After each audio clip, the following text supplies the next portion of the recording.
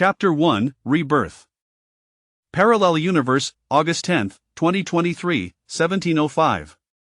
Though it was the height of summer, thanks to the remarkable air conditioning system, the oppressive heat that threatened to turn Lingjiang City into a vast furnace was rendered irrelevant indoors. Yet, this comfort did not prevent the beads of sweat from cascading down Zhou Xingming's cheeks, his astonishment perfectly mirroring the tumult within him.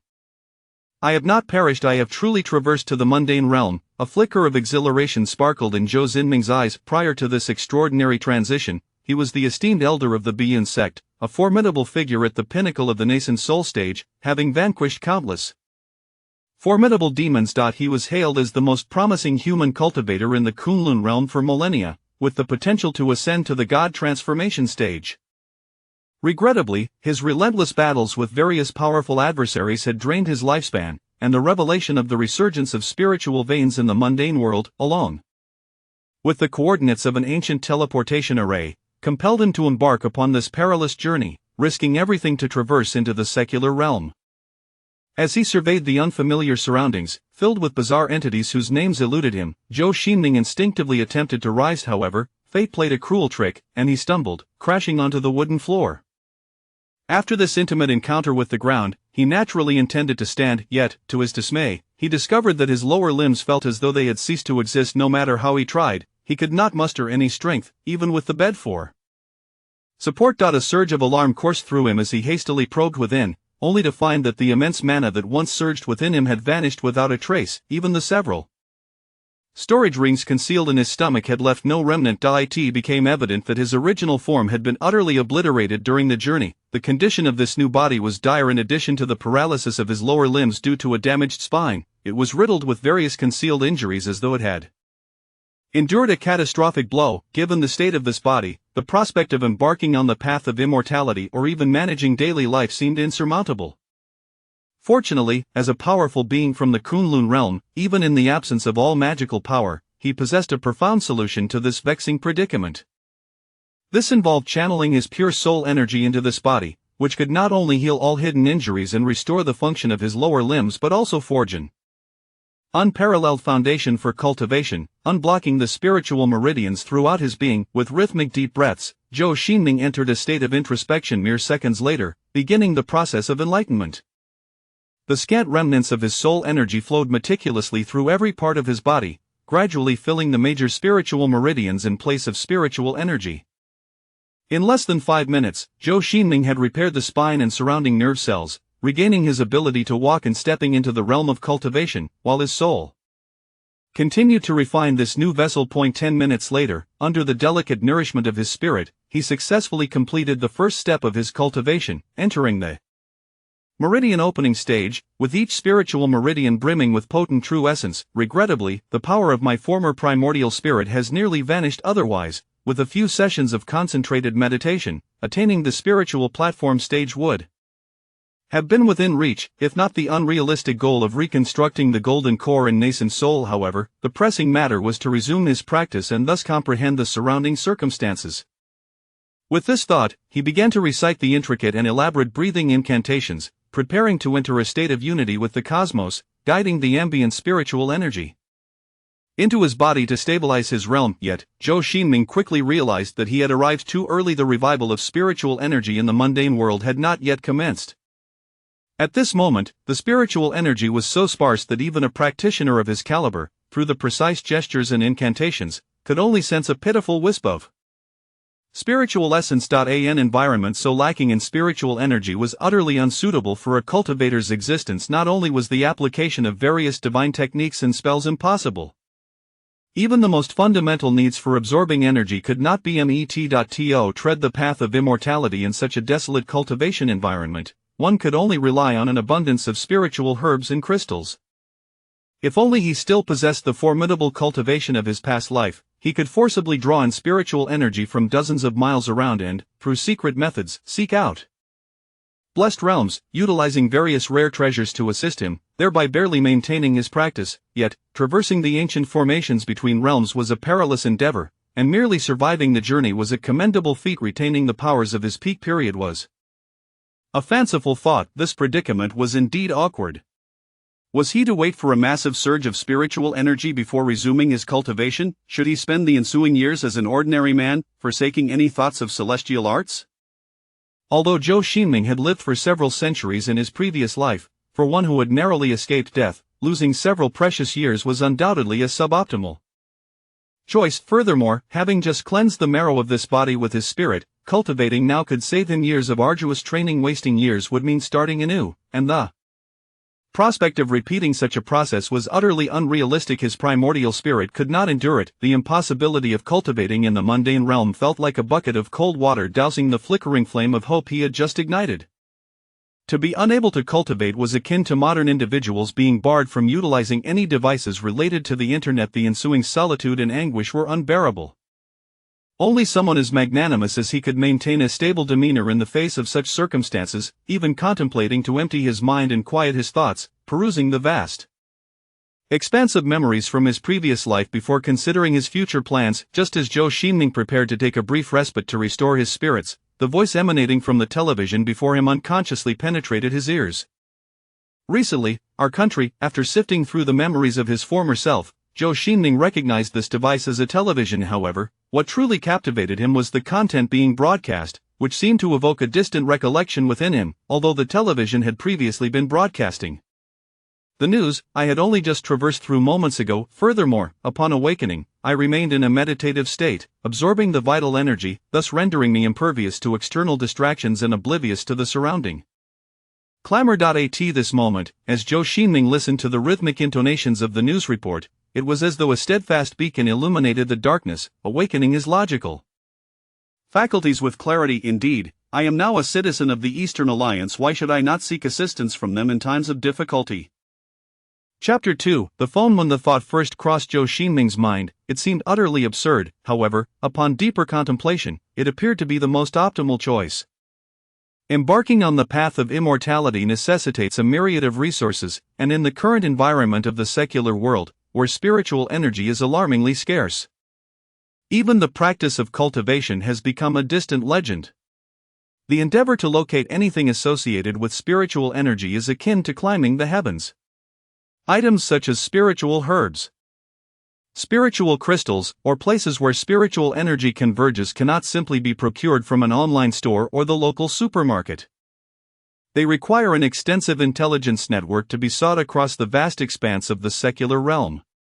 Relying solely on personal efforts to gather such resources is utterly impractical. One must consider that the Eastern Federation alone spans approximately 12 million square kilometers. To search for no more than a few rare treasures within such an immense territory is akin to finding a needle in a haystack. However, the Eastern Federation represents an entirely different entity. In terms of scale and the resources at its disposal, this behemoth dwarfs Zhou Xingming by billions of times.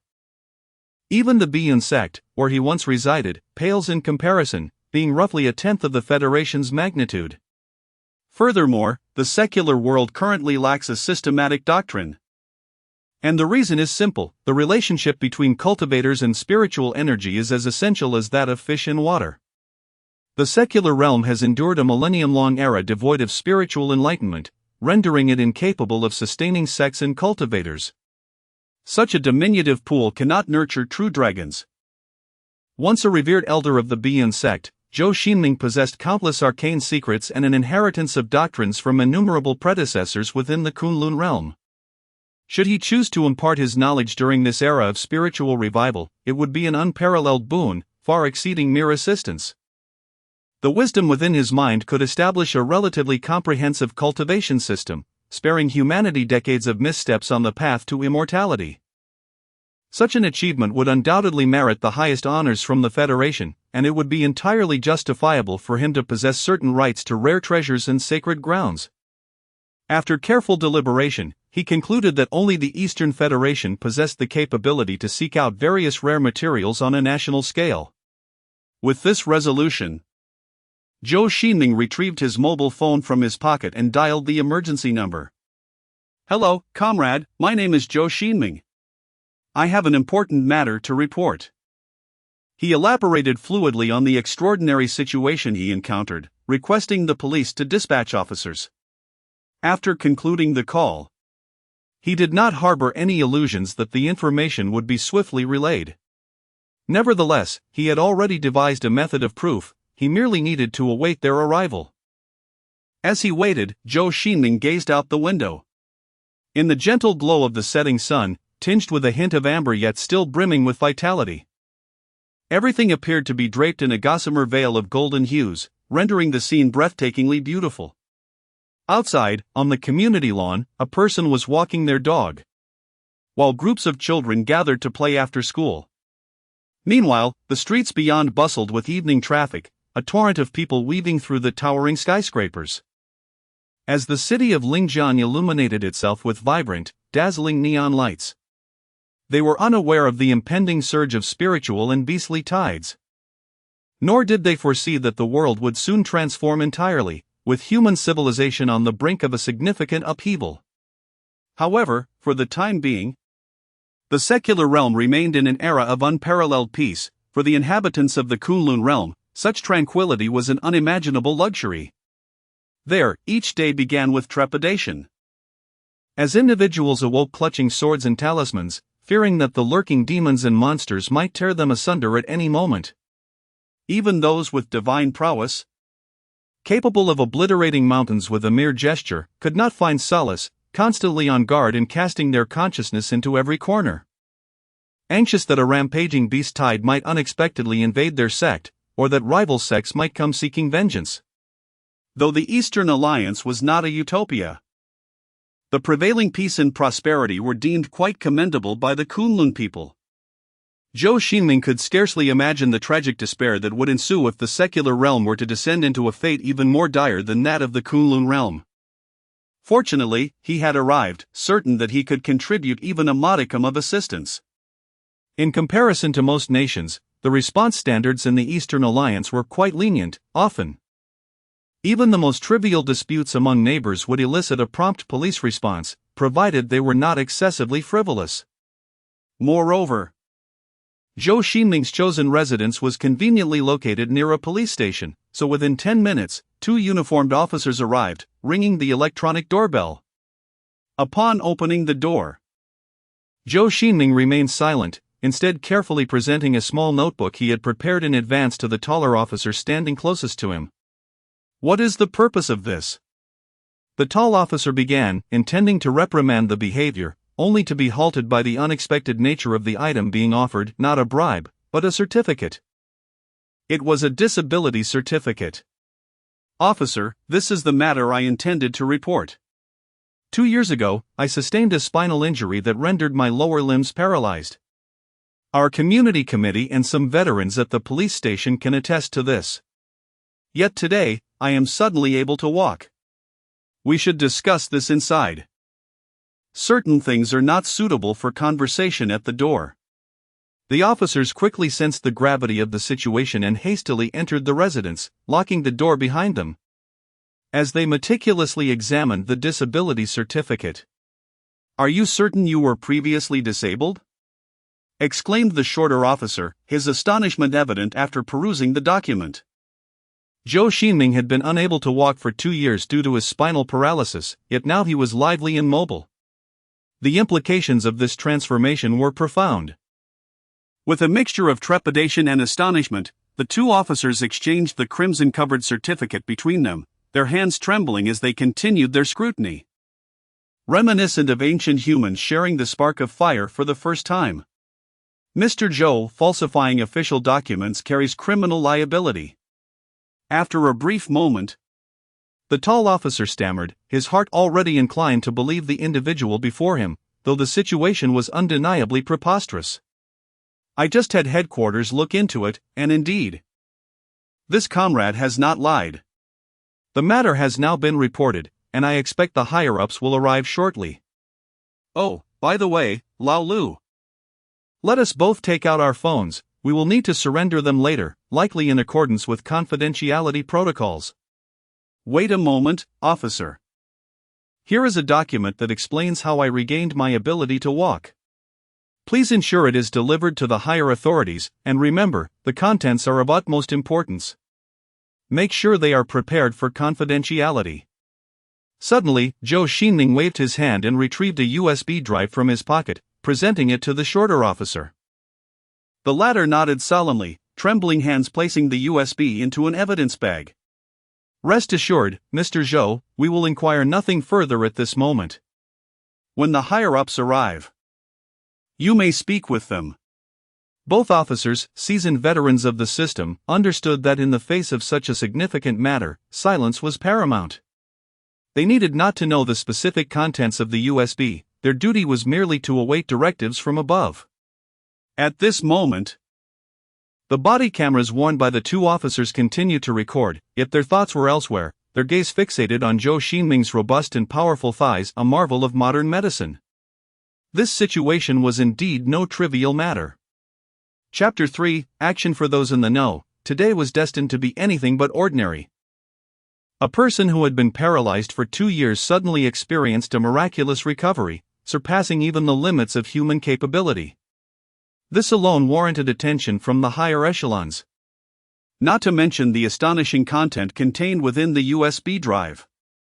Prior to making a call, Zhou Xingming had meticulously composed a Word document on his computer, transferring it onto the USB drive. This document outlined fundamental theories and practices of spiritual cultivation, detailing how Zhou Xingming utilized his spiritual energy to heal his spinal paralysis, along with information pertaining to the customs and traditions of the Kunlun realm. Upon receiving the USB drive and the personal recording devices from the two individuals, the Information Processing Center of Lingjiang City cautiously opened the contents on a large screen. It could be said that the entire city, and indeed the entire state, experienced a brief paralysis of its own. However, after absorbing such staggering information, the city council swiftly made two critical decisions.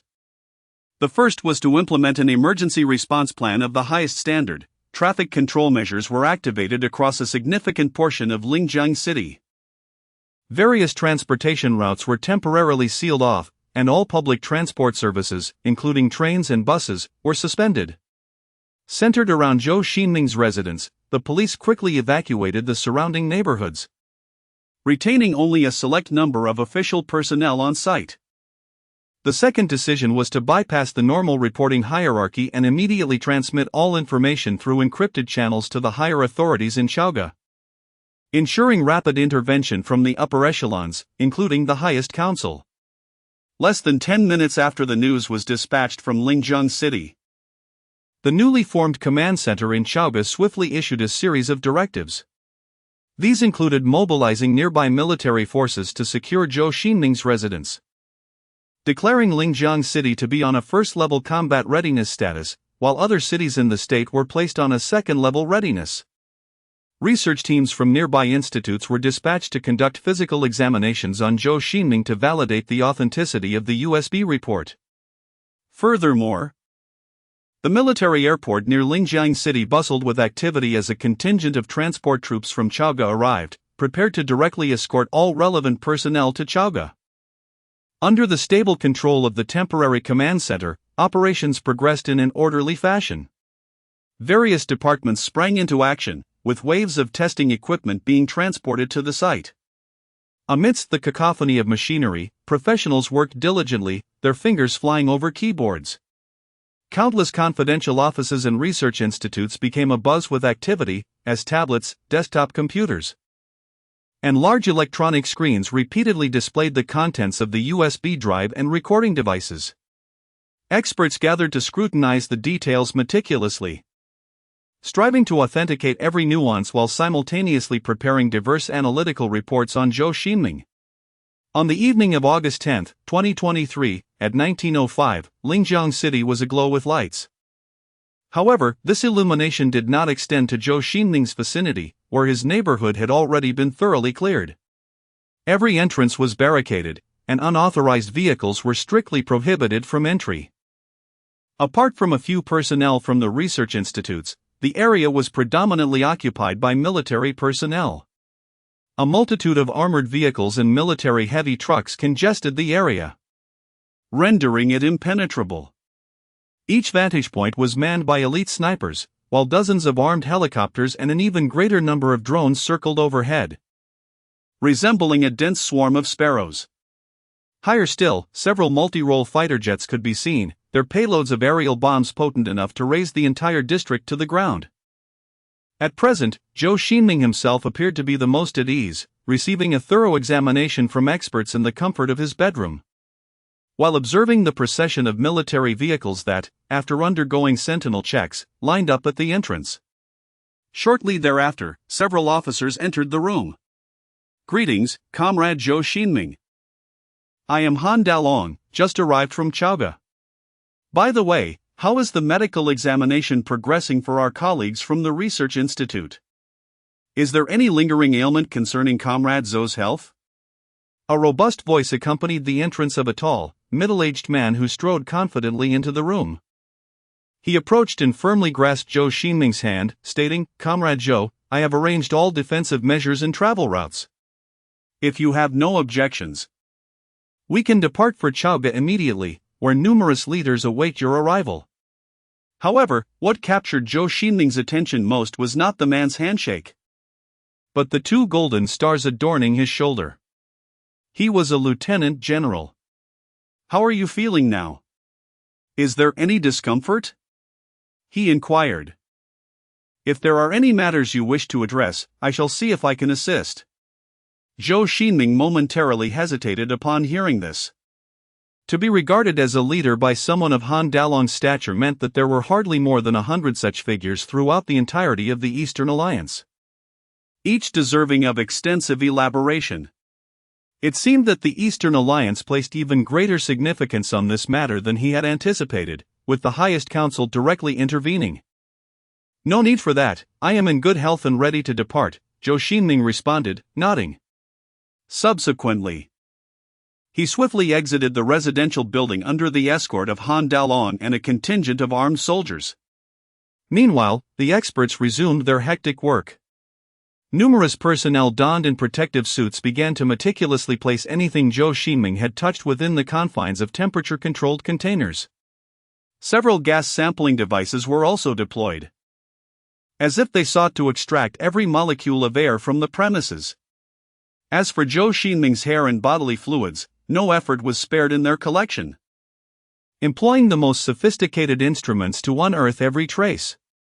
These remnants were deemed invaluable experimental materials. While the inspection team recognized Zhou Xingming's superhuman physical prowess, they remained oblivious to the underlying principles. Thus, subsequent experiments were undoubtedly requisite, especially considering that the research concerning Zhou Xingming represented a revolutionary scientific endeavor. The significance and complexity of this project were unprecedented, ensuring that various prominent laboratories and universities would eagerly vie for a stake in it, with the number of participants expected to reach no less than 5 figures. Should it truly come to such a juncture? Acquiring a single strand of Zhou Xingming's hair for biological experimentation would likely necessitate the composition of tens of thousands of words and reports, accompanied by significant findings, before any prospect of success could be entertained. At this moment, even the slightest collection would be advantageous. On the other hand, the primary motivation stems from caution. There exists a fear that individuals might exploit the collection of Zhou Xingming's hair to gain access to his genetic information, subsequently crafting targeted genetic weaponry to eliminate him. Although this endeavor is fraught with complexity, advancements in various technologies have considerably diminished both the difficulty and cost of genetic editing. For a formidable entity like the Cohen Federation, endowed with substantial financial resources and scientific prowess, the fabrication of such weaponry is not beyond the realm of possibility. Chapter 4: Departure upon exiting the residential building. Zhou Xingming discovered that the area had already been encircled by infantry fighting vehicles and soldiers. At the forefront, a major, holding a walkie-talkie, shouted a few commands above the roar of the armored vehicle's engines, then nodded towards Han Dalong, opening the door of an 8-style infantry fighting vehicle for them to enter. The personnel from the security department had just called, informing him that they had thoroughly inspected the surrounding routes, and the roads were completely cleared. All nearby buildings and vantage points were under control, with no unidentified situations arising. The comrades from the 75th Division had also established their vigilance positions. sealing off all major thoroughfares. In addition to the originally planned 22 Rainbow drones, they had deployed an additional 8 Shanglong drones for aerial patrol. Moreover, 2 low-orbit satellites with military reconnaissance capabilities had been activated, confirming that all threats had been neutralized. The researchers indicated that preparations for the area clearance could commence. As the first batch of data and inspection reports had been encrypted and transmitted via the newly constructed quantum-secure communication line between Chaoga and Lingjiang. The extensive trace-clearing operation had begun, and through negotiations with the police and relevant hospitals, Zhou's birth certificate and identification had been encrypted and relocated to Chaoga. All tasks had been completed as expected, awaiting further instructions. As soon as they boarded the vehicle, the Major, seemingly well-prepared, recounted the pertinent information in a breathless manner. "All right. Let us hasten our departure. I fear that any delays may lead to unforeseen complications, and neither of us would want to face Wei Lao and Zhao Lao afterward." Han Daolong remarked casually, waving his hand dismissively. He then seized the walkie-talkie and shouted a couple of commands, prompting the entire convoy to spring into motion. During the journey, perhaps out of concern for critical intelligence leaks, or perhaps due to Han Daolong's reluctance to broach certain inquiries, he remained affable yet circumspect. Engaging in casual conversation throughout the ride without delving into any matters regarding spinal treatment or cultivation practices. Zhou Xingming, born on August 7, 1992, in Lingjiang, had undergone military training and served in the armed forces, where he was awarded third-class merit 3 times for his exceptional contributions within the militia.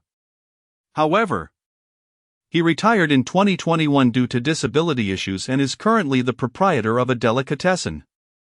An analysis of his previous foundational information and specific events suggests that Zhou Xingming is fundamentally a good individual, undoubtedly someone who can be regarded as an ally. His psychological state appears to be stable, at least until the recovery of his spine, with no detrimental habits or mental health issues evident. Nevertheless, the physical examination report concerning Zhou Xingming had yet to be submitted. Aside from the spinal condition, other aspects remain unverified. Consequently, the relevant documentation is still in its preliminary phase, merely recording official data alongside discussions regarding the spinal issue. As a prospective superpower, the Supreme Council cannot simply accept the assertions of any individual, regardless of their status, particularly in matters of such gravity, which necessitate a cautious approach. However, once the quantum-secure communication line transmitted the health report to Chaoga, its significance immediately escalated several notches. In various confidential offices and research facilities, discussions surrounding Zhou Xingming's papers and reports proliferated like snowflakes in a winter storm. Numerous intricate details began to garner attention, including statements left by Zhou Xingming on electronic devices, which the security department endeavored to uncover. Simultaneously, at least dozens of intelligence groups composed of psychologists from diverse departments commenced their analytical work, scrutinizing a variety of official documents in an attempt to dissect Zhou Xingming's past and present psychological activities, personal ideologies, and current mental state through the lens of the 5-factor model of personality and other formulas. Through the existing personality traits, they sought to backtrack and analyze trivial information that official databases would never record, even uncovering aspects of Zhou Xingming's private life that he himself might be unaware of. For instance, to ascertain which girl Zhou Xingming had a crush on in elementary school, they would compile a list of all female students who attended school with him, applying numerous criteria based on his personality traits and preferences to filter the results, generally leading them to the desired outcome. Naturally, the practical execution of such a task is far more complex than the theoretical framework suggests. Even with dozens of psychologist intelligence teams, the workload is daunting. However, given Zhou Xingming's current significance and priority, his mental health issues are poised to become one of the most critical projects within the Eastern Alliance's psychological community in the future. Thus, countless psychologists exerted their utmost efforts to analyze the limited available data, employing various techniques from renowned psychological masters such as Freud and Maslow. striving to elucidate all facets of Zhou Xingming's character traits, personal interests, and even some idiosyncrasies he himself might not be aware of. Due to prior preparations to secure the route, the entire convoy raced at high speed, reaching the destination in under half an hour. Once the soldiers outside confirmed that everything was in order, Han Dalong gestured for Zhou Xingming to disembark.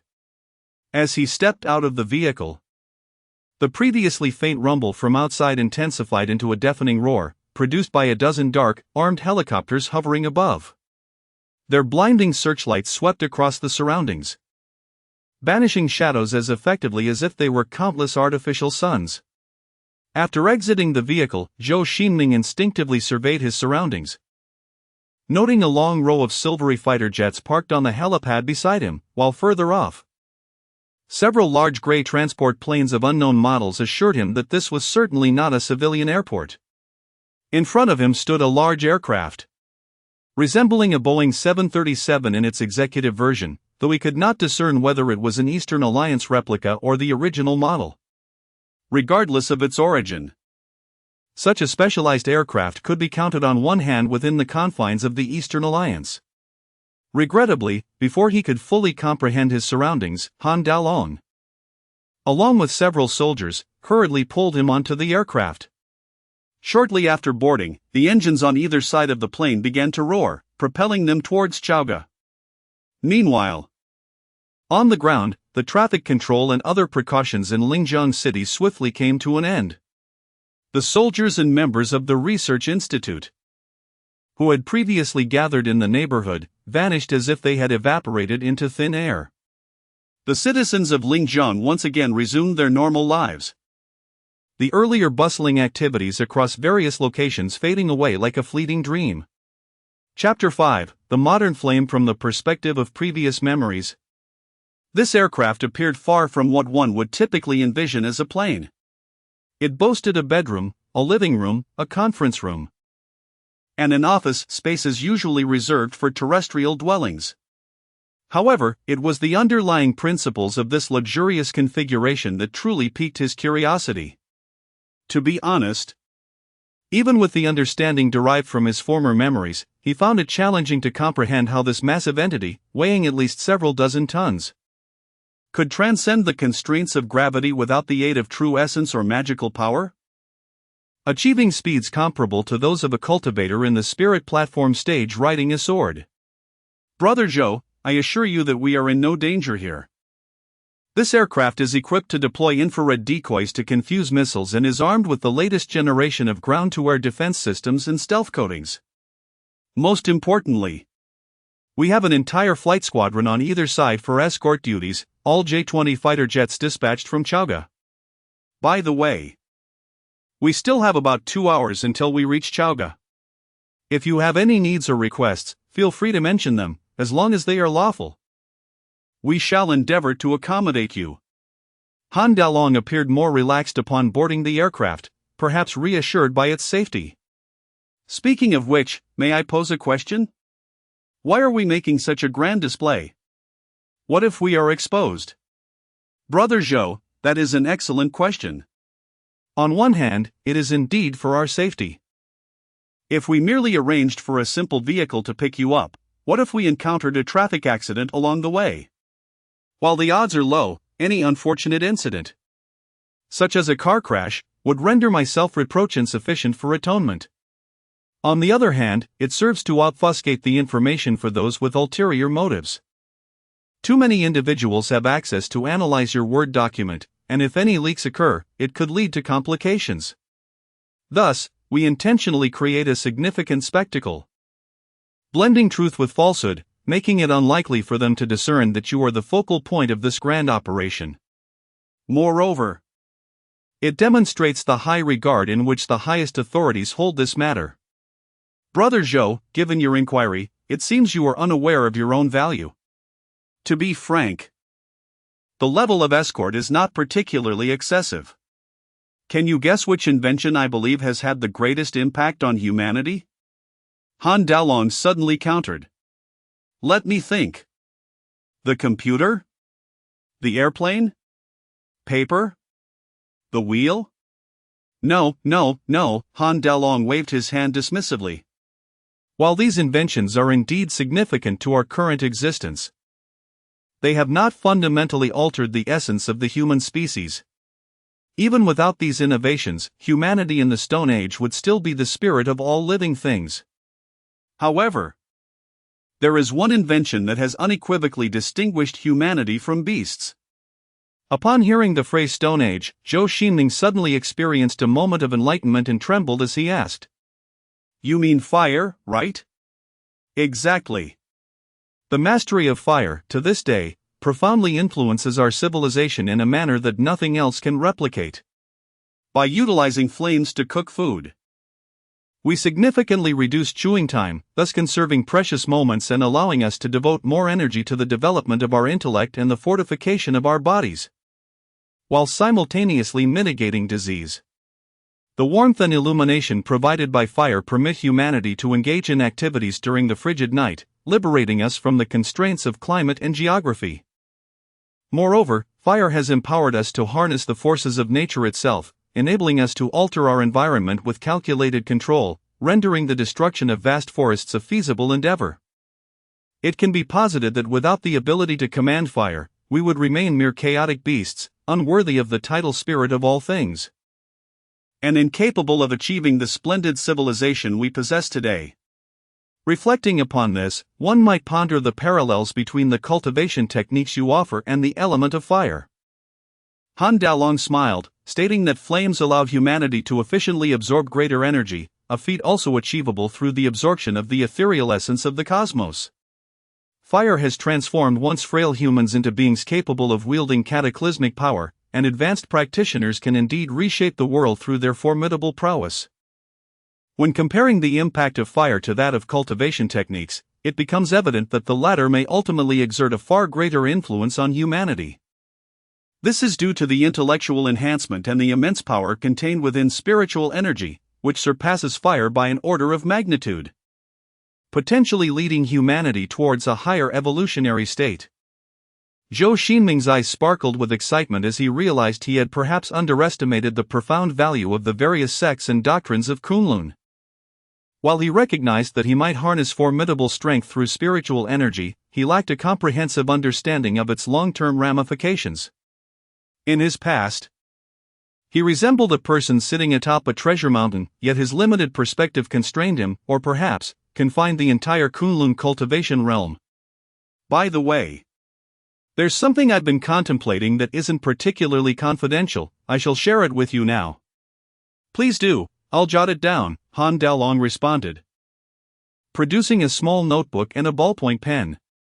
Perhaps due to a desire for confidentiality or personal inclination, Han Dalong, being one of the architects of the Eastern Alliance's electronic warfare forces, seldom employed electronic devices. Zhou Xingming noted that he had not seen him carry the commonly used recording pens or cameras, as he preferred to document significant matters in a paper notebook. The example you provided regarding fire is indeed astute. The crux of the matter is that cultivation techniques, akin to fire, represent a power that everyone may grasp in the future. I sense that the world is on the cusp of a monumental transformation. Spiritual tides will consistently surge, and this resurgence of spiritual energy may very well persist for centuries. Given sufficient time, while I cannot guarantee that all will become cultivators, I believe that 1 in 100 could feasibly achieve this, as opening the meridians is merely the inception of the path to immortality. 1 in 100. Are you referring to the population ratio? Indeed, not solely within the Eastern Alliance, but across the entire globe. Han Dalong fell into a profound silence, grappling with the astonishing information that had just been revealed to him. The content was indeed chilling and shocking. The population of the Eastern Alliance alone neared 1.6 billion. Calculating just 1% amounts to approximately 16 million individuals. Furthermore, the global population had reached 8.5 billion last year. It is crucial to recognize that with Zhou Xingming's current physical prowess, he could easily surpass Olympic champions, pushing the limits of human capability far beyond previous thresholds. It is said that he could effortlessly lift the legendary heavy tripod once borne by the formidable Xian Yu with a single hand. Thus, the prospect of over 80 million individuals possessing such extraordinary abilities as Zhou Xingming is staggering. To state the significance of this phenomenon is to venture beyond the bounds of any event recorded in human history. Chapter 6, Arrival. The most crucial point is that the revival of spiritual energy will not only impact humanity but will also transform the entire macrocosm, affecting all things in existence. However, at present, spiritual energy remains scarce, thus no one but myself has perceived its presence.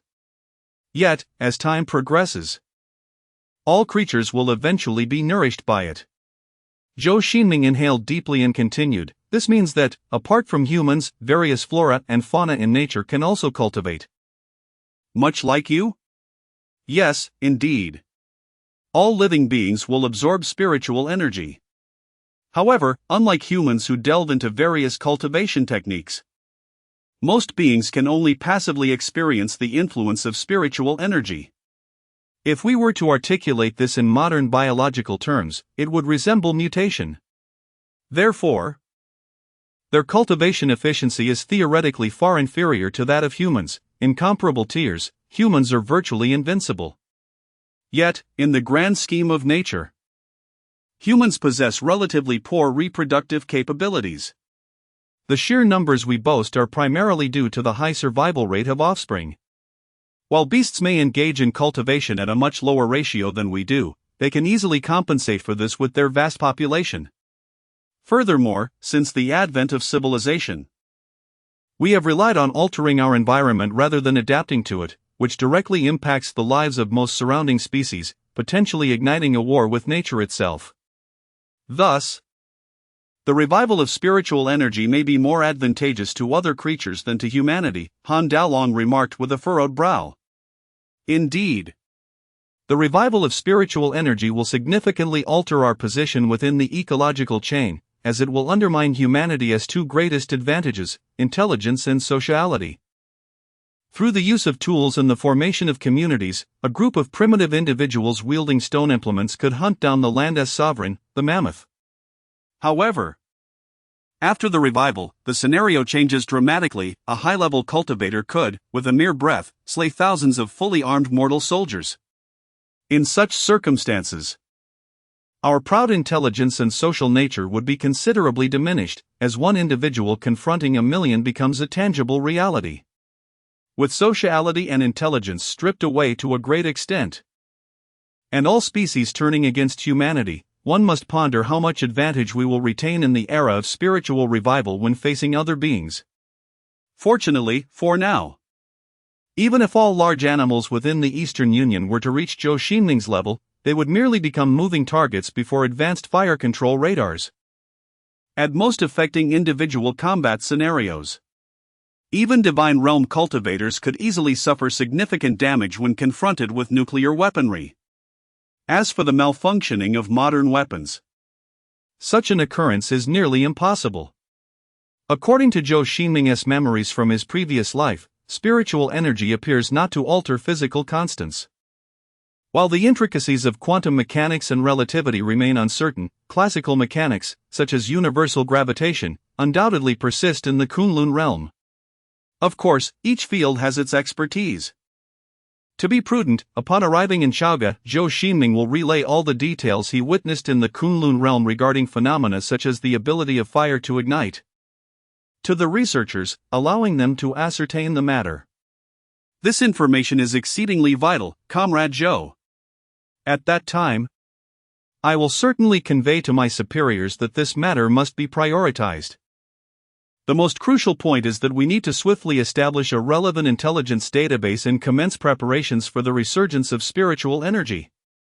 However, there is no need to rush. We can discuss this further once we disembark from the plane. After listening, Han Daolong spoke decisively, gripping Zhou Xingming's shoulders firmly before retracting his hands moments later. Let us take a moment to rest, Brother Zhou. By the time we reach Chaoga, I believe both of us will have our hands full. As Han Daolong and Zhou Xingming engaged in light conversation aboard the aircraft, the Chaga Research Institute, situated 1,000 meters below, was also embroiled in discussion. Numerous seasoned academicians joined in the analysis. Academician 1, could you analyze the target's situation using these two reports?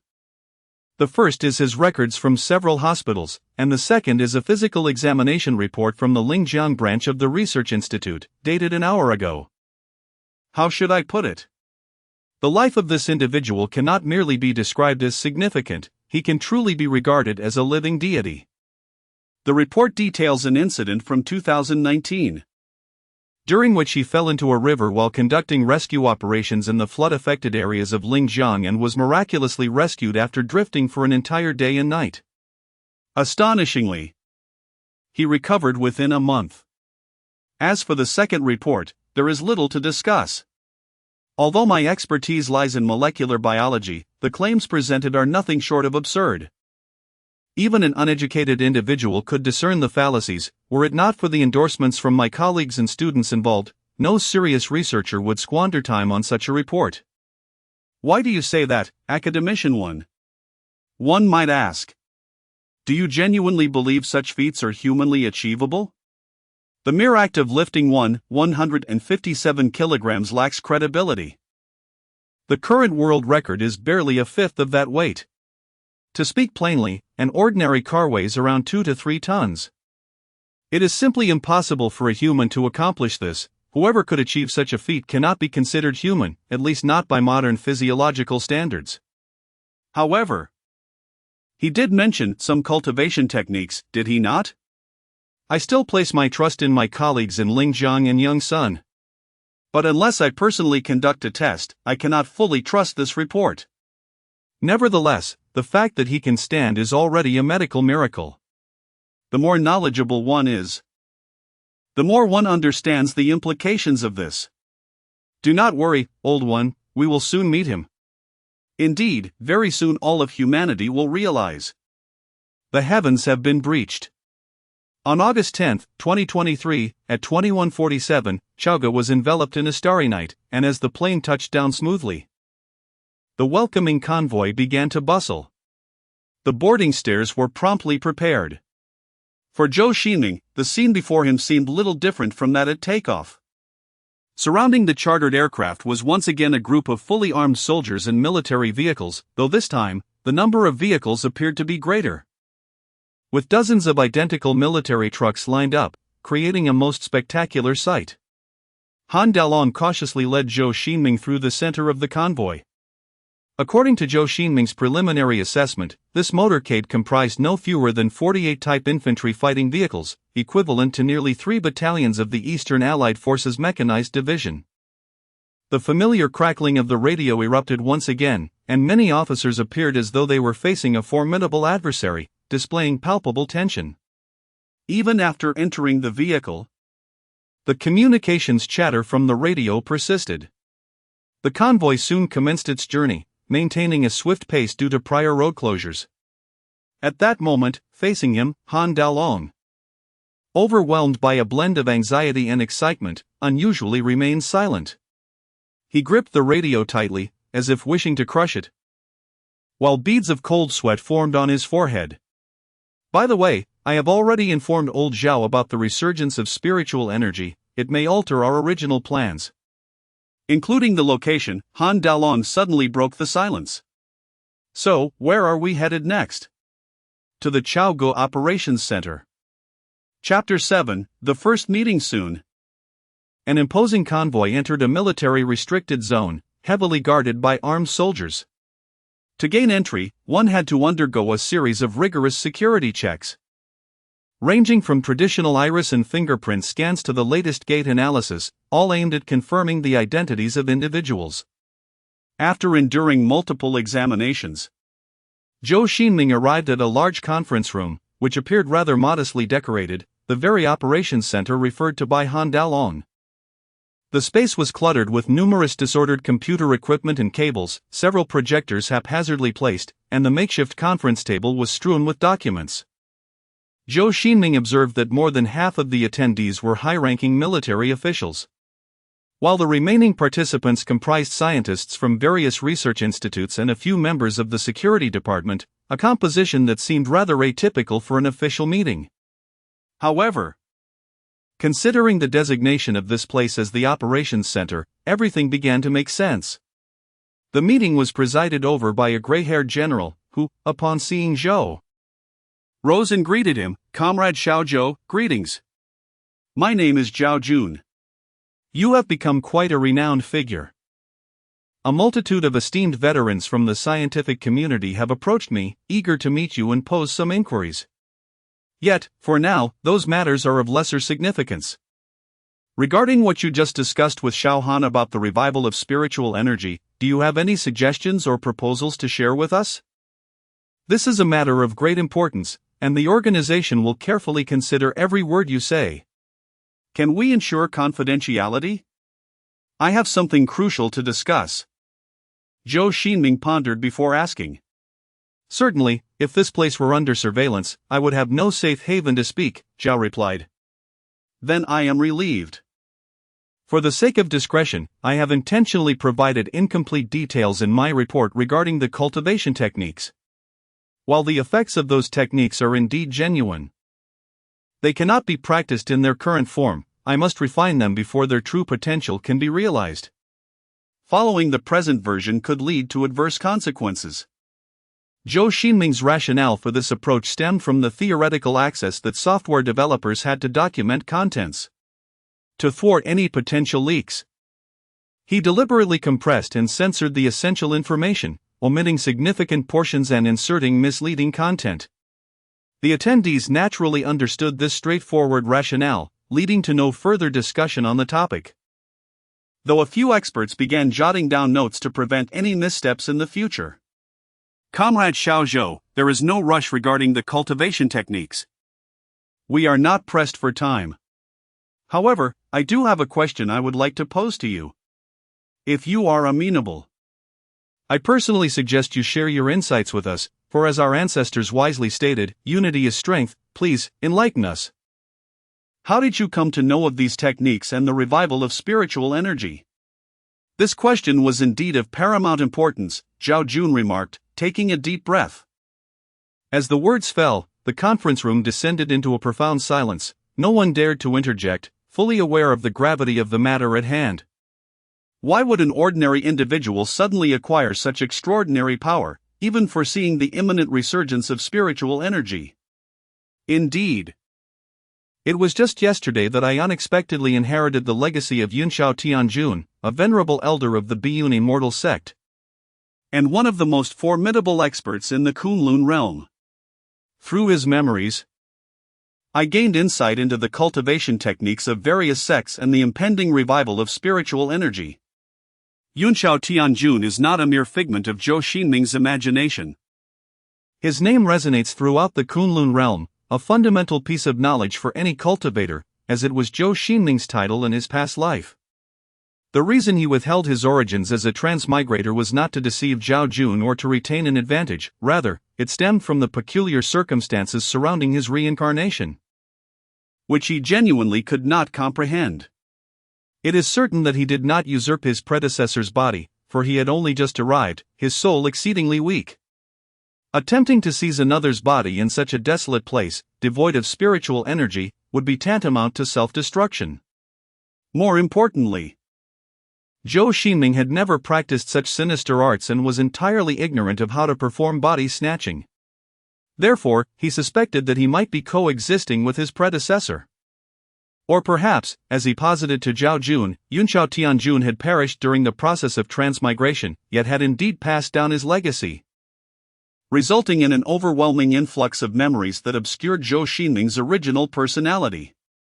Observing the hesitant expressions of Zhao Jun and the others, Zhou Xingming offered a faint smile and continued, "I am aware that you have numerous questions. However, elucidating all of this is quite complex. I will prepare a report to clarify matters. If you have questions at present, please feel free to ask them one by one." Zhao Jun exchanged glances with several high-ranking officials before raising his hand and stating, "Firstly, I must inquire, what changes will the revival of spiritual energy bring to our world?" When can we expect these changes to occur? Furthermore, what is the relationship between this Kunlun realm you speak of and our reality? At this moment, it is difficult to ascertain the specifics. The signs of spiritual energy resurgence are still too scarce, making it challenging to predict the exact direction it will take. However, Yunxiao Tianjun, does possess a general understanding. The term spiritual energy resurgence aptly describes the phenomenon where the total amount of spiritual energy in the world increases. In the days to come, akin to the rising tide of the sea, there will be widespread outbursts of spiritual tides across the globe, reviving many spiritual veins that have lain dormant for millennia. The impacts of this resurgence will undoubtedly be both beneficial and detrimental. As I previously discussed with General Han, with the increasing density of spiritual energy, coupled with the cleansing effect of the spiritual tides, a significant number of ordinary individuals will become cultivators, particularly in realms rich in spiritual energy. Given that we have yet to systematize cultivation and our understanding of various phenomena is limited, many individuals may inexplicably attain foundational cultivation and open their meridians before our eyes. Among them, some fortunate souls may awaken various innate talents and even the legendary celestial veins endow bodies. Certainly, this is largely a matter of serendipity. Most individuals find it exceedingly challenging to encounter such fortuitous circumstances. However, through a rudimentary understanding, one may indeed assimilate spiritual energy into their being, thereby enhancing physical vitality and promoting longevity. Furthermore, the emergence of various supernatural beings is noteworthy. If humanity is capable of harnessing spiritual energy for its own benefit, then naturally, other creatures within the natural world can do so as well, including both domesticated fowl and wild fauna. Most significantly, the increased density of spiritual energy accelerates plant growth, allowing the ecosystem to sustain a greater number of producers, alongside the emergence of various miraculous herbs. Wait a moment, Comrade Xiao Zhou. An elderly gentleman seated across the room interjected with astonishment. Are you suggesting that spiritual energy could supplant photosynthesis? Chapter 8, Future Threats. Everyone turned their gaze towards the elder academician who posed the question. As a towering figure in the field of molecular biology, his identity was well known among the assembly. Even Zhou Xingming's predecessor had heard of this venerable academician, Wen Yabo, who had recently introduced a concept known as CRISPR-Cas9, theorizing and subsequently applying it. Indeed, from a certain perspective, this line of thought holds merit. According to the heritage of the celestial sovereign, the Kunlun realm is frequently dominated by towering trees that reach heights of hundreds of meters. This is especially true in pristine jungles untouched by human presence. The more secluded and blessed the land, the more astonishing the size and density of the trees. There were even accounts of a colossal demon tree soaring over 3,000 meters tall. 3,000 meters? That height surpasses the tallest structures on Earth by fourfold. Such a tree could potentially create its own ecosystem. One wonders how it regulates the surrounding ecological environment. I am immensely curious about its structural integrity under such immense height. The stress on its cross-section must be extraordinary. How I wish to comprehend the intricacies of its cell walls and membranes, ideally witnessing them firsthand. Indeed, such mass must be sustained by some external energy source, which could significantly reduce its dependence on water, or perhaps eliminate it entirely, thereby alleviating the pressure of water transport within its woody tissues. After all, if it does not rely on biochemical processes for survival, it likely does not require water as a medium. Thus, arboreal plants are often the first to benefit from the resurgence of spiritual energy, embarking on the path of immortality as described by the celestial sovereign. Someone inquired, is this true? Yes, for trees possess remarkably long lifespans. An extended time allows for greater exposure to spiritual energy. Do not underestimate the influence of time. There is an old adage in the Kunlun realm that states, given 10,000 years, even a pig could attain enlightenment. In Kunlun, it is nearly impossible to find a tree untouched by spiritual energy. Many spiritual plants have even discarded chlorophyll in favor of harnessing more potent spiritual energy. This explains why the vast hordes of beasts have not succumbed to starvation. The ecosystem can sustain them, Zhou Xingming elaborated. Everyone understands that trees can live for centuries. Those that endure for 300 to 500 years are commonplace, easily found in well-preserved natural environments. However, individuals who live for such durations are exceedingly rare. Perhaps only Zhang Sanfeng exists in the entire world. I apologize for digressing. Could you continue discussing the various impacts that the resurgence of spiritual energy will bring to the world?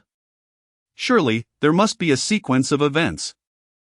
It cannot simply be an instantaneous leap to greatness.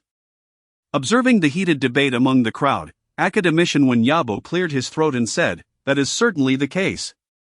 Before the first wave of spiritual tides arrives, in this current state devoid of any spiritual energy, unless one is in a special region, all cultivation methods, regardless of their type or quality, are mere futile endeavors. Simply practicing these methods will lead to exhaustion, and it is utterly impossible to become a true cultivator." Certainly. Some comrades may be perplexed as to why I am currently able to cultivate and even exhibit immense strength akin to that of a true practitioner. The truth is, I too am not fully capable. The only reason I have attained a modicum of cultivation is due to the inheritance from the celestial sovereign, which has enabled me to barely embark on the path of immortality. However, there is no need for haste, for the resurgence of spiritual energy is imminent. Within the next 13 months, dormant spiritual veins that have lain silent for millennia will awaken, marking the end of the age of desolation. At that time, spiritual energy will manifest, and the fortunate few will ascend to the ranks of true practitioners. Various spiritual herbs and crystals will begin to flourish, and even paradisiacal realms will start to emerge. Nevertheless, at this juncture, only a limited number of locations will experience the nurturing touch of spiritual energy. In a few years, as waves of spiritual tide rise, the density of spiritual energy in the world will increase significantly, leading to numerous celestial phenomena. By then, the entire globe will be suffused with spiritual energy, making the emergence of myriad beasts an inevitability. Of course, these beings will also require time to develop. It is unrealistic to expect them to confront modern military might from the outset. Yet, as time progresses, higher-tier beasts and formidable monsters will proliferate, heralding the gradual onset of a beast tide that will ravage the Kunlun realm. Thus, one might wonder how this beast tide could possibly contend with an organized army, even challenging humanity's position within the ecological hierarchy? Zhao Jun inquired. The advancement of modern military technology has reached levels that are beyond the imagination of most. A mere 500-pound aerial bomb can instantly reduce an area the size of a football field to scorched earth, turning all living beings within its blast radius to literal ashes. As a veteran who has participated in several wars, Zhao Jun is acutely aware of the military's formidable capabilities. He finds it hard to conceive of any creature that could withstand the overwhelming force of a steel onslaught. Indeed, initially, when compared to aircraft and artillery, the beasts are inherently fragile. Thus, these newly emerged entities pose little threat at the outset. However, as time elapses, various beings influenced by spiritual energy, under the leadership of mighty beasts, will coalesce into an unstoppable tide of destruction, akin to a cataclysmic tsunami or landslide. In the Kunlun realm, countless individuals live in a state of precarious uncertainty due to the beast tide. Many have been displaced and forced into a life of wandering. Even venerable clans with lineages spanning millennia must retreat in the face of such terrifying entities and strive to avoid confrontation. This is a protracted conflict, for in the future, with the surging tides of spiritual energy, all manners of demons and monsters will become ubiquitous, filling the skies, land, seas, and depths of the earth. The battlefield will be a veritable labyrinth, reminiscent of the Kunlun realm, although that is a matter for a distant future.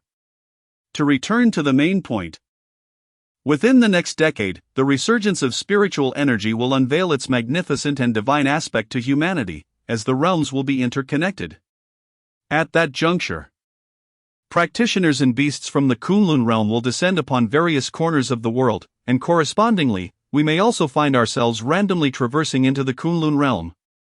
However, it is important to note that during this period, the connection between the two realms will remain unstable and will require time to harmonize. As the density of spiritual energy increases, many regions rich in spiritual veins will establish permanent and fixed teleportation points.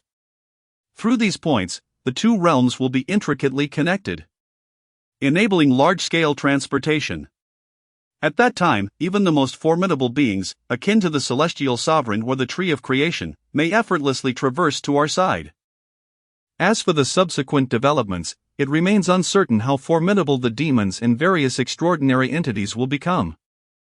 How will the resurgence of spiritual energy advance human civilization across the two realms? This remains an enigmatic question, and I doubt anyone possesses the answer at present. However, one thing is abundantly clear: this will be a protracted battle for the survival of our race. One that will be 100-fold more brutal and intense than the two world wars combined. I personally advise against harboring any illusions of luck. Only by mobilizing the full strength of the Eastern Alliance can we hope for a glimmer of survival. Chapter 9: The report. A palpable pressure enveloped the gathering. Akin to being submerged in the profound depths of the ocean or even the Mariana Trench, a predicament unprecedented in history, an extraordinary upheaval of millennia. From this moment forth, no one could remain an observer. They were all destined to shoulder the weighty responsibilities of the nation. What of the Kunlun realm? What is our connection to it? Zhao Jun inquired after a brief pause. The Kunlun realm, much like our own, is a habitable planet, inhabited by humanity as well.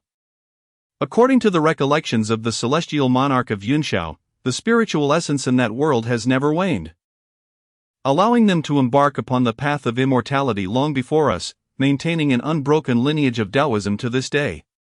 Upon hearing the term humanity, many felt their breaths quicken.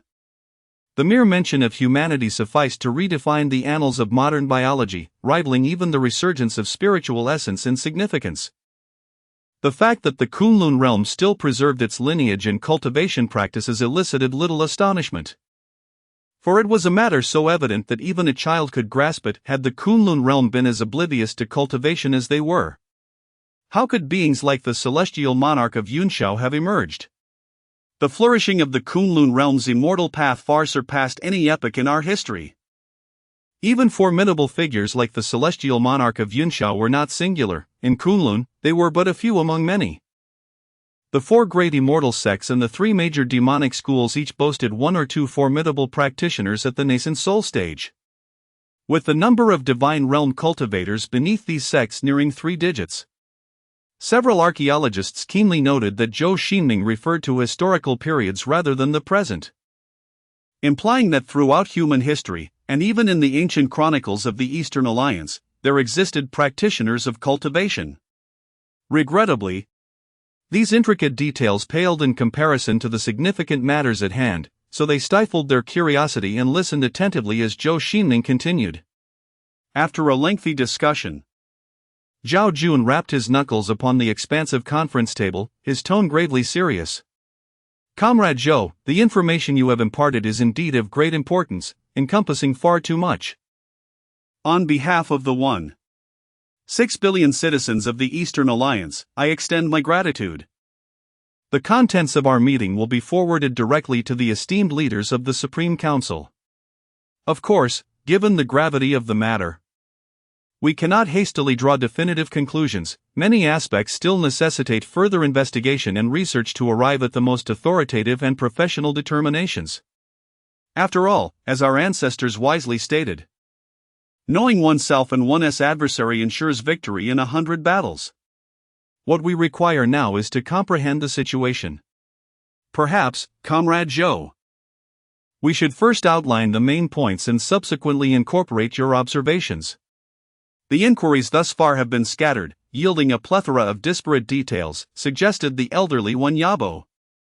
Several hours later, within this conference room, now serving as a temporary operations center, a substantial compilation of reports was completed. Zhou Xingming himself had never authored a report in the Kunlun realm, and his previous profession seemed to bear no relation to the written word. However, surrounded by titans from various fields who engaged daily with scholarly papers and reports, his responsibility was merely to elucidate the work at hand. The report can be broadly divided into 4 sections. The first part succinctly elucidated the concept of spiritual energy revival, establishing a lexicon of relevant terminologies such as spiritual energy, spiritual medicine, spiritual transformation reactions, and spiritual veins. The second section articulated the potential threats this phenomenon posed to the Eastern Union and the world at large, including a plethora of monsters and the forthcoming dangers posed by traversers from the Kunlun realm.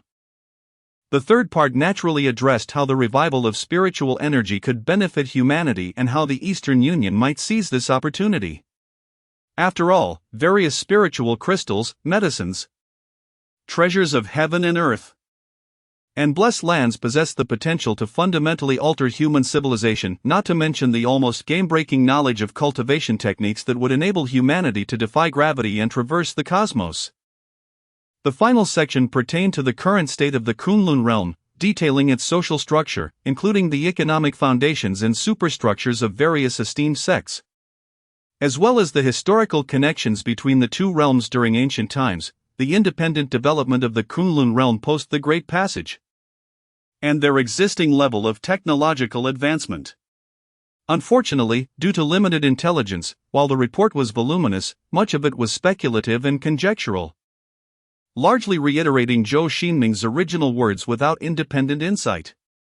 Nonetheless, the significance of this document remained profound, as it directly pertained to the next phase of human civilization, prompting its swift submission to the highest council. Meanwhile, Zhou Xingming and his colleagues were not idle. Further symposiums were convened to continue refining the report concerning the revival of spiritual energy and the Kunlun realm, in Chaoga, within the Grand Senate of the Eastern Union.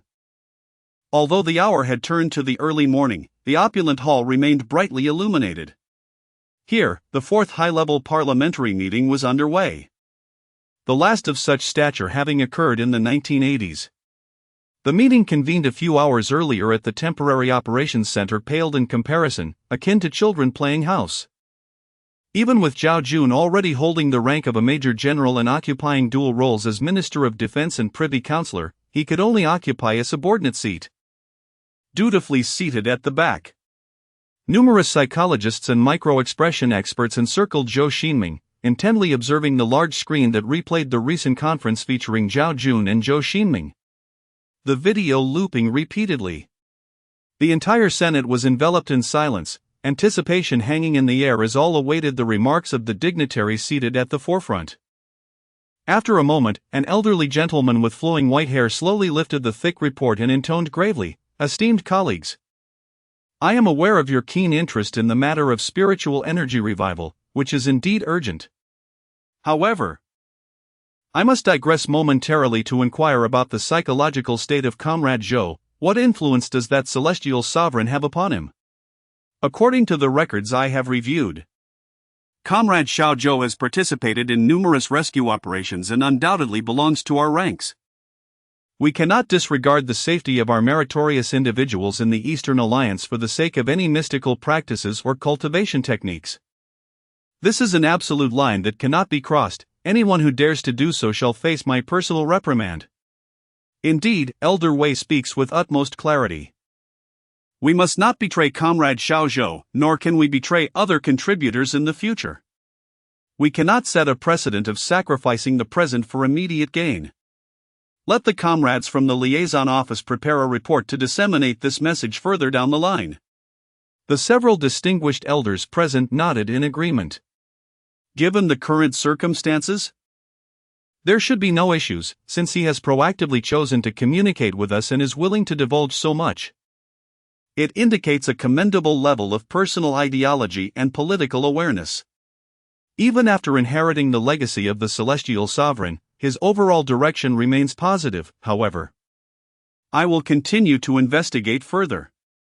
Now, to delve into the main topic of this meeting, has the resurgence of spiritual energy commenced?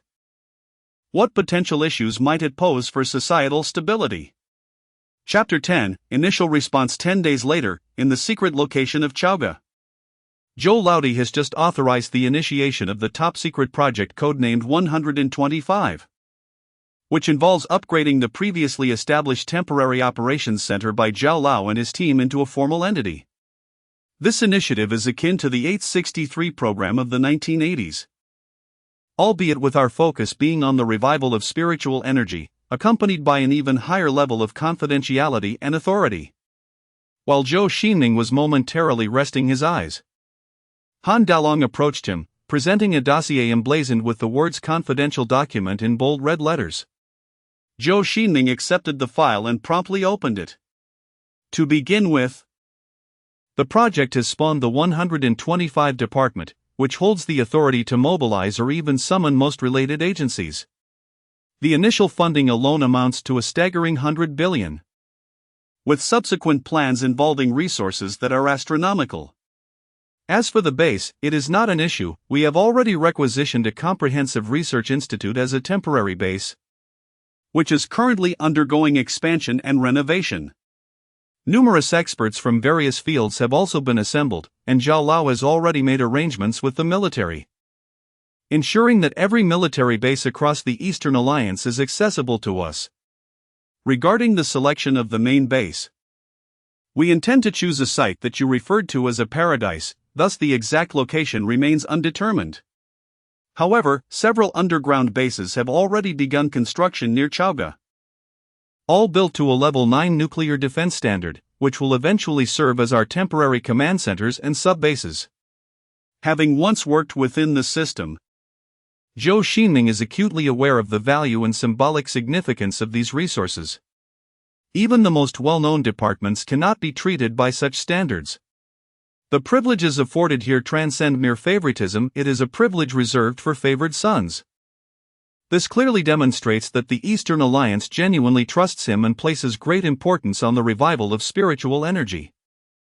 Upon seeing that Zhou Xingming had completed the first section of the report, Han Dalong continued. The projects and affairs of the 125 department are to be overseen by an action team, with all departmental reports requiring approval from this team.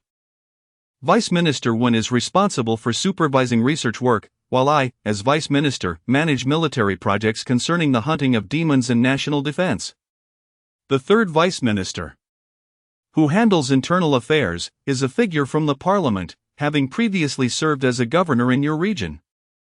Although Zhou Xingming had reached the pinnacle of the nascent soul stage in his previous life, he did not question whether these individuals could match his capabilities, for they had been meticulously selected from a multitude of candidates by the highest council.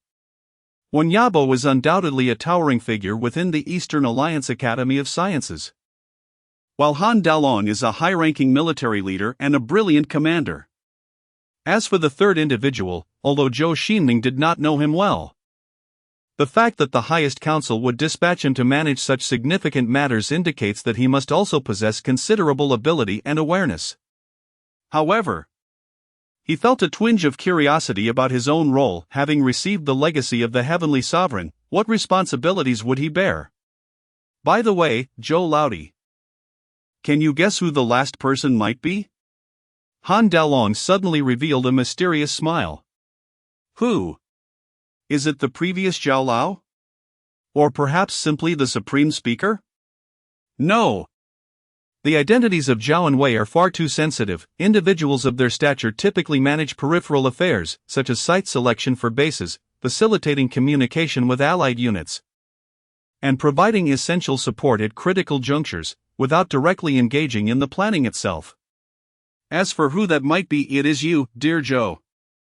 Or should I now refer to you as Leader Zhou, huh? With a hearty laugh, Han Dalong nearly fumbled the teacup in his grasp. Me, managing a unit? Surely this task is better suited to someone truly versed in management, for every field has its own specialists. Even with my past as the celestial sovereign of Kunlun, possessing profound insight and remaining unshaken by external matters, Zhou Xingming was taken aback. He could never have imagined such an extraordinary answer. His highest rank in a previous life had merely been that of second lieutenant, to leap directly to such a position. The charisma and audacity of the decision-maker were simply unfathomable. After a prolonged silence, Han Daolong broke the stillness, saying, "Brother Zhou, let us be candid. If I were to claim I have no desire for this, it would be sheer nonsense. Many esteemed predecessors naturally aspire to such roles, yet I, Han, and my fellow seniors are well aware of the truth. Without the necessary expertise, one should not undertake delicate tasks. This position is not one that just anyone can occupy. In fact, among the 1.6 billion people in the Eastern Alliance and countless elites, only you possess the capability to lead the 125 department. Allow me to clarify your doubts. You need not worry about the management aspects. The command operations of the 125 department will be directly overseen by the Privy Council, which comprises professionals in the field. Their primary responsibility is to coordinate the overall project planning, which leans more towards research work and does not necessitate political experience. I trust you are now an authority in the realm of spiritual energy, perhaps even the pioneer of this discipline. Our department's mission revolves around the resurgence of spiritual energy, the essence of which is spiritual power. The crucial point is that everyone in the realm of spiritual energy is equally unversed. Even the senior academicians of the two institutes could not initially propose constructive suggestions. Thus, having an expert like you to oversee resource allocation, coordination, and exploration of spiritual energy projects will lend credibility to our efforts and spare us from numerous misguided paths. Moreover, the principle of acquiring valuable resources wisely is universally understood. If we were to exploit an outstanding cultivator willing to contribute to the official cause for the sake of trivial gains, how could we ever earn the trust of other cultivators? In such a scenario, everyone would become secretive, treating those willing to aid the rise of the Eastern Alliance as fools, resulting in even greater losses. Lastly, because we, or rather, the Council, places its trust in you, the pressure surrounding this decision must be immense.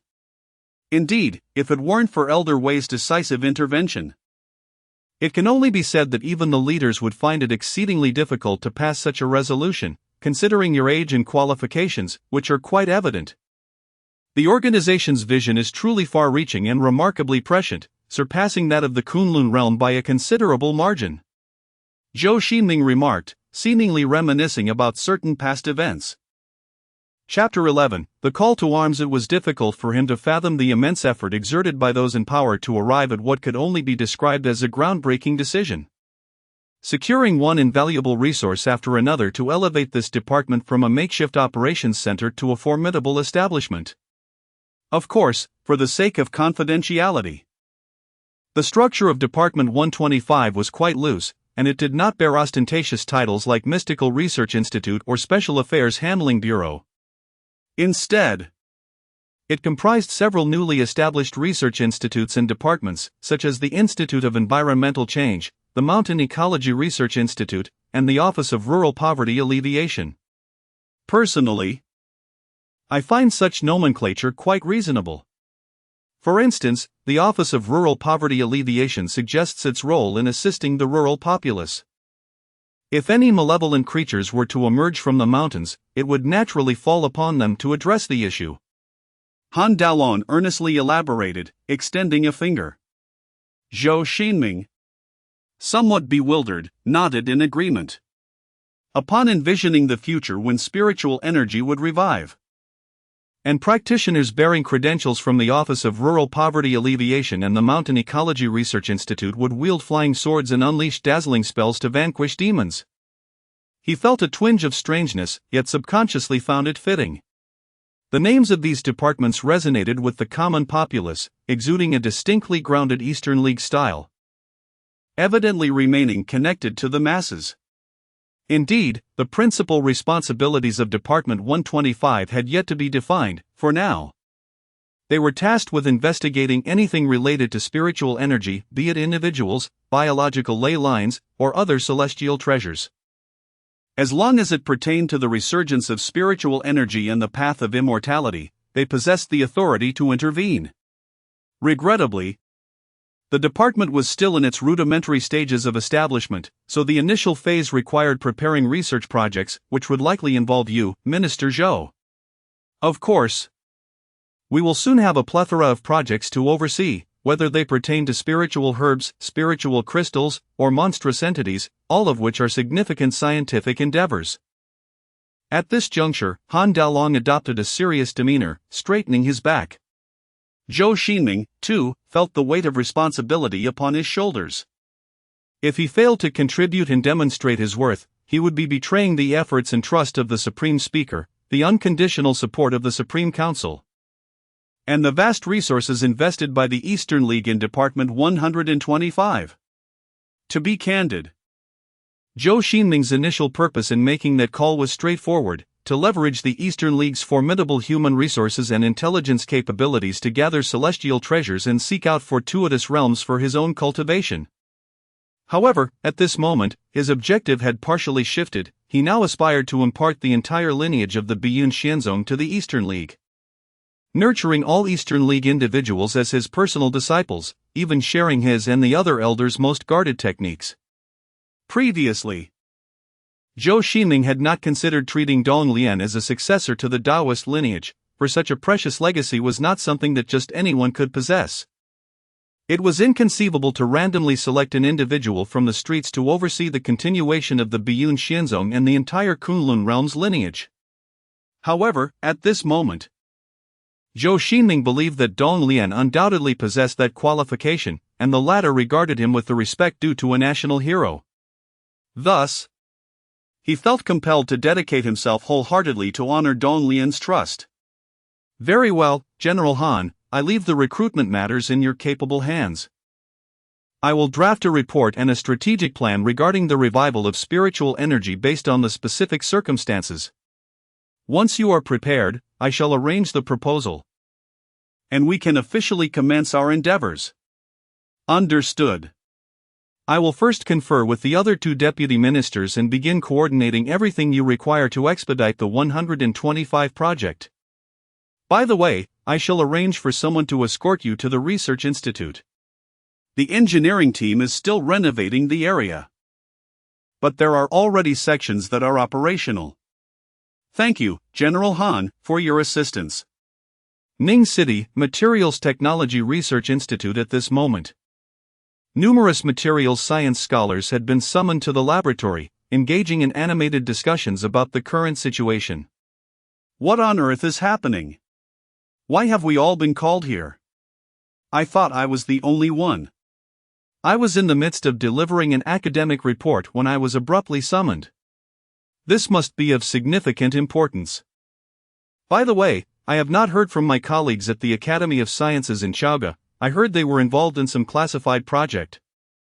Before long, a security officer wearing sunglasses pushed open the door, his expression grave as he addressed the assembly. Esteemed colleagues, your summons is due to an urgent matter concerning national security. A special aircraft has been arranged to take us directly to Chaoga. Moreover, I kindly ask that you sign this confidentiality agreement. Upon signing, you will be considered members of the project. As for the specifics of the situation, I am currently unaware and will await our colleagues in Chaoga to brief you. All I can say is, this matter is of utmost significance. Upon hearing this, the room erupted in a chorus of murmurs. The fact that an official of such stature lacked the clearance to disclose the details of the incident underscored its gravity. Notably, an elderly professor, his hair already grizzled, gazed at the confidentiality agreement, his eyes glinting with a flicker of recognition. The document evoked profound memories from decades past, when the entirety of the Eastern Alliance was in a state of disarray. It was then that officers from the security department, armed with similar credentials, had taken several esteemed predecessors from their humble research institute. Only after the relevant projects were declassified did he learn that those venerable individuals, who could have easily attained wealth and status, had devoted their most precious years to the desolate and silent Gobi Desert for the rise of the nation. To think that he would have the opportunity to contribute in such a manner himself! The old man's eyes sparkled with fervor as he exclaimed, though my time is limited, I shall endeavor, even at the cost of my life, to make a modest contribution to my country.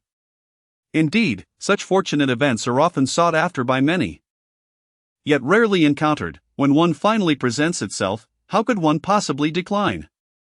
A bald professor chuckled heartily. By the way, young comrade, please do me the favor of informing my spouse and children that I shall not be returning for dinner today. Just before departing, an elderly scientist tightly clutched the photograph of his pocket watch and turned to whisper softly. Rest assured, esteemed elder, I shall convey your message to your beloved. As he gazed at the departing figures, the security official felt a slight warmth welling in his eyes.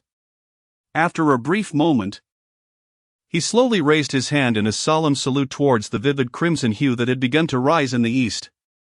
Countless such humble yet extraordinary individuals transformed themselves into flickers of light, solely to illuminate the path forward for Donglian amidst the vast darkness of night. Chapter 12, Proof in the Focal Experimental Field. Several seasoned agronomists, resembling old farmers, slowly approached the black sedan adorned with access passes, amidst the respectful gaze of numerous agents from the security department. Within the hallowed halls of esteemed universities, venerable professors, now graced with gray hair, followed a group of imposing figures clad in black, leaving the classroom door with a hint of reluctance yet resolute determination. Similar dialogues echoed across countless prestigious institutions and research bases, as military experts, technical personnel, researchers, and university professors from all corners of the nation boarded planes bound for Chauga, embarking on a path of self-sacrifice without hesitation. These elites from the east, filled with trepidation, sat aboard the chartered aircraft, all destined for a singular location. At that moment, the assembled individuals were unaware that they were to partake in the 125 project, which would soon unveil a new chapter for the entirety of human civilization.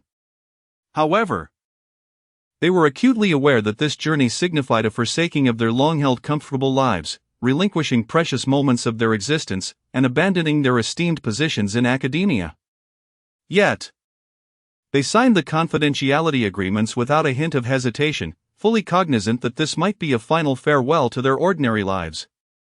On September 6, 2023, in a confidential location in Chauga, under the relentless effort of multiple military engineering units working in shifts for 20 continuous hours, the expansion of the Comprehensive Research Institute had made remarkable progress in less than 2 weeks. Several sophisticated pieces of equipment, including supercomputers and spectrometers, had already arrived. Coupled with the urgency of time, revival of spiritual energy waits for no one.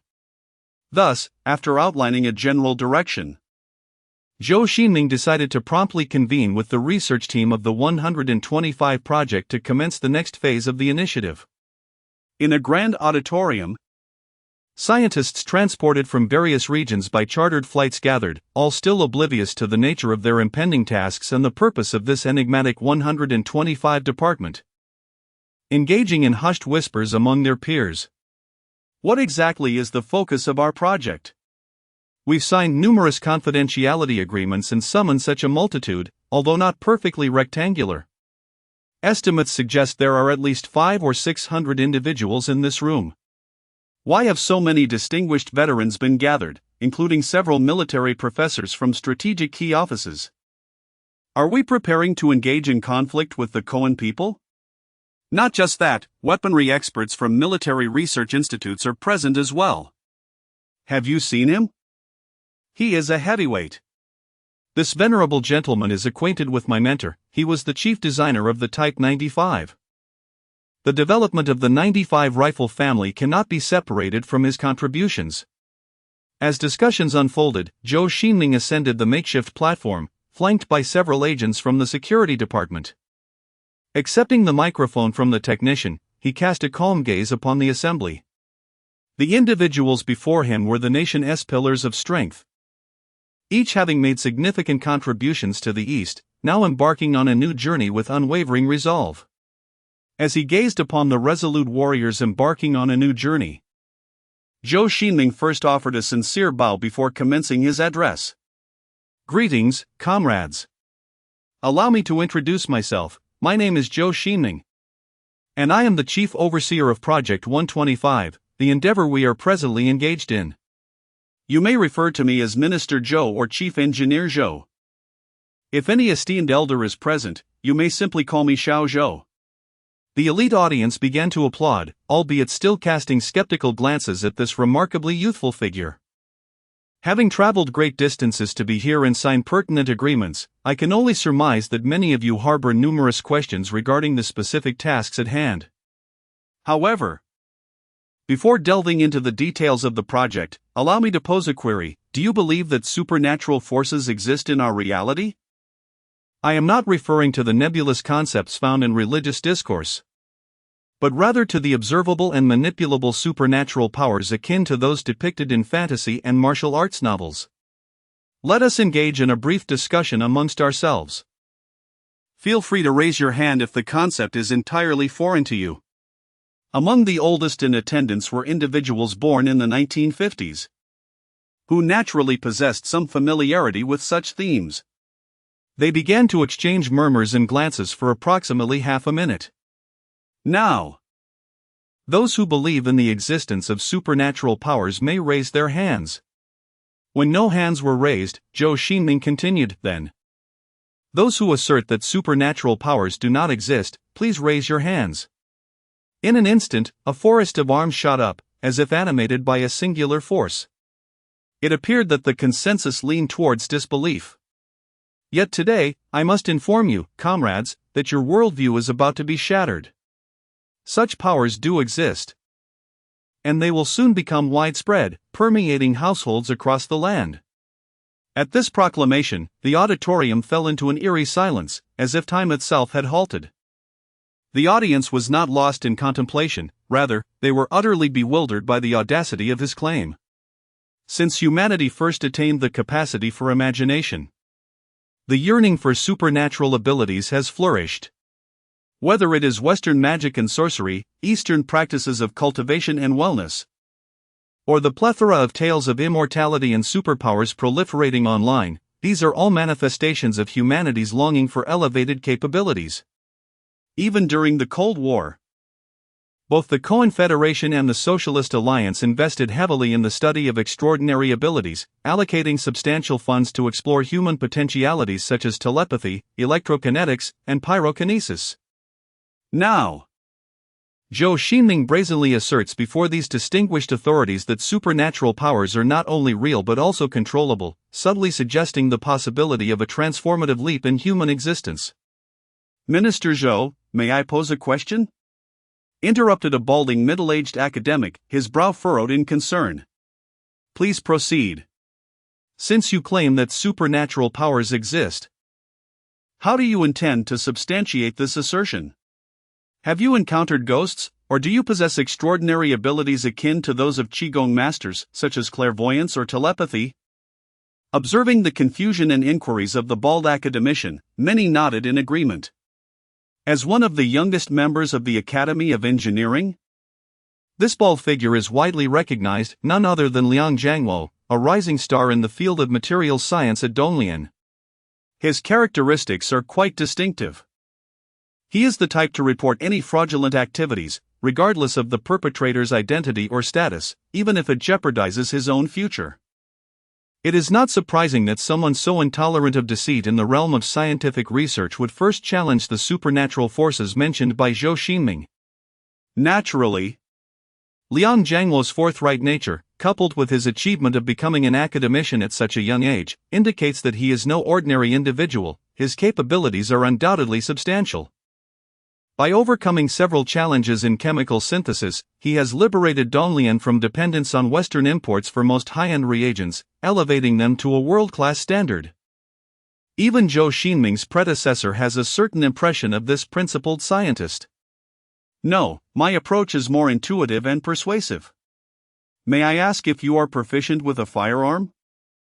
Chapter 13. The shooting Liang Jiangwo was momentarily taken aback, perplexed as he inquired, I served in the military before university, but why do you ask? How does this relate to your demonstration of extraordinary abilities? You will find out shortly, came the reply. Despite his myriad of unanswered questions, Liang Jiangwo dutifully ascended the elevated platform under the guidance of several agents from the security department.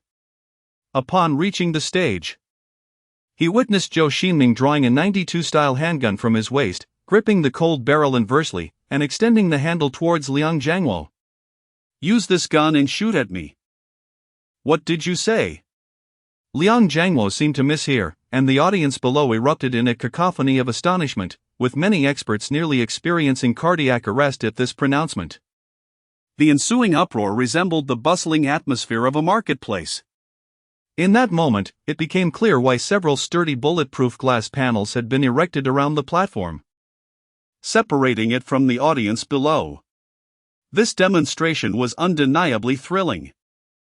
The youngest among these elites were born in the 1970s and had witnessed various feats by Qigong masters and individuals claiming supernatural powers. Yet none had dared to confront a live firearm directly. Zhou Xingming was the first.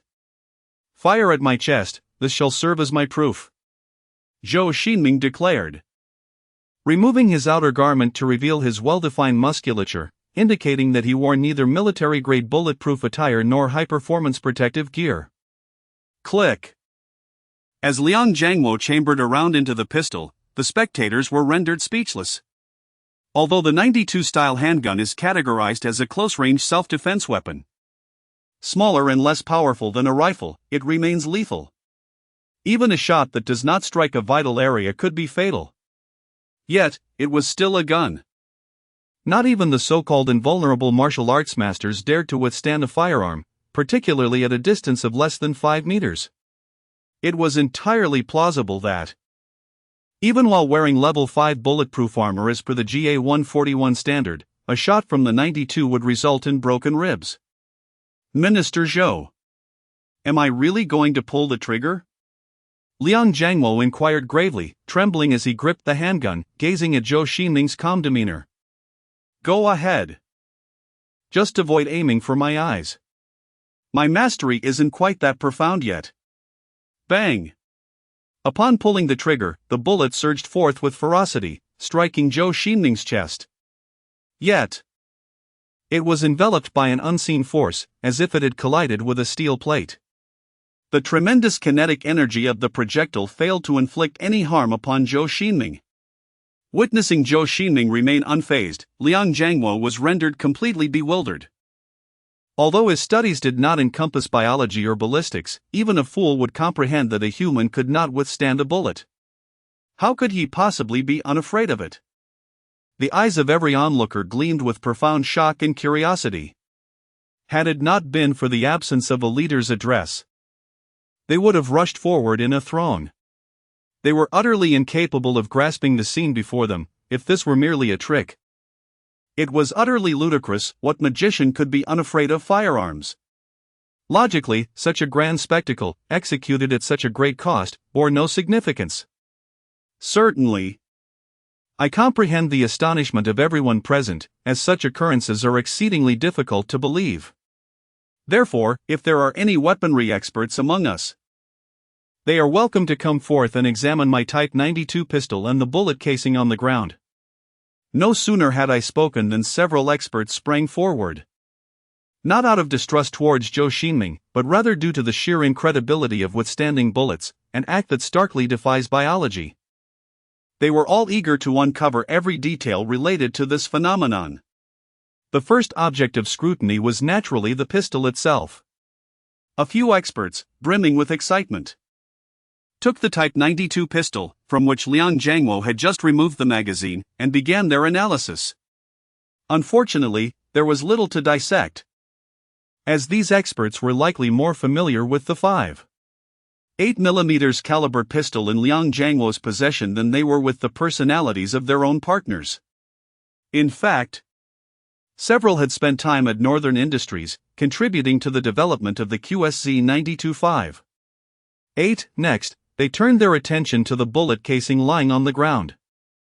Upon retrieving the bullet head, the experts discovered that the entire projectile had been compressed into a metallic disc, its original shape utterly unrecognizable. This deformation was partly due to the relatively low kinetic energy of the Type 92 pistol, which had insufficient double-base propellant. but primarily attributed to the inadequate hardness of the bullet itself. The copper-coated steel core was astonishingly insufficient for the task of penetrating flesh. One expert murmured in disbelief, his face a canvas of astonishment. This was the 5.821mm DAP-92 domestic ammunition. While its warhead weight does not rival that of the traditional 9mm parabellum, the design of the steel-lead composite core facilitates greater tumbling upon impact with soft targets, resulting in a wound cavity 2.5 times that of the parabellum. However, the cavity effect, no matter how significant, was of no consequence to Minister Zhou, as the bullet failed to penetrate its target. Minister Zhou was decidedly not a soft target. He was akin to a humanoid tungsten alloy. I understand that my mention of the cavity effect is intended to indicate that the warhead did not penetrate. Thus the kinetic energy was never released. Yet, even with the meager penetration capability of the DAP-92, at a distance of less than 5 meters, it could easily perforate approximately 10 centimeters of wood. How could a human possibly withstand such force? The experts engaged in animated discourse atop the platform, resembling an academic symposium. Ultimately, it was only after several security personnel coaxed and assisted them that they reluctantly descended. Following this demonstration, the bulletproof glass surrounding the platform was naturally removed. The display had been sufficient. After all, everyone present was an elite, not a contrarian. The spectacle of enduring bullets had induced an unimaginable shock, and even the most skeptical among them had begun to believe. This moment is destined to be etched in history. This is precisely why Zhou Xingming orchestrated a demonstration of withstanding bullets, for such an exhibition would deliver the most profound impact, preparing everyone psychologically for the events to unfold. Having demonstrated this, I trust that my comrades now have faith in what I previously asserted. Such forces do indeed exist. The mandate of our Department 125, which delineates your specific tasks, is to investigate these phenomena across the nation. Under the guidance of Deputy Minister Wen Yabo, our research team has already observed a limited number of similar occurrences, with myself being a prime example. Furthermore, it is anticipated that such phenomena will continue to proliferate in the future, a phenomenon referred to by Department 125 as the resurgence of spiritual energy. Detailed accounts of our recent findings will soon be disseminated for your review. I urge you to peruse these documents, which meticulously outline the processes and analyses related to the resurgence of spiritual energy.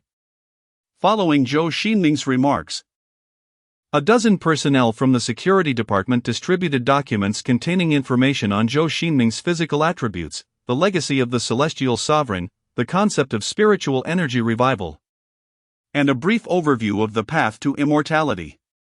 Chapter 14, Strategic Guidelines. Initially, many individuals struggled to comprehend the term spiritual energy revival, particularly those of advanced age whose unique professions often kept them distanced from the realm of online literature. However, as time progressed, they began to realize the extraordinary nature of this revival, leading to animated discussions among themselves. The notion of harnessing the Earth's spiritual energy for cultivation, alchemy, and talismanic practices felt reminiscent of a fantasy novel. The legacy of the celestial monarch was astonishing. It explained how Minister Zhou could withstand bullets. Yet this was merely the rudimentary stage of cultivation? What would the later stages of the spiritual energy revival entail? Could one potentially endure a nuclear explosion? The threat of monstrous tidal waves and the emergence of myriad beasts seemed utterly ludicrous. It was astonishing to discover that Department 125 was engaged in the study of immortality. Would there be public funding for cultivation or reimbursement for elixirs in the future? Everyone felt their worldview shatter and reconstruct itself once more upon witnessing Zhou Xingming's physical resilience against bullets. The seemingly ordinary world outside had undergone a monumental transformation, heralding an impending global tide. After patiently allowing everyone to peruse the report, Zhou Xingming finally spoke. As you can see, the revival of spiritual energy is imminent, and the world will consequently shift in a new direction. This is precisely our mission in Department 125, to investigate the phenomenon of spiritual energy revival and understand its processes and implications. At this moment, the audience fell silent, fully engrossed in the discourse of the young man on the platform. Before I commence, there are a few points that comrades must grasp. I will now pass the microphone to Deputy Minister 1. Upon concluding his remarks, Zhou Xingming handed the microphone to the newly arrived Wenyabo and stepped aside. Comrades, I am Wenyabo, the research supervisor of Department 125. I believe many of you are familiar with me, so I shall dispense with superfluous pleasantries and highlight a few key points to prevent any misdirection in the future. It is imperative to remind you that our department's responsibility is to study the revival of spiritual energy and its macrocosmic effects, not to engage in nonsensical mysticism or gather crowds for superstitious practices. We are a legitimate research institution, not a group of middle school students exploring paranormal phenomena, nor the protagonists of a horror film lacking direction. Upon hearing Wenyabo's vivid metaphor, a wave of light laughter rippled through the auditorium. Thus, regardless of any bizarre supernatural occurrences encountered, we must uphold rational scientific thinking, maintaining an attitude of verification and experimentation. We should approach spiritual energy as a form of wave, particle, or other scientific phenomena, rather than blindly succumbing to trends when faced with phenomena that seemingly contradict modern science. As for cultivation, it is a legitimate scientific endeavor, a means of transcending human limitations, merely incorporating the variable of spiritual energy. This is not a pursuit of immortality or divine ascension. Concepts such as deities and immortals are not matters of concern for our department. In relation to the science of cultivation, our department is primarily concerned with three facets: the safety, efficiency, and accessibility of cultivation practices. We aspire to ensure that in the foreseeable future, every member of the Eastern Alliance can attain a level of strength akin to that of Minister Zhou, if not surpassing him. We are equipped with ample funding, cutting-edge technology, and, undoubtedly, the most formidable experts present among us. Thus, I am confident that we shall achieve remarkable results, swiftly enabling spiritual energy to benefit countless households. I apologize for digressing. Perhaps age has made me prone to lecturing. Now, I have concluded my remarks and hope to collaborate closely with all comrades on the 125 research project. Thank you all. The two deputy ministers subsequently introduced themselves, outlining the regulations of our base and the militarized style of governance here. The microphone then returned to Zhou Xingming. Based on the narratives shared by the three deputy ministers, I trust everyone now comprehends that, in a certain sense, the resurgence of spiritual energy constitutes a war, and as of now, no strategic framework has been established for this grand conflict. Therefore, our primary task is to investigate the evidence and phenomena surrounding this resurgence, delving into the potential transformations it may herald, thereby forming a relevant strategic arrangement. In light of a unanimous decision by the highest action group of the 125 project and the sanction of the Supreme Council, the 125 department will categorize the research on the resurgence of spiritual energy into three segments. Each segment is tailored for the strategic arrangement concerning this resurgence, albeit with differing objectives and outcomes. I shall now convey the work objectives of the first segment. A round of applause erupted in agreement. The elite gathered here are naturally discerning, and thus, there was no dissent arising from Zhou Xingming's youth. Firstly, understanding both our adversary and ourselves is paramount to achieving victory. To win this war, we must first grasp the concepts of spiritual energy and cultivation. The 125 department has already initiated relevant research projects, achieving remarkable accomplishments even prior to your arrival, establishing the discipline of spiritual energy studies and founding numerous research institutes across various regions. Consequently, the objective of our current efforts is to establish a mature cultivation system, enabling the Eastern Alliance to swiftly master the production capabilities of spiritual energy devices and the secondary processing of spiritualized natural resources, thereby initiating preliminary applications of spiritual energy. This includes the analysis of knowledge derived from the legacy of the celestial sovereign, focusing on the core tasks of rune drawing, alchemy, and artifact crafting, alongside the observation and study of spiritual energy to discern the connections and essence shared with modern science. I will be responsible for the analysis of the celestial sovereign's knowledge, and I intend to meet regularly with comrades overseeing various projects to convey detailed information orally. I hope that by then, everyone will have prepared their inquiries to facilitate the most efficient transfer of the legacy residing in my mind to computers and written texts. As I am not a professional scientist, the specific arrangements for this segment will be entrusted to Deputy Minister Wanyabo. He has meticulously divided the 125 research projects into several detailed research teams, each with its own interconnections. In due course, all comrades will be aware of their respective responsibilities. Moving on to the second segment, the objective here is straightforward: to gather various entities influenced by spiritual energy, essentially referring to natural cultivation resources. This includes the spiritual crystals and elixirs mentioned in the report, as well as items that can assist in cultivation, such as rare herbs, spiritual plants, and the flesh of wild beasts. Overall, this segment prioritizes the collection of elixirs and spiritual crystals to meet the cultivation needs of the department's initial personnel, while also enabling those involved in the first segment to conduct research and analysis on these spiritually influenced substances, thereby providing material support for relevant scientific endeavors.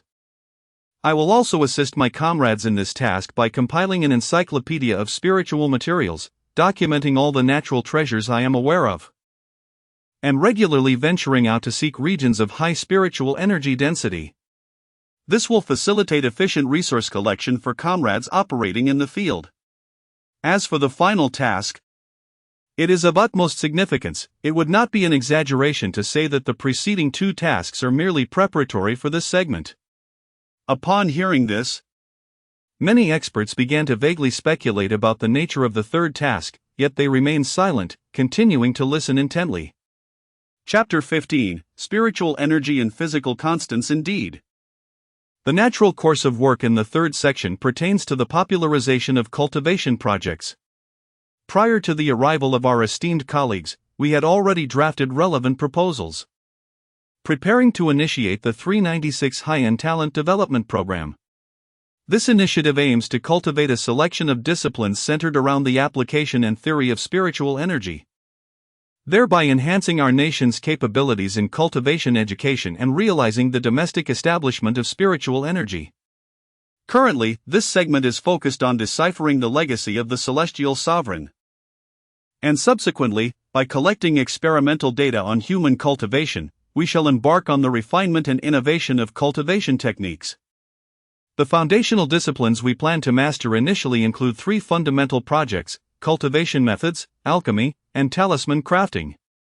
However, compared to the tasks of the other two segments, the implementation date for this initiative may be somewhat delayed, and the personnel involved will require thorough vetting, as this marks our first engagement with extraordinary powers.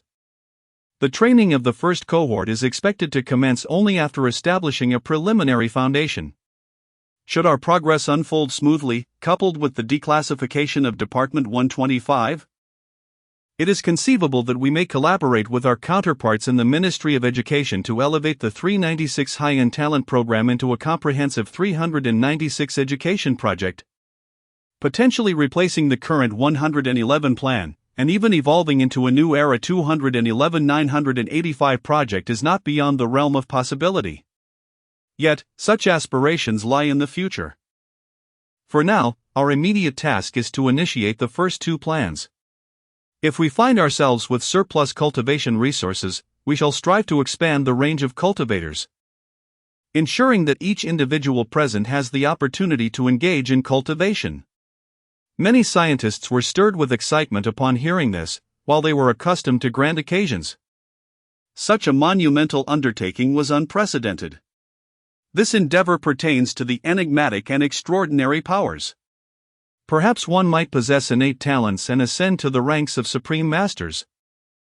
Not to mention the impending revival of spiritual energy. Indeed, even the most trivial matters could profoundly alter the course of humanity. After elucidating the three sections, when Yabo once again took the microphone to elaborate on the intricate details, outlining plans and arrangements for each experimental group. 4 days later, Office of the Minister of Department 125. After having outlined some fundamental matters, Department 125 commenced its operations in an orderly fashion.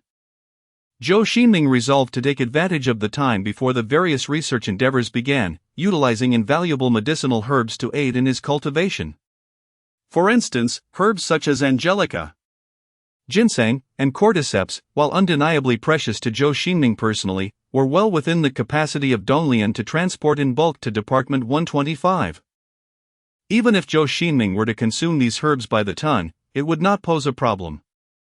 Although the potency of any medicinal substance is markedly diminished in the current environment of spiritual energy, any benefit, however slight, is preferable to none. Moreover, given that these expenditures are drawn from public funds, Zhou Xingming felt reluctant to be overly selective. While he was still discussing the path of cultivation with Han Daolong, an assistant from the Special Operations Bureau entered to report, "Director Zhou, academician Sun from the Institute of Spiritual Energy has an important matter to discuss." Could it be that there are results so soon? Zhou Xingming asked with a hint of skepticism. It wasn't that he doubted, but the speed was indeed astonishing. It should be noted that the 125th Department had only been established for a few days, and considering the transportation of equipment and various preparatory tasks, achieving any breakthroughs in such a short time seemed implausible, let alone writing a paper. Nevertheless, Zhou Xingming nodded, signaling for academician Sun to be brought in. Moments later, a frail old man entered the room. His name was Sun Jiaying, a theoretical physicist second only to the elder Yang in the Donglian region. During Liang Jianghuo's university years, he had even attended one of his high-energy physics lectures. Upon entering, he appeared visibly excited and said, "Director Zhou, Director Han, according to our models, we can now roughly ascertain that spiritual energy has no impact on most physical constants."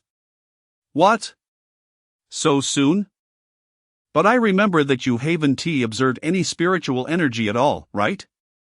Han Daolong scratched his head in confusion. Indeed, we have not observed spiritual energy. But one of my disciples conceived a straightforward method of inference. Why must we conduct experiments here? Is the Kunlun realm not a prime example of being influenced by high-density spiritual energy? We can simply use the physical coefficients from the Kunlun realm to make our judgments. Wait a moment, I still cannot comprehend. How could you possibly know the physical constants of the Kunlun realm? Zhou Xingming asked, perplexed. In his previous life, he had never encountered figures like Newton or Einstein in the Kunlun realm, nor could any immortal sect possess knowledge of these physical constants. However, at that moment, a look of realization dawned on Han Daolong's face as he patted Zhou Xingming on the shoulder and said, "Academician Sun indeed has a simple approach to understanding this. First, we have several factors. The Kunlun realm has sunlight and blue skies with clouds, the day-night cycle is approximately 24 hours. And the Kunlun people extract and utilize certain black and colored metals. I believe I am correct in stating these 3 points." Academician Sun Jiaying began to explain. That is indeed correct. Zhou Xingming nodded vigorously like a chick pecking at grain. Do not underestimate these 3 points. The presence of sunlight indicates that nuclear fusion reactions occur in the Kunlun realm, proving that atomic combinations take place, resulting in substantial energy production. Consequently, we can derive the Planck constant, the speed of light, and the mass-energy equation in the Kunlun realm, which are fundamentally akin to those on Earth. What is the Planck constant? The Planck constant is a physical constant used to describe quantum sizes. As for what quantum mechanics studies, General Han should be aware of this common knowledge. You can explain it from the perspective of an outsider to Minister Zhou. After pondering for a moment, Han Daolong spoke. The term quantum in Latin refers to an indivisible fundamental entity. From the perspective of quantum mechanics, the continuous world is an illusion. Our reality is, in fact, discontinuous. And the absorption and release of any energy has a minimum value. To put it simply, the release and absorption of matter and energy on Earth is not a continuous process. This applies universally to all forms of energy.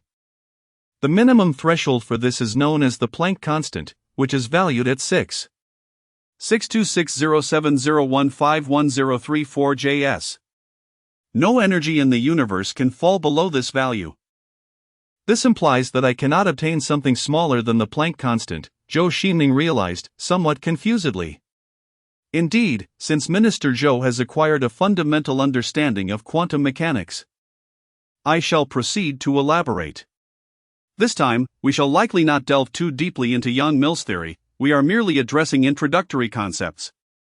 First, according to Heisenberg's uncertainty principle, any variation in the Planck constant would directly influence the difficulty of quantum tunneling effects. While we may not be able to ascertain the Planck constant specific to the Kunlun realm, the difficulty of quantum tunneling can indeed be inferred. Quantum tunneling is a fundamental phenomenon and one of the most intriguing aspects of contemporary quantum mechanics. It refers to the ability of microscopic particles, such as electrons, to traverse potential barriers, even when the height of such barriers exceeds the total energy of the particles. Classical mechanics does not accommodate this phenomenon. Yet quantum mechanics provides a reasonable explanation. This effect was first discovered by Hahn through the double well potential case, where even in odd symmetric quantum states form non-stationary wave packets via quantum superposition, allowing them to traverse from one well, through an intermediate barrier, to another well, and then back again. Wait a moment, I heard that chips are related to this concept, particularly concerning the issue of electron runaway.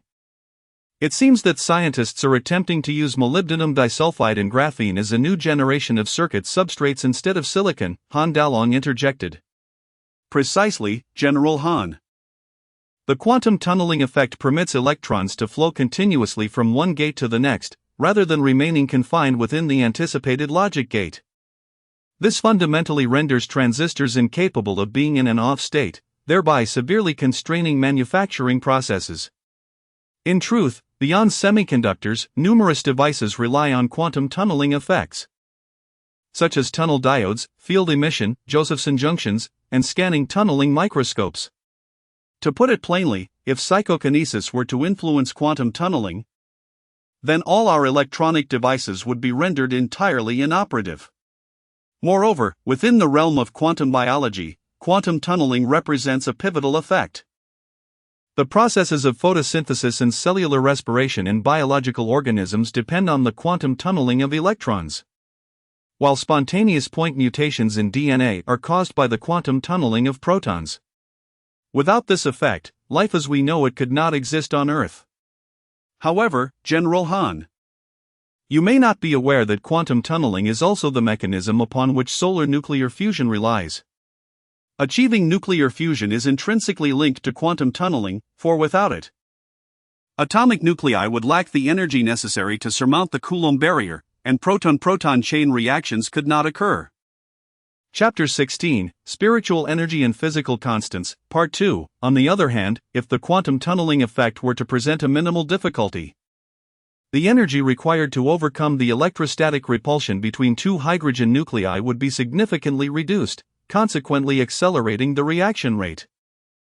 The result would be a rapid depletion of stellar fuel, akin to the fleeting life of a torch. The fact that the stars of Kunlun can sustain nuclear fusion indicates that the Coulomb barrier has been surmounted. Furthermore, since this star has not exhibited any signs of fuel exhaustion, it is certain that the Planck constant remains unchanged. As for the derivation of the mass-energy equivalence and the speed of light, it is unnecessary to elaborate, as these concepts are rather elementary. Moreover, the presence of blue skies and white clouds suggests that the atmospheric structure of the Kunlun realm can be directly analogous to our own. Thus, the stellar structure of Kunlun mirrors that of the Sun, categorizing it as a G-type main sequence star, or a traditional GV star. This is fundamental knowledge, and I shall refrain from further elaboration. Additionally, the sun of Kunlun appears to lean more towards yellow than white, indicating that this star is likely comparable in age to our Sun. This realization allows us to easily ascertain the stellar structure, as we can directly reference the Sun's layered architecture.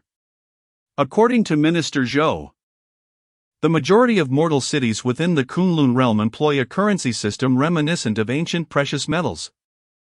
The scarcity of these metals indirectly affirms that the nuclear reactions of the Kunlun Sun likely culminate in iron. It can be determined that, even if there are variations in spiritual energy density, the atomic structure and molar coefficients remain stable.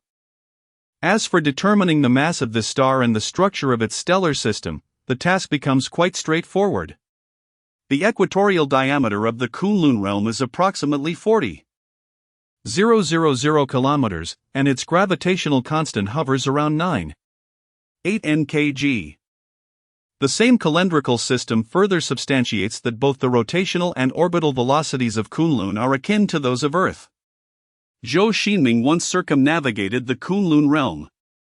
Moreover, akin to its rotation and revolution, models established using supercomputing indicate that its mass is comparable to that of the Sun. And the stellar system to which Kunlun belongs resembles our solar system, even possessing 8 major planets. Can a supercomputer truly compute such vast complexities?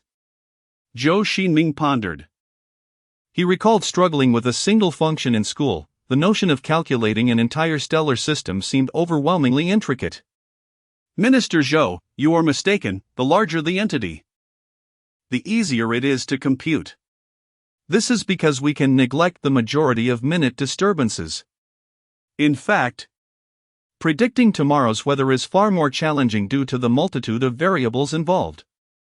Furthermore, the supercomputer our team employs, the Phylong 3, operates at 1 trillion calculations per second, rivaling the former Tianhe 2. I remember a mathematics professor from Shanghai City who utilized such a machine to explore solutions to the three-body problem, yielding several valuable results. The model for the Kunlun realm is merely that of a single star system, making the computational workload significantly less daunting. By simply applying some common algorithms, the process could be expedited even further, particularly if someone with theoretical expertise, like myself, were not involved. Overall, through the following 3 points, we have acquired fundamental data regarding the Kunlun realm.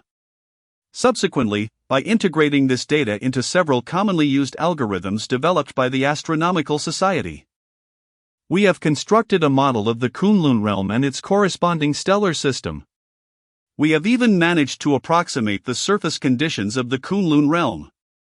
The stability of the Kunlun realm and the entire stellar system serves as evidence that its gas constant, or radius, gravitational constant, and at least a dozen other physical constants are identical to those in our own reality. After delivering this comprehensive report in one breath, Sun Jiaying lifted his teacup and took a hearty sip, as if seeking a moment to catch his breath or attempting to swallow the fatigue accumulated over the past few days. At least, there is no need to worry about national treasures such as nuclear weapons and ballistic missiles malfunctioning due to the resurgence of spiritual energy. Han Daolong remarked with a light-hearted chuckle, indicating that this provides Donglian with an additional trump card when confronting supernatural beings.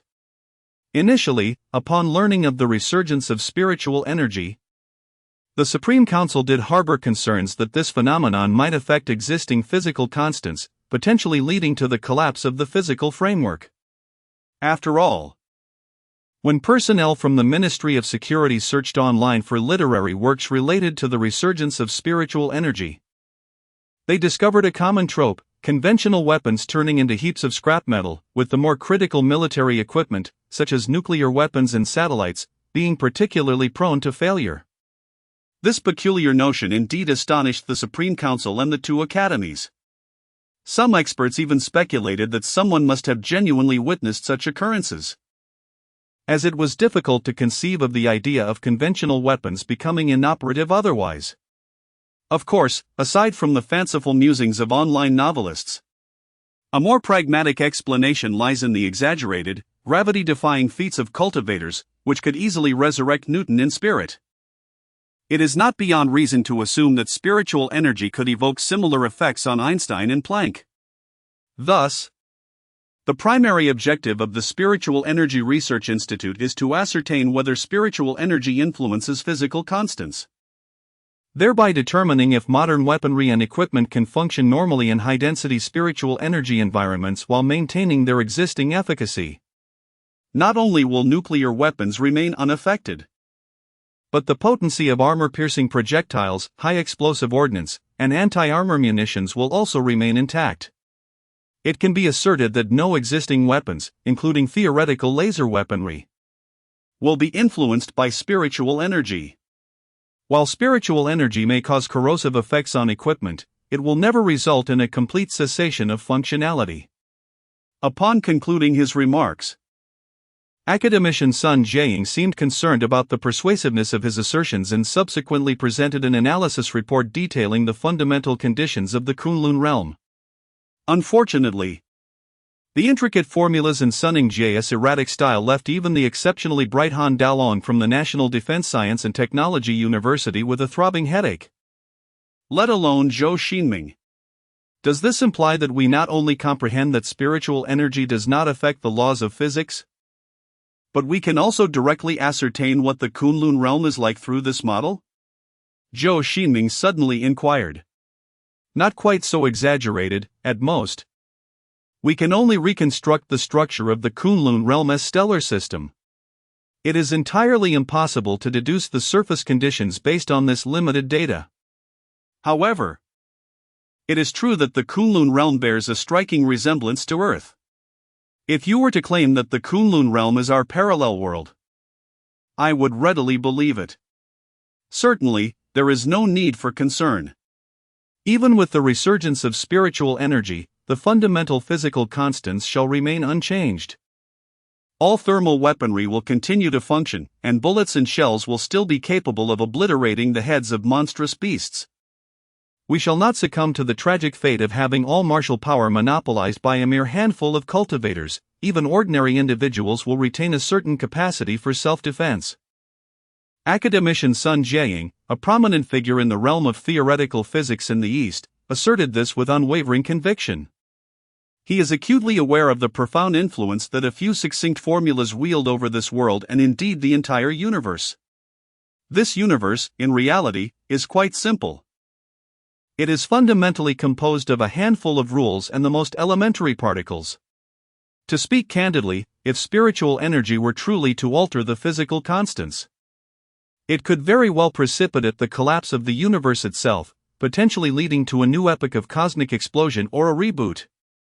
However, from a physicist's perspective, such a spectacle would be magnificent, surpassing all earthly wonders, yet regrettably, no human would ever witness this grand tableau.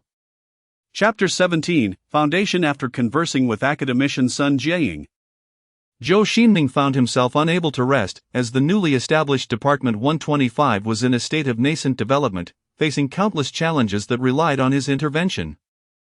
Although his team was remarkably distinguished, boasting nearly 70 academicians alongside numerous elites from various fields, these talented individuals lacked experience in cultivation, rendering their expertise akin to that of ordinary individuals. Consequently, Zhou's extensive experience often became the sole resource for addressing various matters. The department encompassed numerous institutions, countless research teams, and a multitude of tasks that necessitated his direct involvement. For instance, ascertaining the density of spiritual energy in a given location, a straightforward task for any celestial sect, proved to be an arduous challenge for Department 125. Apart from Zhou Xingming, no one possessed the ability to perceive spiritual energy directly. Nor were there any instruments capable of measuring it. Thus, whenever experiments involving spiritual energy density arose, Zhou invariably had to lend his assistance.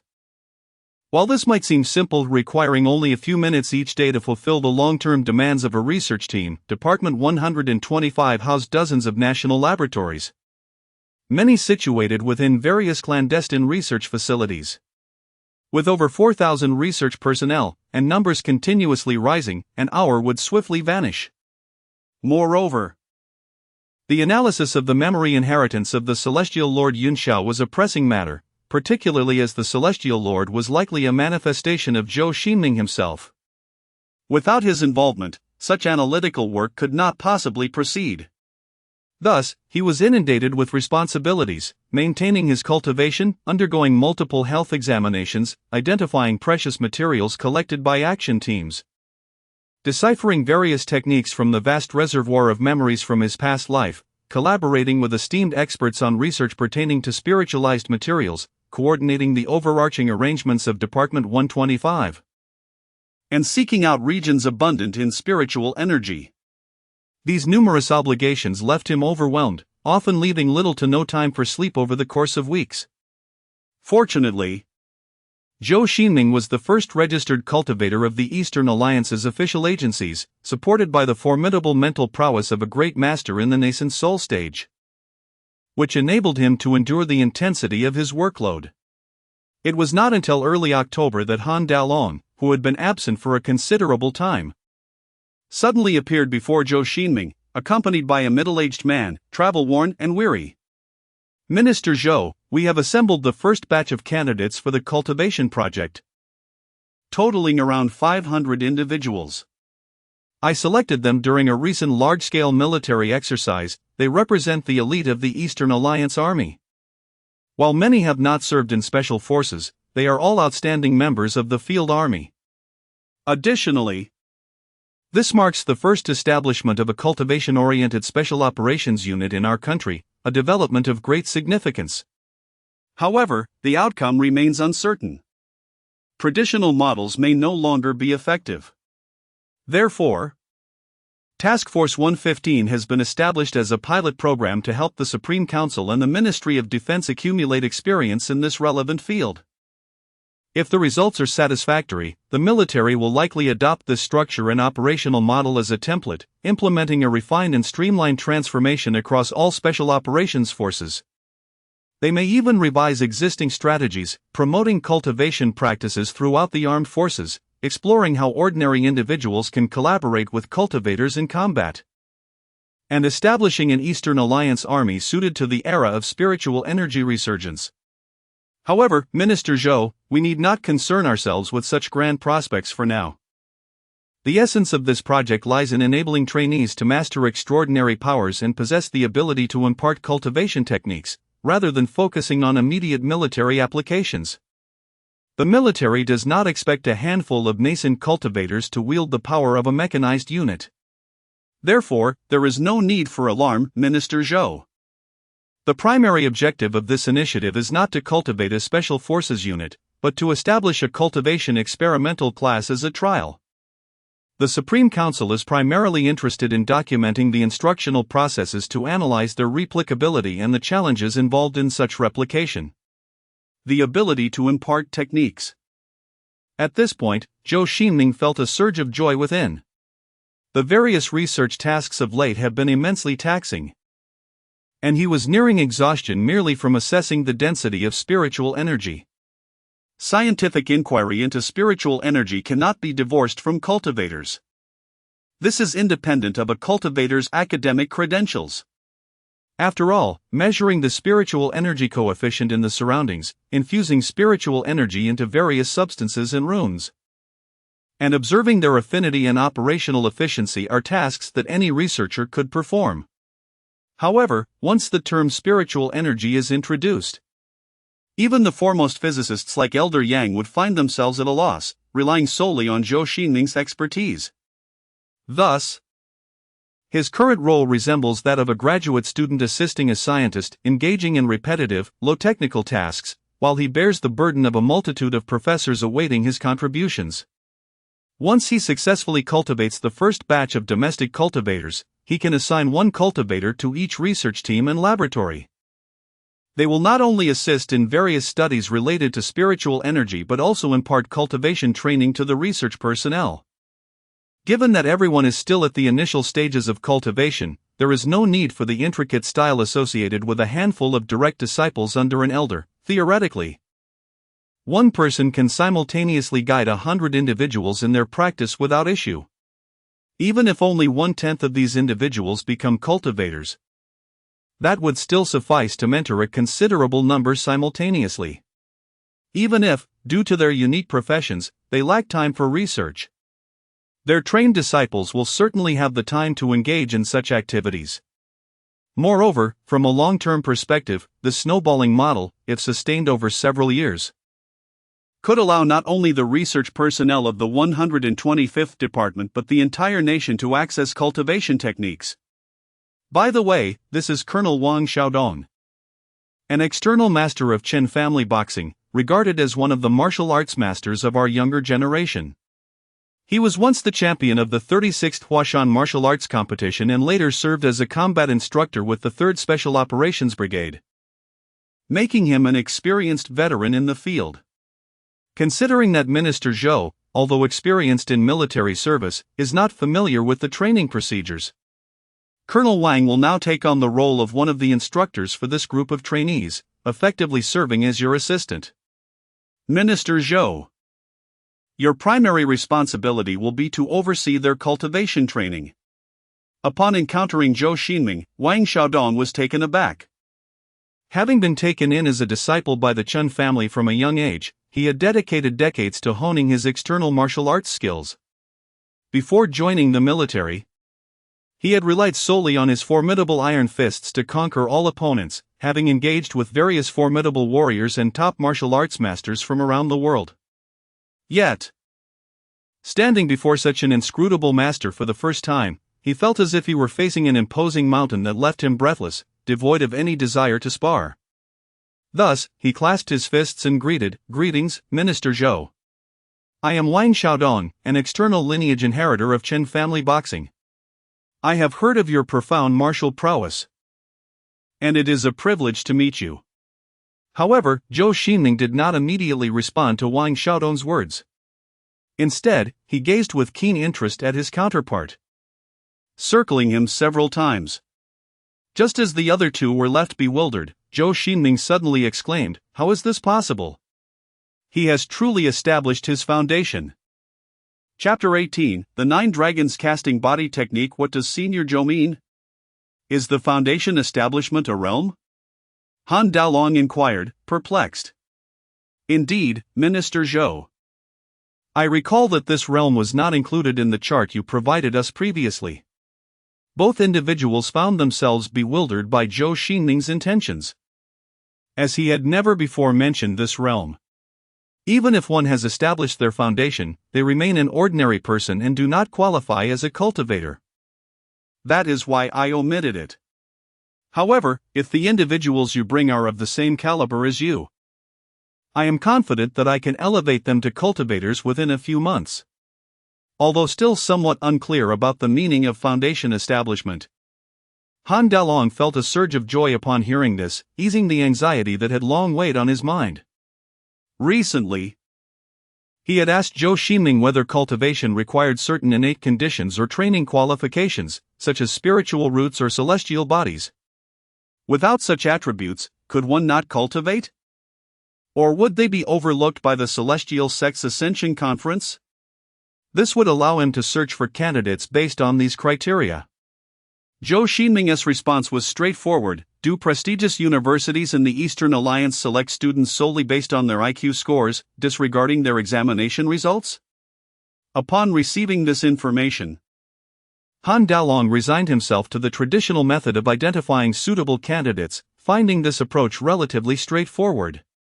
After all, the 125 department was currently unable to detect any spiritual energy. How could one ascertain who was inherently suited for cultivation and who was not? Yet, this raised concerns for Han Daolong. If the individuals he selected were unsuitable for cultivation, would it not imply he had chosen the wrong candidates? Such a mistake would squander the precious resources of the Eastern Alliance. Report, the helicopter is ready for departure.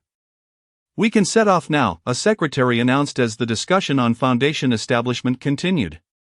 Very well, I shall elaborate further during our journey. On October 9, 2023. At the main conference room of the military base, the 115th Assault Team was stationed in a remote military base nestled amidst the lofty mountains surrounding Chaoga.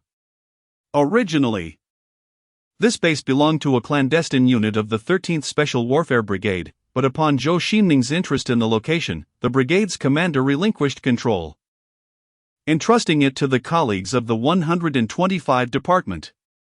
The attraction to this site stemmed not from its secrecy, but rather its suitability for cultivation. The intensity of spiritual energy varies across regions. It flows like water, gravitating toward areas characterized by specific traits, often eluding modern scientific observation. Consequently, some locations possess scant spiritual energy, making cultivation arduous, while others are abundant in it, representing rare sanctuaries for spiritual practice. Throughout his month of searching, Zhou Xingming identified this military base as the location with the highest density of spiritual energy he had encountered thus far. Moreover, the spiritual energy here was remarkably accessible for human utilization, allowing for a more efficient cultivation journey. In contrast to Han Dalong's complex emotions, Zhou Xingming felt at ease. Based on his recent perceptions, the surrounding spiritual energy had been steadily increasing, augmented by the effects of the spiritual tide. Cultivating in such an environment promised to yield remarkable results with minimal effort. With the formidable prowess of a distinguished nascent soul cultivator, Zhou Xingming harbored confidence that he could train not only the elite soldiers within the military ranks but even a mere swine. Moreover, a convoy of military trucks laden with precious herbs and rare stones continued to arrive, providing ample resources for initial training. Despite the unlikelihood of discovering genuine treasures in the current environment, Minister Zhou, this is the foundational information regarding these soldiers, the base commander cautiously presented a document. Although he held the rank of major, the presence of the individual before him was of such significance that a single utterance could easily displace their regiment from the base, indicating he was no ordinary person. By the way, Minister Zhou, what assistance do you require in training these members? We have a variety of instructors and specialists at our disposal, including dedicated trainers and nutritionists. No need, Zhou Xingming replied with a slight smile. Your methods are commendable. Yet they are tailored for environments with low spiritual energy intensity, yielding merely ordinary individuals, at best foundational martial artists. To transform these members into genuine cultivators, one must employ certain celestial techniques. With that, Zhou Xingming produced a file and presented it to his counterpart. This is the 9-dragon body forging technique, specifically designed by the Bai Yun immortal sect for disciples in the Qi realm, an ideal introductory method for novices. For this training, I intend to teach the 9-dragon body forging technique. Other extraordinary skills are largely unnecessary. Given the current circumstances, no one would be able to master them. At this moment, Wang Xiaodong raised his hand and inquired, "May I ask, Minister Zhou, what is the essence of the absorption technique in relation to individuals?" The atmosphere in the room suddenly grew tense. Although only Han Dalong seemed privy to the enigmatic Minister Zhou's true identity, the rigorous security checks by personnel from the security department indicated a significant level of confidentiality surrounding the matter. There's no need for concern, Minister Zhou, feel free to explain. After all, everyone will soon be exposed to cultivation techniques, so it is prudent to clarify any pertinent points to avoid complications later, Han Dalong remarked, furrowing his brow. After a moment of contemplation and receiving Han Dalong's affirmation, Zhou Xingming began to speak. The absorption technique is an introductory method for cultivators, divided into internal and external schools. The internal school emphasizes the nurturing of qi, while the external school focuses on honing the physical body. Given the limitations of the current cultivation environment, the 9-dragon body forging technique I provide is the fundamental external absorption method. However, regardless of the sect, the essence of all absorption techniques is to instruct cultivators in perceiving the spiritual energy around and within them, enabling them to absorb the spiritual essence of heaven and earth, transforming it into a more refined true essence. This process establishes the most basic mana circuit within the body through spiritual meridians, allowing one to enter the meridian opening stage and officially become a cultivator. So essentially, the 9-dragon body forging technique is a method for absorbing spiritual energy? The base commander inquired with curiosity. Precisely. The path of cultivation is replete with myriad profound techniques, yet fundamentally, it distills down to two approaches, one for acquiring spiritual energy through absorption, and the other for utilizing it.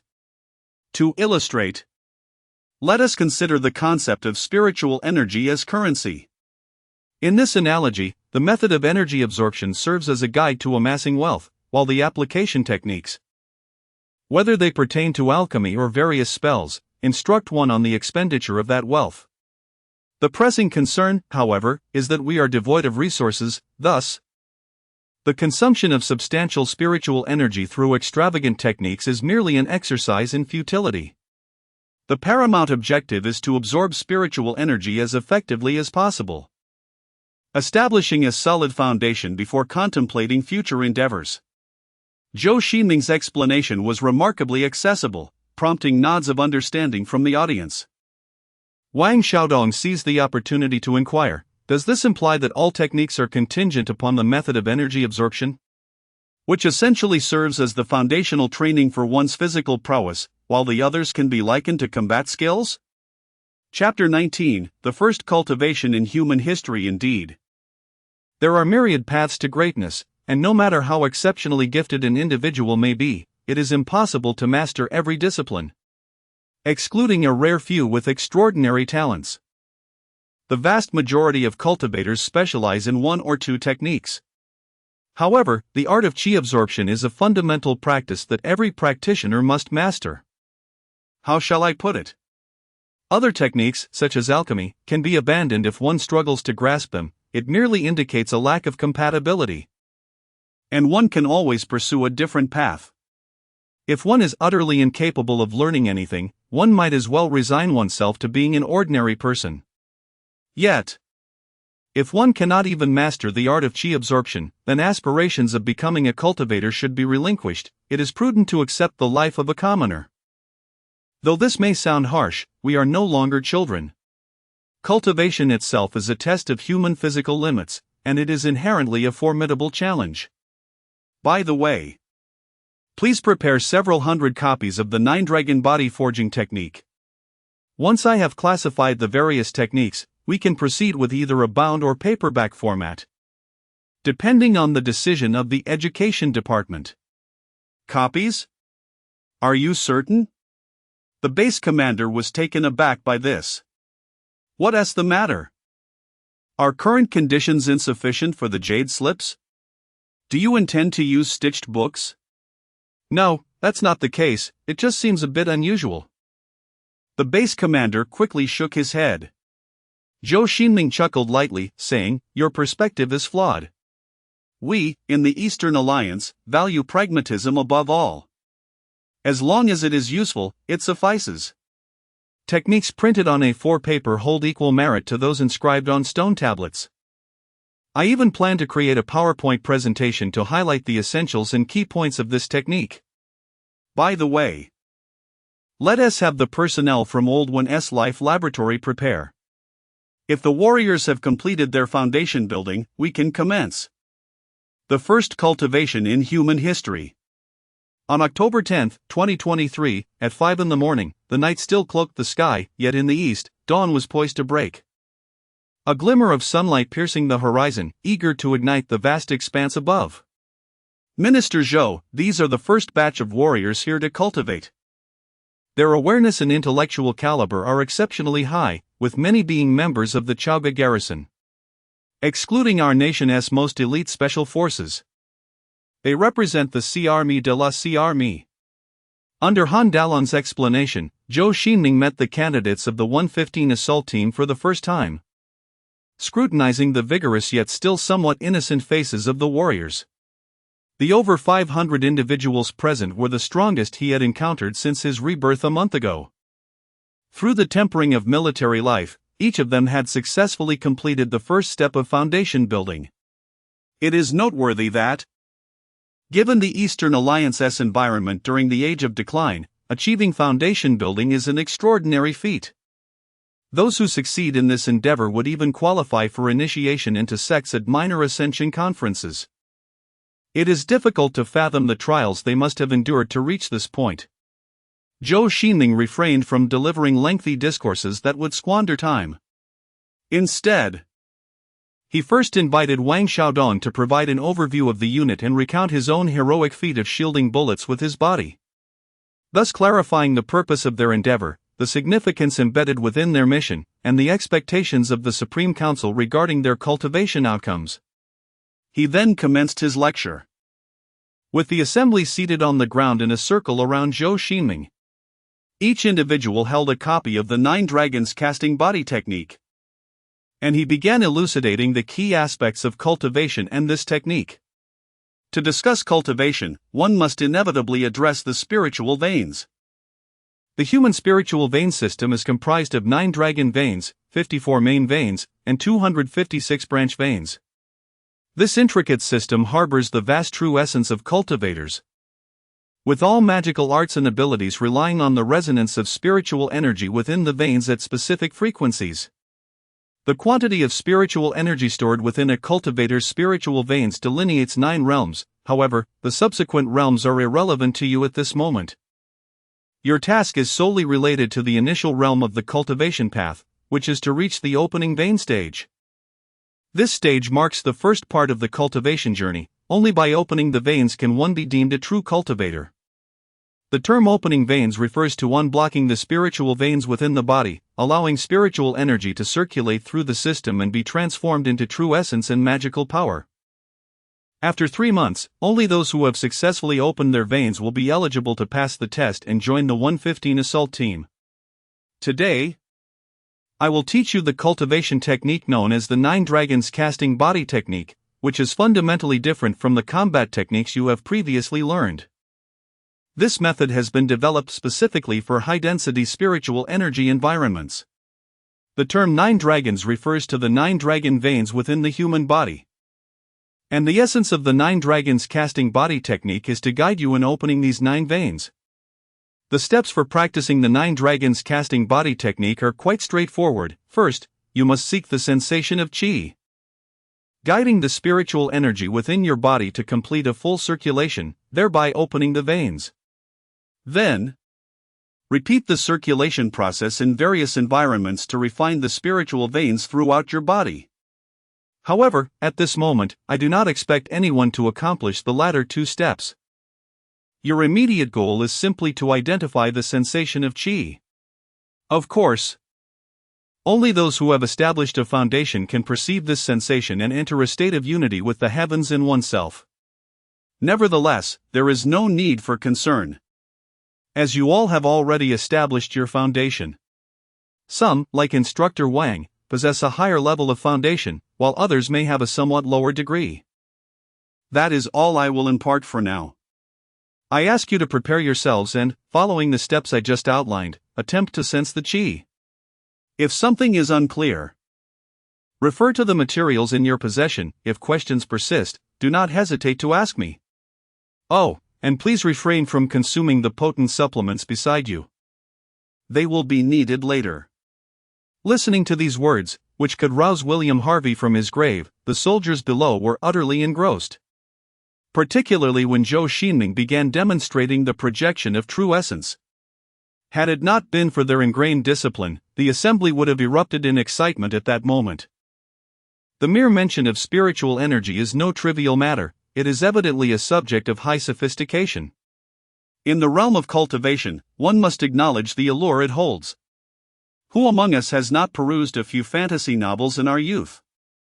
Particularly, these warriors, predominantly born in the post-2000 era, exist in a modern age replete with advanced information technology, fostering a certain affinity for the extraordinary powers of flight and transcendence. As for the challenges they face, the simplified 9 Dragons forging body technique in their possession comprises less than 2,000 characters, a length shorter than a typical chapter of online literature, making it a concise yet potent classic. Given the simplicity of its content, one might presume that the difficulty would not be insurmountable. Moreover, according to Zhou Xingming, this represents the most elementary realm within the cultivation world. It is unlikely they would encounter insurmountable obstacles from the outset. All units, Attentively study the contents of the 9 dragons forging body technique and await the command to commence cultivation. Wang Xiaodong proclaimed with fervor. Upon hearing his words, the assembled warriors cast aside their distractions, swiftly organizing themselves into rectangular formations according to their designated numbers. Within a mere 10 seconds, they settled into a meditative posture on the playground, meticulously reviewing the copies in their hands. At this juncture, each individual was adorned with patches applied by the medical team. These patches, equipped with electrodes, high-tech spectrometers, and ultrasound monitoring, recorded vital signs such as heart rate, blood pressure, and body temperature of the practitioners. Furthermore, they had ingested a new generation of fluorescent protein developed by the Life Laboratory. This chromophore, composed of amino acids, undergoes oxidation and dehydrogenation in the presence of oxygen molecules, resulting in fluorescent markers to monitor the intracellular signaling pathways of the cultivators. Inside the adjacent building, an array of blood cell analyzers, CT scanners, MRI machines, and other health monitoring devices lay in readiness, poised for action by the researchers. Prior to Zhou Xingming's arrival, these warriors had already undergone exhaustive testing with various instruments, and they would be subjected to a comprehensive examination once more following their cultivation, facilitating a comparative analysis to ensure an understanding of any changes that may have occurred. Chapter 20, The First Cultivation in Human History, Part 2, The meticulousness exhibited stems from 2 primary reasons. Firstly, as the inaugural cultivation event in the Eastern Alliance and indeed in the annals of human history, the physiological data garnered from these individuals holds immeasurable academic value, rivaling even the manuscripts of relativity. On the other hand, given that this is a pioneering endeavor, numerous risks remain uncertain, thus, even with a distinguished medical team previously responsible for the health assessments of the aerospace division, and the oversight of a transcendent being like Zhou Xingming, complacency is not an option. Should any complications arise during the cultivation process, the medical team led by Wen Yabo must be adequately prepared to respond. Once all preparations were complete, Zhou Xingming entered a meditative state, attuning himself to the surrounding spiritual energy, ensuring that the influx of spiritual tides did not induce any adverse effects on the cultivators, and confirming that the warriors could practice within a richly infused environment of spiritual energy. Director Zhou, we are ready. The warriors have memorized the first half of the cultivation method, Wang Xiaodong whispered into Zhou Xingming's ear moments later. There are no issues, let the cultivation commence. Long before the medical team affixed health monitoring devices on them and administered the fluorescent protein solution as markers, many warriors were already fervently eager to begin their cultivation. With Zhou Xingming's command, the warriors eagerly embarked on their attempts, only to discover that this was, without a doubt, the most challenging endeavor they had ever encountered. Theoretically, anyone literate could comprehend the essence of the 9 dragons body refinement technique. This cultivation method fundamentally instructs practitioners to absorb the surrounding spiritual energy into their bodies, allowing this energy to resonate at a similar frequency, thereby promoting the development of their meridians, which would in turn enable stronger meridians to harness even more spiritual energy. However, the disparity between theory and practice is often stark, sometimes even diametrically opposed. Despite Zhou Xingming's articulate and seemingly straightforward explanations, one must remember that he was once a powerful nascent soul practitioner, a pinnacle figure among the top sects of the Kunlun realm, who utilized his divine consciousness to enhance his physical form, and even he had only recently begun to open his meridians. For these novices, the concept of achieving a state of unity with nature was utterly elusive. Even the sensation of qi that Zhou Xingming spoke of was fleeting and unpredictable. Even if they sensed a hint of energy before them, they struggled to manipulate it at will, let alone perform the complex circulatory movements he described. Fortunately, the abundance of spiritual energy in this location significantly lowered the difficulty of perceiving such sensations, had they been in an area devoid of spiritual essence. Zhou Xingming himself would likely have found it impossible to open his meridians. As the warriors frowned in concentration, grappling with their cultivation, Wen Yabo and several specialists meticulously monitored the various instruments before them, observing the fluctuating data while deep in thought. Noticing the exhaustion etched on their faces, Zhou Xingming felt no surprise, given their current environment, devoid of even a foundational elixir, coupled with their meager level of cultivation. He held little optimism regarding the outcome of this endeavor, despite their commendable backgrounds. The initial group S cultivation primarily served as an experiment, a foray into the unknown. The ideal results would be welcomed, yet the lack thereof would also be acceptable. Just as Zhou Xingming was about to announce the conclusion of this cultivation conference, Wen Yabo vigorously shook Zhou's shoulder and said, "Wait a moment, this young comrade's vital signs are troubling. His heart rate is escalating rapidly, reaching tachycardia." Following Wen's gaze, Zhou spotted a robust man known by the codename Tank. True to his name, this warrior possessed a physique reminiscent of a main battle tank. However, he was currently enveloped in a subtle purple aura, with an invisible whirlwind swirling around him. His heart rate is nearing 300. And his diastolic pressure has exceeded 140 millimeters of mercury. How is this possible? His assistant exclaimed incredulously. Such figures would ordinarily be fatal for an average person. Yet, although Tang's eyes were tightly shut in meditation, his posture remained rigidly military, showing no signs of imminent collapse or fainting. What about his pulse and respiration? Let us check the information from the fluorescent biosensor to see if there is any major disturbance within. Prepare the medical team accordingly, Wen Yabo instructed. His gaze fixed on the fluctuating curves on the screen. Understood. Do not disturb him. This is a critical moment. Anyone who dares to interfere with his breathing technique will be expelled from Project 125 immediately. Zhou Xingming suddenly adopted a stern demeanor, admonishing those who attempted to approach. In the Kunlun realm, this was known as the first breath of energy gathering, a crucial moment for any cultivator. If interrupted, it could send spiritual energy spiraling chaotically through the meridians, severely obstructing their future cultivation journey. Occasionally, some nefarious descendants of powerful beings would deliberately disrupt such moments to sabotage others' paths to cultivation. Although the onlookers were unaware of the exact events transpiring with Tank or the nature of the purple aura, Zhou's grave demeanor indicated the situation's seriousness. Consequently, everyone stood back cautiously, their hearts in their throats. After a moment, the surrounding purple mist gradually dissipated, and when Tank finally stood up, a collective sigh of relief escaped the crowd, restoring the medical team's composure. Zhou Xingming, with a beaming smile, inquired, "How do you feel now? Is there anything amiss?" Report. Commander. Just now, I felt a slight itch, as if something was burrowing into my skin from the outside, but everything seems fine now.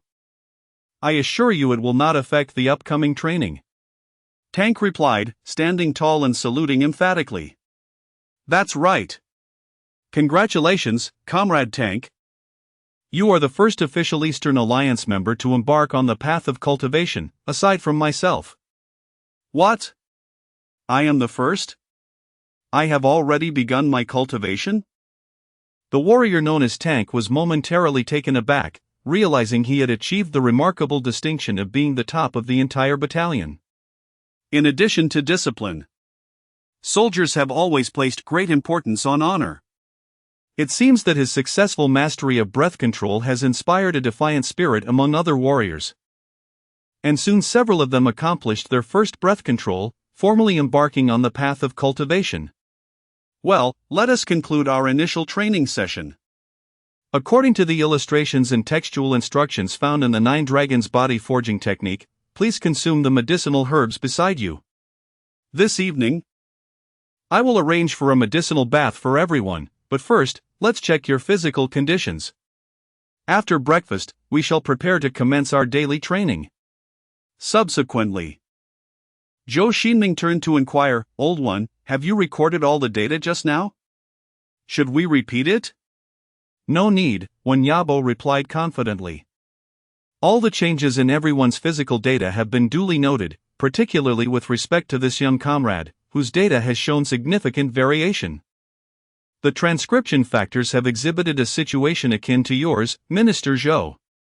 Once I conduct several more comparative experiments, we should witness a breakthrough.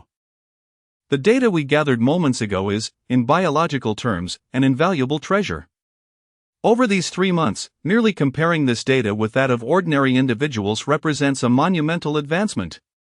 Chapter 21, Cultivation Methods. In accordance with Zhou Xingming's directives, the 115th Special Forces team continues to employ traditional training techniques of Special Forces, neither wholly imitating the cultivation methodologies of the immortal sects nor significantly extending their training duration.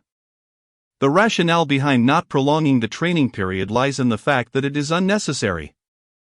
These individuals have merely established their foundations and cannot yet absorb the essence of the sun and moon or directly harness the spiritual energy of the universe as advanced cultivators do.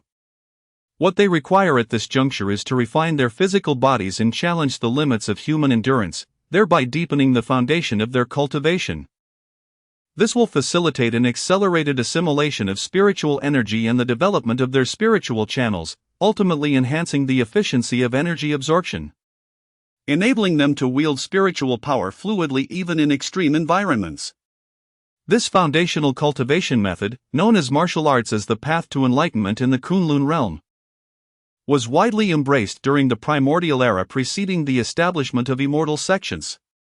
Even today, many impoverished families with innate talent for cultivation in the Kunlun realm adopt this approach, initially honing their physical forms before seeking initiation into an immortal sect.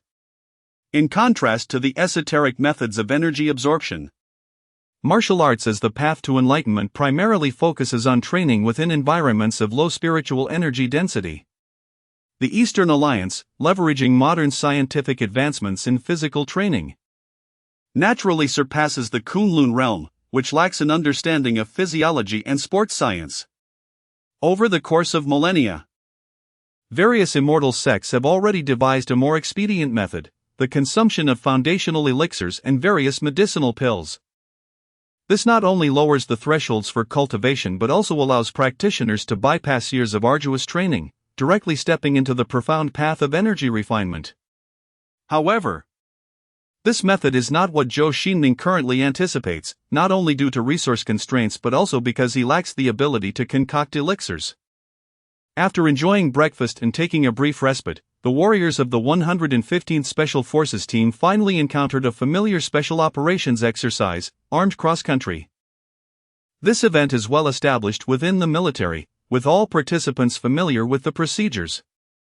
However, the soldiers were taken aback to find that the Minister Zhou, who had previously instructed them in their training, would also partake in all physical training exercises alongside them.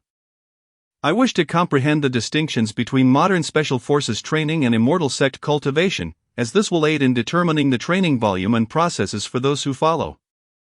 For the next few days, consider me as one of the training members, Zhou Xingming responded to Wang Xiaodong's inquiry. Upon hearing this, Wang Xiaodong ceased his questioning and commenced organizing the day's first task, a 20-kilometer cross-country run while carrying a load of 30 kilograms. With Wang Xiaodong's command, the group donned their weighted backpacks and began to sprint toward the still indistinct wilderness before them, while Wang Xiaodong, seated in a military jeep, urged them on with a loudspeaker. Soon, the team noticed something amiss. Minister Zhou had dashed ahead, disappearing from sight at a speed surpassing that of most tanks. Moments later, he returned to rendezvous with them, only to surge ahead once more after a brief interval. For Zhou Xingming, such a design is indeed effortless for the average human. He can complete a 30-kilometer cross-country course in half an hour, a speed that even ordinary cars would struggle to match, let alone the newly initiated members of the 115 assault team. It appears that the initial practice of the 9 Dragons body forging technique has a negligible impact on physical fitness. Thus, as their training in this technique deepens, it would be prudent to gradually increase the training intensity. However, it remains essential to periodically assess their progress to determine how to design the training regimen effectively. For the members of the 115 Assault Team, despite having endured countless arduous training sessions in the military, these past 3 months have been nothing short of hellish. Initially, the soldiers were puzzled as to why Minister Zhou would participate in physical training, but they later realized that he was not there to enhance his own fitness, rather, he aimed to devise a new set of physical training methods tailored to their current cultivation state, ensuring that the trainees could unleash their full potential. This was necessitated by the fact that Donglian had no prior experience in training cultivators. Although Zhou Xingming had a military background, he was constrained by the overwhelming influx of memories and only grasped the general procedures. He had never personally experienced the training of Donglian's special forces nor understood the current capabilities of the military's elite. If the training intensity is inadequate, it would fail to achieve the foundational effects, but if applied rigidly, directly adopting the methods of the Biyun immortal sect, the soldiers would likely be rendered incapable in this environment. Zhou Xingming felt compelled to personally engage in training with them to ascertain the situation. Additionally, from a personal perspective, Zhou Xingming was curious about his standing as the strongest human on Earth in the presence of these elite warriors. What would it feel like to undergo a complete training regimen with his current physical condition? As time flowed slowly and resolutely after his first impartation of the technique, Zhou Xingming and Wen Yabo gradually found their rhythm and devised an initial set of high-intensity physical training tailored for cultivators, sufficient to push each participant to their limits and beyond. While this training method still centered around the Nine Dragons body forging technique, it differed from that of the Biyun immortal sect by leaning more towards a physical cultivation style. Most of it was an enhancement and amplification of existing military physical training, retaining only a few critical moments for energy cultivation. Although the methods remained rudimentary and the requirements excessively high, designed solely for ordinary individuals to achieve foundational levels, it was, at least, a training approach independently developed by Donglian, marking a departure from the traditional styles of the Biyun immortal sect and the Kunlun cultivation realm. For Zhou Xingming, this training regimen was rather effortless, even serving as a form of leisure after completing his duties in the 125 department. Even if he participated once every 2 or 3 weeks, he could easily refresh his performance records. However, the soldiers of the 115 Assault Team were not reincarnated nascent soul beings, they remained flesh and blood, susceptible to injury and fatigue. Even though the medicinal bath meticulously crafted by Zhou Xingming bestowed upon these warriors a remarkable regenerative prowess, allowing them to rejuvenate and stride into the training grounds with vigor after merely a brief soak. The strenuous regimen devised by these cultivators posed an extreme test of both physical endurance and mental fortitude, a ruthless elimination process. Initially, the training cohort boasted over 500 individuals. However, by the time the Spring Festival arrived, only a little over 200 could keep pace. 3 months later, a mere 100 or so warriors succeeded in opening their meridians and passing the final evaluations. Throughout these months, Zhou Xingming witnessed countless departing soldiers weeping inconsolably, and he remained perpetually intrigued by the motivation behind their relentless dedication. While it is true that the Kunlun realm harbors many who devote themselves to grueling training, many methods employed by the demonic sects are exponentially more brutal than those of the Eastern Allied forces. Such harrowing trials often lead to literal demise for the majority. Yet fundamentally, these cultivators differ from the soldiers of the 115th Assault Brigade. Their motivations are rooted in self-interest, aspiring to attain the exalted status of cultivators. But what of these warriors? Zhou Xingming perceives no tangible benefits or rewards for them. They endure all manner of suffering solely due to the uniforms they don. Perhaps, in the eyes of these soldiers, this embodies their duty. Chapter 22, Spirit Crystal, October 24, 2023. As the members of the 115th Assault Team diligently honed their skills, a group comprising 5 geologists, 2 mineralogists, and 4 scouts was engaged in a search in the nearby woods, several dozen kilometers away. It seemed they were in pursuit of something elusive. The surrounding area, however, had been entirely secured by the operational units and forces of Section 125. designated as a military zone under the jurisdiction of the nearby Army Group. A multitude of drones continuously patrolled the skies to prevent any unauthorized intrusions or potential attacks from wild beasts upon the soldiers. According to the meticulous assessments conducted by Zhou Xingming at various outposts, the spiritual energy intensity at this particular base was the highest, suggesting that if rare and precious resources were to manifest on Earth, this location would hold the greatest probability of their occurrence compared to other controlled zones. Thus, among the military zones governed by Section 125, this area held the highest rank, with the densest concentration of operational teams. Each corner teeming with diverse groups meticulously scrutinizing the ground, as if they were determined to examine every inch of soil. The tasks undertaken by the operational teams bore resemblance to those of ancient herbalists. They were responsible for seeking out their targets deep within the mountains and forests. However, while herbalists focus solely on medicinal plants, the operational teams had a broader mandate, encompassing geological surveys, collection of specimens of spiritual herbs and flora, as well as the search for spirit crystals. The members of this particular team were classified as geologists, primarily tasked with conducting geological explorations and sampling soil and spiritual materials, though they would also collect any spiritual herbs they encountered. Wait, there's a glimmer at 4 o'clock. What is that? Suddenly exclaimed a soldier, pointing in the direction of a small stone partially obscured by earth. Even buried, the stone emanated a faint glow. Let us go take a look, instructed the team leader. After the scouts confirmed that the vicinity was secure, the group cautiously approached the shimmering stone, which was, more precisely, a light lavender crystal measuring approximately 1 cubic centimeter. It may have been a collective illusion, but as they drew closer to the crystal, an inexplicable sense of euphoria washed over them, akin to being immersed in a hot spring, elevating their spirits. Ah! Is this not a spirit crystal?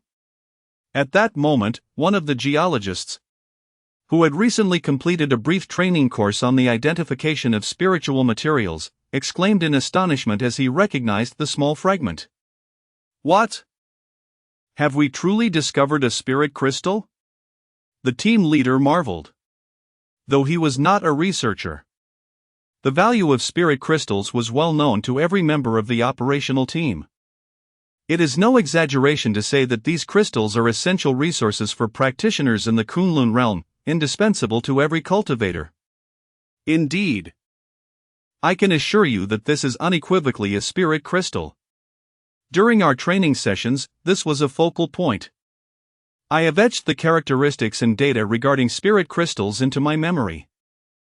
It is not an exaggeration to say that my understanding of spirit crystals surpasses my knowledge of my own wife. Although this specimen may not resemble the more common types, it is undoubtedly a genuine spirit crystal. The geologist swore fervently. Very well, Lao Lu. Let us adhere to the guidelines of the Encyclopedia of Spiritual Materials and proceed with the standard inspection protocol, the team leader declared, retrieving a small vial of reagent from his backpack. He carefully dripped a few drops of acid onto the specimen and subsequently measured it with calipers, employing various tools in succession. Several other geologists also produced an array of geological hammers and other instruments, meticulously examining the crystal and removing the soil to verify its authenticity, ensuring it was indeed a true spirit crystal and not a mere counterfeit or a peculiar stone influenced by faint spiritual energy. Having confirmed the specimen's identity, the team leader's demeanor shifted to one of seriousness. According to Protocol Number 6, Xiao Wang, you must immediately report this to the higher authorities. After the inspection, he disengaged the safety of his automatic rifle, preparing for any potential threats. The two soldiers not responsible for communication also took up defensive positions, sheltering the researchers in the center. According to the standards designated by the Eastern Alliance for Operational Teams, the discovery of a spirit crystal constitutes a significant event, warranting the highest level of alert. This precaution is to mitigate the potential emergence of demonic beasts or wild creatures in high spiritual energy environments. Given the current intensity of spiritual power, locations where spirit crystals manifest are exceedingly rare, making the presence of demonic beasts in the vicinity highly plausible. Report to Bai Lu. This is Rabbit and Grass 1. We encountered an eagle during the operation and require your hound's support. Please proceed according to Protocol Number 6 to retrieve the eagle. The communication soldier, referred to as Zhou Xingming, promptly activated his equipment to relay the message. Copy that. Please remain in position. We will dispatch hounds to retrieve the eagle and commence grazing on the prairie shortly. After the command post issued its instructions, several small black dots swiftly appeared in the sky and escorting formation of helicopters. 5 hours later, at Command Post 125. As a minister engaged in numerous affairs, Zhou Xingming could not consistently accompany the 115 assault team for training. After participating in a few sessions, he redirected his focus towards the overall coordination of departmental functions, simultaneously conducting several lectures on cultivation knowledge.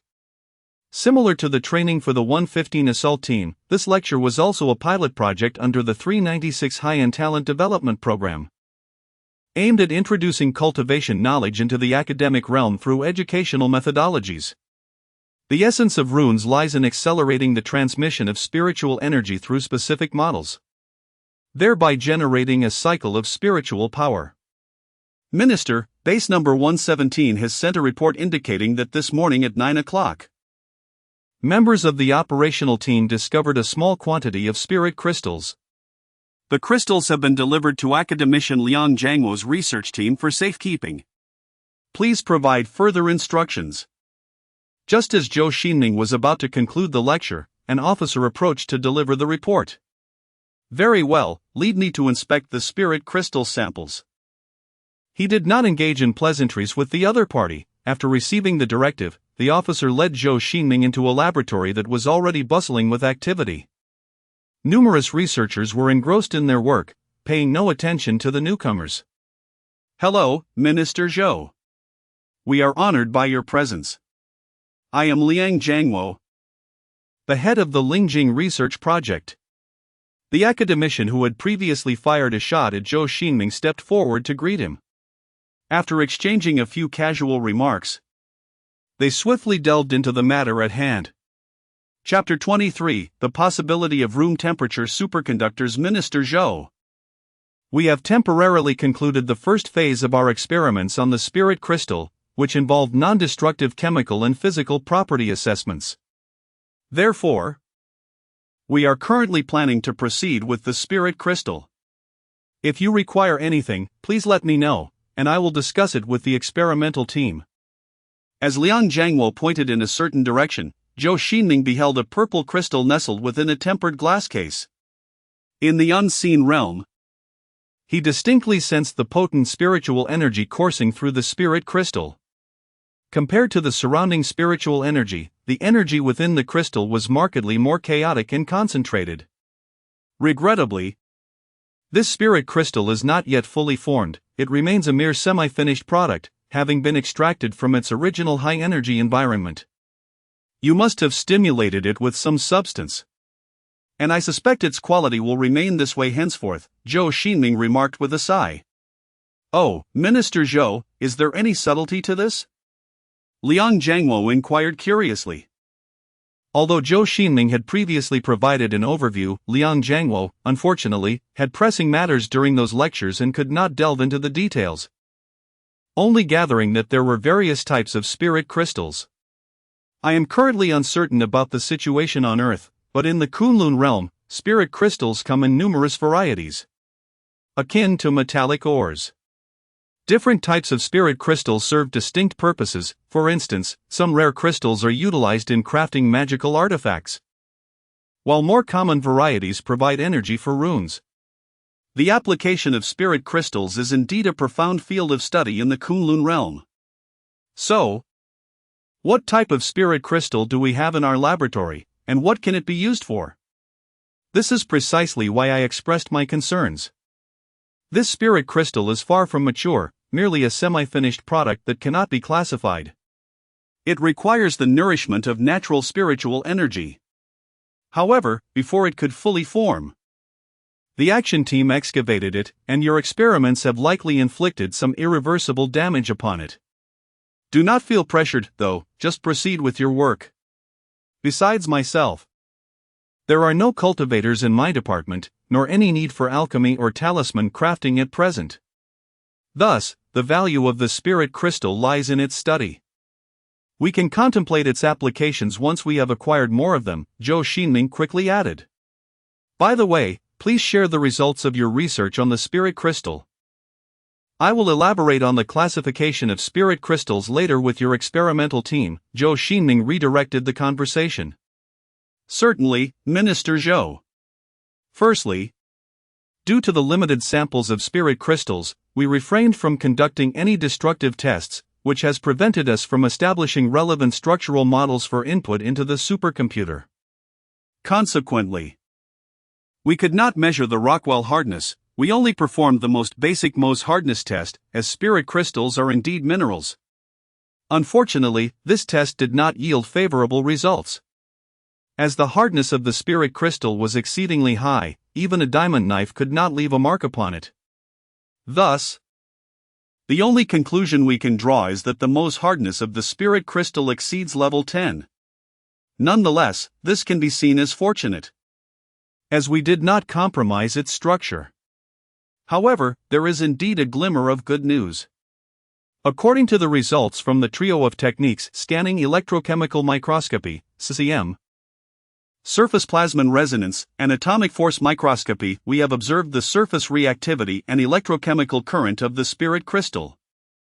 On a side note, it is amusing that CCM is also an acronym for the Myanmar Securities Exchange Commission. Scanning what? Zhou Xingming asked, momentarily taken aback.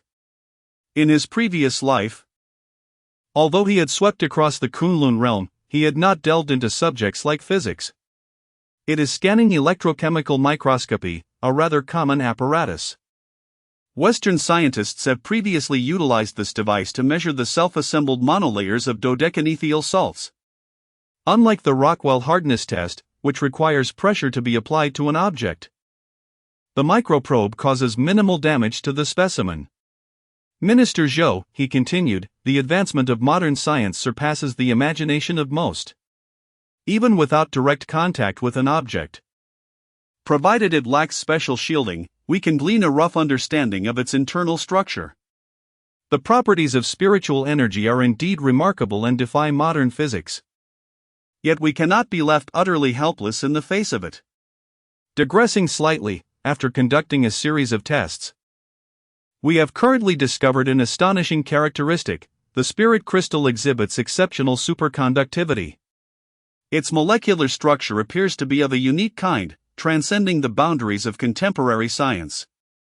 However, it is certain that the spirit crystal possesses no electrical resistance. Most importantly, based on observations from superconducting quantum interference devices, we have determined that this property of zero resistance can be maintained at room temperature, indicating that the spirit crystal is, in fact, a room temperature superconductor. Liang Jiangwo animatedly explained, opening multiple electronic screens to present the data before him. At this point, Zhou Xingming was also taken aback. Room temperature superconductors are commonplace, akin to nanomaterials that can be connected to virtually anything. Even those who are illiterate have likely heard of them. Unscrupulous online vendors often associate entirely unrelated items with the term room temperature superconductor, akin to marketing nanopants.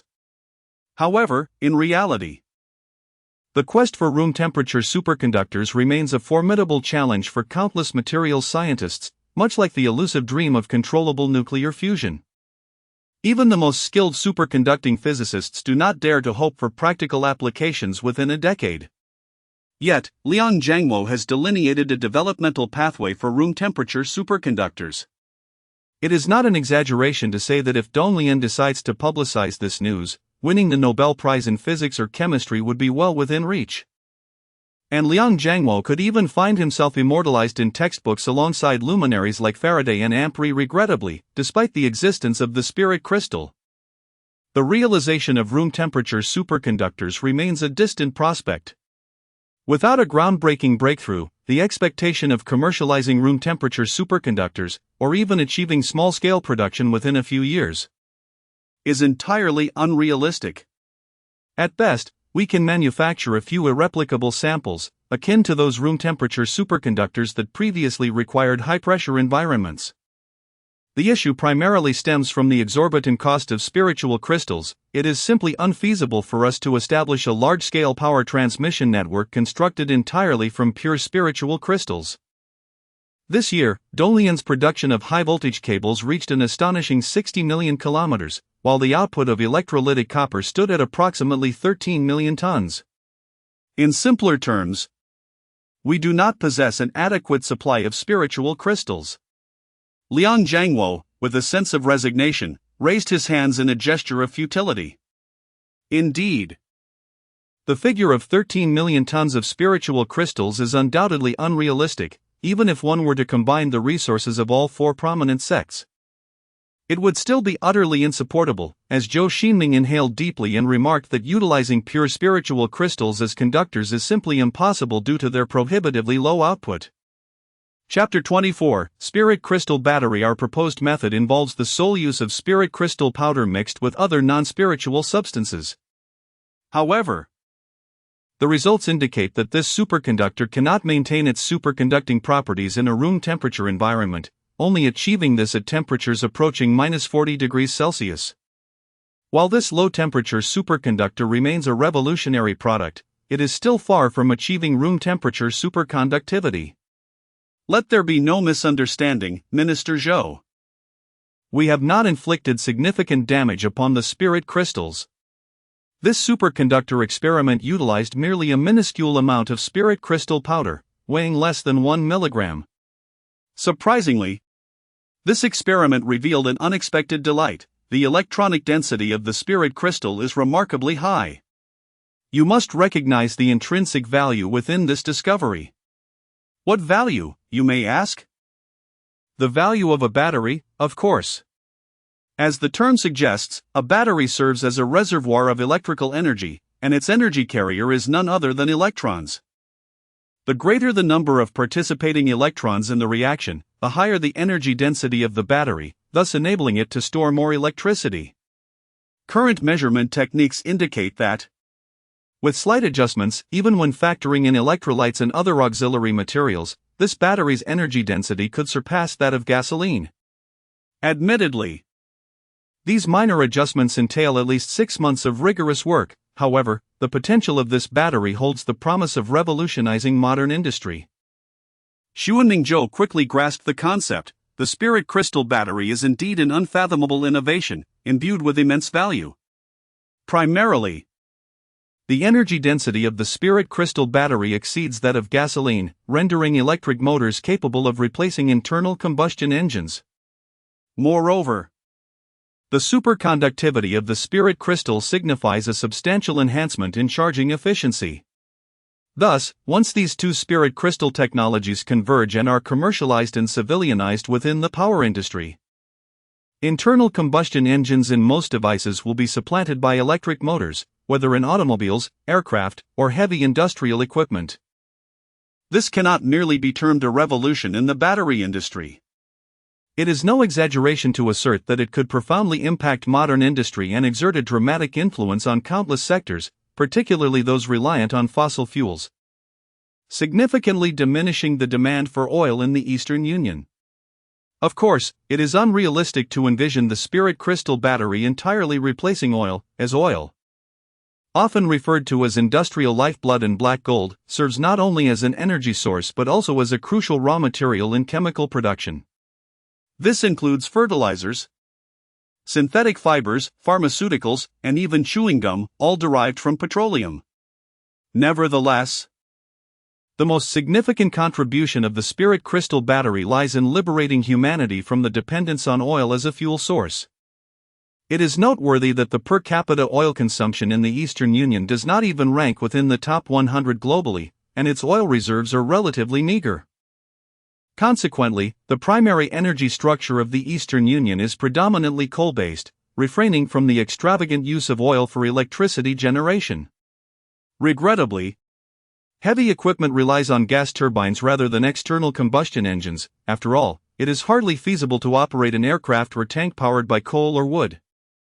As for nuclear energy, that remains even less practical. Fitting a nuclear reactor onto an aircraft carrier is already the pinnacle of current human technological advancement.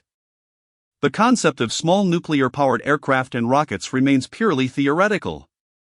The Lingjing battery proposed by Liang Jiangwo, even if it cannot be immediately utilized in heavy engineering equipment, is undoubtedly suitable for application in automobiles and aircraft. This signifies that electric vehicles will eventually render traditional fuel-powered cars obsolete, while Dolian's deficiencies in automotive and aircraft engine technology will also be overcome. In reality, despite the prevalence of Japanese vehicles, the gap between Japanese military engines and ours is even more pronounced than that between our lithography machines and those of the West. In this regard, only a few other nations rival us. The influence in other domains is also significant. For instance, mobile phones and computers could see a substantial reduction in weight while maintaining sustained operational time, and both the electronics and cable industries are poised for a complete transformation. However, there exists a pressing concern: the scarcity of Lingjing, as large-scale experiments will inevitably consume vast quantities of it. Moreover, understanding the internal structure of Lingjing is crucial for designing Lingjing batteries, which means destructive testing is unavoidable. Fear not, I shall manage the Lingjing matters. You focus solely on battery research, Zhou Xingming asserted decisively. After Liang Jiangwo nodded in agreement, he departed from the laboratory. Following his directives regarding the research on Lingjing batteries, Zhou Xingming remained industrious, spending the past few days exploring the vicinity of several subbases to assess the potency of the surrounding spiritual energy, thereby determining where Lingjing would be most abundant. Upon completing his assessments, he promptly convened a large meeting in a grand auditorium of the command center to discuss relevant affairs, particularly the recent progress on tasks at hand.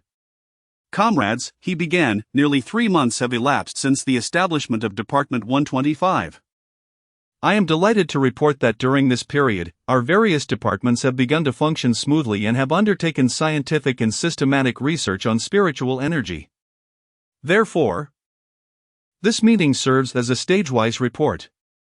However, we still face numerous unsolved mysteries and must not become complacent. First, I invite Deputy Minister Han Dalong to present the Combat Capability Report of Cultivators. After Zhou Xingming concluded, he handed the microphone to Han Dalong, who stood nearby. Greetings, comrades. After our strategic department experts utilized supercomputing for analysis, we have estimated the combat capabilities of the initial 3 realms, as well as the effectiveness of modern weaponry against cultivators. We have documented this in the low-level cultivator combat capability report. According to our model calculations, ordinary Foundation establishment cultivators are essentially no different from regular individuals, except that their physical attributes surpass those of the average person. Here, the average person refers to soldiers who have undergone military training. Many martial arts masters, athletes, and special forces personnel in our country have already reached the Foundation establishment stage. As for the meridian opening cultivators, they have largely transcended human limitations. Not only do they excel in physical capabilities, achieving a 100-meter sprint in 7 seconds without professional training, but they can also project their true essence, inscribe talismans, and manipulate enigmatic techniques. However, practitioners of the meridian opening still harbor a fear of firearms. Essentially, even a standard military rifle or handgun could inflict injury upon them. In the case of a large-caliber anti-material rifle, it could even claim their lives directly, unless they possess equipment that far surpasses their own capabilities, such as protective talismans bestowed by sect elders. The protective aura of the Chi Si stage requires approximately 70-120 rounds of 5.8 mm ammunition to be dismantled. And to ensure a fatality, the number of bullets would need to be significantly increased. Furthermore, ordinary hand grenades are unlikely to deliver a crippling blow to an opponent, and their mystical arts can penetrate 20 to 30 millimeters of rolled homogeneous armor from a distance of around 200 meters. posing a substantial threat to light military vehicles. Chapter 25, Special Control Zone for Spiritual Energy. Thus, Vice Minister Han, are cultivators at the Qi C stage capable of withstanding firearms? What about those at higher realms? Zhao Jun, representing the upper echelons of the military, remarked seriously that if low-tier cultivators could withstand bullets, it would pose a significant challenge for future Eastern Allied forces in their battles against beasts. However, this assertion cannot be made lightly. After all, for low-tier cultivators, their techniques are akin to our Dongfeng ballistic missiles, strategic assets that cannot be employed indiscriminately. According to calculations from the Strategic Department's models, the techniques of low-tier cultivators are characterized by their non-repeatability and slow execution, averaging about 35 minutes between uses. Therefore, anti-material weapons can effectively injure Qi C stage cultivators. And given the speed of bullets, it is virtually impossible for cultivators below the golden core or nascent soul levels to evade them once fired. At most, they could only avoid the shooter's trajectory. However, should they encounter golden core or nascent soul cultivators, even bullets would be insufficient to eliminate them, let alone nuclear weapons. The third realm is the illumination stage, where cultivators or beasts become exceedingly difficult to kill with firearms, if equipped with talismans or artifacts suitable for their level. Even a direct hit from a single-man rocket launcher or grenade launcher would struggle to be fatal. Furthermore, illumination stage cultivators typically possess speeds around 50 meters per second, comparable to that of a helicopter. Thus, at a distance of 50 meters, these cultivators could pose a threat to light tanks and infantry fighting vehicles. Theoretically, a bazooka can penetrate the side armor of an M1A2 at close range, as the penetration depth of a bazooka against homogeneous armor is approximately 100 millimeters, while the actual thickness of the M1A2's side armor is only about 60 millimeters. Moreover, both illumination stage cultivators and beasts possess formidable mobility and stealth, making it feasible for them to threaten tanks at close quarters. However, cultivators at the Meridian and Qi C stages can be addressed with individual firepower. In contrast, dealing with illumination stage cultivators necessitates an initial barrage to confine them to a limited area, followed by infantry utilizing rocket launchers or grenade launchers for elimination. As for higher-tier cultivators, precision guidance becomes essential. Everyone listened attentively to Han Dalong's remarks, after which Zhou Xingming stated, "Thank you, Vice Minister Han, for your contributions alongside the Strategic Department. I will personally express my gratitude to the personnel at the General Staff." Now, let us commence the second proposal regarding the collection of spiritual crystals. With the progress of spiritual energy revival, we have finally discovered spiritual crystals. Given the current trend, it is only a matter of time before spiritual crystals proliferate further. Our operational teams will inevitably engage with them in the future. Presently, spiritual crystals have already exhibited tremendous potential. Firstly, the refinement of talismans and elixirs requires spiritual crystals, and the operation of various formations similarly depends on this remarkable substance. Moreover, just a couple of days ago, academician Liang Zhangwo mentioned to me that spiritual crystals hold significant promise in superconductivity and energy storage. If utilized effectively, they could revolutionize industry.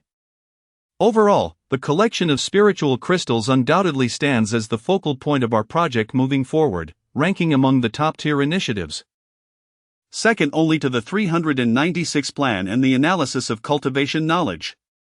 In essence, the project concerning the collection of spiritual crystals is inextricably linked to the 396 initiative and the analysis of cultivation knowledge. Should this project falter, the others are destined to stagnate eventually. In light of this, I propose the establishment of 7 military zones in specific locations, which will maintain a state of level 1 combat readiness year-round, prohibiting the entry of unauthorized personnel. These areas will serve as the initial pilot zones for the special control of spiritual energy, and if successful, we shall expand the establishment of numerous such zones nationwide. As Zhou Xingming elaborated, the secretary promptly activated the projector. displaying a PowerPoint presentation detailing the geographical environment and analytical reports surrounding several pre-established special control zones for spiritual energy on the screen, allowing everyone to gain a comprehensive understanding of the situation. The special control zones for spiritual energy resemble China's economic special zones. Albeit with an entirely opposite function, they categorically prohibit ordinary citizens or foreigners from entering. The strategic points and critical areas will be under complete military control. And the main facilities will be situated underground or within mountainous regions, akin to the former 816 underground nuclear facility of the East Nuclear Group. The utmost secrecy surrounds the special control zones, with security measures overseen by the Security Department and military personnel. We also plan to deploy specialized camouflage nets and electromagnetic interference devices in relevant buildings and surrounding areas to counter surveillance from satellites and drones, thereby preventing prying eyes from other nations or organizations. Upon hearing this, the audience nodded in agreement, as the pertinent details were already thoroughly refined, requiring no further contributions. The question of confidentiality was not a matter for consideration, as such classified projects are far too prevalent in the Eastern Alliance. In the past, to address the threats of nuclear warfare and the steel tide of the social alliance, numerous third-line projects were initiated amidst the towering mountains. The moniker of infrastructure behemoth was, in a strict sense, forged within these endeavors, although the stringent secrecy maintained previously kept other nations in the dark. Yet, some projects remain shrouded in mystery even today, continuing to fulfill critical functions. After all, unless the Eastern Alliance chooses to unveil such facilities, it is improbable that anyone will ascertain their locations within this century. Moreover, the complexity of the projects poses no significant obstacle. One must recognize that the Eastern Alliance once stood as an agrarian nation in dire need of development, with even neighboring Taka surpassing its industrial output. If they could rely on manpower to complete these projects back then, it is a mere trifle for the now infrastructure-savvy Eastern Alliance to undertake similar endeavors. It is precisely due to such foresight and determination that two countries of comparable populations have evolved into entities of starkly different appearances. One's GDP barely reaches one-fifth of the other's, and this is in light of the Eastern Alliance's GDP figures being notably understated. Once hailed as a leader of the Third World, Taka remains mired in decline, with its per capita grain production failing to match that of New Luo and certain nations in the southern continent from over a decade ago. Conversely, the Eastern Alliance, which faced even graver challenges at its inception, has now emerged as a quasi-superpower, boasting an industrial output that surpasses that of Cohen.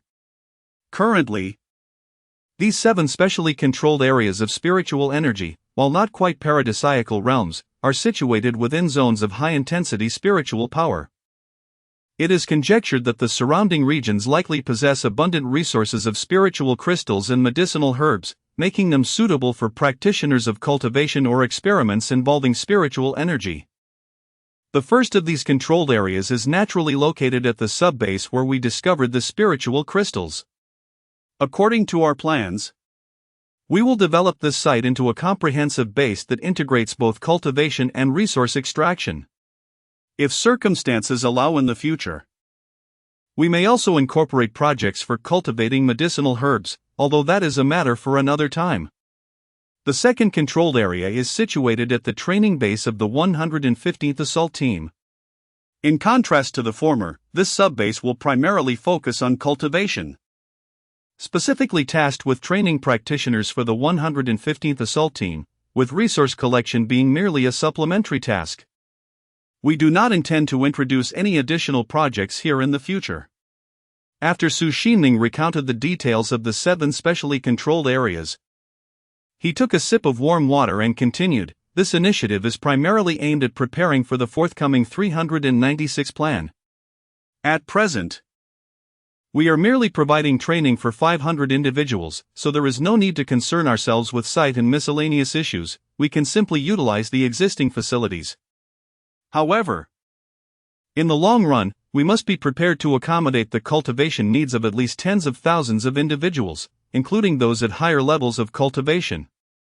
Relying solely on the square of a military base will undoubtedly prove insufficient. The relevant supporting facilities are also of paramount importance.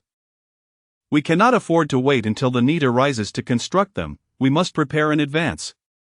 Once the buildings in these 7 specially controlled areas are completed, they will serve as subbases for our Department 125, housing numerous confidential projects that will remain undisclosed even after the announcement of the resurgence of spiritual energy.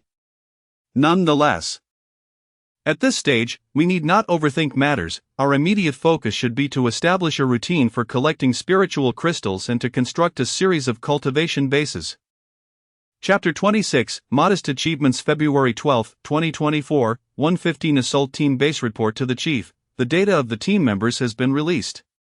Currently, all personnel have achieved meridian opening, with an average weightlifting result of 417 kilograms, a sprinting average of 7.9 seconds for the 100 meters, and high jump. As they reviewed the impressive statistics, all the instructors were filled with emotion. These figures surpassed even Olympic champions, pushing beyond the limits of human capability. Unlike specialized Olympic athletes, these individuals are all versatile super soldiers, capable of feats reminiscent of martial arts novels, effortlessly scaling walls and rooftops. Minister Zhou, your 9-dragon body forging technique is truly extraordinary. If it were to be disseminated throughout the military, the implications are almost unimaginable. Wang Xiaodong exclaimed, his face alight with excitement. If the 9-dragon body forging technique were to be popularized in the army, it would mean millions of practitioners at the meridian opening stage.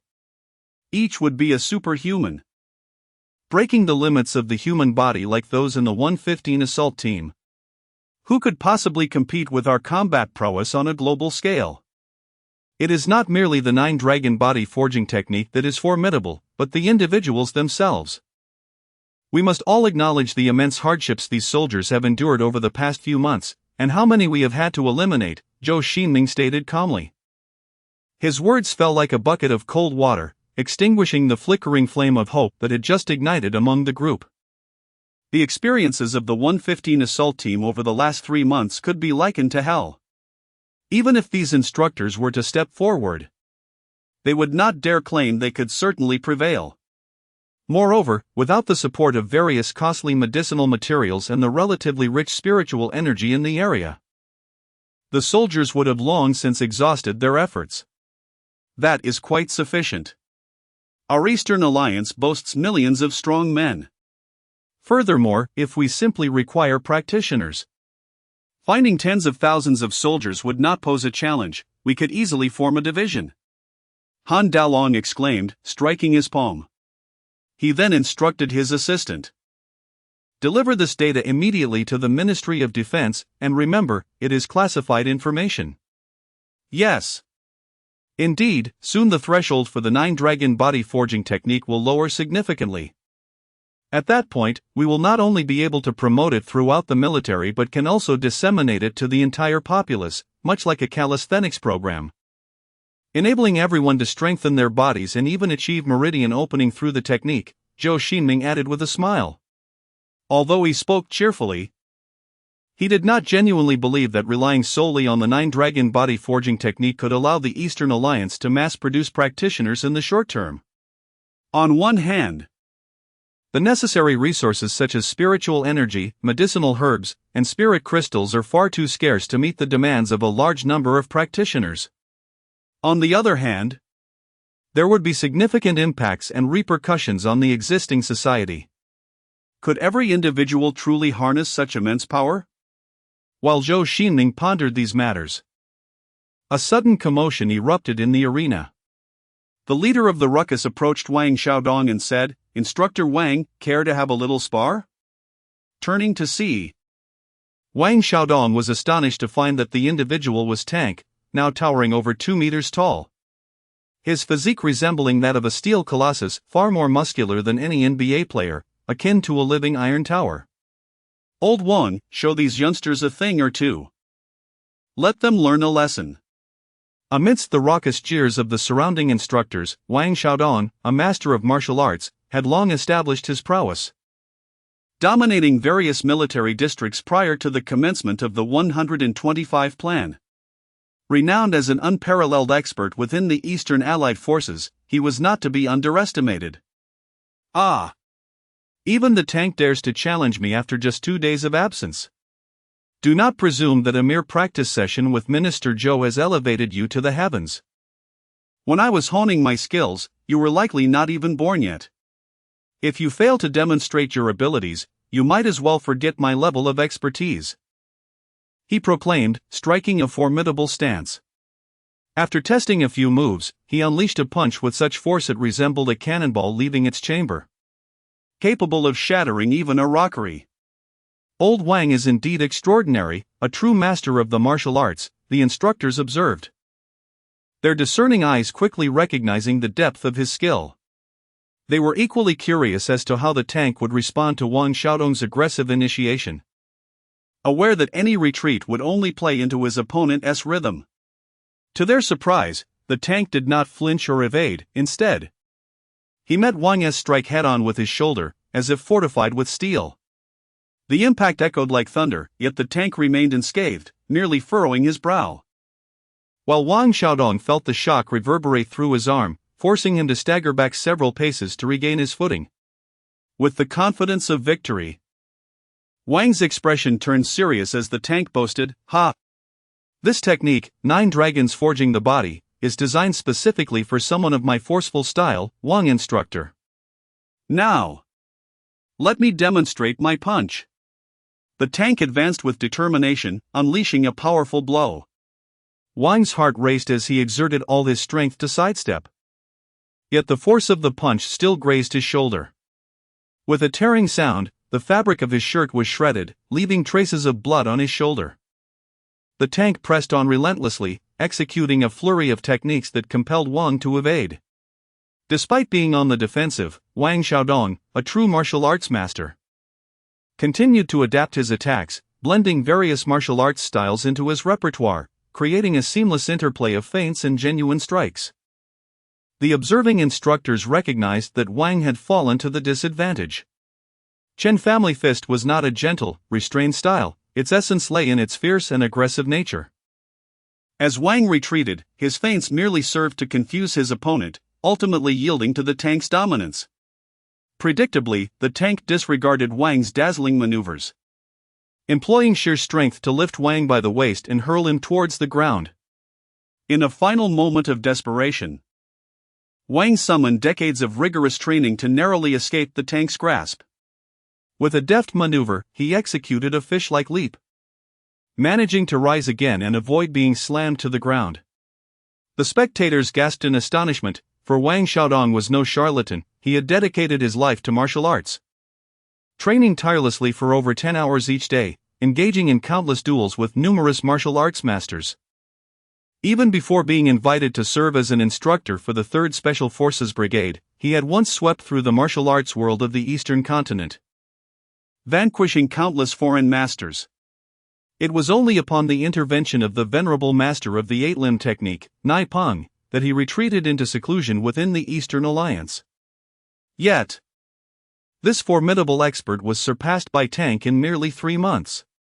If he were to continue training for several more months, could it be that the members of the 115th Assault Team would be capable of withstanding bullets? The more one contemplates, the more one recognizes the formidable nature of the 9-dragon body forging technique. It is undoubtedly a treasure of sports science and even biology. At this moment, a voice emerged from the crowd. "By the way, Minister Zhou, how formidable are you? How does Tank compare to you?" Chapter 27, The Might of a Truck. During his time at the base, aside from the initial days spent in rigorous training where Zhou Xingming showcased his superhuman physical prowess, he had refrained from engaging in any confrontations. Each day, apart from his dedicated efforts to instruct others in the art of the 9 dragons body forging technique, he seemed to be absent from the base, leaving no one truly aware of the extent of his capabilities. If the tank were to open its energy sea now, it might withstand 1 or 2 of my strikes, but at present, even with a firearm, he likely wouldn't stand a chance, Zhou Xingming remarked with a smile, shaking his head lightly. Ah, even a gun cannot harm you, Minister Zhou? Several bystanders exclaimed in astonishment.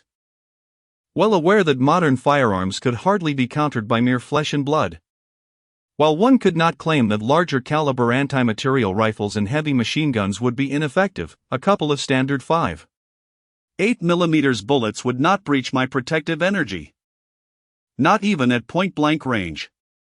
Do not fret, I shall demonstrate my prowess shortly. Allow me a moment to consider how best to convey my abilities to you all. Meanwhile, outside the base, a frail-looking elder, flanked by several soldiers, ambled into the military compound.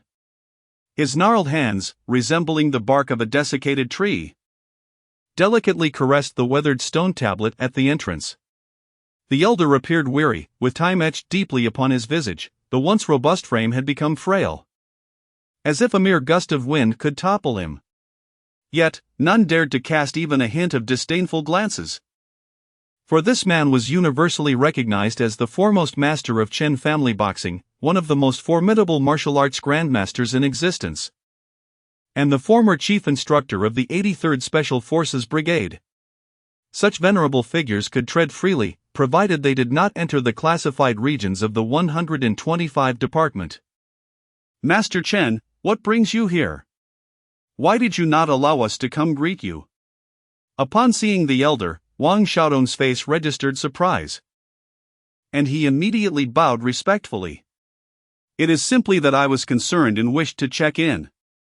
However, it seems you are not diligently training our warriors in the East League.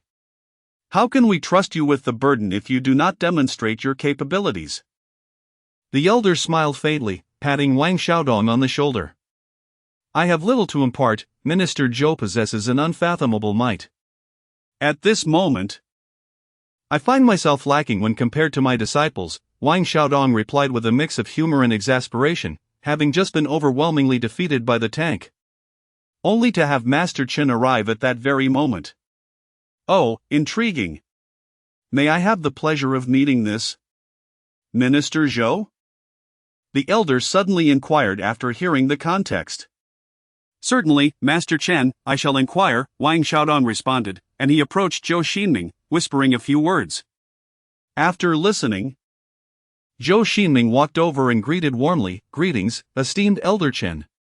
It is an honor to finally meet you. This was not mere formalities, Zhou truly recognized the elder's stature. Long ago, at the inception of the highly classified Project 125, he had proposed a significant initiative during a meeting of the highest operational group, aimed at investigating historical documents from various dynasties to unearth any remnants of the celestial teachings preserved before the Great Cataclysm. Although the connection to the secular path has been fundamentally severed since the advent of the Jedi Heaven, the Eastern Alliance's historical roots run deep and have managed to preserve some semblance of tradition. However, much of this legacy has been lost to the ravages of time and the almost total disappearance of spiritual energy. Initially, what was once exalted celestial magic has degraded into meaningless dragon-slaying techniques, and further devolved into the disreputable tricks of the underworld. Nevertheless, martial arts such as the Chen family fist have managed to endure as valuable remnants, albeit fragmented and imperfect. They represent the most rudimentary form of physical cultivation. Through extensive simplification and modification of the original techniques, these practices have been amalgamated with the essence of modern physiology. Regrettably, in their adaptation to low spiritual energy environments, these methods have been excessively diminished, rendering them too challenging for widespread adoption, and they bear no comparison to orthodox cultivation techniques like the Nine Dragons body forging method. Hello, Minister Zhou, might I have the honor of sparring with you?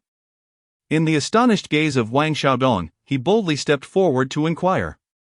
Instantly, a collective gasp arose from the onlookers, all aware that the elder was at the pinnacle of the martial arts world, having previously subdued countless masters single-handedly, his prowess far exceeding that of Wang Xiaodong. Moreover, Minister Zhou was a figure of great significance, possessing the extraordinary skill of the Nine Dragons body forging method.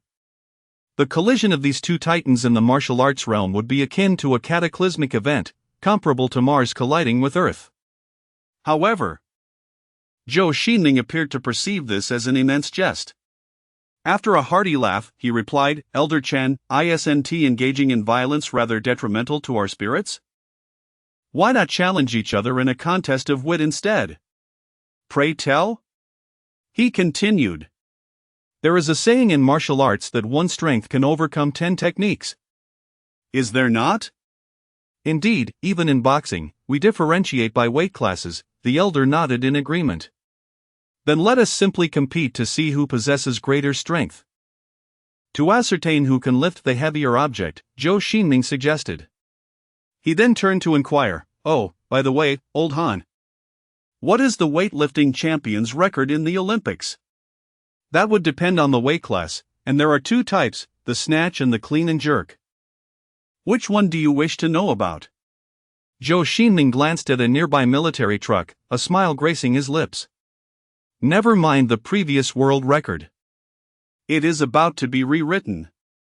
As soon as he finished speaking, he placed both hands under the chassis of the truck, and with a powerful roar, astonishingly lifted the massive vehicle, which would be deemed a colossal object by human standards, above his head. My heavens! That appears to be an MV3 general-purpose truck, and it has a 6x6 chassis. How is that even possible for a human being? Gasps of astonishment erupted around him, leaving everyone in a state of shock. Among those present, aside from a few who were in the know, most were only aware that Zhou Xingming had long since opened his meridians and was formidable enough to rival legendary figures like El Bu and Xiang Yu, capable of defeating hundreds of armed men with a single hand. Yet, the majority still regarded him within the realm of humanity. To lift a truck with mere mortal strength, was he truly still human? Although the members of the 115 assault team have recently transcended the limits of human capability, they are still quite distant from the feat of lifting an automobile, a task that even Captain Cohen is unable to accomplish. In fact, just a few days prior, even Zhou Xingming would have found such an endeavor utterly impossible. The MV3 General Truck, being a medium tactical vehicle, has a bare weight of 5 tons, which can escalate to around 10 tons when fully loaded, exceeding the weight of an elephant. One must not underestimate this figure. The golden cudgel of the Monkey King weighs merely 13,500 Jin, which, even when converted to modern units, amounts to less than 7 tons. No matter how extraordinary one's innate strength may be, nor how formidable a primordial body cultivator or ancient demon reincarnated might prove, it is entirely implausible for a Qi opening practitioner to possess such power. However, Zhou Xingming is no longer merely a Qi opening practitioner. He has recently advanced to the Qi C stage, having finally established his Qi C with the aid of a newly acquired fragment of spiritual crystal and the accumulated resources from his past life. Chapter 28, Learning the Elder's expression fluctuated as he read on, doubting whether he was experiencing a mere illusion. Finally, he could only exhale deeply, exclaiming, "Minister Zhou's martial prowess is truly a fortune for our Eastern Alliance. As for any further discussions of challenges, that would merely be an exercise in self-degradation." Although weightlifting and combat are not closely related, the fact that the opponent can lift a truck speaks volumes about the disparity in their capabilities. The extraordinary strength he possesses naturally implies an unparalleled level of defense, even if he stood still and allowed the elder to strike. It would be inconceivable that he could inflict any harm.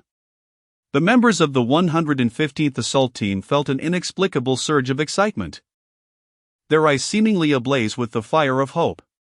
If Minister Zhou is capable of such feats, could it be possible for them, through diligent practice of the 9 Dragons forging body technique, to achieve similar heights one day?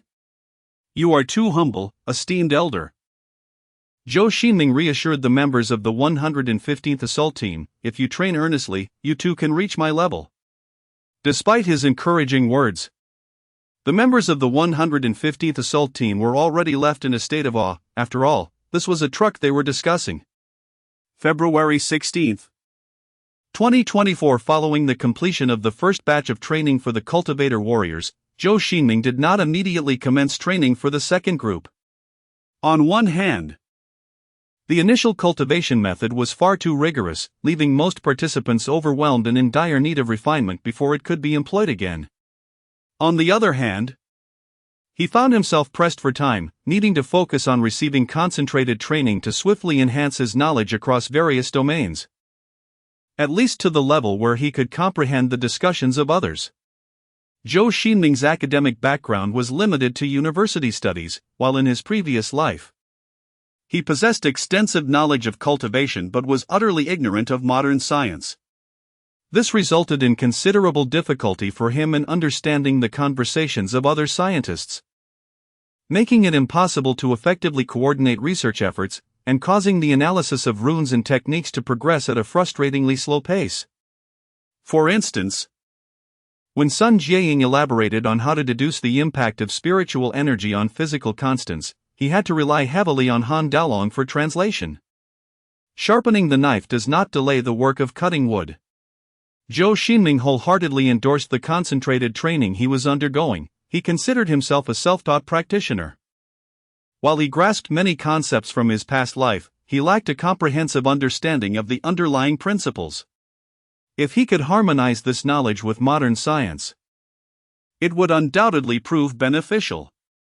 In the ensuing days, Zhou Xingming found himself immersed in a whirlwind reminiscent of his busy high school years, though instead of high school teachers, he was now faced with a luxurious team composed of numerous academicians and experts.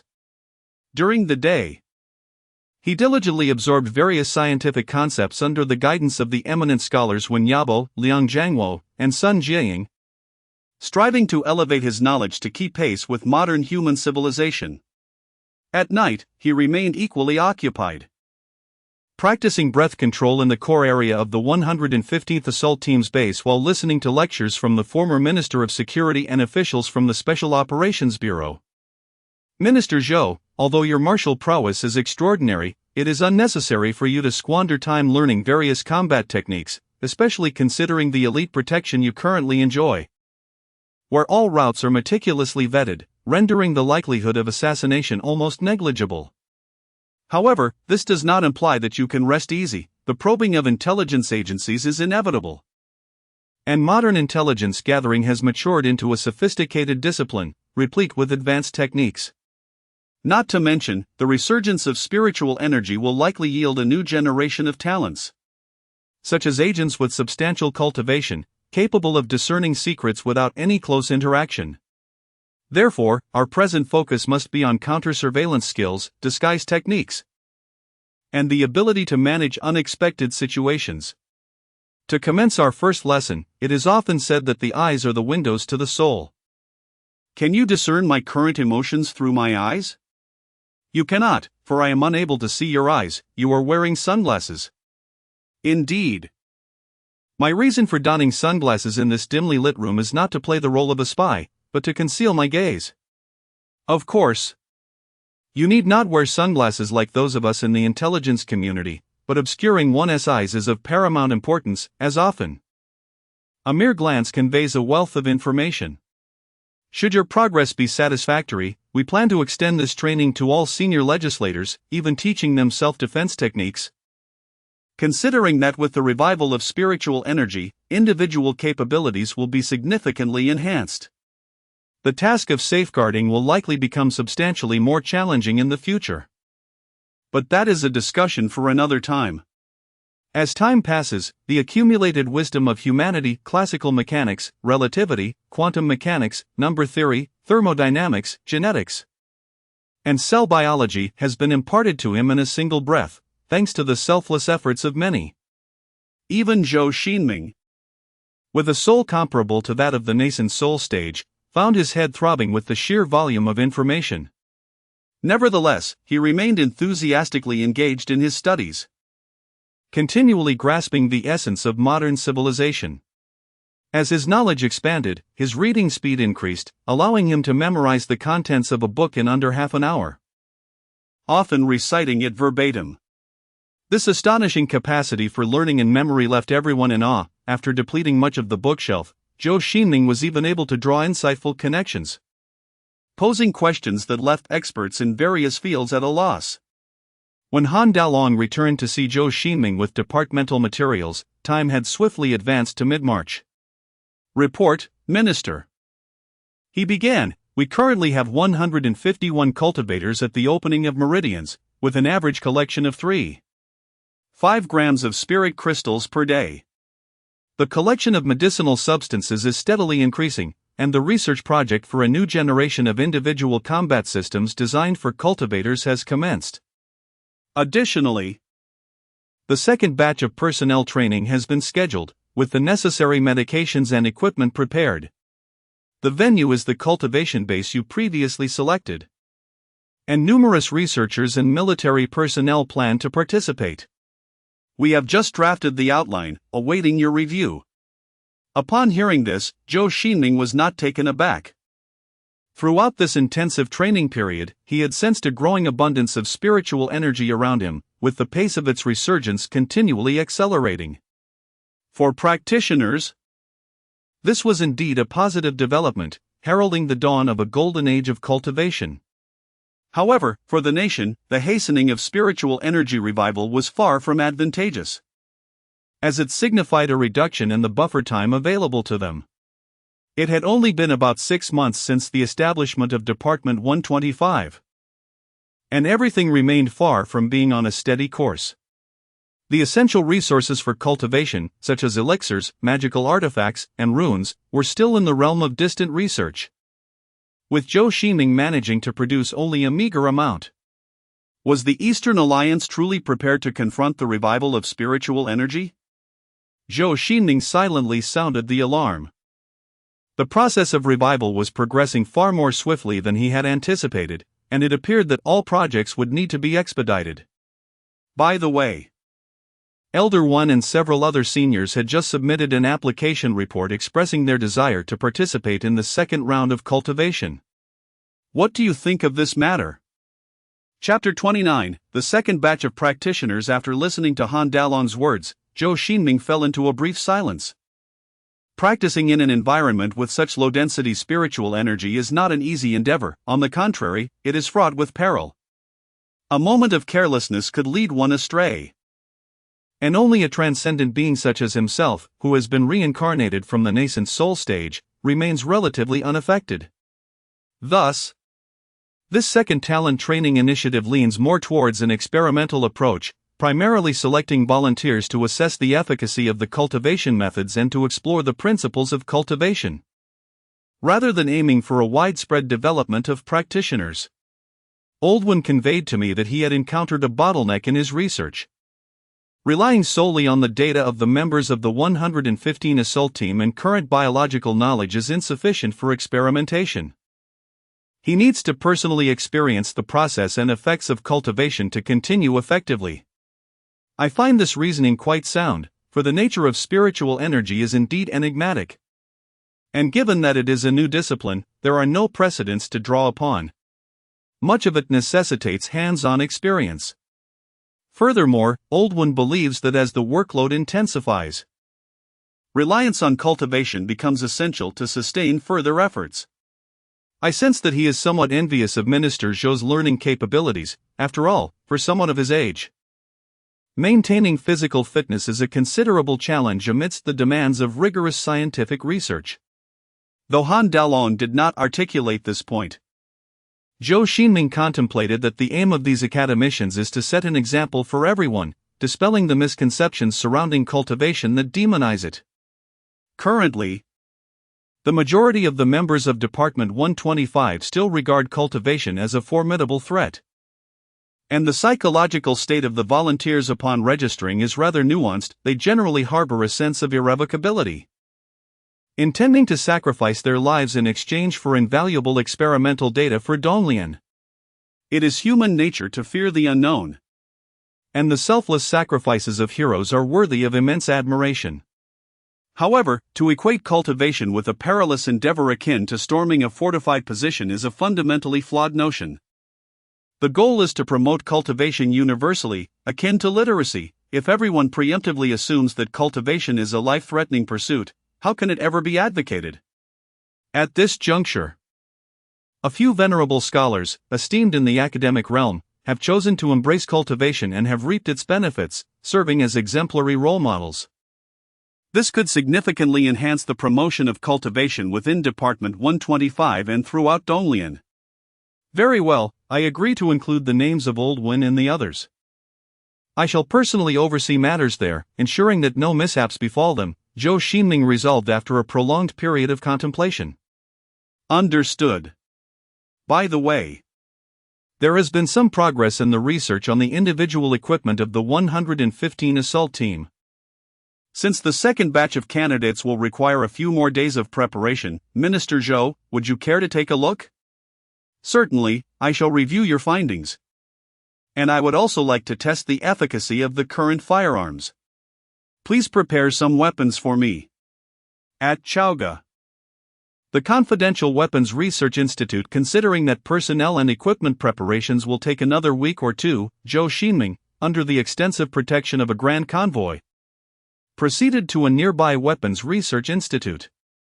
His reason for coming here was not solely to observe the future individual equipment of the 115 assault team, but also to gain insight into the power and recoil of modern firearms, to discern whether practitioners of martial arts are more suited to wielding firearms or melee weapons.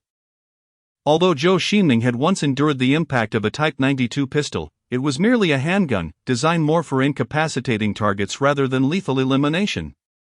Thus, in terms of penetration and lethality, it significantly pales in comparison to rifles and machine guns. Zhou Xingming's inspection was unannounced, resulting in no extensive reception awaiting him. Only a brief notification was made to the sentry. This is Minister Zhou from Department 125, he wishes to test the weapons. Lao LV, please arrange this matter. Came the instruction. This here is the QBZ-95, the 95 type automatic rifle, which employs the domestically produced 5.842mm DBP-87 full metal jacket ammunition, classified as small caliber intermediate powered rifle cartridges, with muzzle energy ranging between 1300 to 2500 joules. Before you is the QJZ-89 heavy machine gun, capable of firing standard Warsaw Pak-12 7x108mm heavy caliber rounds, as well as domestically manufactured 84 type armor-piercing rounds and 89 type armor-piercing incendiary tracer rounds, designed for suppressing enemy fire. Additionally, we have the 99 type sniper rifle, which utilizes the same model of ammunition. Of course, we also possess the antiquated 56 type rifle, along with foreign standard firearms such as the M16 from Cohen and the FAMAs from AL. Should you have a preference, feel free to inform me, and I shall relay your request to the armory personnel. Zhou Xingming was acutely aware that firearms are merely projectile launchers, it is the ammunition that inflicts fatality, with lethality varying according to the type of bullet. Introducing the types of ammunition equates to unveiling the lethality of the firearm itself. I shall begin with the 95 type, he declared. Very well, sir, replied a dark-skinned young soldier, who escorted him to a wooden table outside, and with a hint of concern, added, Sir, please refrain from holding down the trigger, many novices tend to do so. I will support you from behind. The designated shooting range was exclusive to the military, lacking the protective barriers of civilian ranges, where firearms are often secured with chains. Instead, fully loaded weapons were casually placed on the rudimentary wooden table, allowing shooters the freedom to disassemble the firearm if they wished. Targets were positioned at varying distances, surrounded by lush, untamed mountains, rendering ear protection unnecessary. One could fire at will. Before the young soldier could finish speaking, Zhou Xingming seized the 95 type rifle and unleashed a volley of bullets, each striking within the 10 ring, leaving the young soldier utterly bewildered. You are extraordinarily accurate, he stammered after a moment. In all his years of service, he had never witnessed anyone empty a magazine in mere seconds, achieving perfect precision with every shot. It is important to note that the targets that Zhou Xingming shot at were positioned at a distance of 100 meters. While this distance may appear short, from that vantage point, the target resembles merely a speck. For individuals with even a slight degree of nearsightedness who are not wearing glasses, the target becomes nearly invisible. Even the most skilled marksman in the military would require some degree of aiming to hit a target at this range. The challenge intensifies when considering the difficulty of maintaining control during rapid fire. In stark contrast, Zhou Xingming effortlessly pressed the trigger in a continuous stream, unleashing a torrent of bullets from his Type 95 rifle. Remarkably, he managed to strike the bullseye with every single shot, successfully landing all 40 rounds from his extended magazine as if he were opening a lock with ease. Chapter 30, the 25 Type Individual Combat System not bad. Zhou Xingming casually replied, his gaze fixated on the target's bullet holes, lost in contemplation. It appeared that for cultivators, becoming a sharpshooter was a relatively effortless endeavor. The clarity of vision and the rapid neurological response they possessed allowed them to swiftly draw their firearms and eliminate adversaries with precision, all while maintaining control. Moreover, Zhou Xingming was a cultivator with a modern higher education. His recent arduous study encompassed the 5 elements of ballistics: internal ballistics, initial ballistics, intermediate ballistics, external ballistics, and terminal ballistics. These elements elucidate the behavior of a bullet at various stages, each influenced by external factors. Thus, as he raised his rifle to aim, he instinctively accounted for wind direction, humidity, temperature, and planetary gravity, adjusting the bullet's trajectory to ensure that every shot, even in rapid succession, struck its mark. However, akin to sharpshooters, lower-tier cultivators harbored a fear of firearms. Even the impact of standard DBP-87 full metal jacket rounds from a Type 95 rifle could deplete a significant portion of Zhou Xingming's protective chi, compelling him to withstand bullets with his physical body. It was even more pronounced for ordinary cultivators in the Chi C stage. Being struck by just a few hundred domestically produced 5.8 mm bullets could severely injure them. If they faced the more penetrating 7.62 by 39 mm northern bullets, the likelihood of penetrating their protective chi and injuring their flesh was alarmingly high. As for firearms like the Type 10 sniper rifle and the Type 85 heavy machine gun, a mere handful of rounds within 100 meters, provided they were not blanks, could easily lead to Zhou Xingming's demise. Even a single hit would be enough to inflict injury, rendering his protective chi insufficient. This, however, was somewhat reassuring. Chi C cultivators could not realistically confront a platoon of infantry head-on. Therefore, the Eastern Alliance military need not worry about a handful of low-tier beasts disregarding light weaponry as if they were ancient warriors traversing the battlefield, necessitating tanks and artillery, or even air support for eradication. After testing several different firearms, Zhou Xingming had a general understanding and proposed to Han Dalong that he wished to examine the individual combat gear of the 115 assault team, to gain insight into the equipment that the first batch of militarized cultivators in the Eastern Alliance would possess. Certainly, Han Dalong replied, then entered a room to converse briefly with the individuals inside. Soon after, several elderly weapons experts emerged to brief Zhou Xingming. First and foremost, Minister Zhou, one began. When designing individual combat equipment, one cannot solely consider firepower output. After all, soldiers are not trucks, their carrying capacity is inherently limited, especially for special forces engaged in long-range operations. This is a basic principle you must be aware of. Of course, I understand, Zhou Xingming responded. If soldiers are burdened with excessive gear, their operational efficiency will undoubtedly diminish significantly. Thus, it is essential to strike a balance, ensuring sufficient individual firepower without overwhelming their capacity. Indeed. Take for instance our neighboring country, where the marching load of a soldier typically fluctuates between tens of kilograms. Given their industrial and technological prowess, it is entirely feasible for each soldier to carry a considerable quantity of ammunition, supplemented by multiple individual rocket launchers and heavy machine guns. However, this is not a practical scenario. One cannot expect a soldier to bear hundreds of kilograms, as it would be utterly debilitating. The human capacity for weight-bearing is inherently limited, with a maximum of about 30 kilograms in combat situations. Beyond this threshold, not even professional athletes could realistically engage in combat while shouldering 50 to 60 kilograms. As for cultivators, current analyses from biological laboratories indicate that, excluding high-level practitioners like yourself, the weight-bearing capacity of standard mid-stage cultivators is approximately 400 to 500 kilograms. This refers to their ability to traverse rugged terrain while carrying such substantial loads. At peak performance, this figure could even reach 800 kilograms.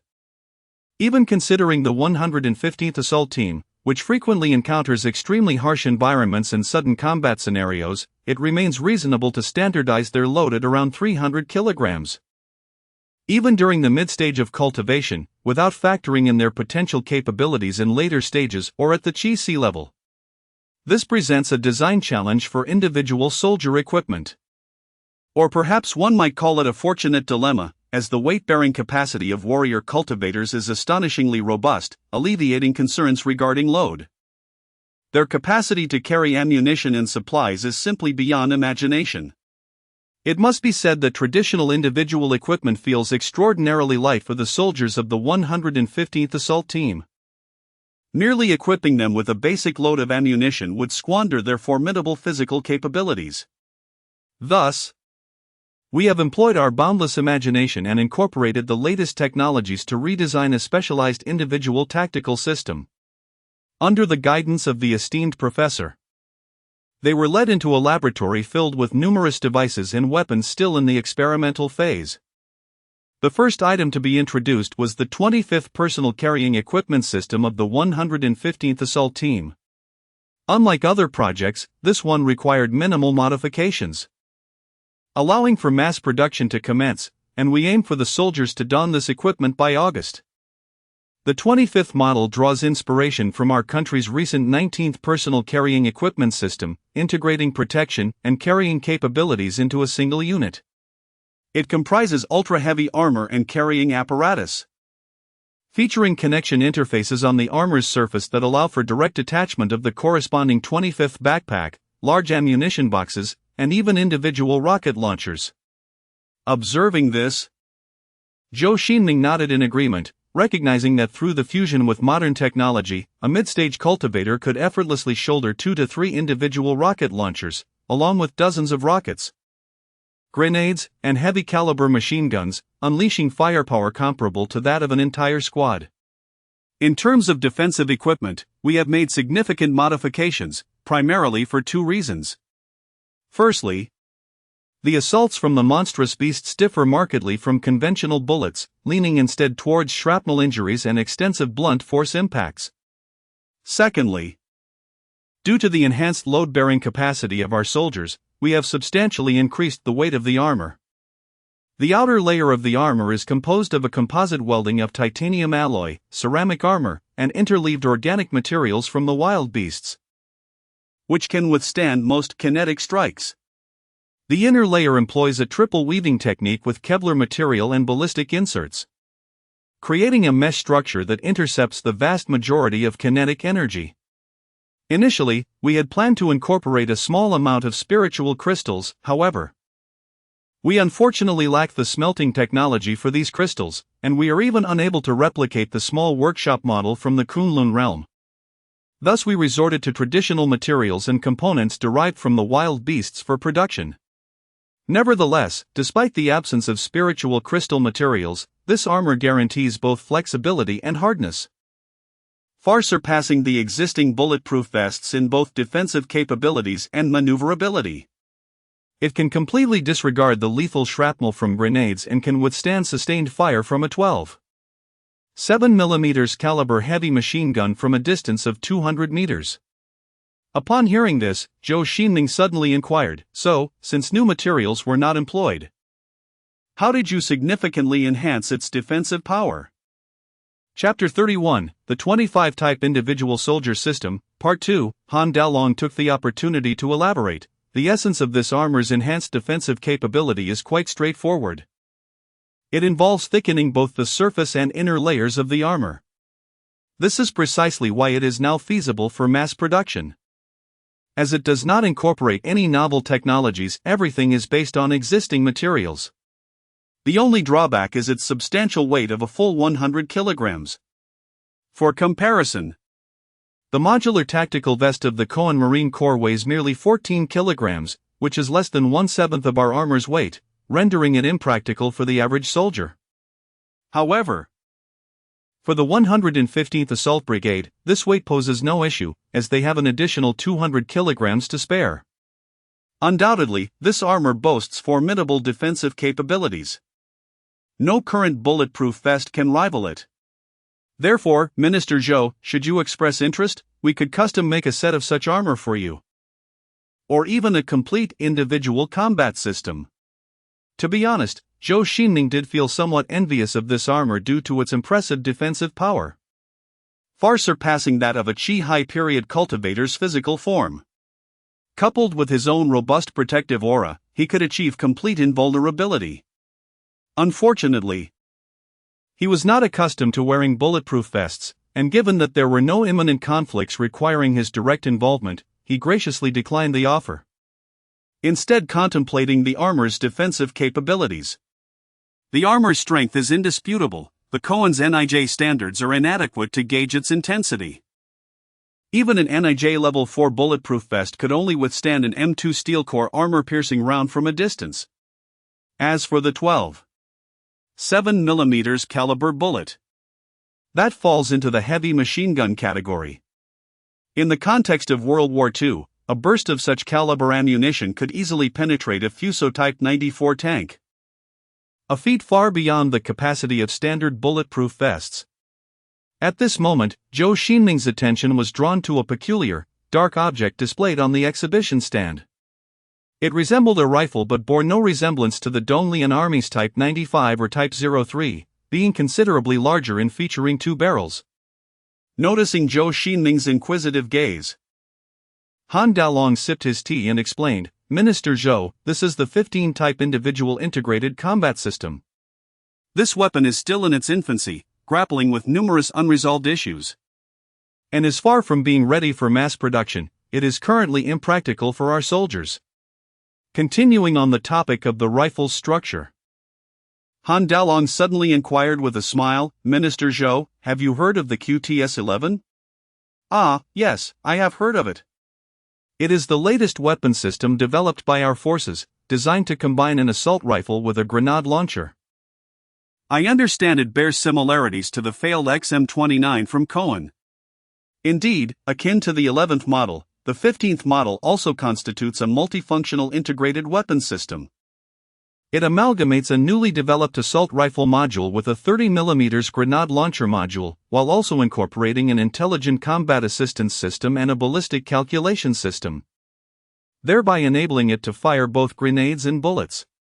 The grenade launcher poses no challenge, as it can directly draw inspiration from the QTS-11, however.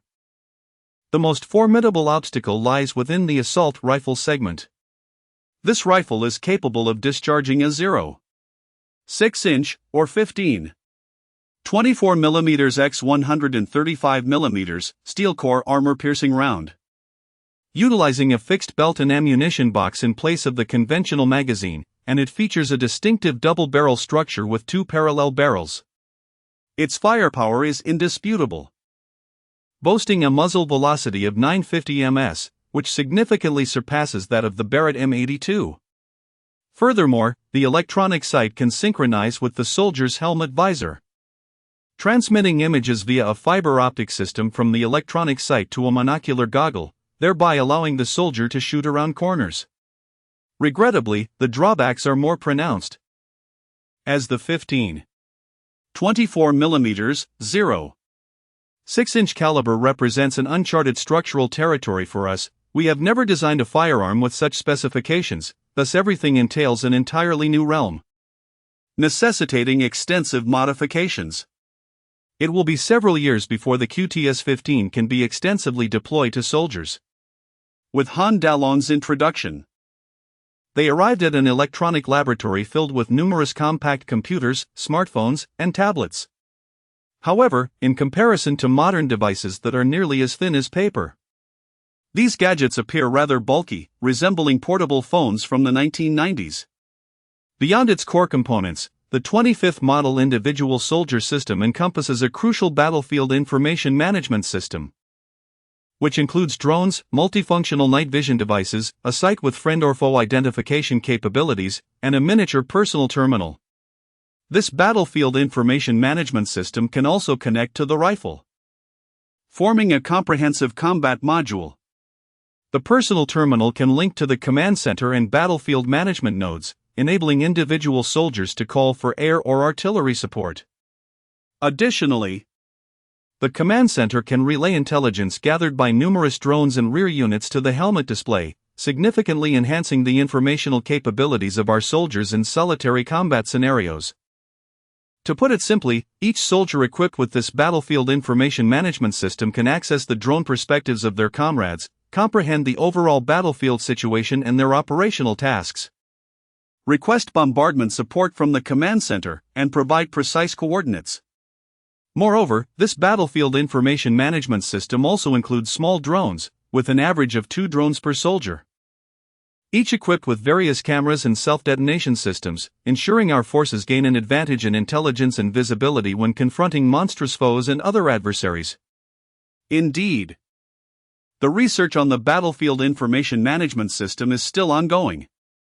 Although it is not as complex as the QTS-15, it does involve numerous challenges. Our current objective is to ensure that these sophisticated electronic devices operate seamlessly in various extreme environments, such as muddy terrains and tropical rainforests. Overall, the Type 25 represents a comprehensive individual soldier system, encompassing an armor-centric personal carrying system, 16 grenades, a QTS-15, an ammunition box equipped with 450 rounds of 15.24 mm ammunition, as well as 2 PF-98 rocket launchers, or alternatively, 2 FHJ-02 cluster rocket launchers and 2 infantry shoulder-fired Red Arrow 16 missiles. Naturally, the equipment varies among different types of troops, including automatic grenade launchers and even recoilless rifles, as every practitioner of martial arts possesses immense strength. Additionally, there are various other items, such as multifunctional tools, gas masks, specialized military rations, first aid kits, and tents.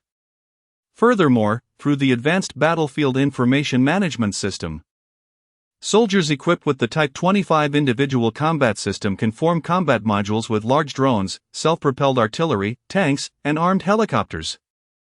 The soldiers act as vanguards to scout the situation, while heavy weaponry in the rear ensures they receive ample fire support at all times.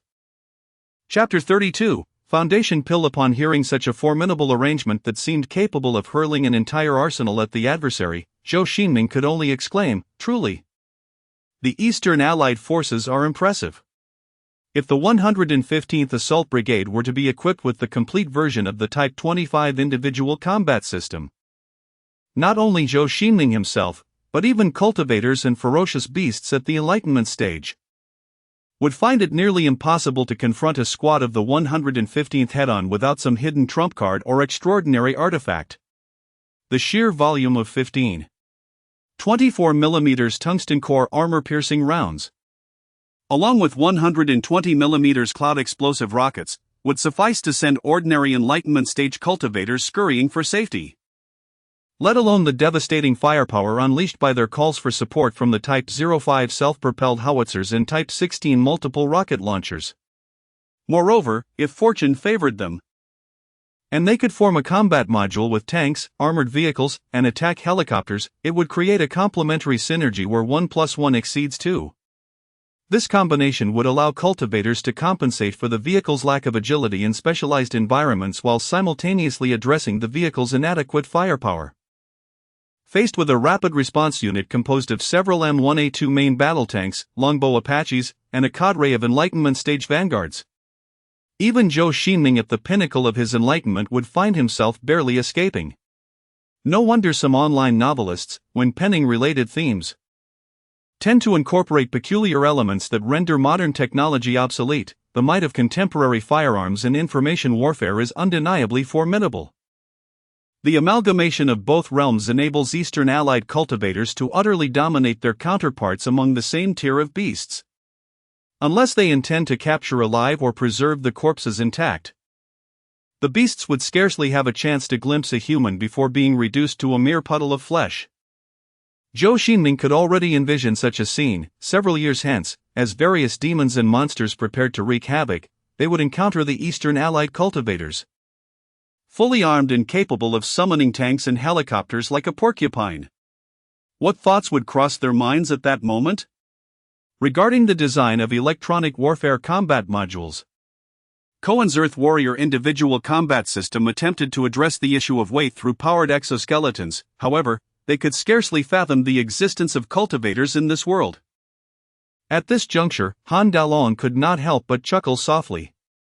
After all, the superhuman capabilities of cultivators would undoubtedly astonish those across the ocean, perhaps even prompting the Pentagon to seize the opportunity to extract several trillion in funding from Cohen's highest council. The Earth Warrior individual combat system, a mere sham in the realm of funding, is in no position to be compared with our Type 25 individual combat system. Furthermore, one is designed for ordinary individuals while the other caters to cultivators. Can they truly be compared? Another elderly professor scoffed. By the way, when can we expect the complete version of the Type 25 individual combat system to be distributed to the personnel of the 115th Assault Brigade? After surveying the room, Zhou Xingming inquired. By next May, I believe. Rest assured, Minister Zhou, we will work overtime to expedite the first batch of samples for that time frame. Upon hearing this, Zhou Xingming took a deep breath and respectfully remarked, Esteemed seniors, I sincerely appreciate your hard work. Zhou Xingming was acutely aware that the development of weaponry often unfolds over the span of years, particularly in projects across the ocean, where it is not uncommon for endeavors to extend over a decade. The rapid emergence of such significant results was undoubtedly attributable to the unwavering dedication of seasoned veterans.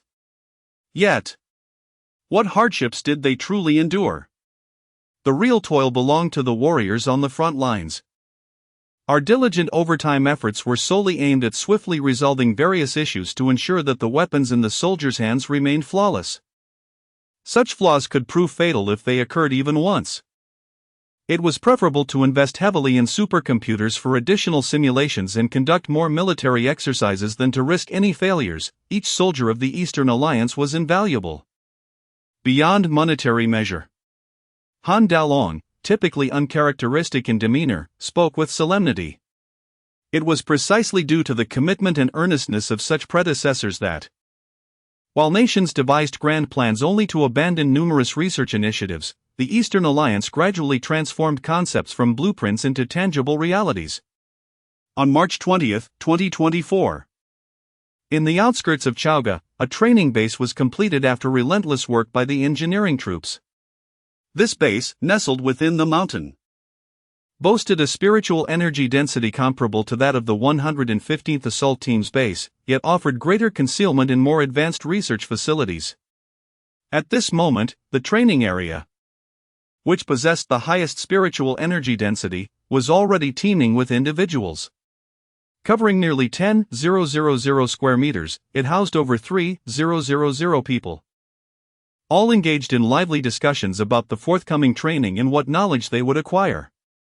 According to the directives of the Supreme Council, the candidates for the 396 Advanced Talent Cultivation Program were not primarily selected from the military but rather comprised a substantial number of volunteers from the 125 Department, with the intention of exposing researchers to the realm of cultivation.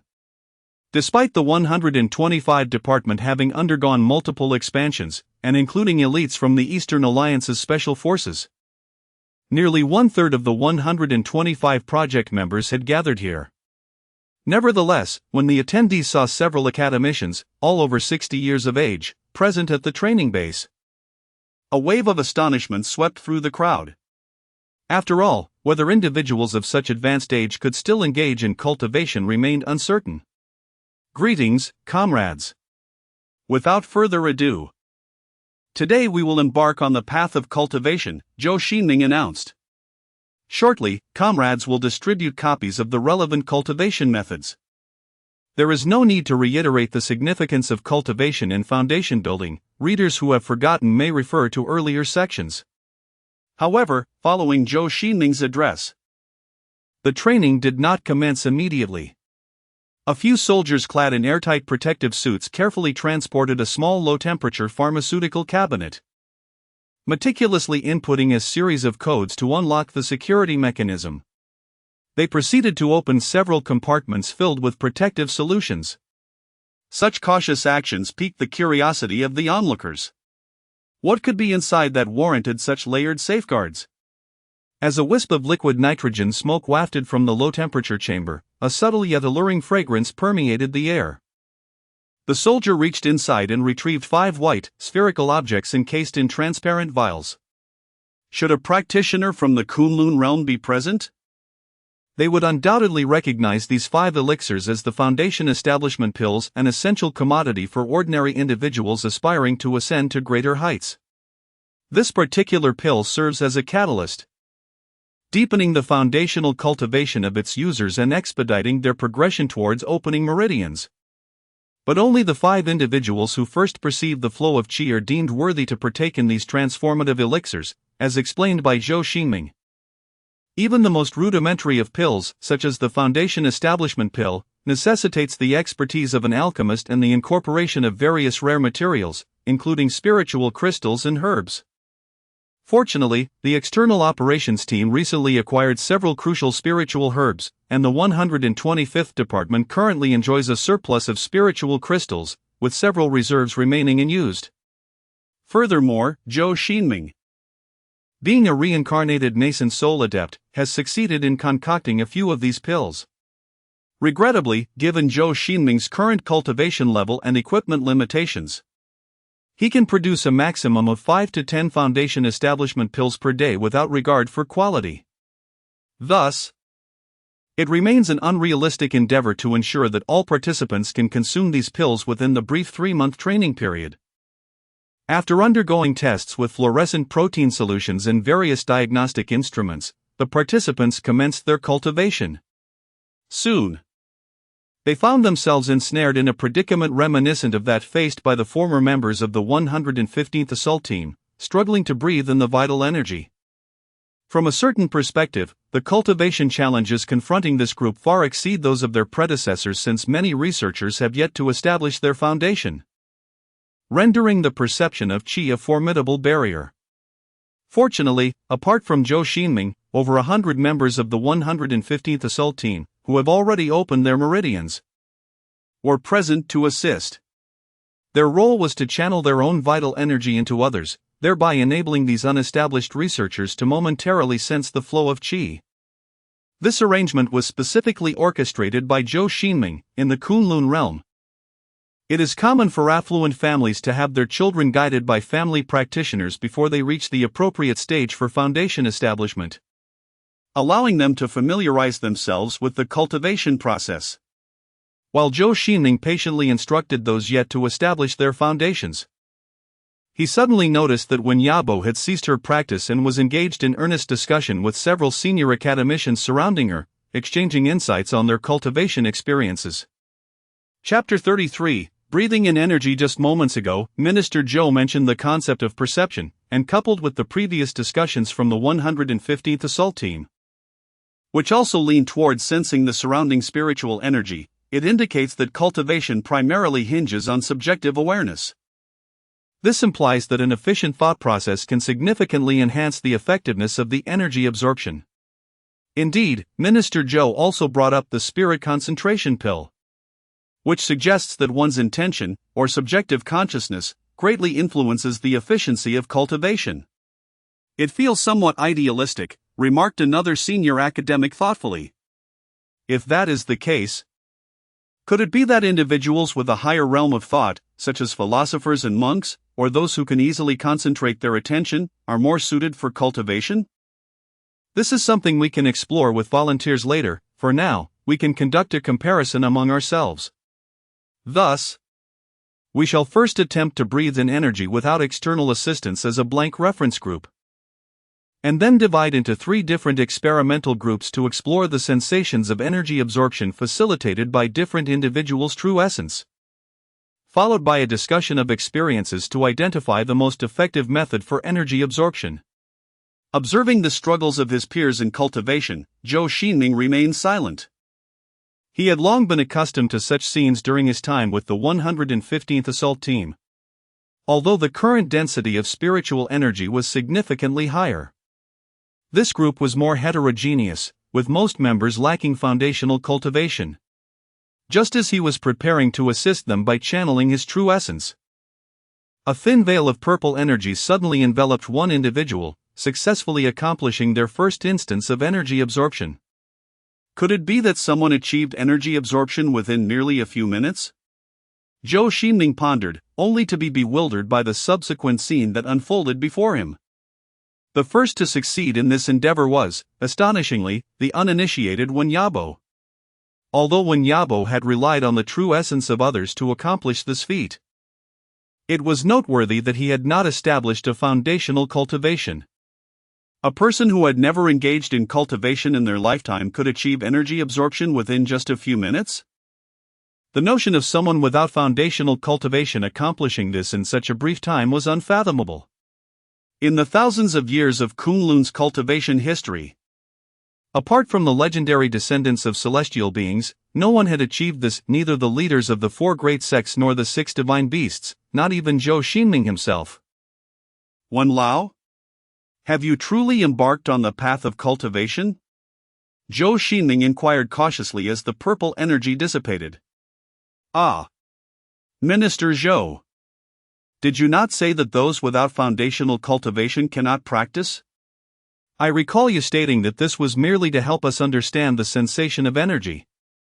Yet I did feel something rather extraordinary just now. Indeed, but you have indeed just succeeded in energy absorption. Although it was facilitated by my true essence and thus not replicable. Still, this is exceedingly strange. By the way, Wen Lao, how do you feel now? There is nothing of great concern, in fact, I feel rather comfortable. I have just engaged in a discussion with a few esteemed colleagues, sharing various methods for harnessing the flow of spiritual energy from different locations. It seems we may have stumbled upon some effective techniques that could potentially assist others in their cultivation. Very well, we shall have the medical team conduct an examination later. After all, it is quite rare for someone of your age to have reached the realm of humanity, particularly in the Kunlun realm, thus, it is prudent to exercise caution. Having concluded his statement, Zhou Xingming proceeded to guide others. Subsequently, this extraordinary phenomenon, which could be deemed a once-in-a-millennium occurrence in both realms, was witnessed several times in succession. Numerous researchers successfully traversed the foundational chasm, aided by the members of the 115th Assault Team, achieving the absorption of energy. Although this process necessitated the assistance of cultivators and held limited practical significance, it was nonetheless astonishing. Zhou Xingming had encountered various great beings in his past life. Yet he had never witnessed an ordinary, unestablished person capable of absorbing energy. To Zhou Xingming's surprise, scientists turned out to be the most suitable group for cultivation. Upon reflection, this realization seemed quite logical. Science, at its core, bears a striking resemblance to cultivation, both being systematic bodies of knowledge. Moreover, scientists are arguably among the most adaptable thinkers in this world. He resolved to draft a report for the Supreme Council, urging them to allocate more scientific workers to the 396 high-end talent cultivation program. After more than an hour had passed, approximately several hundred individuals successfully achieved their first absorption of energy. Observing that the remaining participants were unlikely to accomplish this feat today, Zhou Xingming announced the official conclusion of the cultivation conference. Congratulations! We are about to distribute foundational elixirs to the first 5 individuals who achieved energy absorption. We commend their accomplishments in the path of cultivation and hope that others will also attain success swiftly, becoming cultivators in due time. With that, Zhou Xingming retrieved the foundational elixirs from a temperature-controlled vial and solemnly presented them to Wenyabo and the other initial achievers. Meanwhile, the surrounding researchers and medical teams busily prepared various equipment. Unlike the energy absorption process, consuming the foundational elixir posed no significant risks, as the elixir itself was a mild, low-tier potion. Its efficacy could be disseminated throughout the body after several cultivation sessions, facilitating the unblocking of spiritual meridians for further cultivation. This step, however, is crucial in the realm of cultivation. Every great being has traversed this path. Moreover, this marks humanity's inaugural use of elixirs, far surpassing the significance of the Apollo moon landing, rendering its scientific value immeasurable. Holding the light elixir in his hand, Wenyabo instructed his assistant, Xiaolu. Ensure that all data is meticulously recorded. We must fully comprehend the underlying principles. Without hesitation, he consumed the elixir. Soon, the other 4 individuals followed suit. And witnessing this scene, Zhou Xingming felt a weight in his heart. These individuals, who ought to be enjoying their twilight years, were instead resolutely striving on the front lines. In contrast to the arduous process of energy absorption, the consumption of the foundational elixir proceeded smoothly. Before long, all participants completed their initial task of consuming the foundational elixir. The efficacy of this foundational elixir is nothing short of miraculous. It is akin to a celestial potion of extraordinary healing. An elderly academic, incredulous, marvels at the rejuvenation coursing through his newly revitalized hands. In his youth, he had suffered from neurological afflictions due to prolonged sleepless nights, enduring not only bouts of excruciating pain but also a perpetual sense of exhaustion. However, after consuming this foundational elixir, he feels as if he has been reborn. An invigorating surge of vitality envelopes his entire being, and he perceives that his body is now more vibrant than during his prime. The others present also experience varying degrees of enhancement, sensing their physical conditions improved beyond previous states, as though they have risen anew from the ashes. Even the gentle Wenyabo perceives a subtle flow of energy. Minutes later, the first round of cultivation for the second batch of the 396 project officially concludes. With 1 individual successfully opening their meridians, 5 partaking of the foundational elixir, and 115 completing the inhalation of energy. Chapter 34, The Principles of Foundation Establishment Pills. In the conference room, a secretary reported to Minister Zhou, a total of 5 foundation establishment pills were consumed, resulting in 3 successful and 2 failed foundations. I still do not quite comprehend, inquired a balding professor, scratching his head. Aside from the ability to delay aging and restore bodily health, what is the true purpose of foundation establishment pills in cultivation? After a moment of contemplation, Zhou Xingming replied. Comrade Han has posed an excellent question. In the terminology of the Kunlun realm, foundation establishment pills are a type of elixir that aids in unblocking the spiritual meridians. To elaborate on this, one must first mention the concept of spiritual meridians. As previously indicated, the opening of the meridians refers to a cultivator's ability to circulate true essence around the spiritual meridians in a complete cycle. Failing to achieve this merely renders one a physically powerful warrior, lacking true cultivation.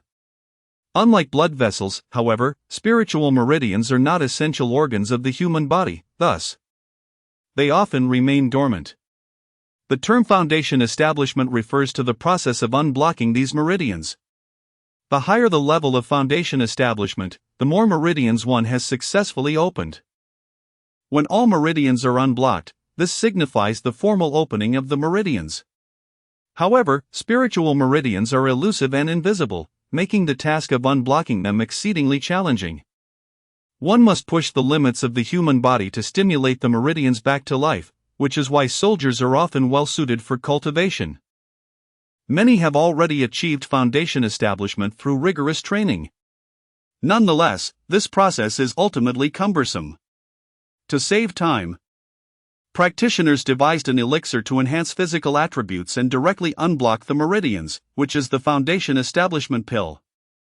Those who consume the Foundation Establishment pill can bypass years of arduous training and immediately embark on their cultivation journey.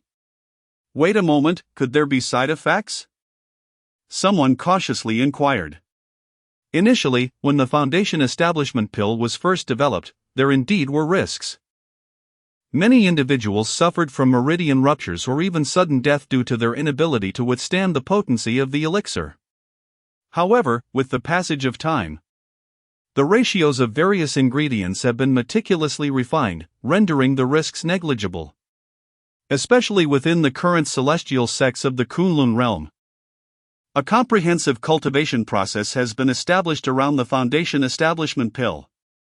For instance, as I mentioned, the Nine Dragons body forging technique includes specific procedures detailing how to utilize the Foundation Establishment pill alongside other spiritual herbs. However, the complete version of this manual is currently housed in the biological laboratory. Consider this: if such an elixir were overwhelmingly potent, how could I dare to allow Elder Win and the others to consume the Foundation Establishment pill? The pill itself is quite gentle, moreover. To mitigate its impact on the body, current formulations in the Kunlun realm have been diluted several times, breaking one original pill into several weaker ones.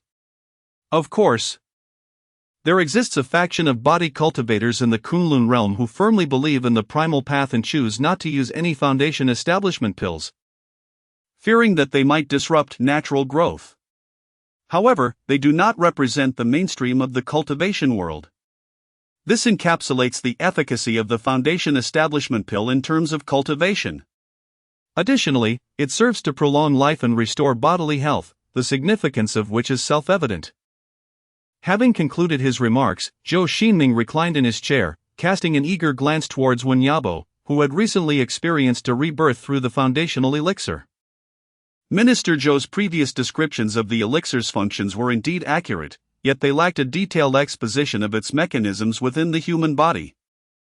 Only addressing the outcomes without delving into the processes. The principle behind the foundational elixir raises a pivotal question: how is it that low-level cultivators, despite their corporeal forms, are capable of undertaking various biologically incongruous feats? What sustains their substantial energy expenditure? The answer lies in spiritual energy, yet this energy necessitates a medium for transmission. Are low-level cultivators still fundamentally human? At the very least, Minister Zhou still requires the facilities and relies on his eyesight. The underlying principle is quite straightforward and falls within our realm of understanding. Cultivators possess a transcription factor efficiency that surpasses that of ordinary humans, augmented by an external energy source in the form of spiritual energy.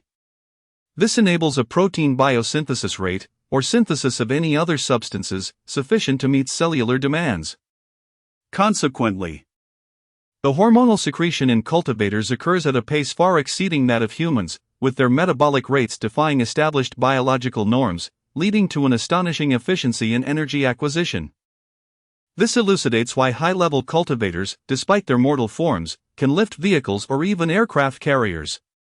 Moreover, cultivators have harnessed an energy maintenance mechanism that far surpasses adenosine triphosphate, even transcending biochemical reactions, a phenomenon yet to be observed by scientists in natural biological entities. According to Minister Zhou, this represents a form of spiritual energy reaction, wherein true essence and magical power supplant organic compounds in energy transmission. However, probing into such microscopic intricacies necessitates consultation with Old Sun, as my work remains more application-oriented. Additionally, the study of spiritual energy, in all honesty, is akin to employing ancient magnifying glasses to observe atoms with our current technological capabilities, utterly impractical. I apologize for digressing. Returning to the foundational elixir, my team, based on data from fluorescent biosensors, has discerned its effects on the human body. This substance, akin to the aforementioned true essence and magical power, can temporarily enhance the efficiency of transcription factors, synthesizing an unknown entity that is not ribonucleic acid. In the words of academician Sun, this substance exhibits a high affinity for spiritual energy, easily attracting surrounding spiritual forces. thus facilitating a catalytic reaction between the internal spiritual energy and its receptors. This process partially opens certain spiritual meridians while concurrently providing therapeutic benefits to our bodies. In simpler terms, the foundational elixir enables ordinary individuals to temporarily harness the capacity to channel true essence and magical power, thereby granting them the ability to mimic cultivators in controlling surrounding spiritual energy and, consequently, to open certain spiritual meridians. Regrettably, it remains beyond our capability to comprehensively elucidate the principles underlying the foundation establishment pill. We remain in the dark regarding the reactions that the unidentified substances undergo to activate the spiritual meridians. Much like our ignorance of the mechanisms by which true essence operates within the meridians of cultivators, it is indeed a black box. However, the silver lining is that, despite the lack of specificity regarding the outcomes, we possess a general understanding of the process by which the foundation establishment pill stimulates the conversion of pathway factors, as well as the elements that facilitate such reactions. Based on the effects observed thus far, I hypothesize that an individual devoid of foundational cultivation, in an environment rich in spiritual energy and without the use of advanced spiritual herbs, could potentially open their meridians by consuming 710 foundation establishment pills. Nevertheless, the research group I lead has yet to establish a control group, thus preventing us from ascertaining the accuracy of this data. According to Minister Zhou's account, given the advantageous conditions of the Kunlun realm, disciples from the four major sects typically require only 46 foundation establishment pills, in conjunction with their training, to successfully open their meridians. Conversely, disciples from smaller sects, constrained by economic limitations, exhibit a lesser dependency on foundation establishment pills, needing as few as 35 to achieve the same outcome. Chapter 35, The Status of Foundation Establishment Pills in the Kunlun Realm in Summary.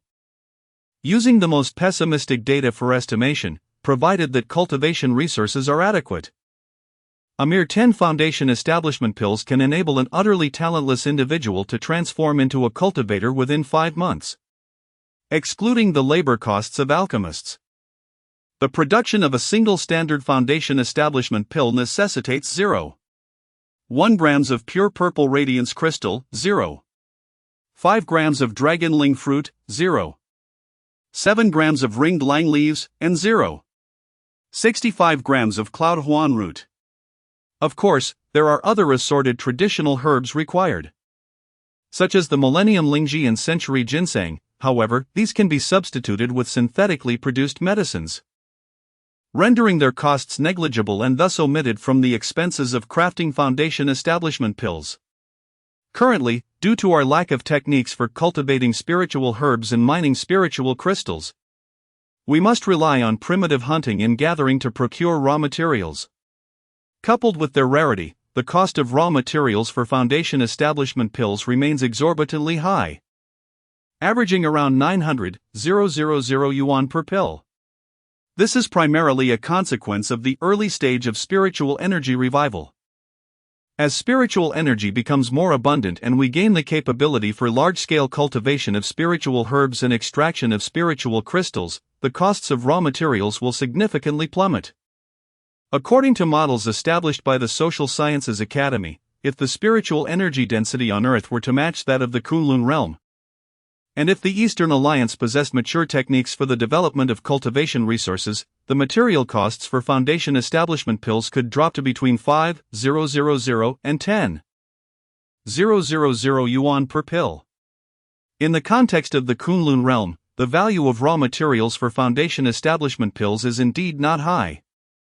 For instance, if we consider the Biyun Xianzong, where Zhou Xingming resided in his previous life, the amount of cultivation resources they acquire in a year could yield millions of foundation establishment pills if entirely devoted to their production. However, it is unfortunate that possessing materials does not guarantee the immediate production of pills. The alchemist's expertise is paramount. Moreover, other members of the Biyun Xianzong also require resources for their own cultivation, making it impractical to allocate all resources solely to foundation establishment pills. At this juncture, Under the organization of Wenyabo, an inquiry was posed. Speaking of which, Minister Zhou, I have a question. Please, go ahead.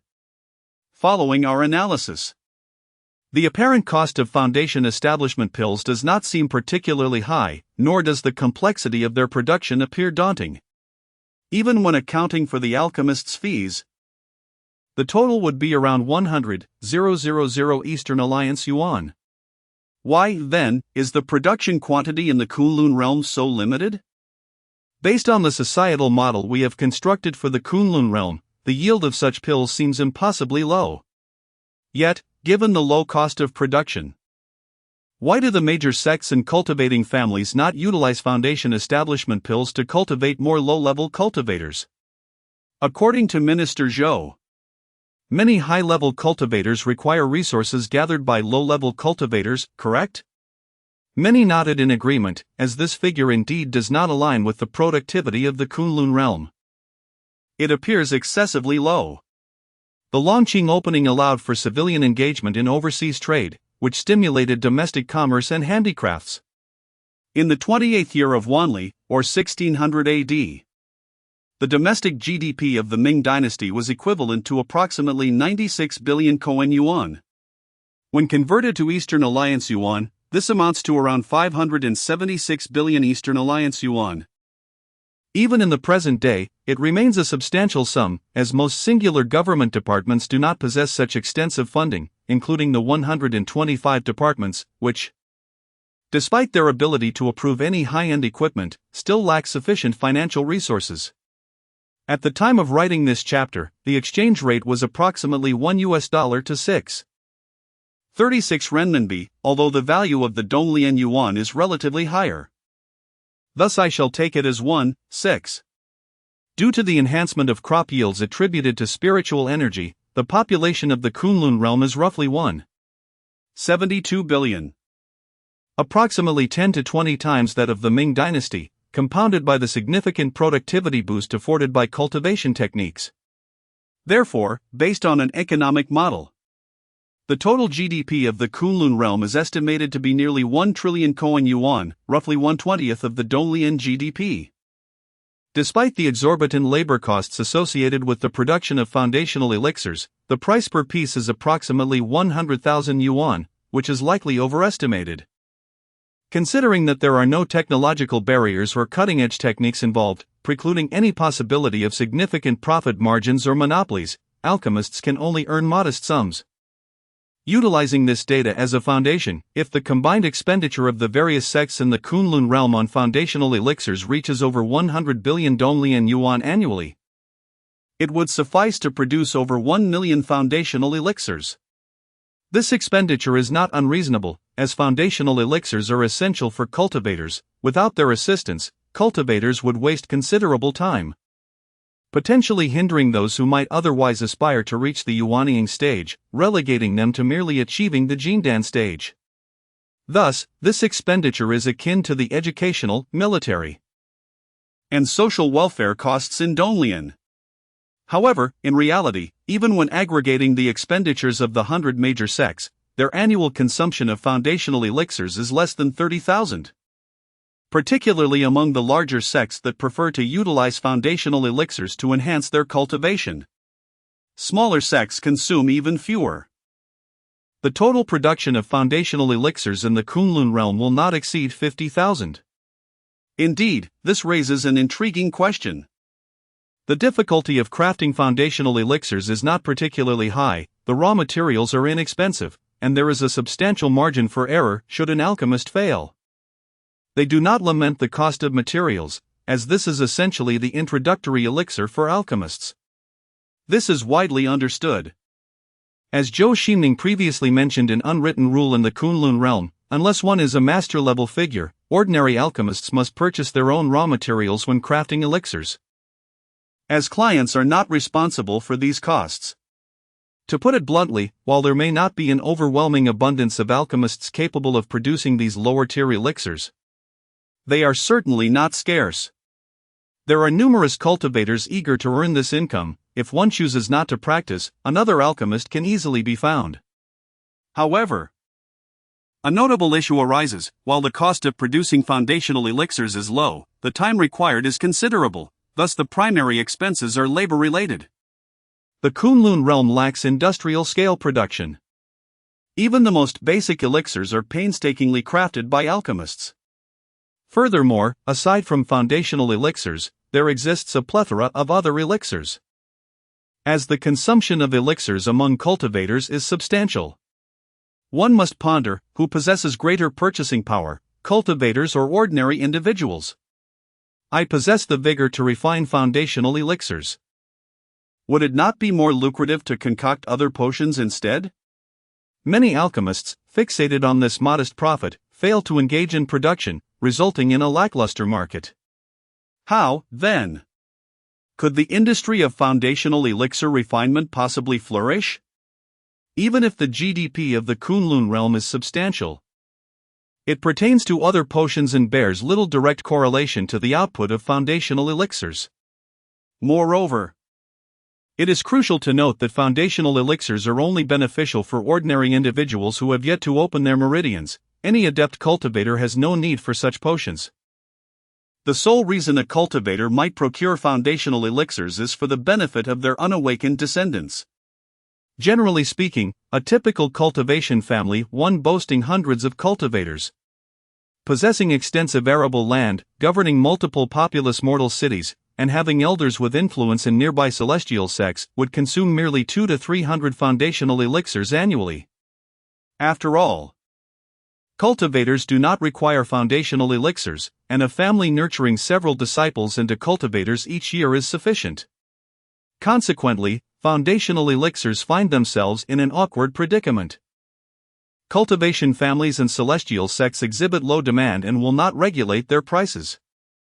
The true burden of acquiring foundational elixirs falls upon ordinary individuals. While it has been noted that sects are engaged in cultivating practitioners, the actual quantity of foundational elixirs consumed by these sects and cultivation families is not particularly high. Thus, even if the cost of production rises due to labor expenses, it does not pose a concern. However, if the numbers were to swell significantly, the expenditure on such elixirs could become exorbitant, potentially leading to a loss-making venture.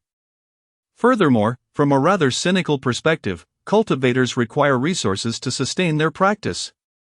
Particularly those ordinary individuals who have never been exposed to cultivation and struggle to meet basic needs, they necessitate vast amounts of spiritual herbs to remedy their previous deficits.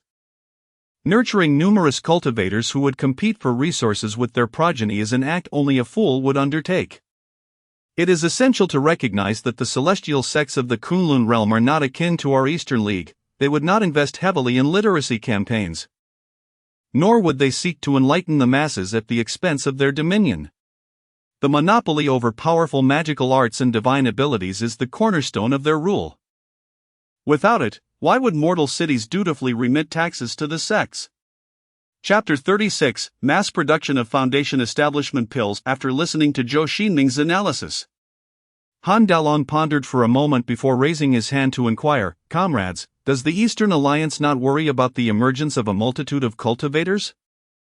Are we now capable of mass-producing foundation establishment pills?" Wan Yabo contemplated for a brief moment before responding. Generally speaking, there are two primary reasons that limit the production of elixirs. The first is the scarcity of raw materials. The various spirit crystals and herbs are simply unattainable, which is an issue rooted in natural resources that cannot be resolved in the short term, especially since spiritual energy has yet to be observed. The second reason pertains to the exorbitant labor costs, as alchemists must sustain themselves and cultivate. Given the considerable time and effort they invest in concocting these pills, it is only reasonable for them to earn a fair compensation. Moreover, the process of refining many high-tier elixirs consumes a significant amount of vital energy. For alchemists, crafting such challenging pills is akin to engaging in a fierce battle with demonic beasts. They require a substantial period of seclusion to recuperate afterward. It would be unreasonable to expect them to work without appropriate recompense. However, in the case of foundation establishment pills, there should be no issues concerning raw materials, and the difficulty of refinement is relatively low. Even novice alchemists can ensure a successful concoction, and they do not require extensive recuperation afterward. An ordinary alchemist can produce 23 batches of foundation establishment pills, while someone as powerful and skilled as Minister Zhou could potentially accomplish 5 to 10 batches in a single day. Although labor costs may initially appear steep, this is due, on one hand, to the time-consuming nature of crafting foundation establishment pills, which tests the alchemist's patience, and on the other hand, to the negligible cost of the raw materials, rendering the alchemist's profit minimal. Most of the expenses incurred are essentially compensation for their diligent efforts. As for the significance of foundation establishment pills, it is not merely about facilitating entry into the path of cultivation. The ability to rejuvenate the body and restore youth is invaluable to modern medicine. The individual who successfully develops such an elixir would undoubtedly be worthy of the Nobel Prize in Medicine. In pursuing the mass production of foundation establishment pills, understanding the underlying principles is not paramount. What is crucial is the process of production itself. As I previously mentioned, we have already deciphered the configurations of the various spirit herbs and crystals required for the foundation establishment pill. Perhaps we should indeed contemplate the possibility of mass-producing these pills and even other elixirs. At this juncture, Wen Yabo's voice quivered slightly, and the hearts of those present felt as if they were being tightly grasped. To echo Han Dalong's earlier sentiments, if cultivation signifies humanity's mastery over fire, then the foundation establishment pill serves as the flint that ignites this flame. As for our lack of understanding regarding the principles governing the foundation establishment pill, this should not pose a problem. Often, replicating a process does not necessitate a comprehensive understanding of its essence, as one can simply follow the prescribed steps. To illustrate, whether it be Bernoulli's principle or the Kutitov-Kirchhoff theorem, neither can elucidate the low-pressure zones and airflow velocities above an aircraft's wings. Even the father of modern physics, Einstein, attempted to tackle this issue, designing a cat back-wing aircraft, though it yielded dismal results.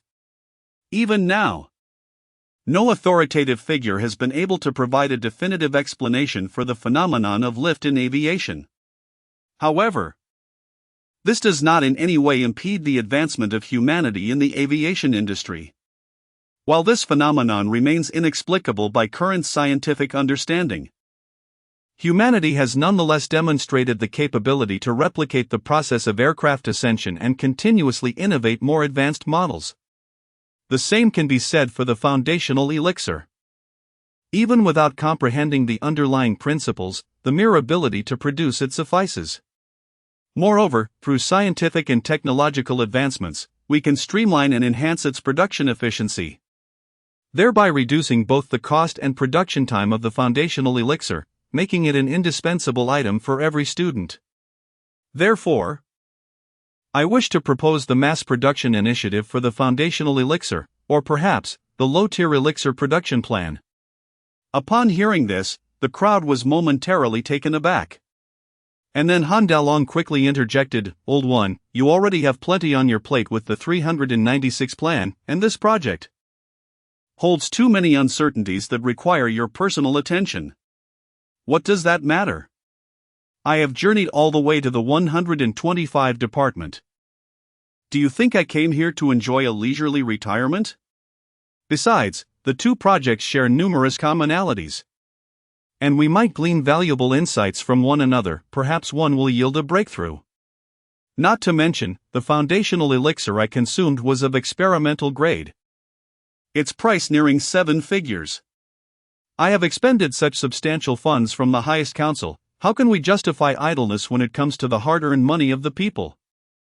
We must expedite the development of a mass production method for the elixir, which would enable more prodigies to cultivate their skills and resolve numerous complex ailments. Surely everyone understands the significance of this. However, before Zhou Xingming could offer further counsel, he was interrupted by Wen Yabo. "Minister Zhou, you have never truly experienced hardship. What is this compared to real suffering? During my college entrance examination preparation, I was forced to study late into the night in a dilapidated rural house, illuminated only by the dim light of an oil lamp. My studies were delayed for several years, often leading me to toil until the early hours, only to rise again the next day to continue my work. To be candid, I was once the sharpshooter of our town's hunting team, having even hunted wild boar. My current myopia is a result of my late-night reading before the exams. If I can endure that, now as a successfully established practitioner seated comfortably in a sterile laboratory, surely I can manage this endeavor. The meeting room fell silent, and ultimately, Zhou Xingming took a deep breath and said, "Very well. I will submit your project proposal to the highest council. If you require elixirs, just let me know the quantity you need, and I shall produce them for you. Should any issues arise, such as health concerns, please inform me immediately. Fear not, I am still in robust health and can endure for several more years." Wen Yabo replied with an optimistic smile. Following the conclusion of this meeting, the highest council swiftly approved the mass production project for the elixirs and assigned several academicians and distinguished researchers from various scientific institutions to assist Wen Yabo in shouldering some of the workload. Furthermore, upon the recommendations of the highest council chairman Wei Song and Zhou Xingming, the mass production project was divided into multiple research teams, each responsible for different categories. Striving to achieve breakthroughs from various aspects, Wen Yabo was appointed as the chief engineer to oversee the project. Subsequently, he hurried off to preside over the mass production of low-tier elixirs. Naturally, Zhou Xingming could not remain idle, managing the myriad of chaotic affairs within Department 125, concocting various elixirs and talismans. Moreover, with Wen Yabo and several esteemed biological professors having departed, he alone was responsible for leading Project 396. Fortunately, the members of the 115 assault team and some research personnel had gradually matured into adept cultivators, assisting the research team with the manipulation of spiritual energy, thus alleviating Zhou Xingming from the necessity of direct involvement. Otherwise, he would have inevitably become a mere workhorse for Department 125. 2 weeks later, a conference regarding the cultivation of indigenous cultivators was convened. Chapter 37, the third phase of the 396 members. Upon entering the familiar conference room, Zhou Xingming was suddenly filled with emotion. It had been over half a year since his first visit to Chaoga, where he began to comprehend the resurgence of spiritual energy. This passage of time, though it may seem brief, had seen a significant increase in colleagues from various departments. Every day, new faces appeared in the meeting room. And with Zhou Xingming's memory, it was often challenging to recall who they were. The purpose of this meeting was straightforward: to discuss a project that had been mentioned by the Supreme Council long ago, the initiation of a genuine cultivation program aimed at integrating authentic cultivation techniques into the Eastern Alliance on a large scale. In addressing the dissemination of cultivation practices, we must first reflect on the current achievements of the 396 high-level talent cultivation program. Excluding myself, the highest-ranking cultivators among us are the warrior codenamed Tank and Wang Xiaodong, both of whom have reached the advanced stage of meridian opening. The second group comprises the members of the 115 assault team, numbering approximately several hundred, all of whom have surpassed the meridian opening stage, establishing themselves as the backbone of our Eastern Alliance's cultivation efforts and representing our first cohort of cultivators. The third group consists of the second batch of trainees, represented by Deputy Minister Wen Yabo, as well as those from the first batch who have yet to reach the meridian opening stage. Currently, this cohort includes 127 individuals who have completed the foundational stage, and it is anticipated that within 23 months, this group will yield cultivators at the meridian opening stage. Upon hearing this, a resounding applause filled the room. The achievement of several hundred individuals completing the meridian opening and foundational stages is no trivial matter. It signifies that the Eastern Alliance has seized an advantage during this era of spiritual energy resurgence. It is evident that the cultivation system, comprised of the Dongtian Fudi, the Nine Dragons body forging technique, and medicinal elixirs, has yielded commendable results. Furthermore, no adverse effects or severe consequences have been observed among these two groups, indicating that the practice of cultivation is suitable for widespread promotion, at least within the military. Additionally, Recent evaluations of training outcomes demonstrate that the strength of spiritual energy in our two special control zones has significantly increased compared to earlier periods. With some expansion work, these facilities could accommodate 20,000 individuals for simultaneous training. One training base is the headquarters of the 115 Assault Team, and the other is the base visited by Winyabo. Moreover, based on my personal investigations alongside several cultivators, the remaining 5 special control zones also exhibit high levels of spiritual energy, sufficient to support practitioners at the Qi stage. These locations are situated atop spiritual veins and have undergone specialized construction, requiring only minor modifications and expansions to transform them into large-scale cultivation bases. According to models from the Research Institute, once the training bases in the 7 special control zones are completed, they are expected to support the cultivation needs of at least 80 to 100,000 individuals. Coupled with recent breakthroughs in the collection of spiritual herbs and spiritual crystals, it is clear that we are poised to facilitate large-scale cultivation. Thus, I propose that, for the future of our nation, we officially embark on a comprehensive project to promote widespread cultivation. The scope of the 396 High-End Talent Cultivation Program is being expanded, with designated training plans for the subsequent 3 phases. The first batch of members has successfully completed their training, while the second batch is officially underway and is expected to conclude by the end of October. The third phase will commence around November, making it an opportune time to begin planning. This phase will involve selecting researchers and soldiers from the Eastern Alliance authorities, conducting physical examinations to identify those with superior physical qualities for training, allowing them to engage in cultivation under the guidance of the first 2 batches. As this phase is primarily related to the military, General Zhao Jun is now invited to speak. After Zhou Xingming concluded his remarks, he passed the microphone to General Zhao, who stated, compared to the previous 2 phases, the third phase will focus on multiple aspects, with a significantly expanded number of participants. The first aspect involves the establishment of specialized cultivation special forces, organized according to the structure and training standards of the 115 Assault Team. The most elite talents from each existing Special Operations Brigade will be selected, with members of the 115 Assault Team serving as instructors to impart cultivation techniques, ultimately forming 15 Special Operations companies composed of cultivators. The second aspect entails selecting loyal soldiers from the military and affiliated departments, who are capable of long-term dedication. The requirements for this group are somewhat less stringent than the first, necessitating only foundational cultivation. This segment is expected to be the largest, with approximately 300,000 soldiers undergoing physical examinations and 60,000 members receiving training. The third aspect focuses on selecting distinguished elders who have made notable contributions to the Eastern Alliance, including academicians from research institutes and high-ranking officials. They will utilize cultivation techniques and spiritual medicines to restore their physical condition, rejuvenating them to their youthful state. Upon hearing this, many in attendance were visibly excited. The prospect of revitalizing the elder generation of academia could indeed propel the Eastern Alliance's scientific endeavors forward with the force of a rocket engine. It is important to note that the peak period for scientists is quite similar to that of athletes, with both experiencing relatively brief golden eras.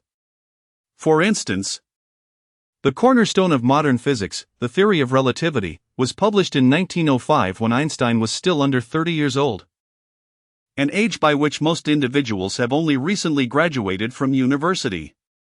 Furthermore, even before the dawn of the 20th century, when the Qing dynasty was nearing its end, Einstein began exploring related issues at the tender age of 20, coinciding perfectly with the typical university entry age.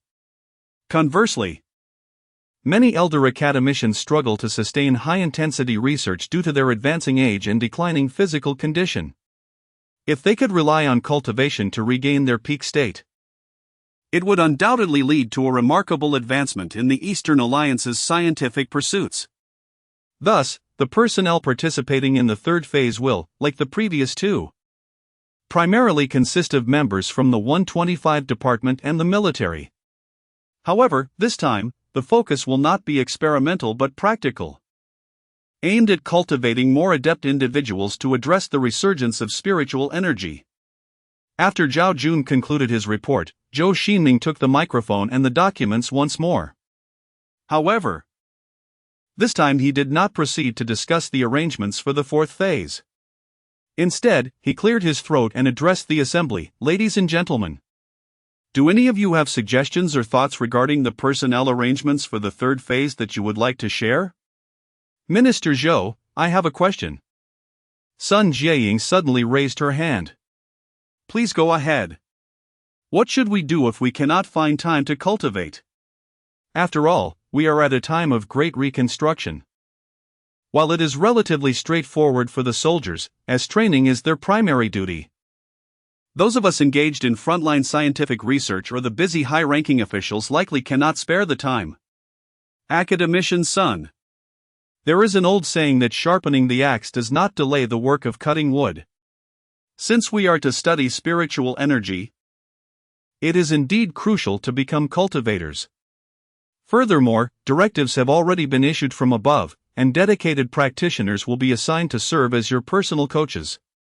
At this moment, Zhao Jun took a sip of tea and explained with a smile, moreover, considering the issue of age, the higher-ups do not truly expect you to achieve any extraordinary levels of cultivation, such as the golden core or nascent soul. Rather, it suffices to use elixirs and spiritual herbs to enhance your physical well-being and vitality. Chapter 38, The Future of Cultivation Education Programs. Isn't this a waste of national strategic resources? The foundation establishment pills are limited in quantity. If we consume more, how will we proceed with Old Wen's experiments? How will the soldiers cultivate? At our age, we no longer harbor expectations of becoming immortals. Sun Jiaying and several senior academicians waved their hands in rejection. Do not fret, Academician Sun and esteemed seniors. Our Eastern Alliance is not short of a few pills. I produce them daily, especially when Vice Minister Wen develops mass production techniques for foundation establishment pills. At that time, a single apartment in the Chaga Sanhuan could be exchanged for dozens of foundation establishment pills. However, Sun Jiaying attempted to voice further concerns but was interrupted. Comrades, this directive comes from the Supreme Council. As for the proposal to withhold foundation establishment pills, if I were a person of integrity, I would never submit such a recommendation to the Supreme Council. Zhou Xingming firmly declined Sun Jiaying's request and continued, Are there any other inquiries? Minister Zhou, did you not mention that physical fitness is significantly correlated with the level of foundation establishment? Han Daolong raised his hand. Indeed. Thus, we are selecting the elite from the military, after all. We do not yet possess the technology to directly assess the level of foundation establishment and must rely on traditional methods. Then why not choose astronauts? I believe they would also be suitable for cultivation. Firstly, astronauts possess superior qualifications compared to Special Forces members. In terms of training costs, each one is equivalent to a diamond. It is no exaggeration to state that astronauts are indeed the elite among elites. Furthermore, their awareness is unparalleled. We have only about 30 astronauts in the Eastern Alliance, and it is no exaggeration to say that those who make it into the aerospace team are heroes. I personally am far behind them. Upon hearing this suggestion, Zhou Xingming nodded in approval. After a moment's contemplation, he concluded that astronauts are undoubtedly the most suitable group for cultivation, without question. How had he not thought of including them?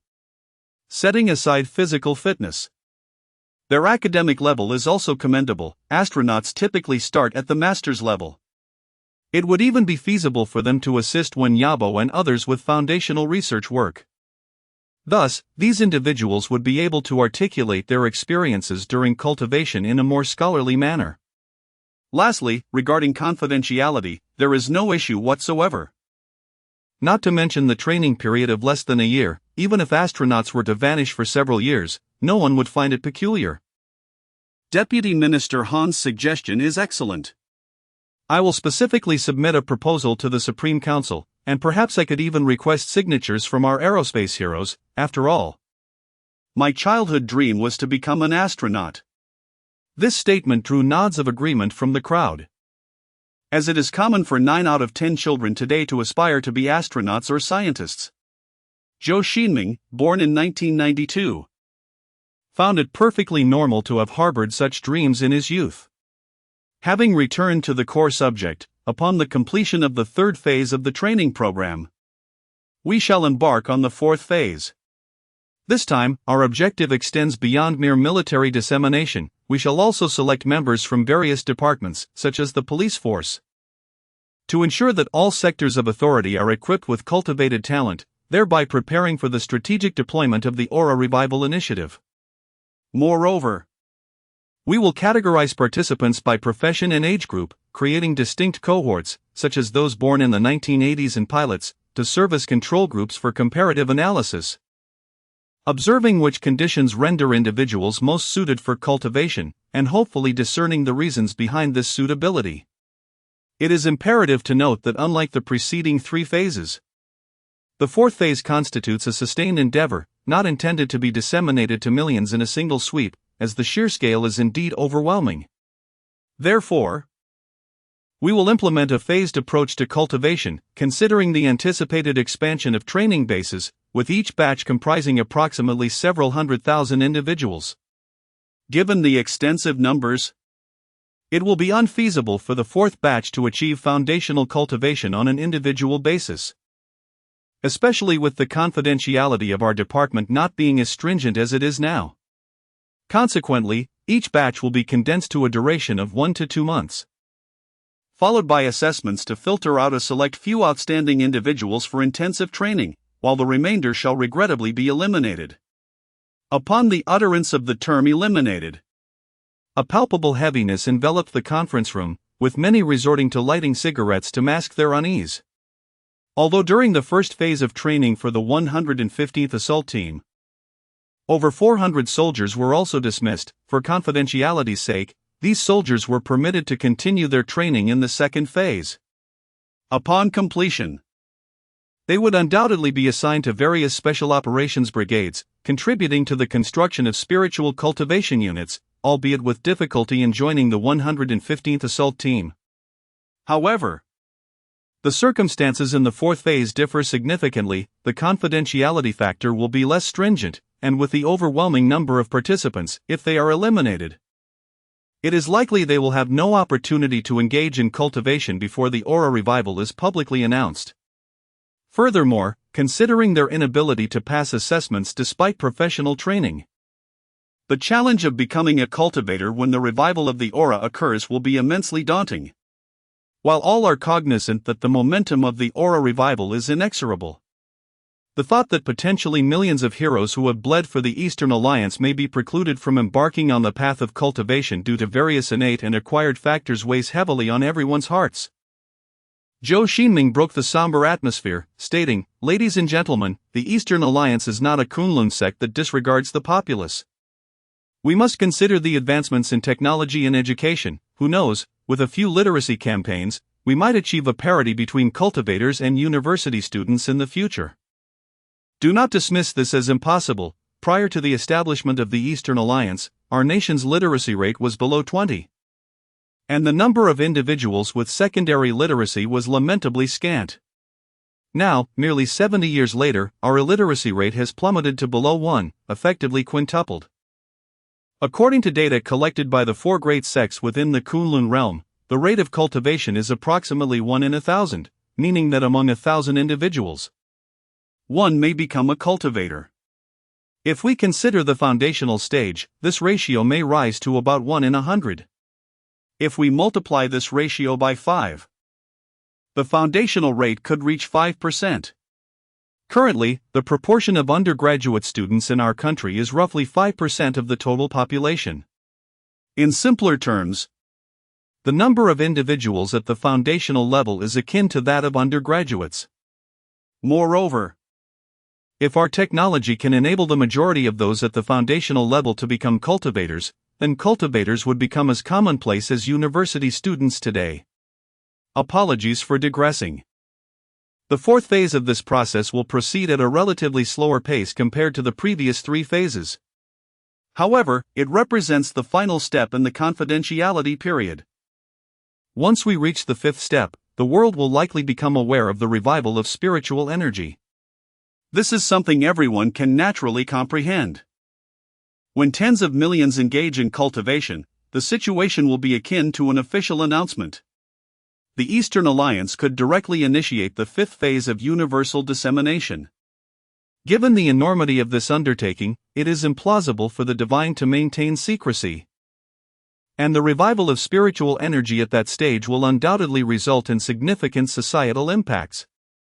Even if governments around the world tend to adopt a more conservative approach compared to novelists, they must acknowledge this matter. The meeting continued until the following day, culminating in the finalization of a comprehensive plan, which, after refinement, was submitted to the highest council. The content was exceedingly complex, covering numerous facets. And even with Zhou Xingming's remarkable memory, he struggled to retain all the details. However, the essence of the project centered around three core points. First, to expedite the construction of cultivation bases located in major spiritual energy control areas, aiming for 125 departments to accommodate up to 100,000 practitioners by the end of October. Second, to select 100,000 physically fit soldiers for this initiative. Third, to amass sufficient cultivation resources to provide material support for the upcoming members. Though there remains some time before the official launch of the third phase, the extensive workload has prompted the preliminary preparations for personnel mobilization and health screenings, alongside infrastructural development and resource accumulation. The selection of special forces and elite pilots, given their confidential nature, can be conducted discreetly without attracting attention.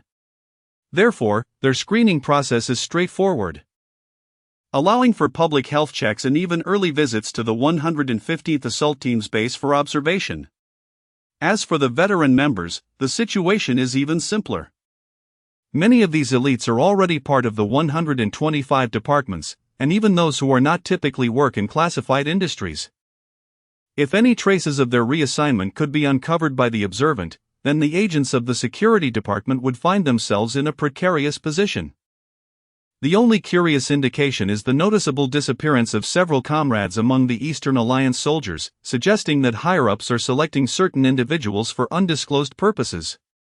However, given that the Eastern Alliance is currently preparing for large-scale military exercises, the mixing of troops is a common occurrence, and thus, no one has dared to inquire further into such matters. Regarding Han Dalong's proposal to include astronauts in the third phase of the 396 program, it has been submitted to the Supreme Council by Zhou Xingming. However, in contrast to Han Dalong and Zhou Xingming, the Supreme Council has adopted a more cautious approach, selecting only 7 astronauts to participate in the advanced training of the third phase of the 396 program. If all goes well, the remaining astronauts will seamlessly transition into the fourth phase of training. This decision stems from the recognition that, although few in number, the work they undertake is of paramount importance. Should they all be mobilized simultaneously and encounter any issues, the repercussions would extend beyond the sacrifice of heroes. The Eastern Alliance's space exploration efforts could be delayed by several years. As for Zhou Xingming's recent days, they have not been particularly busy, as operations within Department 125 have gradually stabilized, alleviating the need for his direct involvement in numerous trivial tasks. Furthermore, with the third phase of the 396 program yet to commence, his primary responsibility has been to oversee training at the 2 cultivation bases. However, in May, an unexpected visitor suddenly appeared at the door of Zhou Xingming's office. Chapter 39, The Talisman Machine. Comrade Liang, what has you so agitated? Zhou Xingming inquired, bewildered, as he was ushered into the materials laboratory. Indeed, the individual seeking Zhou was none other than academician Liang Jiangwo, the same man who had previously aimed a firearm at him. This gentleman, after briefly gaining notoriety during the inception of the 125 department and sharing insights on spiritual crystals, had since retreated into obscurity, engrossed in experiments concerning spiritual crystal batteries, publishing neither reports nor noteworthy results. Had it not been for Liang Jiangwo's recent extravagant expenditures, which included a staggering daily consumption of 500 million kilowatts of electricity and 12 grams of spiritual crystal, Zhou would have assumed he had vanished entirely. This was not due to Zhou's poor memory, rather, the affairs of the 125 department had become overwhelmingly numerous, akin to the boundless waters of the ocean, rendering comprehensive attention impossible. Furthermore, this was the nascent stage of spiritual energy resurgence, with relevant disciplines still in a state of untapped potential. It is not an exaggeration to assert that even a report documenting a dog's defecation under high-intensity spiritual energy would stand a chance of submission to the journal Nature, if not for a Nobel Prize or to become the Watson of the 21st century. In such circumstances, most individuals were eager for breakthroughs every 3 days. To unveil revolutionary products within 2 weeks, and to dismantle the theories of relativity and Newtonian mechanics within a month, thereby reconstructing the edifice of physics. Faced with such fervor, Zhou Xingming, even if he disapproved of their theories and rejected their reports, would inevitably take note of these individuals. In contrast, Liang Jiangwo's more subdued approach, immersing himself in research for half a year without producing numerous papers, naturally failed to attract attention. Of course, this also pertained to Liang Jiangwo's personal style. He was the type who made a remarkable impact after a prolonged period of silence. For instance, after quietly laboring for several months, he abruptly submitted a report to the Research Institute devoid of any references, leaving several esteemed professors utterly speechless. Minister Zhou, the reason I have sought you out is that we have made a significant breakthrough, Liang Jiangwo stated, cautiously inputting a password before retrieving a piece of paper filled with intricate symbols from a small box. Although the paper resembled the doodles of a kindergarten child, Zhou Xingming's breath quickened at once. Even if Liang Jiangwo were to reduce this paper to ashes, he would unmistakably recognize it as a talisman. Despite its deviation from the customary yellow paper of the Kunlun realm, being instead crafted from pristine modern stationery, the intricate symbols inscribed upon it confirmed its authenticity as a genuine talisman. Based on Zhou Xingming's experience, this talisman could indeed be utilized. After scrutinizing the talisman for a considerable duration, he finally asked, somewhat astonished, "Has your experimental group managed to forge a talisman?" While talismans were ubiquitous among the various sects of the Kunlun realm, the Eastern Alliance had only recently begun their foray into cultivation. Thus, the creation of such a tangible artifact represented a significant achievement. It is important to note that the mass production plan for the foundational elixirs by Wenyabo is still in its infancy, with the entire project remaining in the theoretical stage, and the elixir samples are solely provided by Zhou Xingming himself. To everyone's surprise, the previously unassuming Liang Jiangwo has devised a remarkable breakthrough, leading a research team to independently refine a viable talisman without Zhou Xingming's involvement. Indeed, our group possesses more than a dozen similar samples, and we owe you our gratitude, Minister Zhou. Do you recall the previous occasion when you illustrated the talisman? Zhou Xingming remembers it vividly, back in April, as everyone gained a certain understanding of cultivation. Some researchers who had once fervently idolized the celestial sects began to develop a sense of arrogance. They believed that even the primitive inhabitants of the Kunlun realm, from the Iron Age, could comprehend spiritual energy and apply it to their cultivation. They reasoned that since we in the Eastern Alliance have at least entered the Information Age, there was no need to study the methods of the Kunlun people. What could we possibly learn from those primitive techniques? To rectify this blind confidence, or rather, this hubristic mindset, Zhou Xingming personally entered the laboratory to draw several talismans. Each of these talismans served different functions. Yet they shared a commonality: they could not be explained by existing scientific knowledge. After all, the ability to harness spiritual energy imperceptible through any means, merely through a series of ink symbols, and to transform it into mechanical and thermal energy, is indeed beyond the realm of modern scientific explanation. At that moment, he stood with his hands clasped behind his back, exuding an air of mastery, and proclaimed, "Can you replicate the 2 centuries of arduous cultivation contained within this talisman?" In the Kunlun realm, the art of talisman drawing is a profound discipline that demands tranquility and diligence. Even a slight deviation in the drawn symbols could render the talisman incapable of channeling spiritual energy, rendering it utterly useless. It is essential to understand that most cultivators expend the majority of their lives merely to attain the initial stage of mastery. Therefore, it is commendable if you, as novices, can manage to draw a talisman on your own within 10 years. The path of cultivation is vast and intricate, necessitating a humble mindset. Reflecting on this, Zhou Xingming seemed to foresee the subsequent events. At that time, your talisman was photographed using a high-resolution camera to ensure its accuracy, and we input the structure of the symbols onto a supercomputer. The results were remarkably promising, as the supercomputer effortlessly deciphered its structure.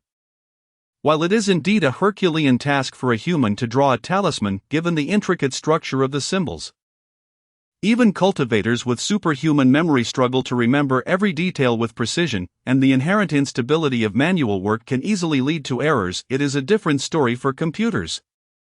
As long as the original image exists, replicating the symbols is not overly challenging. It is at least no more difficult than playing a film.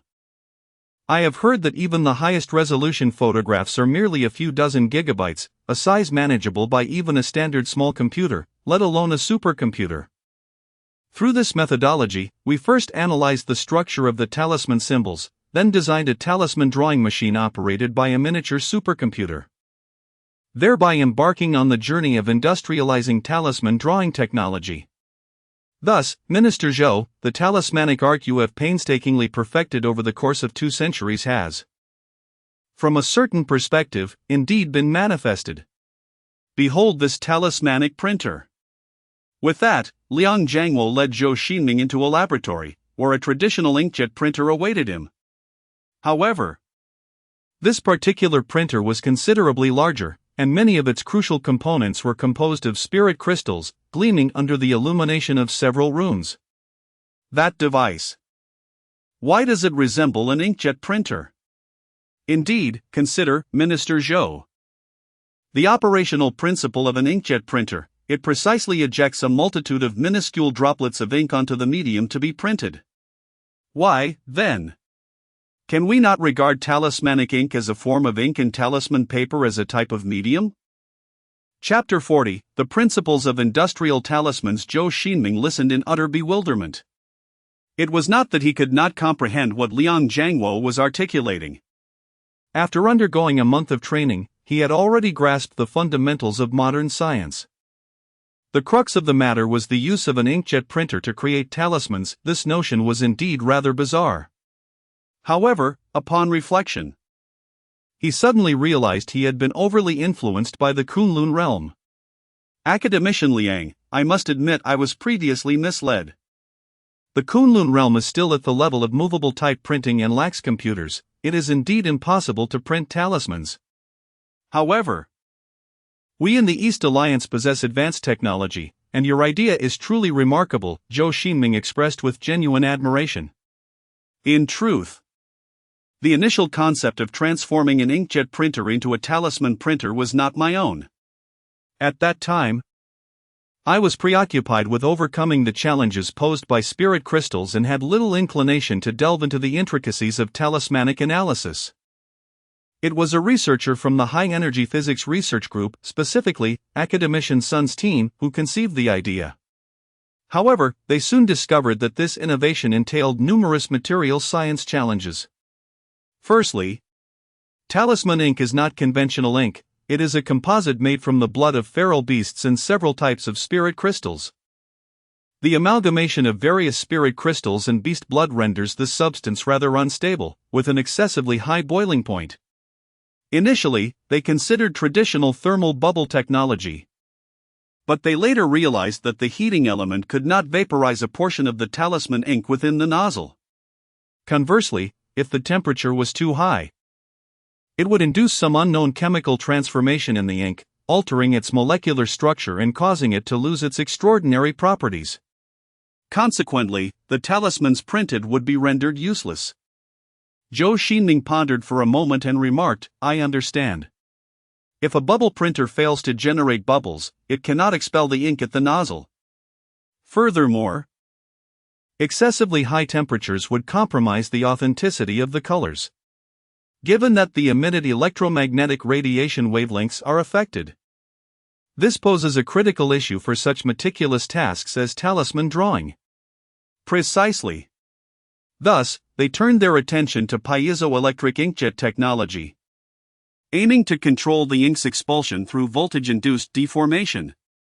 This method proved more effective than the previous one. However, they encountered a peculiar problem.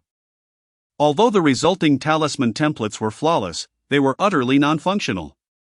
Consequently, they brought me an applied physics specialist into the fold. At that time, our research on spirit crystals had hit a bottleneck, so I sought to explore whether the combination of talisman ink and spirit paper might yield any insights. Collaborating with them on this project, through comparative analysis of samples, we discovered that the issue lay with the talisman ink itself.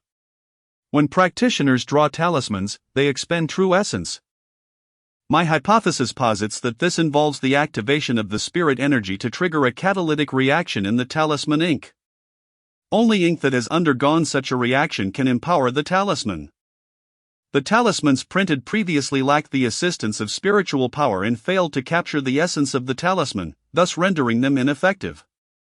Nonetheless, I have still adopted piezoelectric inkjet technology, but have replaced electricity with spiritual energy, as the latter exerts a force upon the nozzle akin to voltage.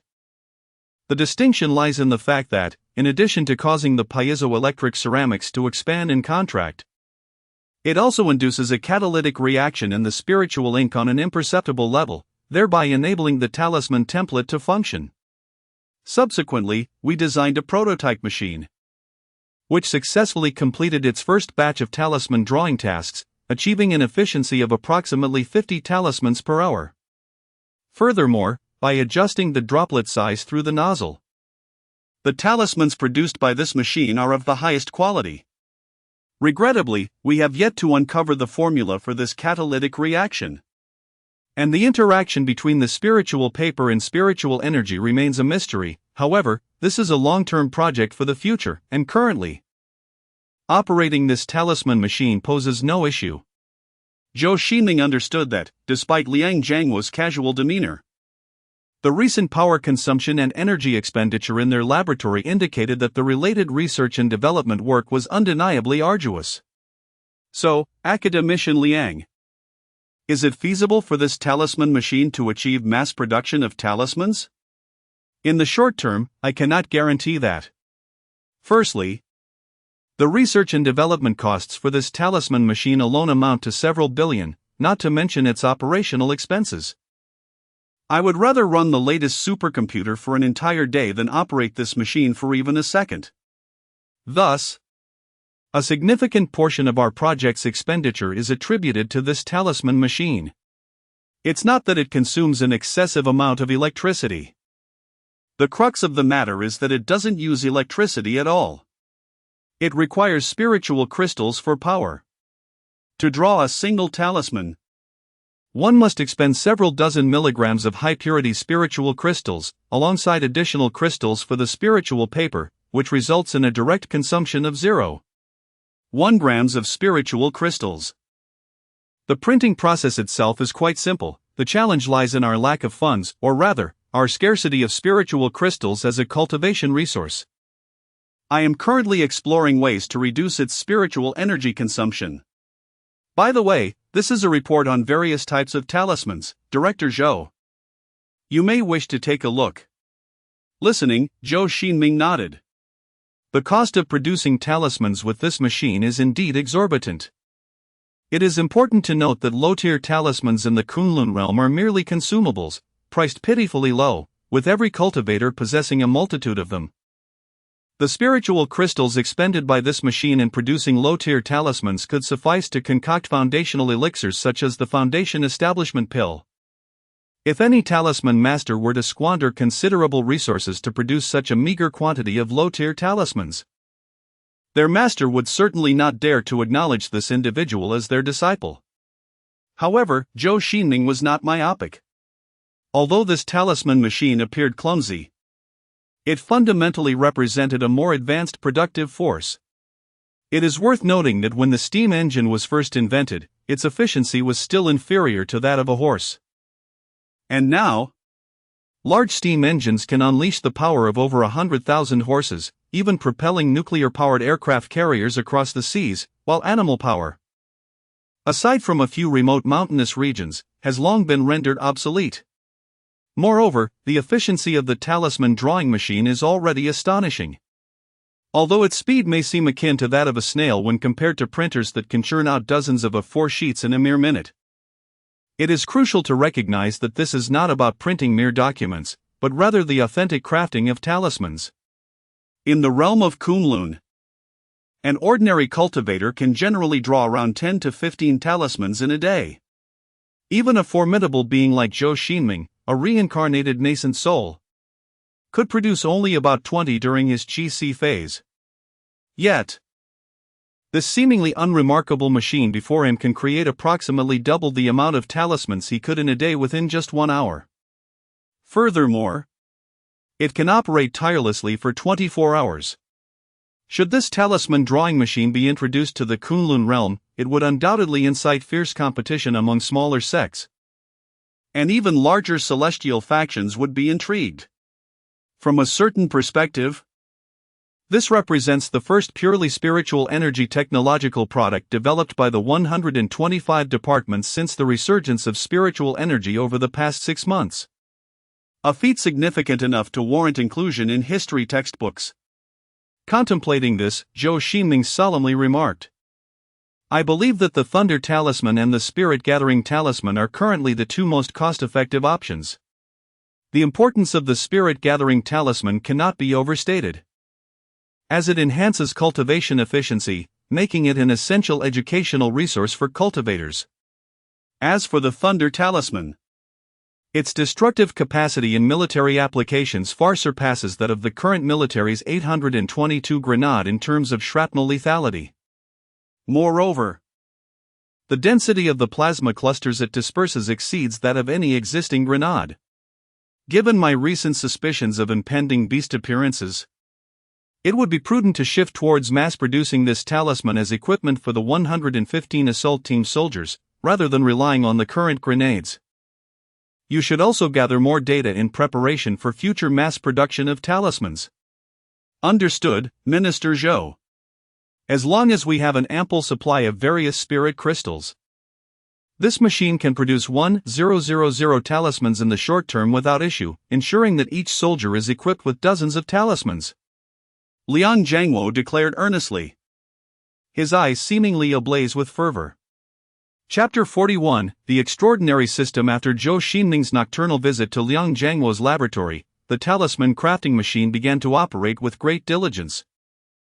Fresh 5 Thunder Talismans and Spirit Gathering Talismans were produced daily, subsequently placed into vacuum containers for distribution to various departments.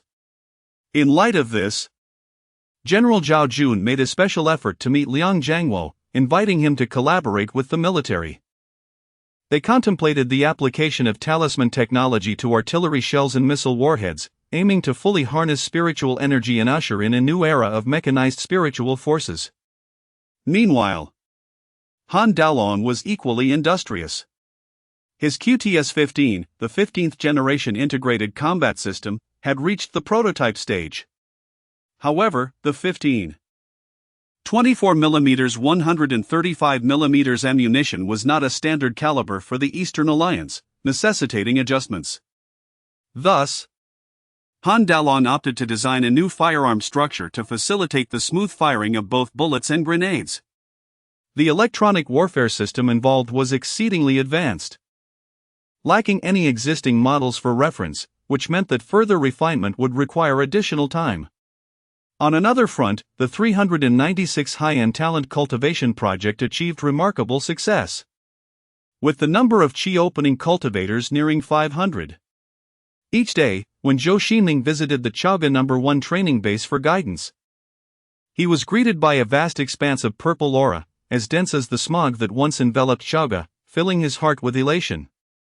The only disappointment stemmed from Wen Yabo's mass production of elixirs, which had recently faced challenges. The laboratory, emulating Liang Jiangwo's talisman crafting machine, had established a production line utilizing spirit crystal materials, yet it still failed to yield even a single elixir. Each operational attempt of the line resulted in various perplexing issues that Zhou Xingming could not comprehend. Nonetheless, scientific research requires patience. It is an endeavor that demands perseverance. Moreover, Wen Yabo's team was nearly always online, rarely attending to even basic needs such as eating and sleeping, leaving Zhou Xingming reluctant to pressure them for results. On July 25, 2024, in the conference room of the 125 department headquarters, all officials and research supervisors gathered, awaiting Minister Zhou Xingming's address. Comrades, the purpose of this meeting is to establish an outline for an extraordinary system, to define standard terminology, measurement units, and the classification of related disciplines, thereby liberating ourselves from the constraints of the Kunlun realm and establishing our own extraordinary system. Upon hearing these words, a mix of excitement and astonishment spread across the faces of all present. Countless gazes turned towards Zhou Xingming at the forefront, and the conference room erupted into a cacophony of voices. Many elder veterans were visibly moved, tears streaming down their faces as they delicately wiped their cheeks with handkerchiefs. The 125 department had been established for nearly a year, and they were finally embarking on this monumental endeavor. This is not due to a lack of composure, rather, the significance of this undertaking is immense. We are on the verge of creating an independent knowledge system for cultivation, enabling the Eastern Alliance to master the three core systems of disciplines, academic frameworks, and discourse in the realm of cultivation. Over the course of the past 70 years, the rapid economic and industrial development of the Eastern Union stands as a remarkable marvel in the annals of human history. Regrettably, due to historical remnants, the Eastern Union currently finds itself in a disadvantaged position within traditional academic realms, where the orthodox scholarly community remains predominantly led by Western, or rather, Western scripted narratives. For instance, among the 7 fundamental units of the International System of Units, the unit of force is denoted as N. This N does not signify the prowess of its definitional progenitor but rather pays homage to Sir Isaac Newton. Indeed, the complete nomenclature for this unit is Newton, named after the very individual whose repute often overshadows him in the grand narratives of Hollywood and Bollywood. Other units, such as the classical ampere and Planck's constant, follow a similar lineage. This standardized unit system radiates across various domains, influencing the establishment of premier academic schools, prestigious journals, elite institutions, cutting-edge laboratories, and leading academic conferences, all firmly under the aegis of Western nations. Furthermore, due to the prevailing weakness of the academic lingua franca, the Eastern Union finds itself not only reliant on the inventions and systems of Western countries but also significantly influenced by their cultural paradigms. Thus, this marks the Eastern Union's inaugural endeavor to extricate itself from the traditional Western academic framework, striving to forge a unique school of thought and system of its own, while also attempting to promote an academic lingua franca centered around the Eastern Union's language. In the long run, establishing an independent knowledge system, a so-called extraordinary framework, is of greater significance than merely achieving international standing, given its extensive implications. In the realm of education, the Eastern Union can leverage mastery over this extraordinary framework to project its examination system onto the global stage, potentially replacing the internationally popular IB and A-level systems. This strategy aims to attract top-tier talent from around the world, facilitating the creation of world-class institutions and even extending the Eastern Union model to schools globally. thereby transforming the Chinese language into an international lingua franca and rendering examinations like IELTS and TOEFL obsolete. Economically, the value inherent in this extraordinary framework is boundless. A mature extraordinary system could catalyze the Eastern Union's initial establishment of relevant industries and regulatory bodies, seizing a significant share of the vast market for cultivation and alchemical practices. This could even elevate the Eastern Union's currency to become a hard currency in the international market, transforming it into a reserve currency for many nations. In layman's terms, once this extraordinary system is established, should foreigners wish to engage in cultivation or alchemical practices, they would need to learn the foundational aspects of the Eastern Union language, otherwise, they would be unable to comprehend even the rudiments of the methodologies inscribed therein. Although a profession known as translation exists, many units and theories defy easy translation. Relying solely on translation tools to compose academic papers is simply implausible. Diligently learning the Eastern Union language, enlisting a tutor, and attending an Eastern Union high school to successfully navigate the examination are essential to grasp the intricacies involved. Of course, individuals may choose not to engage in cultivation or harness spiritual energy. Yet to reject cultivation in an era of spiritual revival would be as foolish as the ancients denouncing science as sorcery. Now, as we embark on the establishment of our own extraordinary system, it is imperative to first delineate the classifications of cultivation realms, as pointed out by Han Dalong, who gently rapped his finger on the table to emphasize his point. Although Zhou Xingming had previously prepared a relevant report, many present remain unaware of this matter, and it is beneficial to enlighten them. Firstly, in the Kunlun realm, the cultivation levels are divided into three principal stages: Qi realm, Soul realm, and Divine realm. Each of these grand stages further subdivides into three minor realms, making a total of 9 minor realms. The latter two grand stages are too distant from us to elaborate on at this moment, and I shall convene a dedicated meeting on that topic later. Today, I will focus on discussing the Qi realm. I must reiterate that foundation establishment is not included in this classification of cultivation realms.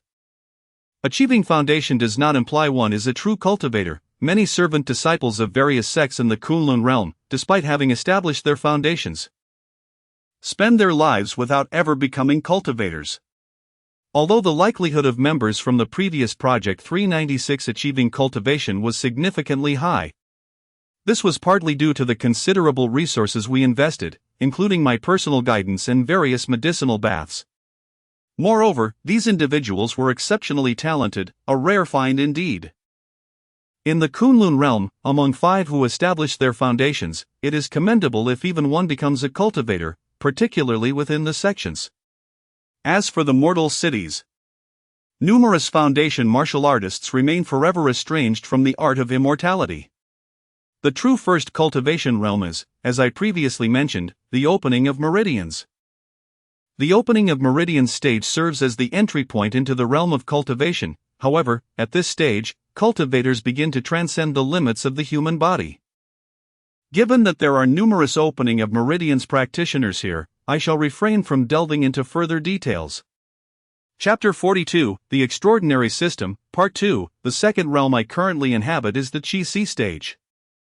The term Qi-Si refers to the cultivation of true essence and magical power through the condensation of spiritual veins, thereby creating an internal sea of energy that allows for the external projection of true essence and the ability to exhale lethal force.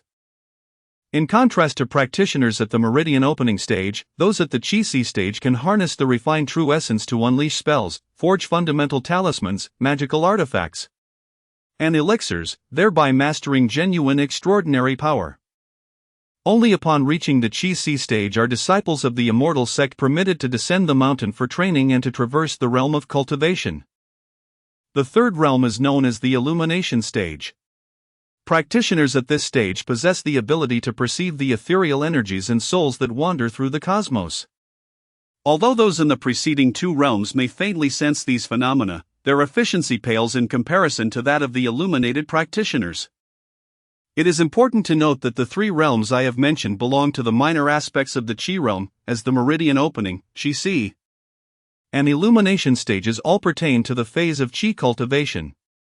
Consequently, practitioners within these three realms are generally referred to as qi realm cultivators. I shall briefly touch upon the subsequent soul realm and divine realm, which similarly consist of three minor stages. However, unlike the qi realm, the focus of practitioners in these realms is primarily on spiritual cultivation, honing their primordial spirit's power. Achieving the soul realm is commendable, even within a prestigious sect like the Biyun Immortal sect. The divine realm, being more intuitive, allows practitioners to summon winds and rains, akin to deities descending from the heavens. For instance, the heavenly sovereign of the clouds exemplifies a pinnacle divine realm practitioner, nearly attaining the final minor stage of this domain. Indeed, the number of divine realm cultivators is exceedingly rare, akin to nuclear weapons in a great nation, representing the profound foundation of various immortal sections. Each divine realm practitioner is a renowned figure of great repute. Upon hearing this, many individuals hastily began taking notes. Recognizing the significance of this classification system for cultivation, far more crucial than the standards of a college entrance examination. The existence of this realm classification enables cultivators to grasp the characteristics of each stage thoroughly, thus providing invaluable assistance in their future practice. Moreover, an entire extraordinary system could potentially develop around this classification, encompassing various cultivation techniques, talismans, spiritual herb and crystal gathering, the development of breakthrough elixirs, and training programs tailored for practitioners of different realms, as well as the exploration of blessed lands. However, the terminology associated with the cultivation realms in the Kunlun realm is overly specialized, exhibiting a strong academic and indigenous flavor that lacks the essence of the Eastern Union. To gain acceptance among the broader populace, some necessary simplification is required. Of course, a complete overhaul is out of the question. The Kunlun realm has accumulated millennia of cultivation knowledge, which, while not immutable, holds considerable significance and could save the Eastern Union a great deal of time. After several minutes of deliberation, a particularly astute individual proposed an exceedingly simple classification method, mirroring that of video games, a straightforward division into 9 realms. The meridian opening stage would be termed the first order cultivator, followed by the Qi stage as the second order cultivator, and so forth, with subsequent realms designated by similar numerical designations. This system of realms excels in its simplicity and clarity. As long as one possesses adequate intellect, immediate comprehension is attainable, and its application can extend indefinitely. Even if hundreds or thousands of realms are developed in the future, this framework remains inclusive. Naturally, each realm possesses specific standards. Only by meeting these criteria and undergoing evaluation and certification by official institutions can one be deemed a cultivator of that realm. Should one ascend to the next realm without the requisite certification, it would be considered an offense of dubious cultivation origins, necessitating the rectification of documentation and an explanation to the authorities regarding the breakthrough method. The precise requirements for these standards are derived from the experiences of the Kunlun realm's immortal sects, infused with local characteristics from the Eastern Union, and encompass multiple temporarily established testing procedures that will be refined over time. Subsequently, discussions commenced regarding the nomenclature of basic units, which will serve as the cornerstone of the Eastern Union's cultivation knowledge system. The classification of cultivation methods was addressed 3 months prior during the meeting concerning the 396 Talent Cultivation Project, and is not the focus of this assembly. The first proposal pertains to the standard measurement unit for spiritual energy. At this moment, academician Sun Jiaying rose, holding the report, stating, "It is well known that a measurement system is crucial for any discipline. During the reforms of Xiangyang, the unification of weights and measures was paramount. Only with a standardized framework can a discipline thrive." According to Minister Zhou's intelligence, the Kunlun realm has yet to academicize cultivation, nor has any authority established measurement units for cultivation. Each sect has its unique system. Therefore, I propose a measurement unit for spiritual energy, the Jing. Firstly, the essence of spiritual energy remains obscure to us. However, current research indicates that spiritual energy can be converted into thermal and mechanical energy through specific means. With its release velocity being controllable, it can be released slowly or detonated akin to explosives in a brief moment, depending on the method of use. Since it can be entirely transformed into energy, we have established a standard unit, the Jing. 1 Jing of spiritual energy, when wholly converted into other energy forms, equates to 36,000 kilojoules. The choice of 36,000 kilojoules as a unit stems from our findings, wherein 1 gram of spiritual crystal contains approximately 100 Jing of spiritual energy. A first-level talisman contains about 1/10 of this amount, or 10 Jing.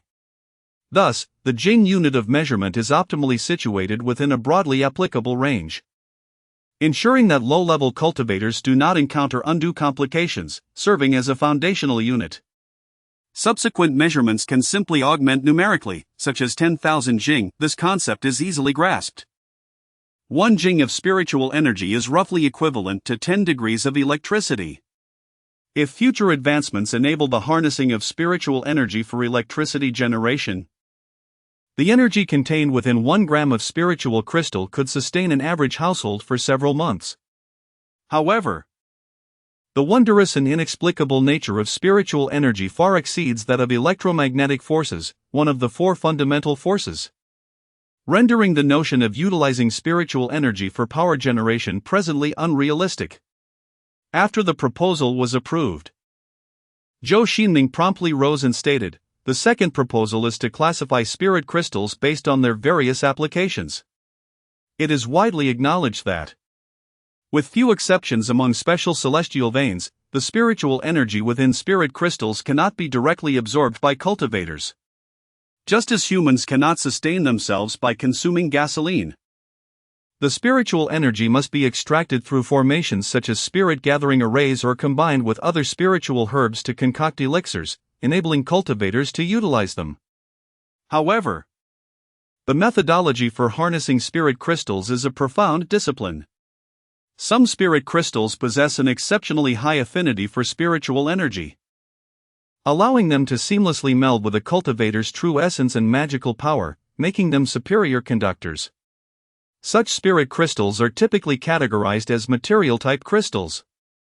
Others are more suitable for alchemical purposes, thus termed elixir-type crystals, while some are adept for integration with runes, gradually releasing their spiritual energy, hence classified as rune-type crystals. Amidst the bustling discussions, Zhou Xingming recognized some of his earlier oversights and imparted valuable experiences to those present in the conference room, making amendments to previous errors. The meeting continued until the majority of details were thoroughly addressed, and a foundational framework for the extraordinary system was established. It was only then that Zhou Xingming announced the adjournment. The mere span of a few hours' meeting could not possibly construct a complete extraordinary system, however. The Eastern Union had already devised a rough outline, beginning with the classification of cultivators defined by their primary practices. For instance, those who specialize in alchemy are termed alchemists, while those focused on energy absorption are referred to as body cultivators. Yet, this classification is of little consequence at present, as aside from Zhou Xingming, the 125 departments currently possess only body cultivators. The assessment of man-made resources related to cultivation, such as elixirs, talismans, and magical artifacts, along with natural resources like beast meat, blessed realms, spirit crystals, and spiritual herbs, remains a focal task.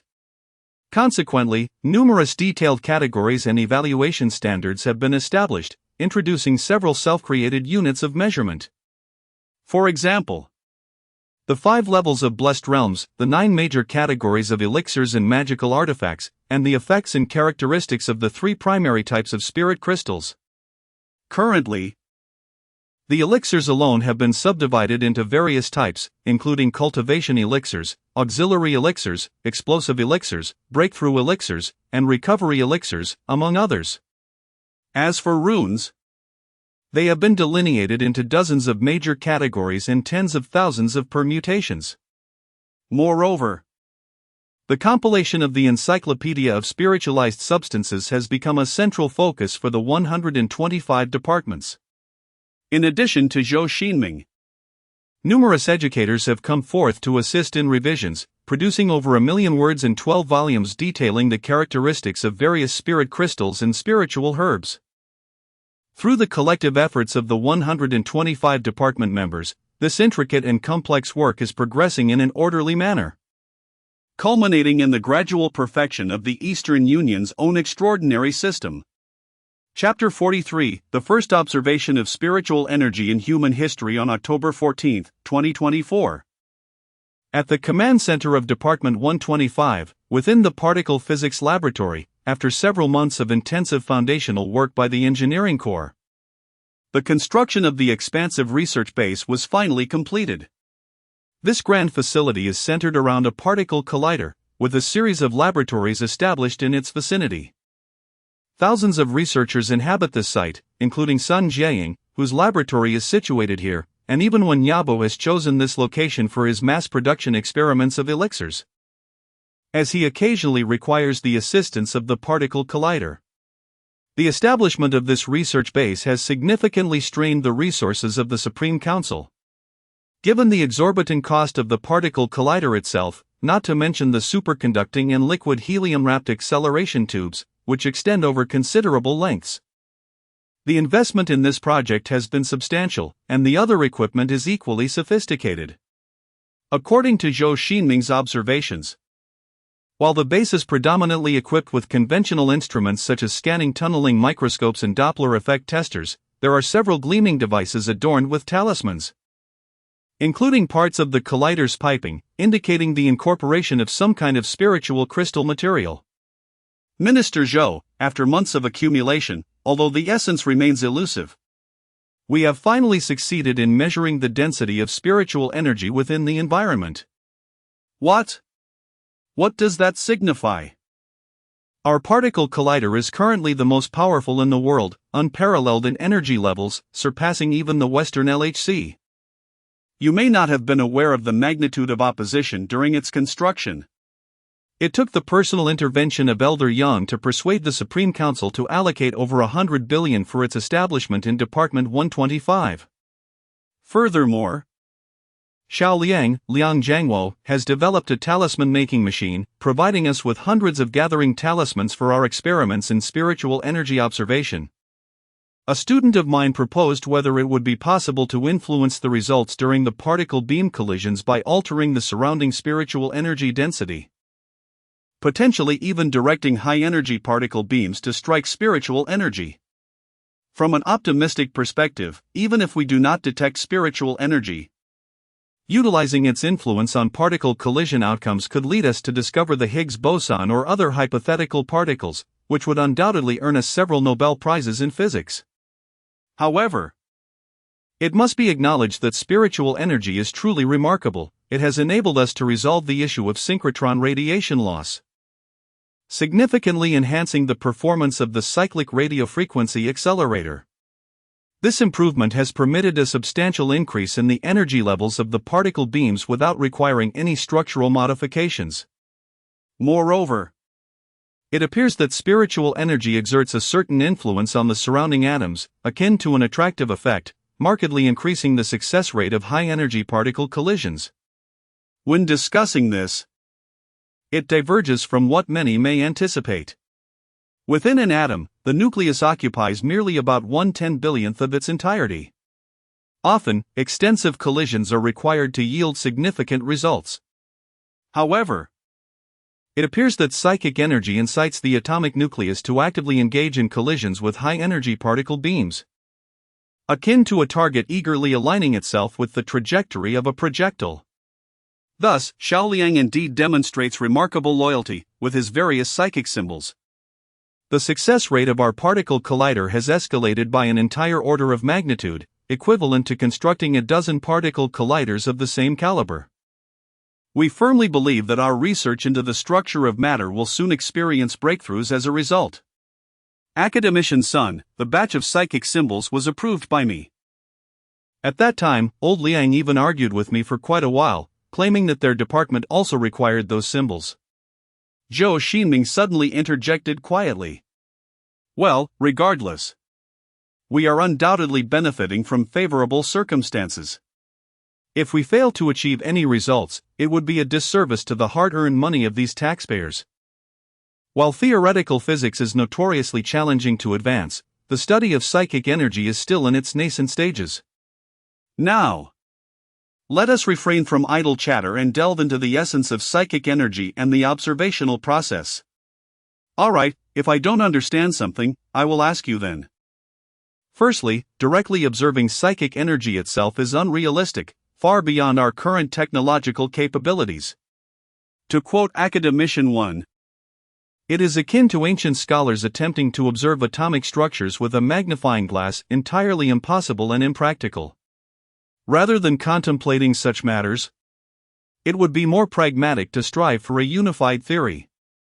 Moreover, the wave-particle duality does not apply to psychic energy, as it exhibits neither wave-like nor particle-like characteristics. It resembles an invisible specter, lurking in our surroundings. Perhaps string theory may provide a definition for psychic energy, given its premise that all existence is composed of these energetic strings. However, I hesitate to assert this definitively. I personally feel that psychic energy transcends the realms of quantum mechanics and relativity, potentially necessitating a new theoretical framework for elucidation, an endeavor that may take centuries to realize. In any case, it is currently impossible for us to formulate a theorem directly pertaining to psychic energy. Nevertheless, it is crucial to emphasize that psychic energy is most likely not dark matter, as it possesses neither mass nor energy. We have previously applied to utilize the particle collider several times. Initially, high-energy particles were directed to bombard samples, yet the mass spectrometer yielded no results. Professor Sun, does this imply that psychic energy can reach the speed of light? Zhou Xingming inquired incredulously. The reason photons can attain light speed is due to their lack of rest mass. If psychic energy is indeed devoid of mass, could it not also achieve light speed? This remains unexamined, as capturing psychic energy presents an insurmountable challenge, far beyond our current technological prowess. Perhaps future research will explore this, but for now, we must sidestep the issue. However, amidst the experimental deadlock, a thought suddenly struck me: why must we be so fixated on directly observing the essence of psychic energy? Since psychic energy can exert influence on the macroscopic world, even granting humanity the ability to soar through the skies and traverse the earth with ease, it follows that one might simply observe the effects it produces. However, while this notion appears straightforward, accurately measuring the intensity of psychic energy in a specific area without compromising the local environment proves to be a rather challenging endeavor. Nonetheless, based on the effects of psychic energy on the macroscopic realm, we have developed a method for its measurement.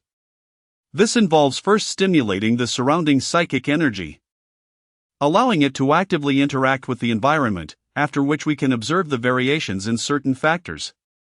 At this juncture, it is pertinent to reference the previous discussions regarding particle colliders. As I have mentioned, psychic energy can interfere with atomic motion, in fact, with appropriate fine-tuning. It can influence all four fundamental forces.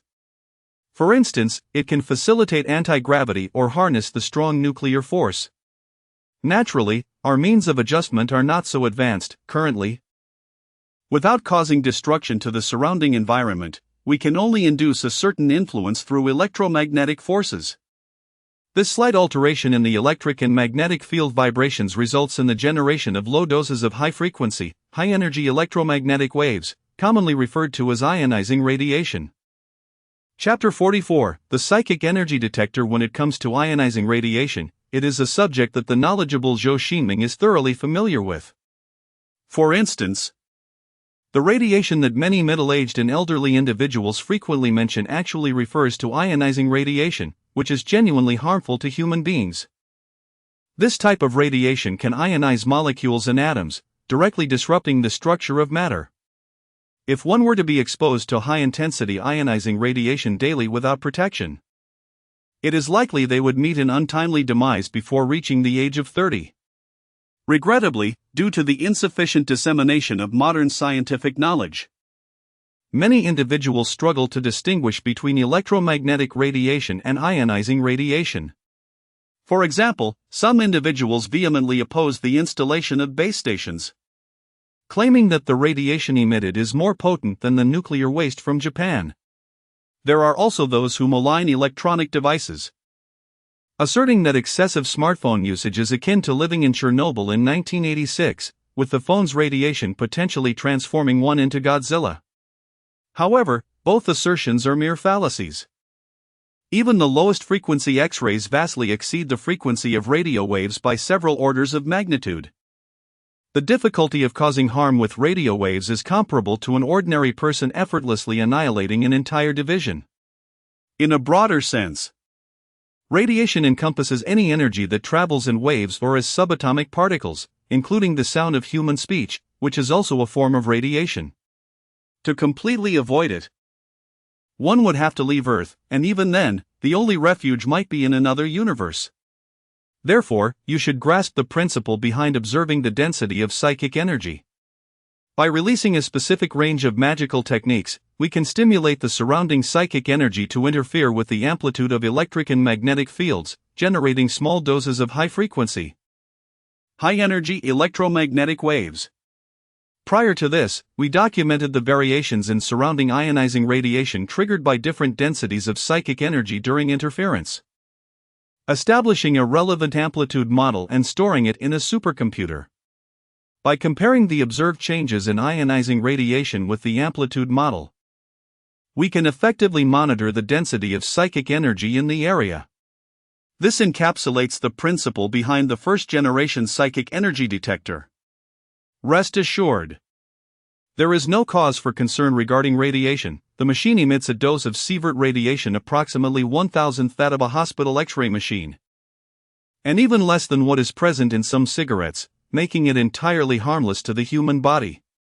After all, many professionals exposed to radiation accumulate around 20 millisieverts annually, whereas the radiation from a single use of the psychic energy detector amounts to less than 0.005 microsieverts. As long as one does not activate the detector and subsequently sleep with it, there is no risk involved. Speaking of which, ionizing radiation comprises various high-energy particle beams, as well as gamma rays and X-rays, high-energy electromagnetic waves with a broad spectrum. Naturally, we cannot manipulate psychic energy to emit gamma rays at their highest frequencies, as this equipment is intended for personal use. It would be imprudent to adopt the mindset of employing depleted uranium armor and munitions akin to that of the Cohen military. Therefore, we have not adopted more effective high-frequency rays. Coupled with the uncertainty of psychic energy, the measurement method is undoubtedly more complex than this, however. Its underlying principle is akin to that of a Geiger counter, which detects variations in the surrounding energy fields, albeit with significantly higher precision and utilizing a special technique to filter out background radiation interference. Through this method, we have embarked on our initial observation of psychic energy density and achieved some additional results. Please observe this instrument. After speaking, Sun Jiaying approached a black device resembling a brick and pressed a button on it. After a few seconds, a result appeared on the substantial screen: psychic energy density 0.001 crystals, deflection coefficient 1.577. Before Zhou Xingming could inquire, Sun Jiaying began to explain. Minister Zhou, this data indicates that centered around this point, the average psychic energy density in the vicinity has reached 0.001 crystals per cubic meter, with a detection range of approximately several thousand square meters. Of course, I understand you may be perplexed by what the deflection coefficient signifies, as this term is not present in the Kunlun realm. However, we discovered a characteristic during our measurements: the psychic energies in different locations seem to differ significantly, akin to fundamental particles, possessing several distinct models. I am aware that aside from the commonly used spiritual energy by practitioners in the Kunlun realm, there are also demonic energy, malevolent energy, and beast energy. Yet, these are generally employed by practitioners of dubious paths, ordinary cultivators can only refine these energies into spiritual energy if they possess high cultivation levels and special techniques. Indeed. But Minister Zhou, have you considered that, in a broader sense, they all belong to the category of psychic energy, merely expressed in different forms? After all, most of what we perceive is composed of atoms, differing only in structure. Such speculations have also been entertained within the Kunlun realm. So, academician Sun, does this mean the deflection coefficient arises because the indices of psychic energy vary, leading to different expressions? Precisely. Since demonic energy can be artificially converted into spiritual energy, it implies that they are fundamentally similar. However, due to varying conditions, they cannot be utilized. Our observations suggest that the strong side effects of demonic and malevolent energies induce changes in electron orbits, disrupting atomic structures, akin to a supercharged version of ionizing radiation, which we have termed the deflection coefficient. Thus, the greater the interference with atoms caused by psychic energy, the higher its deflection coefficient, as seen with demonic and malevolent energies. Conversely, energies that interfere less with atoms will have correspondingly lower deflection coefficients. This explains why cultivators prefer to utilize spiritual energy for their practices, as ordinary individuals cannot withstand ionizing radiation. Naturally, a deflection coefficient that is too low is also undesirable. On one hand, it indicates a low density of psychic energy in the area. On the other, it becomes exceedingly difficult to harness. Consequently, we have categorized the deflection coefficient into 20 levels, ranging from 10 to 10, with coefficients between 2 and 2 being the most suitable for human utilization. Zhou Xingming pondered for a moment and remarked, "I comprehend now." A high deflection coefficient of spiritual energy signifies demonic aura, while a low deflection coefficient denotes pure yet elusive celestial energy. The intermediate state is what we commonly refer to as spiritual qi. Indeed, your capacity for understanding is commendable. Although the celestial energy of the Kunlun realm is exceptional, it is both exceedingly rare and imperceptible to ordinary cultivators. Only advanced practitioners can harness this precious, untainted spiritual energy. As for demonic and magical energies, the risk of succumbing to madness is significantly elevated. Academician Sun, this spiritual energy detector is truly remarkable, allowing ordinary individuals to discern the density of spiritual forces in their vicinity. However, when can we expect its nationwide implementation? Zhou Xingming praised sincerely. Patience, Minister Zhou. This is merely a prototype, intended solely for the ordinary members of our operational teams, to facilitate the discovery of hidden paradises and monitor fluctuations in the energy density of cultivation bases. We do not plan to extend it nationwide just yet. We are currently developing a new generation of spiritual energy detectors. Once an affordable second-generation model is produced, we can deploy it across the nation, establishing an extensive network of energy density detectors to grasp the overarching trend of spiritual energy revival. The reason for not promoting it at this moment lies in the fact that this is the first generation of spiritual energy detectors, which still possesses certain flaws. Aside from the psychological pressure it exerts on users and its prohibitive cost, this generation of detectors is likely to malfunction in Fusang due to differing national circumstances. Chapter 45, Tiger Head Mountain. Meanwhile, at the foothills of Tiger Head Mountain in Chaoga, several uniformed police officers wielding machetes were clearing the overgrown wilderness, gradually venturing deeper into the once barren yet now lush forest. This place had transformed into a veritable paradise for wildlife, with the incessant chorus of insects filling the air, and the occasional fleeting appearance of rabbits and snakes. "Is it merely my imagination, or is it unusually warm?" murmured a buzzcut officer as he wiped the sweat from his brow. It has indeed been peculiar lately, even in October, as autumn settles in. The trees and grass seem to grow with reckless abandon, flourishing ever more abundantly. I find myself wondering if this winter will follow suit. Speaking of which, my son appears to have been overly absorbed in his novels, claiming this is a harbinger of global evolution, insisting that soon red or blue mist will blanket the sky, and animals and plants will become impervious to harm. Infuriated, I scolded him to focus on his studies instead. My son is manageable enough, but my father, for reasons unbeknownst to me, insists that ancient immortals have returned, roaming the streets in search of reclusive sages to attain enlightenment. At his age, he should not be gallivanting about. What if something were to happen to him? Let us not digress. Captain Sun sighed deeply, interrupting the idle chatter.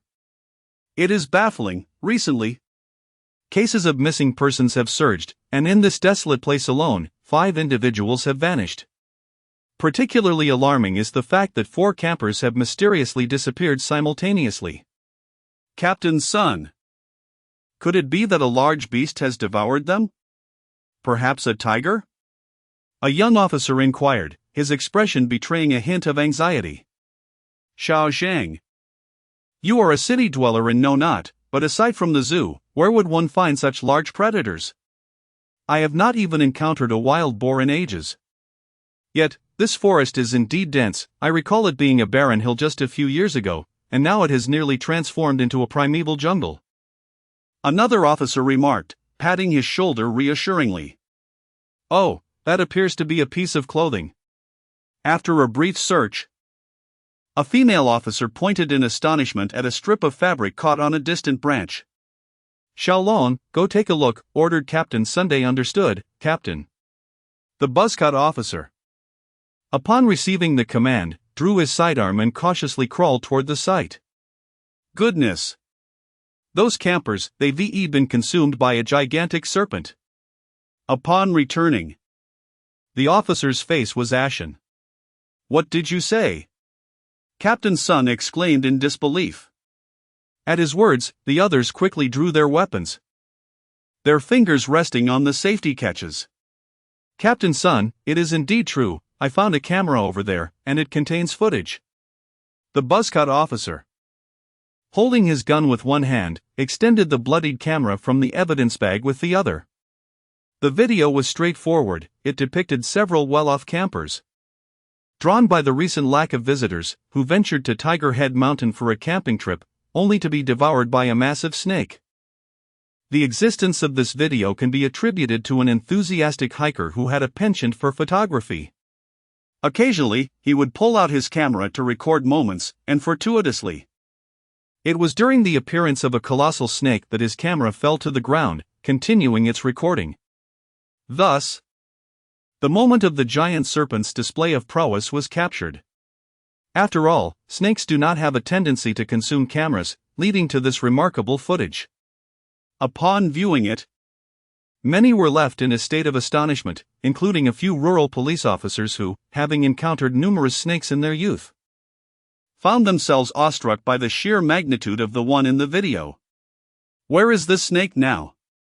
A young officer trembled in inquiry. If the giant serpent has traversed this area, it may return. Suddenly, he felt a chill, sensing something behind him. Upon turning to investigate, he discovered, a mere 10 meters away, the very black giant serpent from the video, its body adorned with dark scales that shimmered ominously under the sunlight, presenting a truly fearsome sight.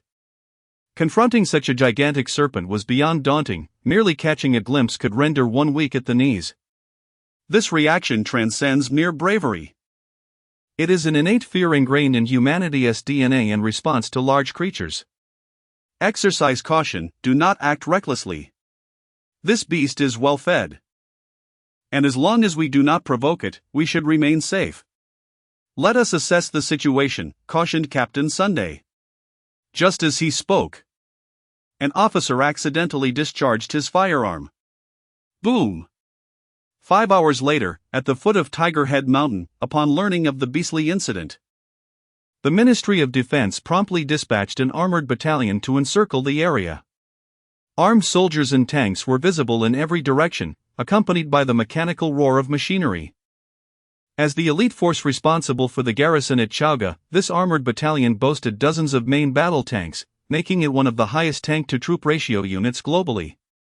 Moreover, these tanks were of the state-of-the-art Type 99S series, equipped with advanced laser rangefinders, cooled full-frame thermal imaging, ballistic computers, and various sensor systems, allowing for precise strikes on enemies within a 2-kilometer radius.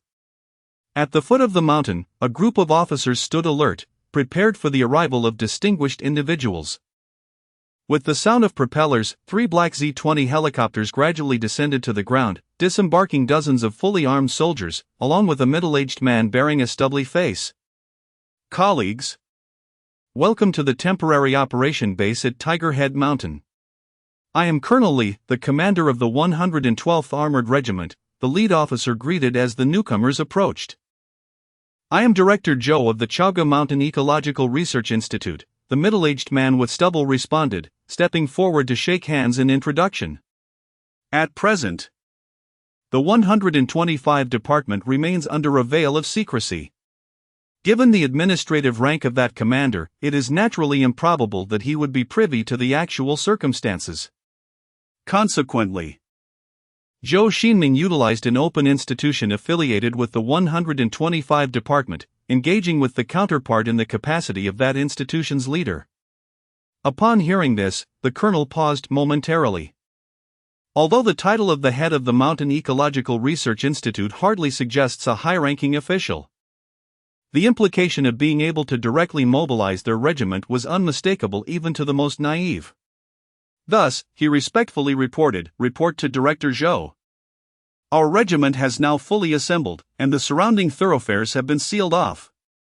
If required, we can immediately proceed into the mountains to execute combat operations." "No need," Zhou replied, "your personnel can maintain their position outside. We shall entrust the capture mission inside to our team. By the way, Commander Lee, please take us to meet those comrades who encountered the giant snake. I have a few questions I wish to pose to them." Chapter 46, The Discovery of the First Monster. This was evidently a makeshift camp, surrounded by barbed wire, with countless military tents scattered about, resembling a dense jungle.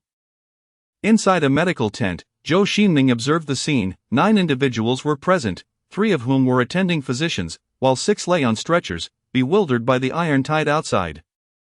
"Comrade Sun, the comrades who encountered the giant serpent are here. This is Director Zhou sent by the higher-ups," said Team Leader Lee, addressing a middle-aged police officer. "Please recount the events leading up to the incident." "Certainly. The snake attacked us around 2 p.m. We had ventured into the mountains due to reports from locals about several missing backpackers. However, upon our arrival, we discovered that the backpackers had already perished. The serpent was enormous. We fired at least a dozen shots at it, and some of us emptied our magazines. Yet, astonishingly, we failed to slay the beast. Fortunately, it seemed satiated and could not move, otherwise, we would have met our demise," recounted Sun, who, despite not knowing the background of the bearded man before him, sensed the gravity of the situation, evidenced by the soldiers and armored vehicles outside. He deduced they had come to confront the colossal serpent, thus he withheld no information. "Did you injure it?" Zhou Xingming inquired patiently. "No, it appeared impervious to our firearms. The bullets ricocheted off its body as if striking steel. I assure you, I was not hallucinating. The impact produced a flash, akin to shooting at a metal plate." Upon hearing this, Zhou Xingming fell into deep contemplation.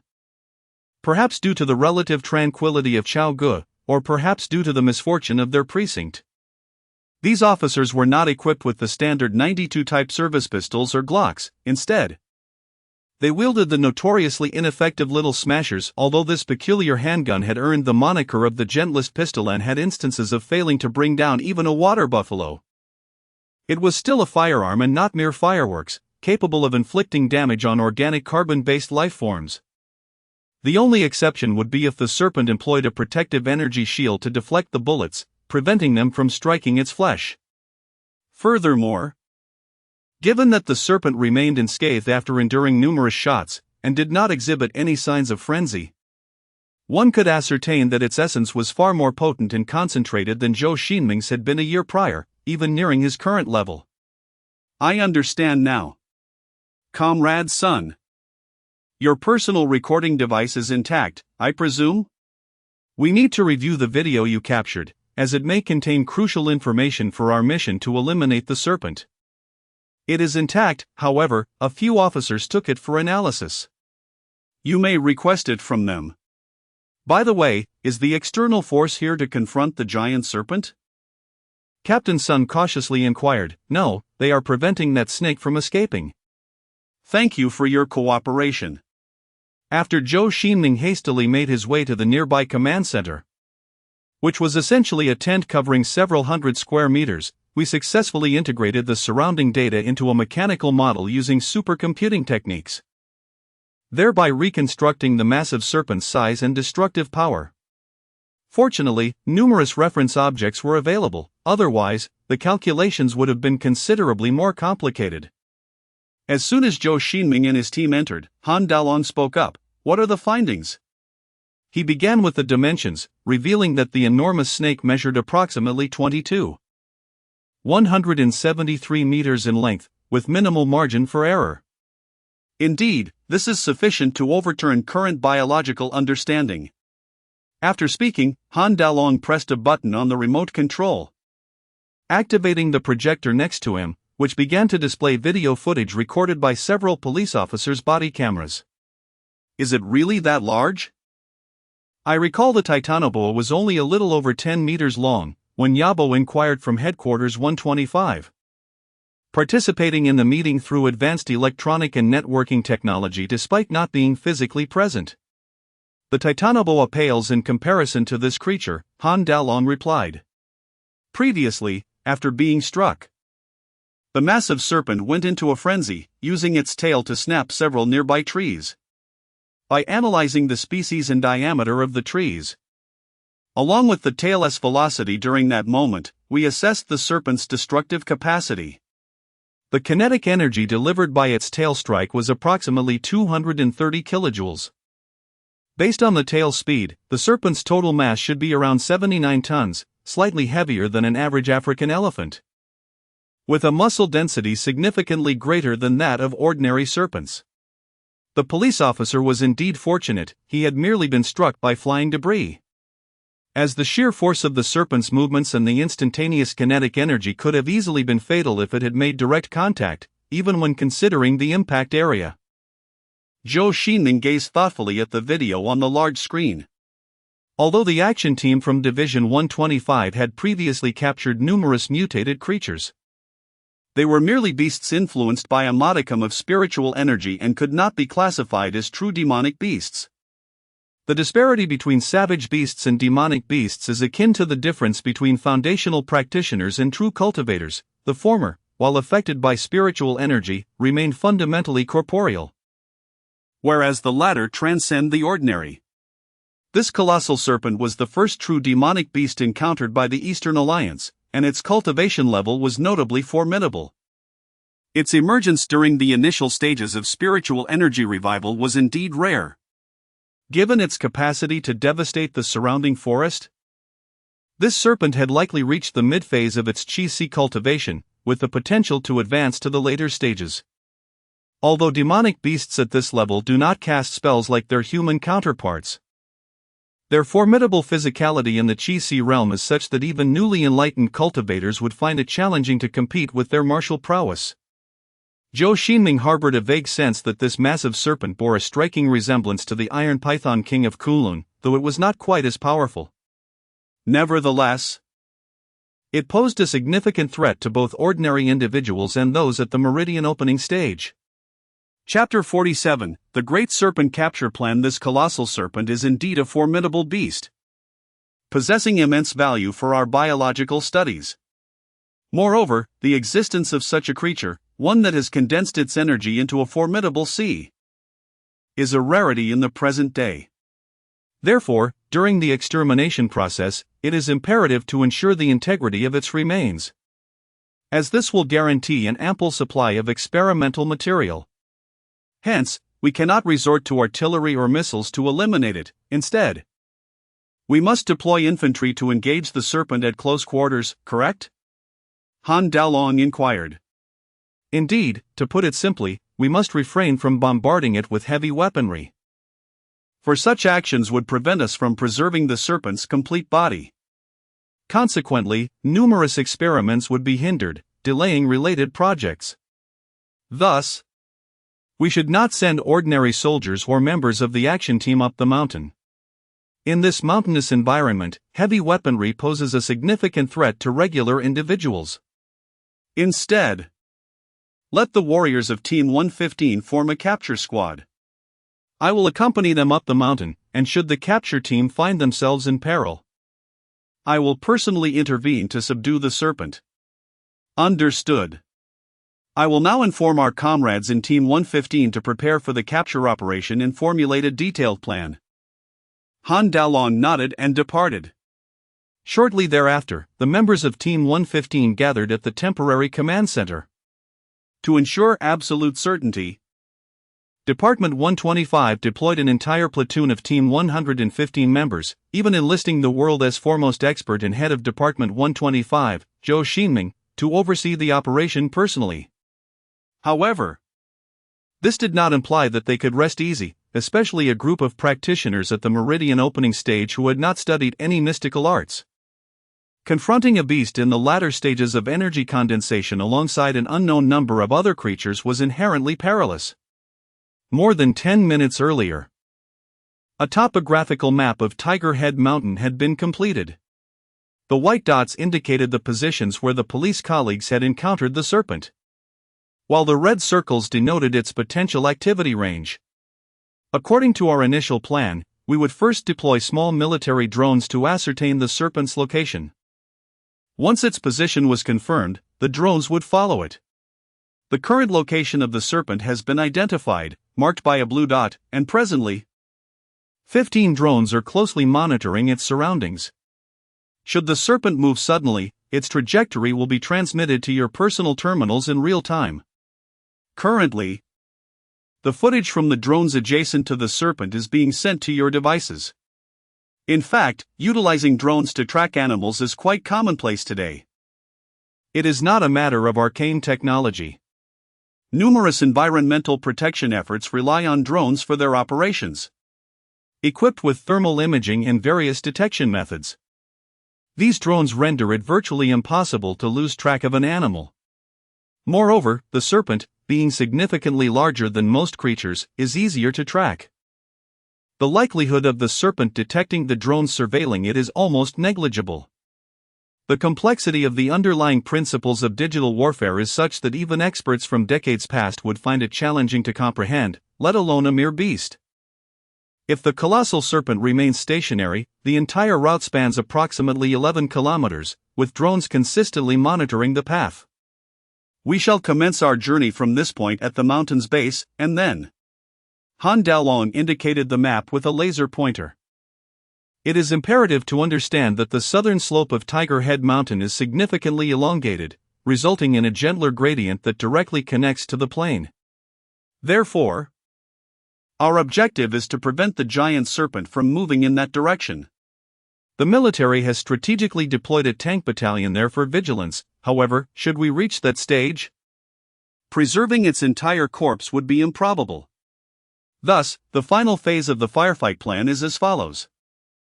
Barring any unforeseen circumstances, you must stealthily approach the giant serpent without alarming it, and immediately fire at its head, aiming to incapacitate its mobility swiftly. Subsequently, you may either kill or capture the serpent. According to Minister Zhou's intelligence, this serpent lacks long-range attack capabilities, employing methods to capture prey akin to those of a typical snake. Therefore, maintain a safety distance of 100 meters, alleviating concerns about a potential counterattack from the serpent as it nears death. Remember, this opportunity is singular. Failing to deliver a fatal blow would necessitate resorting to grenades or rocket launchers, exponentially increasing the risk and leaving behind a massive serpent remains, rendering the mission a failure. Zhou Xingming cautioned.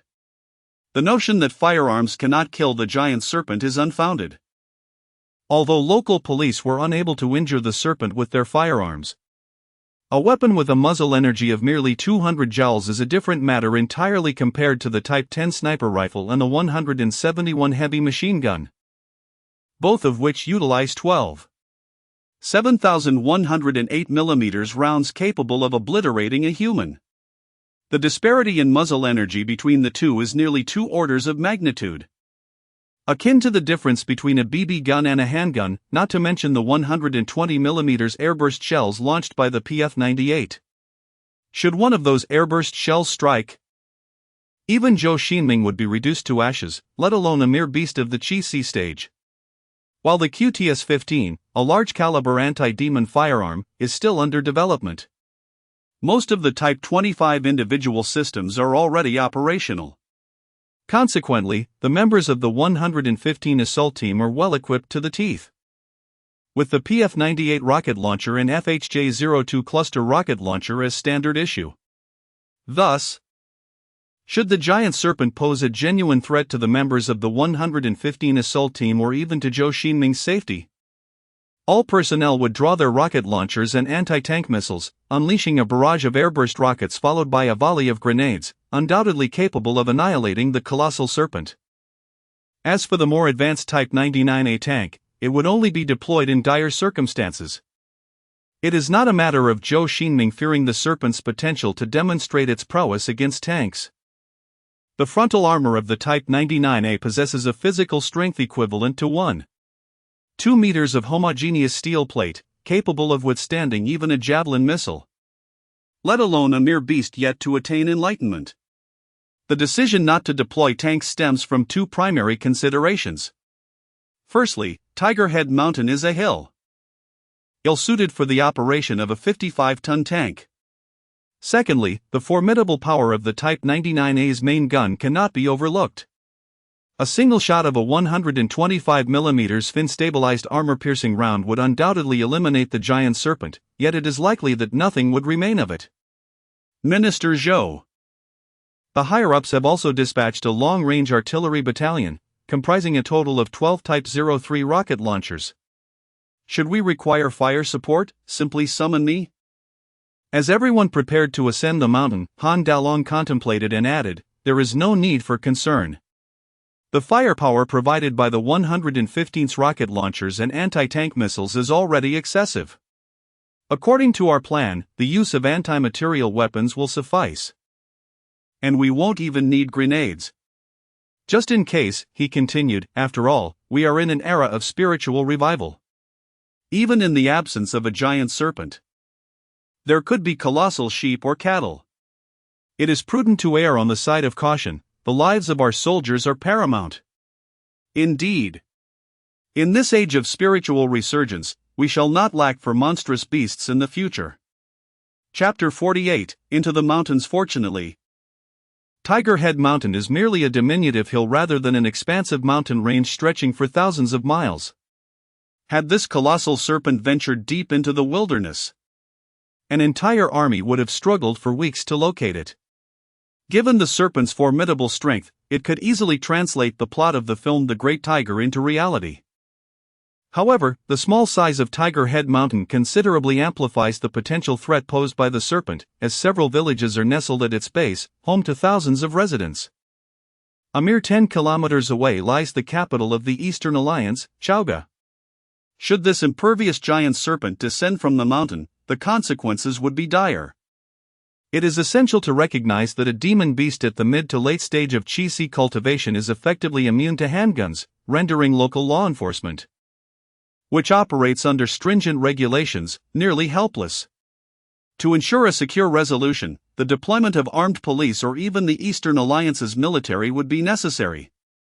Thus, whether for the purpose of capturing a specimen for scientific research or safeguarding the local populace, this giant serpent must be dealt with. And the entire Tiger Head Mountain must be meticulously managed to prevent any future threats to the public. As night descended upon the forest of Tiger Head Mountain, the incessant chirping of insects filled the air, while the dense canopy ahead rendered visibility nearly non-existent. Nevertheless, the members of the 115 assault team were equipped with a battlefield information management system, enabling them to receive aerial views from nearby drones.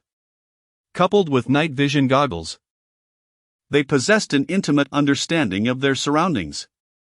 This unilateral transparency of information provided significant advantages, allowing them to monitor the serpent's movements and the environment without direct contact. Beneath the canopy, Wang Xiaodong and Tank, the two most formidable cultivators, led the way to scout for any wild beasts or other demon creatures that might obstruct their path. The remaining members, armed with various weapons, followed closely behind, their rugged beast-hide boots treading softly upon the thick layer of humus, leaving no trace.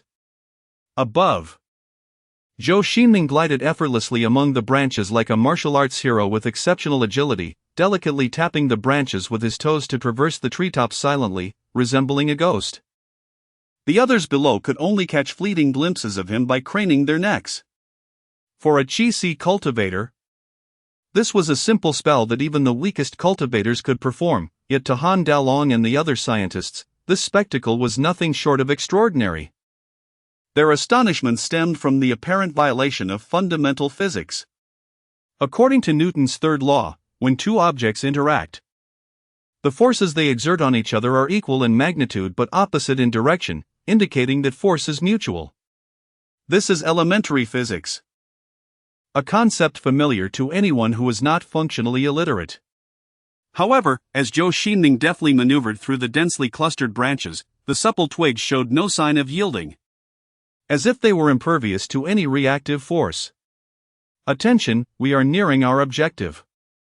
From this moment on, refrain from speaking and follow my gestures, Wang Xiaodong instructed, taking a deep breath before being the first to ascend the slope. Upon ascending the slope, the group beheld a colossal serpent sprawled upon the ground in slumber. Despite having mentally prepared themselves, the sight of such a monstrous creature instilled an overwhelming sense of dread. In the parlance of the Kunlun realm, this epitomized the oppressive aura of a high-tier demon beast over lower-tier cultivators, enough to send shivers down one's spine. Among those present, only Zhou Xingming possessed a cultivation level superior to that of the immense serpent. Nevertheless, the members of the 115 assault team were elite warriors. This serpent was not an infantile demon of the nascent soul stage, incapable of immobilizing a meridian-opening cultivator merely through intimidation. Thus, they swiftly adhered to their pre-rehearsed plan, crouching low to conceal themselves in their designated positions, while Zhou Xingming perched upon a branch. Dozens of 171-style heavy machine guns and 10-style sniper rifles were aimed at the slumbering serpent, with each warrior's finger poised firmly on the trigger. In that moment, time seemed to stand still, and beads of sweat dripped from their brows. Fire! With Wang Xiaodong's command, a searing tempest of metal erupted from the gun muzzles. In stark contrast to the police officers who might not have touched a firearm in a decade, the members of the 115 assault team were forged as elite warriors through the crucible of bullets. At such close range, the possibility of a misfire was non-existent. Every round struck the colossal serpent. The notion of resistance was futile. The 10-style sniper rifle could eliminate foes thousands of meters away, while the 171-style heavy machine gun had been utilized as an anti-tank weapon during World War II. The serpent's paltry protective aura could not possibly dissipate the kinetic energy of the 12.7 mm rounds. Consequently, as the serpent summoned its internal essence, blossoms of crimson erupted upon its head, particularly its two pairs of large eyes, which became a focal point, riddled with countless bullets from the 10-style sniper rifles.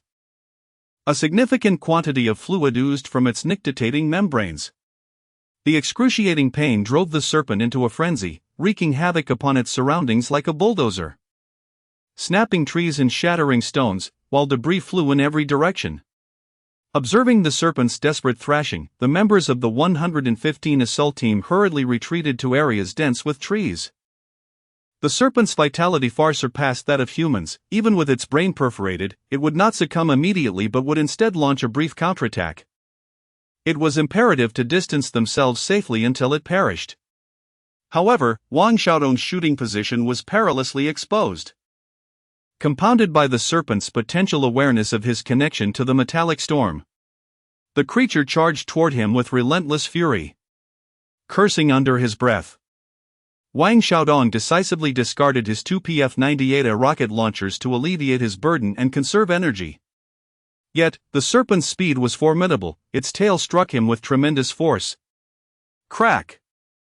Wang Xiaodong was sent flying, akin to a shuttlecock struck by a badminton racket, crashing dozens of meters away, toppling 2 trees before finally hitting the ground. Had it not been for the heavy armor he wore, which absorbed much of the kinetic energy, he would likely have been cleaved in two by the serpent's ferocious blow. Despite being clad in formidable armor, it was inconceivable that he would emerge unscathed. A metallic tang of blood lingered in Wang Xiaodong's throat, while an agonizing pain surged through his chest cavity. The strike from the late-stage demonic beast was far beyond what a mere meridian opening practitioner could endure. Even more dire was the fact that, having struck Wang Xiaodong, the colossal serpent seemed to have found its mark, furiously charging towards him with unrelenting ferocity. Damn it! As the giant serpent loomed perilously close, Wang Xiaodong instinctively reached for a piece of paper tucked within his tactical belt, gripping the talisman tightly in his hand. Chapter 49, Mission Accomplished. This was a batch of experimental thunder talismans previously produced by Liang Zhangguo using the talisman making machine. At the request of Han Dalong, each soldier of the 115 assault team was equipped with a precious thunder talisman for this demon capturing mission, to be used in case of unforeseen events. Although Wang Xiaodong was unaware that the thunder talisman was an essential tool for practitioners from the Kunlun realm to commit murder and smuggle, he recognized its immense power, far exceeding that of the Eastern Allied Forces' grenades. Simply tossing it would undoubtedly annihilate the already weakened giant serpent. However, using the talisman would mean obliterating the serpent's head, resulting in mission failure. Despite the giant serpent unleashing frenzied attacks upon him, it was merely a final, desperate display before death. Its brain had been perforated by bullets, rendering it incapable of survival. If he could endure this moment, the serpent would soon lose its ability to retaliate, making it unnecessary to waste the talisman or leave the creature's corpse incomplete. With a resolute spirit, Wang Xiaodong refrained from extracting the talisman from his tactical belt. Instead, he utilized the surrounding trees for support, forcing himself to rise. Summoning every ounce of his strength, he desperately maneuvered behind a large tree, collapsing against it. At that moment, he closed his eyes, attuning himself to the rhythm of his heart within his chest. He held no illusions that the giant serpent would spare him. The sole purpose of the tree was to absorb some of the impending force. In this world, there exists no true individual devoid of fear of death, as this stands in stark contrast to biological instinct. The reason remarkable individuals dare to sacrifice for their ideals is not due to their indifference to mortality, but rather because they harbor something more significant than their own lives within their hearts. Instructor Wang, quickly use the thunder talisman. Observing Wang Xiaodong still unable to retreat to safety, Tank anxiously raised his 98A rocket launcher, aiming at the serpent, ready to pull the trigger and eliminate the threat. However, a nearby soldier swiftly pressed down his launcher, exclaiming loudly, "Don't fire! At this distance, you'll hit Instructor Wang. What should we do? That beast is coming." Just as the words left his mouth, a figure suddenly sprang from the treetops, striking down upon the menacing serpent like a bolt of lightning, forcefully kicking it several meters away. Simultaneously, the anticipated scenario of the giant serpent crashing through Wang Xiaodong's protective tree failed to materialize, and the commotion outside began to wane. When Wang Xiaodong opened his eyes, he discovered that although the serpent continued to writhe desperately, smashing everything in its path with its tail, it was rendered immobile under Zhou Xingming's suppression. The massive head of the serpent was firmly pinned down by Zhou Xingming, who lifted the creature and slammed it back to the ground with tremendous force. The earth shook with a resounding crash. The formidable behemoth among the members of the 115th Assault Team found itself utterly powerless in the hands of Zhou Xingming, subjected to relentless mockery reminiscent of an adult toying with a child. Truly, Minister Zhou is an enigma. The tank and his companions murmured to themselves, reflecting on their rigorous training and the inexhaustible resources that had fostered their continuous improvement. Each passing day, they felt themselves growing stronger. Yet, rather than narrowing the gap with Zhou Xingming, it seemed to widen, as he had transcended the realm of mere mortals, now resembling a living deity. Many began to wonder if even heavy machine guns could leave him unscathed. As the group pondered this, Zhou Xingming shook his head. Had the giant serpent not sustained grievous injuries, it might have had the audacity to engage him. However, in Zhou's eyes, the creature was no longer worthy of his attention. Had it not been for Wang Xiaodong's injury at the serpent's hands, he would have remained uninvolved. Then, with a sudden surge of force, Zhou delivered a powerful punch. His fist piercing through the serpent's protective aura and scales, leaving behind a gaping wound. The giant serpent, deprived of its ability to resist, crumpled to the ground. The surrounding area lay in disarray, with numerous sturdy trees toppled as if ravaged by a tempest. In the foreground, the instigator of this chaos lay in a pool of blood, twitching only sporadically as a result of reflexes. Goodness, Instructor Wang, that was perilously close. The serpent was about to strike at the tree beneath which you stood, and then you leaped down upon it with a flurry of blows, exclaimed the others. Upon confirming the serpent's demise, Tank and Monkey were instructed to further inspect the fallen creature. Wang Xiaodong intended to join them but found himself too fatigued to rise. Indeed. Is this beast still alive? Tank queried, observing the serpent's occasional spasms. He raised his 171 heavy machine gun and fired several rounds into the serpent's already punctured head. The resounding echoes of gunfire reverberated through the air as the large-caliber bullets perforated the serpent's massive body. Such ammunition could cleave a human in two, yet. For the colossal serpent, it was akin to a mere dagger's prick. Consequently, after being shot, the creature's corpse merely convulsed without any further motion. With the target confirmed neutralized, they prepared for a thorough examination and preservation, alerting their helicopter squadron to ready for transport operations. A soldier known as Monkey then produced specialized equipment to inspect the giant serpent, ensuring it was truly deceased. Shortly thereafter, four sleek, black Z-20 helicopters appeared. Their silhouettes barely discernible in the dim light of night.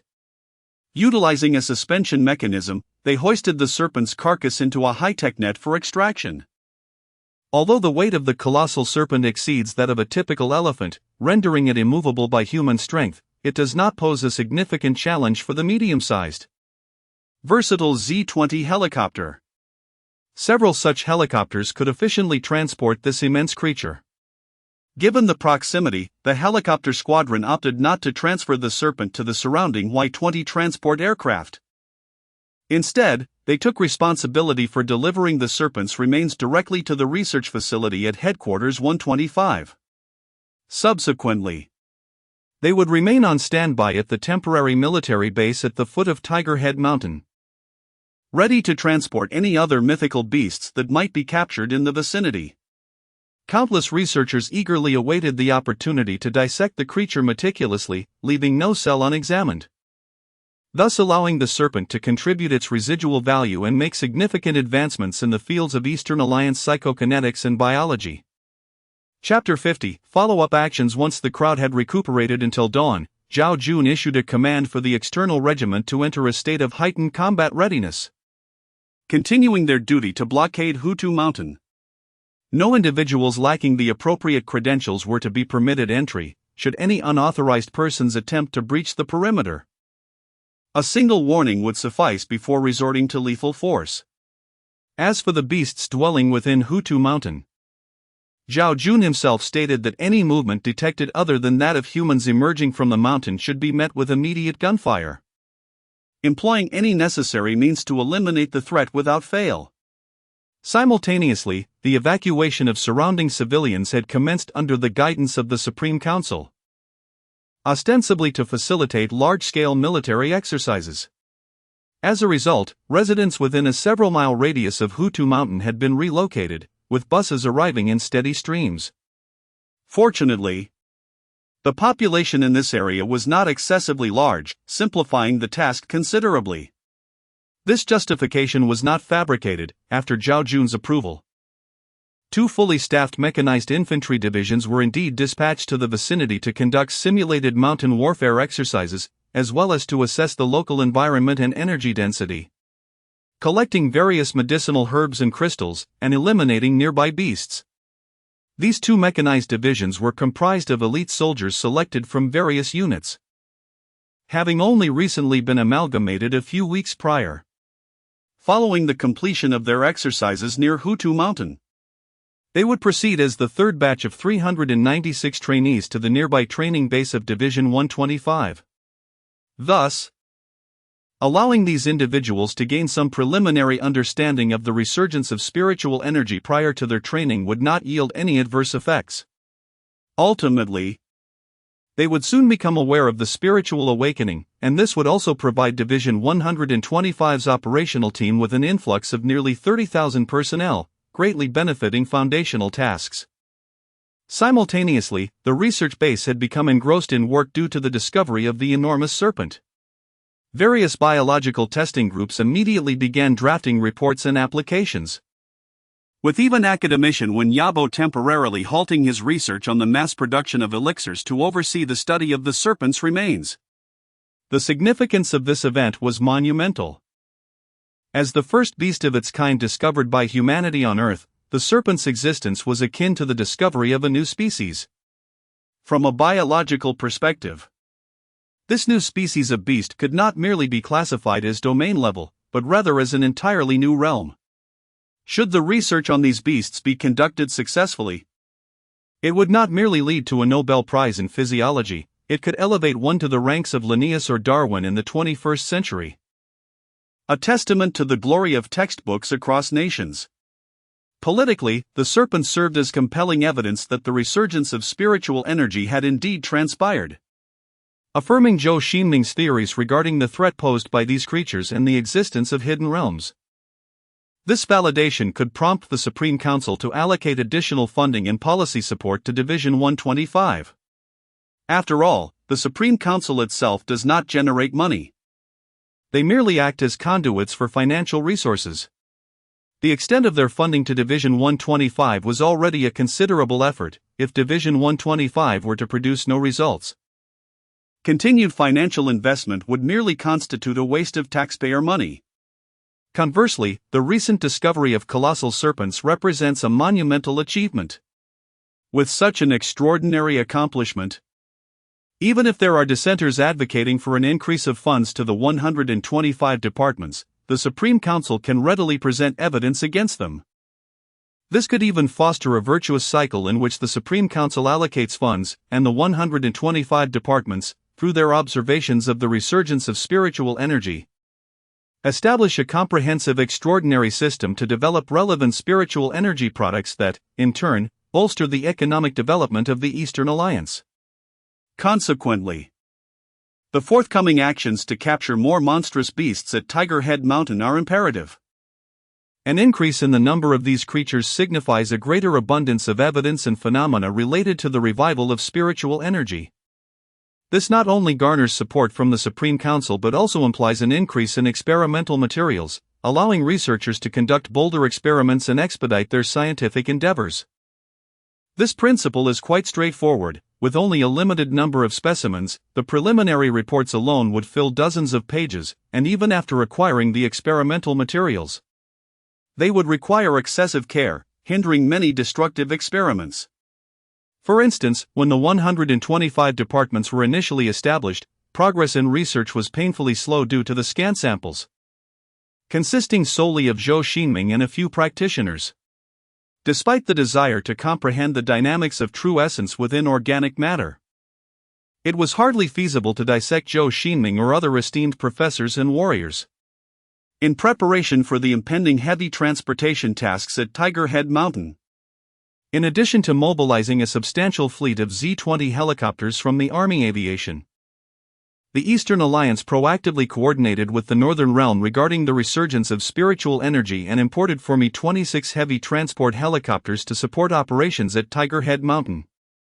The rationale behind importing foreign helicopters is quite simple. Although the Eastern Alliance possesses an array of ballistic missiles, fighter jets, and military satellites, and most of the so-called unattainable technologies are merely deemed economically unviable, the Mi-26 type helicopters are genuinely beyond their manufacturing capabilities.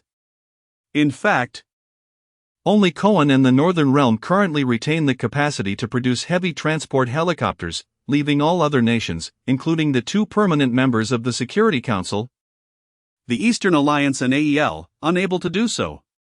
Meanwhile, the 115 assault team remained industrious, after a brief period of rest.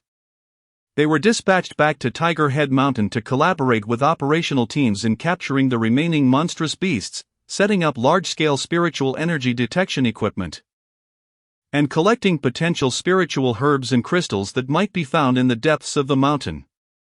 Plans were executed seamlessly, with helicopters continuously shuttling between Tiger Head Mountain and the headquarters of the 125 departments. The only minor incident occurred when a group of high school students from Chauga, presumably due to a lack of homework to occupy their time, speculated that the military had cordoned off the area around Tiger Head Mountain, believing it must conceal a cultivation university or the legacy of ancient powers. Seizing the opportunity during a moment of solitude, they stealthily infiltrated the area, only to be promptly discovered by the troops, who mistook these students for reconnaissance operatives sent by another mechanized infantry division. After all, the act of disguising oneself as an ordinary citizen is not without precedent. It is rumored that a few years ago, in the regions of Zhuiwei and the base, the Blue Army masqueraded as local townsfolk to launch a surprise attack on the Red Army. If they could successfully impersonate common people, assuming the guise of high school students seemed equally feasible.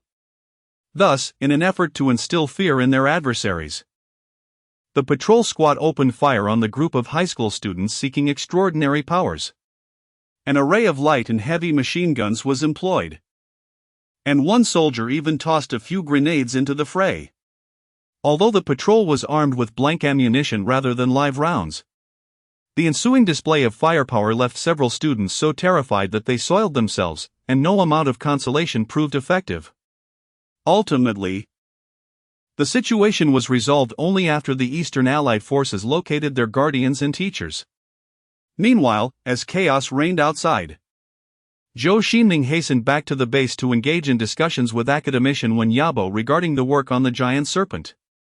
Chapter 51, The White Lady 125 Headquarters. Sterile laboratory. Following several phases of infrastructure development, the area of this research facility has significantly expanded, with numerous research teams now possessing their own independent laboratories. The biological laboratory dedicated to the study of mythical beasts occupies nearly a quarter of the total space, qualifying it as a large-scale laboratory. The dissection of the colossal serpent has become a paramount task, now recognized as a crucial subject within the biological department of the research base.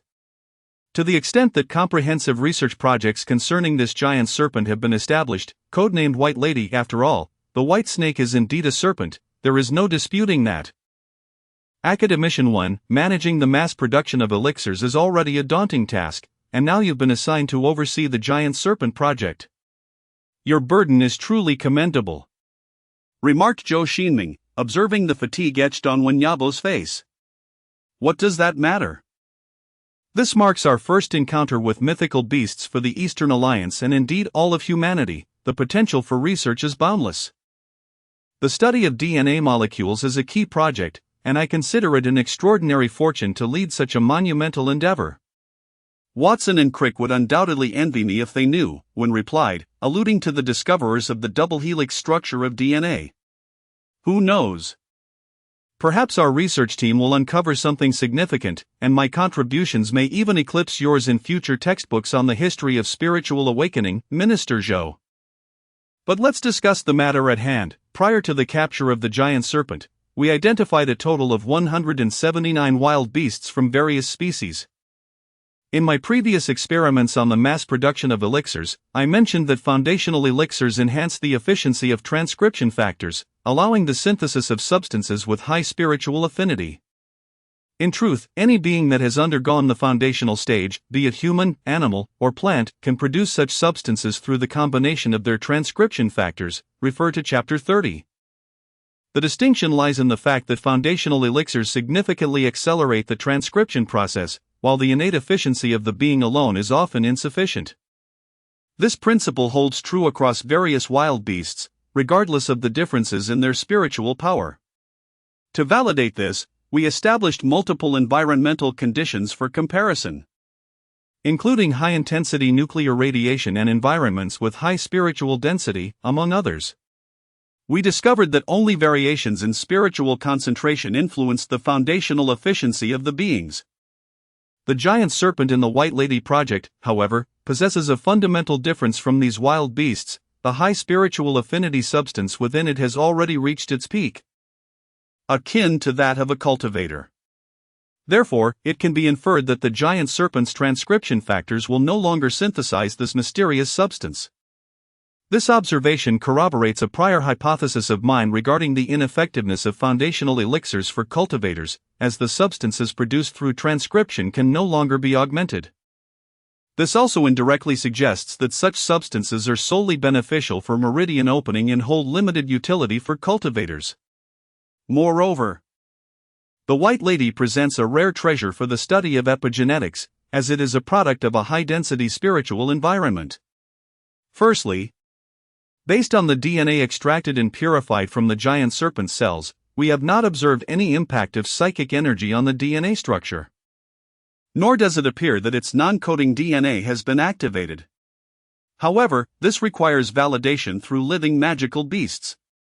Nonetheless, it can be primarily confirmed that cultivation essentially does not alter the DNA sequence, regardless of whether it pertains to humans or flora and fauna. This aligns closely with the theories of epigenetics, which invoke mechanisms to influence cellular and genetic expression without altering the DNA sequence itself. Zhou Xingming nodded in agreement, remarking, "I recall that molecular biology is significantly related to epigenetics. For instance, techniques such as bisulfite sequencing have greatly contributed to its advancement." Indeed, the variable of psychic energy has the potential to upend modern biology. However, I am not a Lysenkoist who would wholly dismiss the theories posited by Mendel and others. It is necessary to maintain a dialectical perspective, especially since our Eastern Federation has no historical exposure to the variable of psychic energy over its 5,000 years of history, let alone in the comparatively shorter history of biology. Here lies the detailed report. What I am discussing pertains to theoretical research, which cannot yield commercial value in the short term. I understand that most people lack interest in such theoretical studies, as theories cannot be directly translated into productivity. Hence, I shall refrain from further elaboration on that. Let us pivot to a more practical topic. This giant serpent is indeed edible. In comparison to its original species, certain magical beasts possess significant culinary value. Upon hearing this, Zhou Xingming's eyes sparkled, and several accompanying secretaries and committee members could not help but swallow hard. This discovery, regardless of its immediate impact, rivals those earlier theories in significance. After all, in terms of culinary culture, the Eastern Federation stands at the pinnacle globally, with the Eastern Domain countries of the Eastern continent profoundly influenced by it. It is not an exaggeration to say that the diversity of cuisines in just one state of the Eastern Federation surpasses that of many nations. Conversely, the Western approach in this regard is rather lacking. They tend to get bogged down in convoluted calculations regarding surface tension, pH levels, and osmotic pressure for something as simple as an egg, forgetting the fundamental truth that food is meant for human consumption. As for our neighbors across the ocean, the Coans, their local cuisine, aside from the varied fast food options, is hardly distinguishable from its origins, and to call it imitation would be a mild characterization. Furthermore, due to prolonged poverty and famine, the people of the Eastern Federation have developed a significant emphasis on food, treating it as a paramount concern. Adjusting his language carefully, Zhou Xingming inquired, "Academician 1, is it not said that cannibalism leads to the transmission of prion diseases? This giant serpent undoubtedly consumes human flesh. And the reason these magical beasts are termed as such is because they all possess a propensity for cannibalism, with virtually no purely herbivorous magical beasts. As for the consumption of demon beasts, it is predominantly practiced by cultivators, with little mention of ordinary individuals engaging in such activities. Even if the demon beasts were to possess toxins or prion viruses, these practitioners would undoubtedly remain unfazed. Therefore, I cannot rely on the experiences of the celestial monarch to ascertain the edibility of demon beasts. Minister Zhou, your inquiry touches upon a crucial aspect. It also pertains to the absence of harmful substances in demon beast meat. Hence, I must first ascertain whether you, Minister Zhou, are aware of the fundamental nature of prion viruses. Well, I am rather unversed in this field, but from what I understand, it seems to be related to erroneous folding of proteins, which results in structural anomalies. After pondering for a moment, Zhou Xingming responded. Chapter 52, The Utilitarian Value of Demonic Beasts. Indeed, this is the prevailing belief within contemporary scholarly circles. The remarkable nature of spiritual energy is further exemplified here. As the true essence and magical power within living organisms possess the ability to rectify erroneous protein structures, allowing for their reconfiguration and even the restoration of every biological molecule. To put it simply, if we were to harness spiritual energy at an elevated level, we could potentially conquer all ailments afflicting humanity, be they congenital or acquired, ushering human medicine into a new epoch. Apologies for digressing.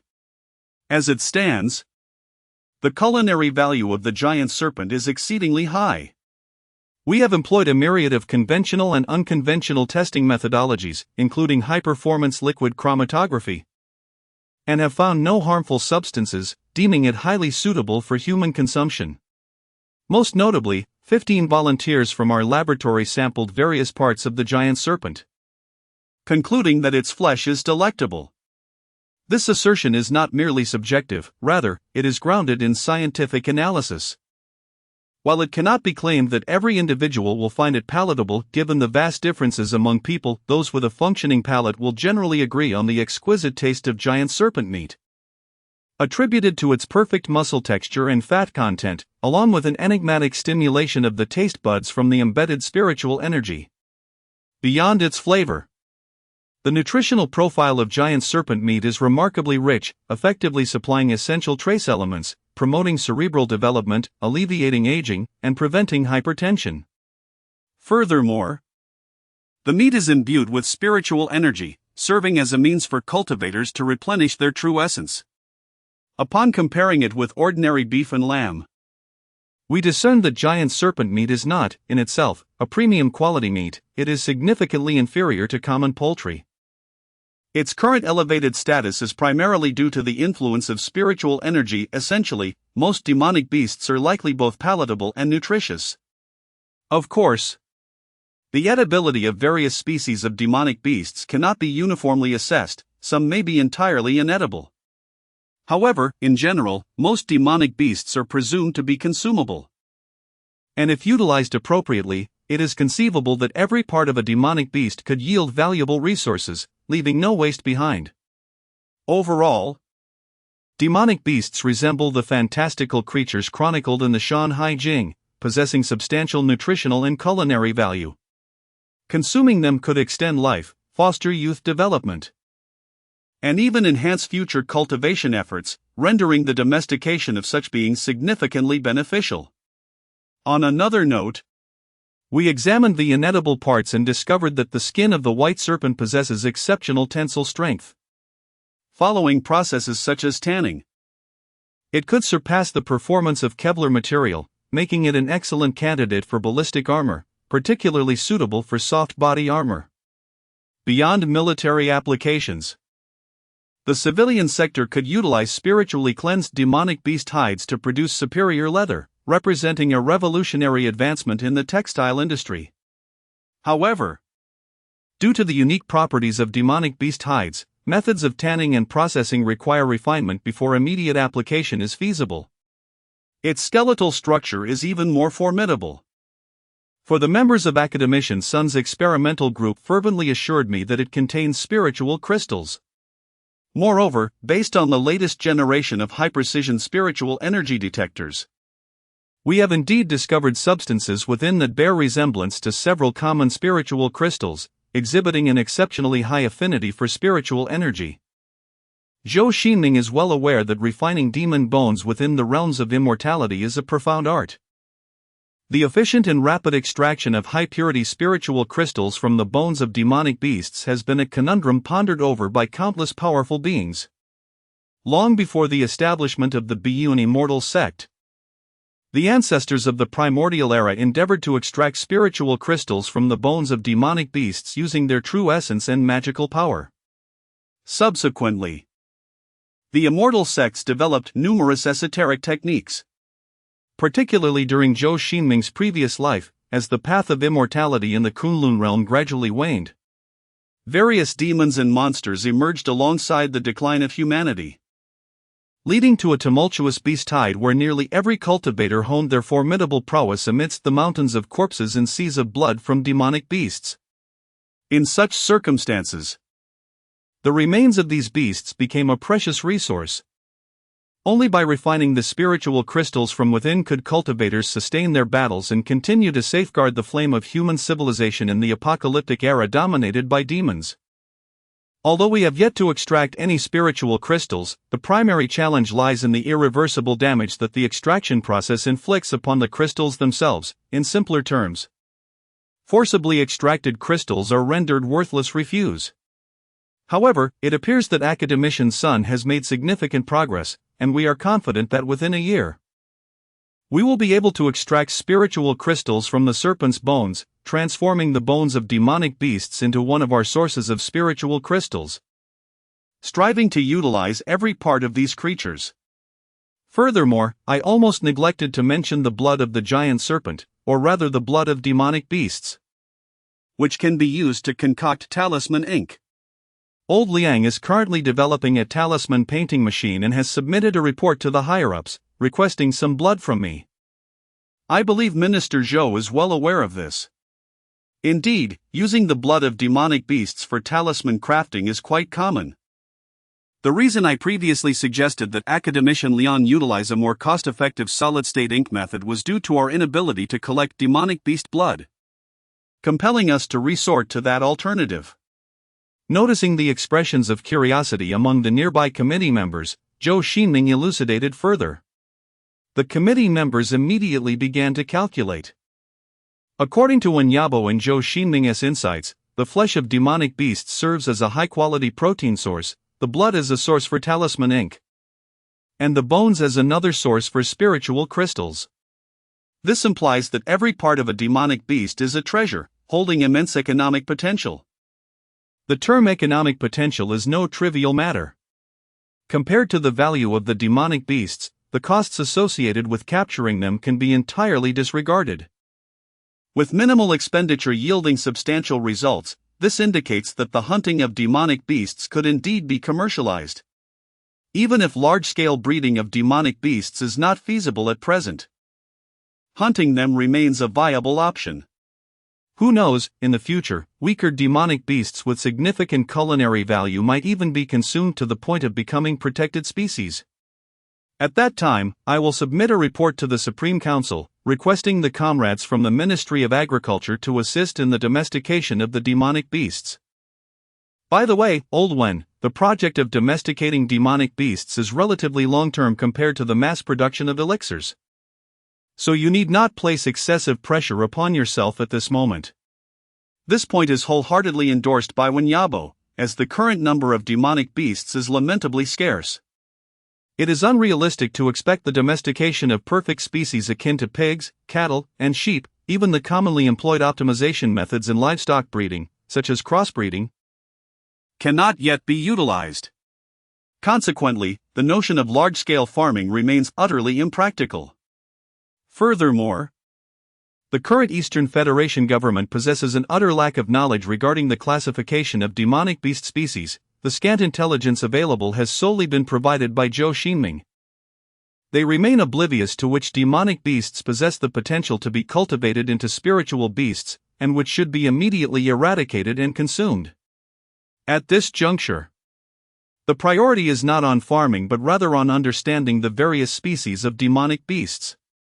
Once we ascertain which species offer the best cost-effectiveness, we can then proceed with artificial breeding and selection. Chapter 53, The Secret Treasure. As the two engaged in conversation, a tall secretary from the security department approached, stating, "Director Zhou, the helicopter is ready. When would you prefer to depart?"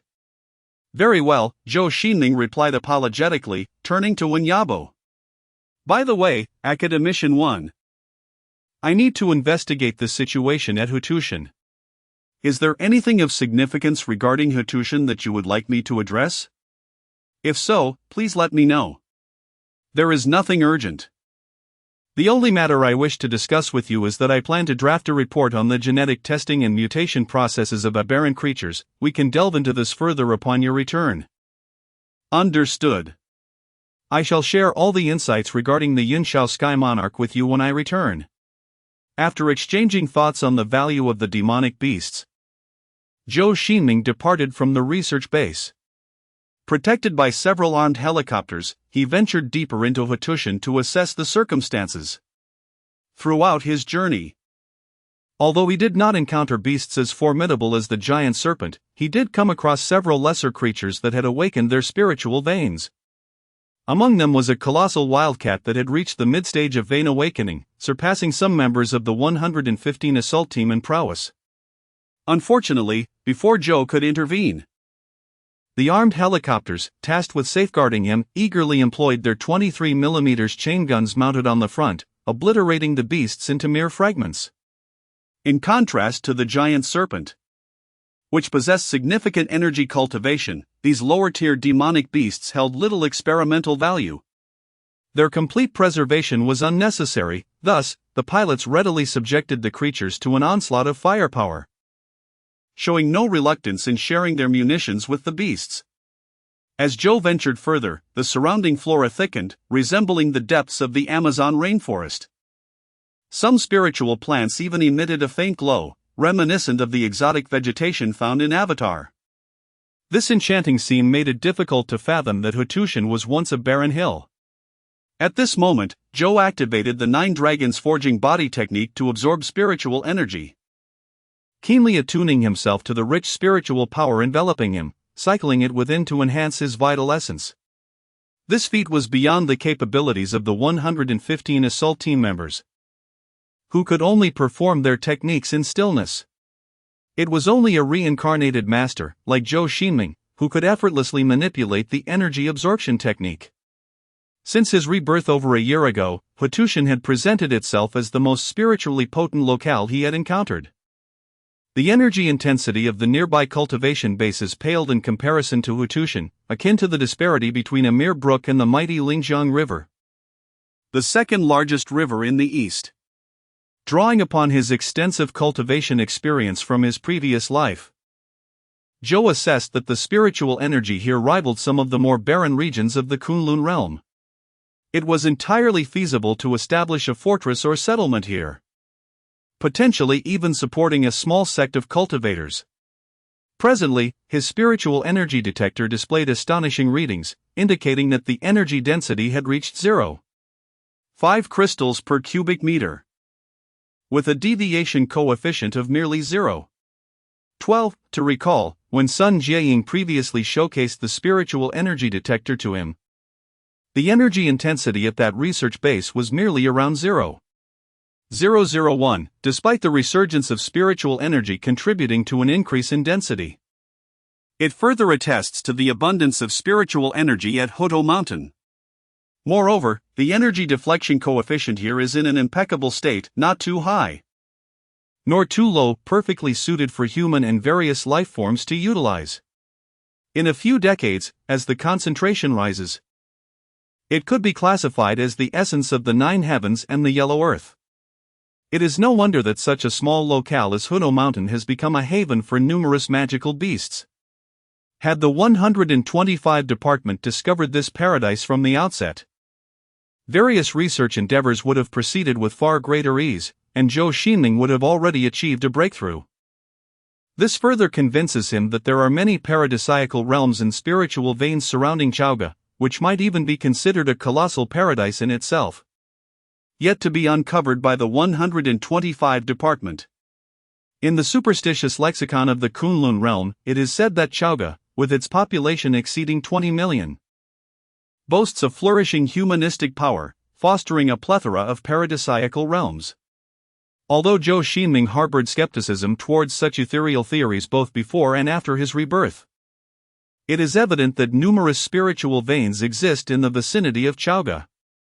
This is one of the reasons why the training and research bases of the 125 Department are established in Chaoga. A high-density spiritual energy environment naturally facilitates superior research on spiritual energy.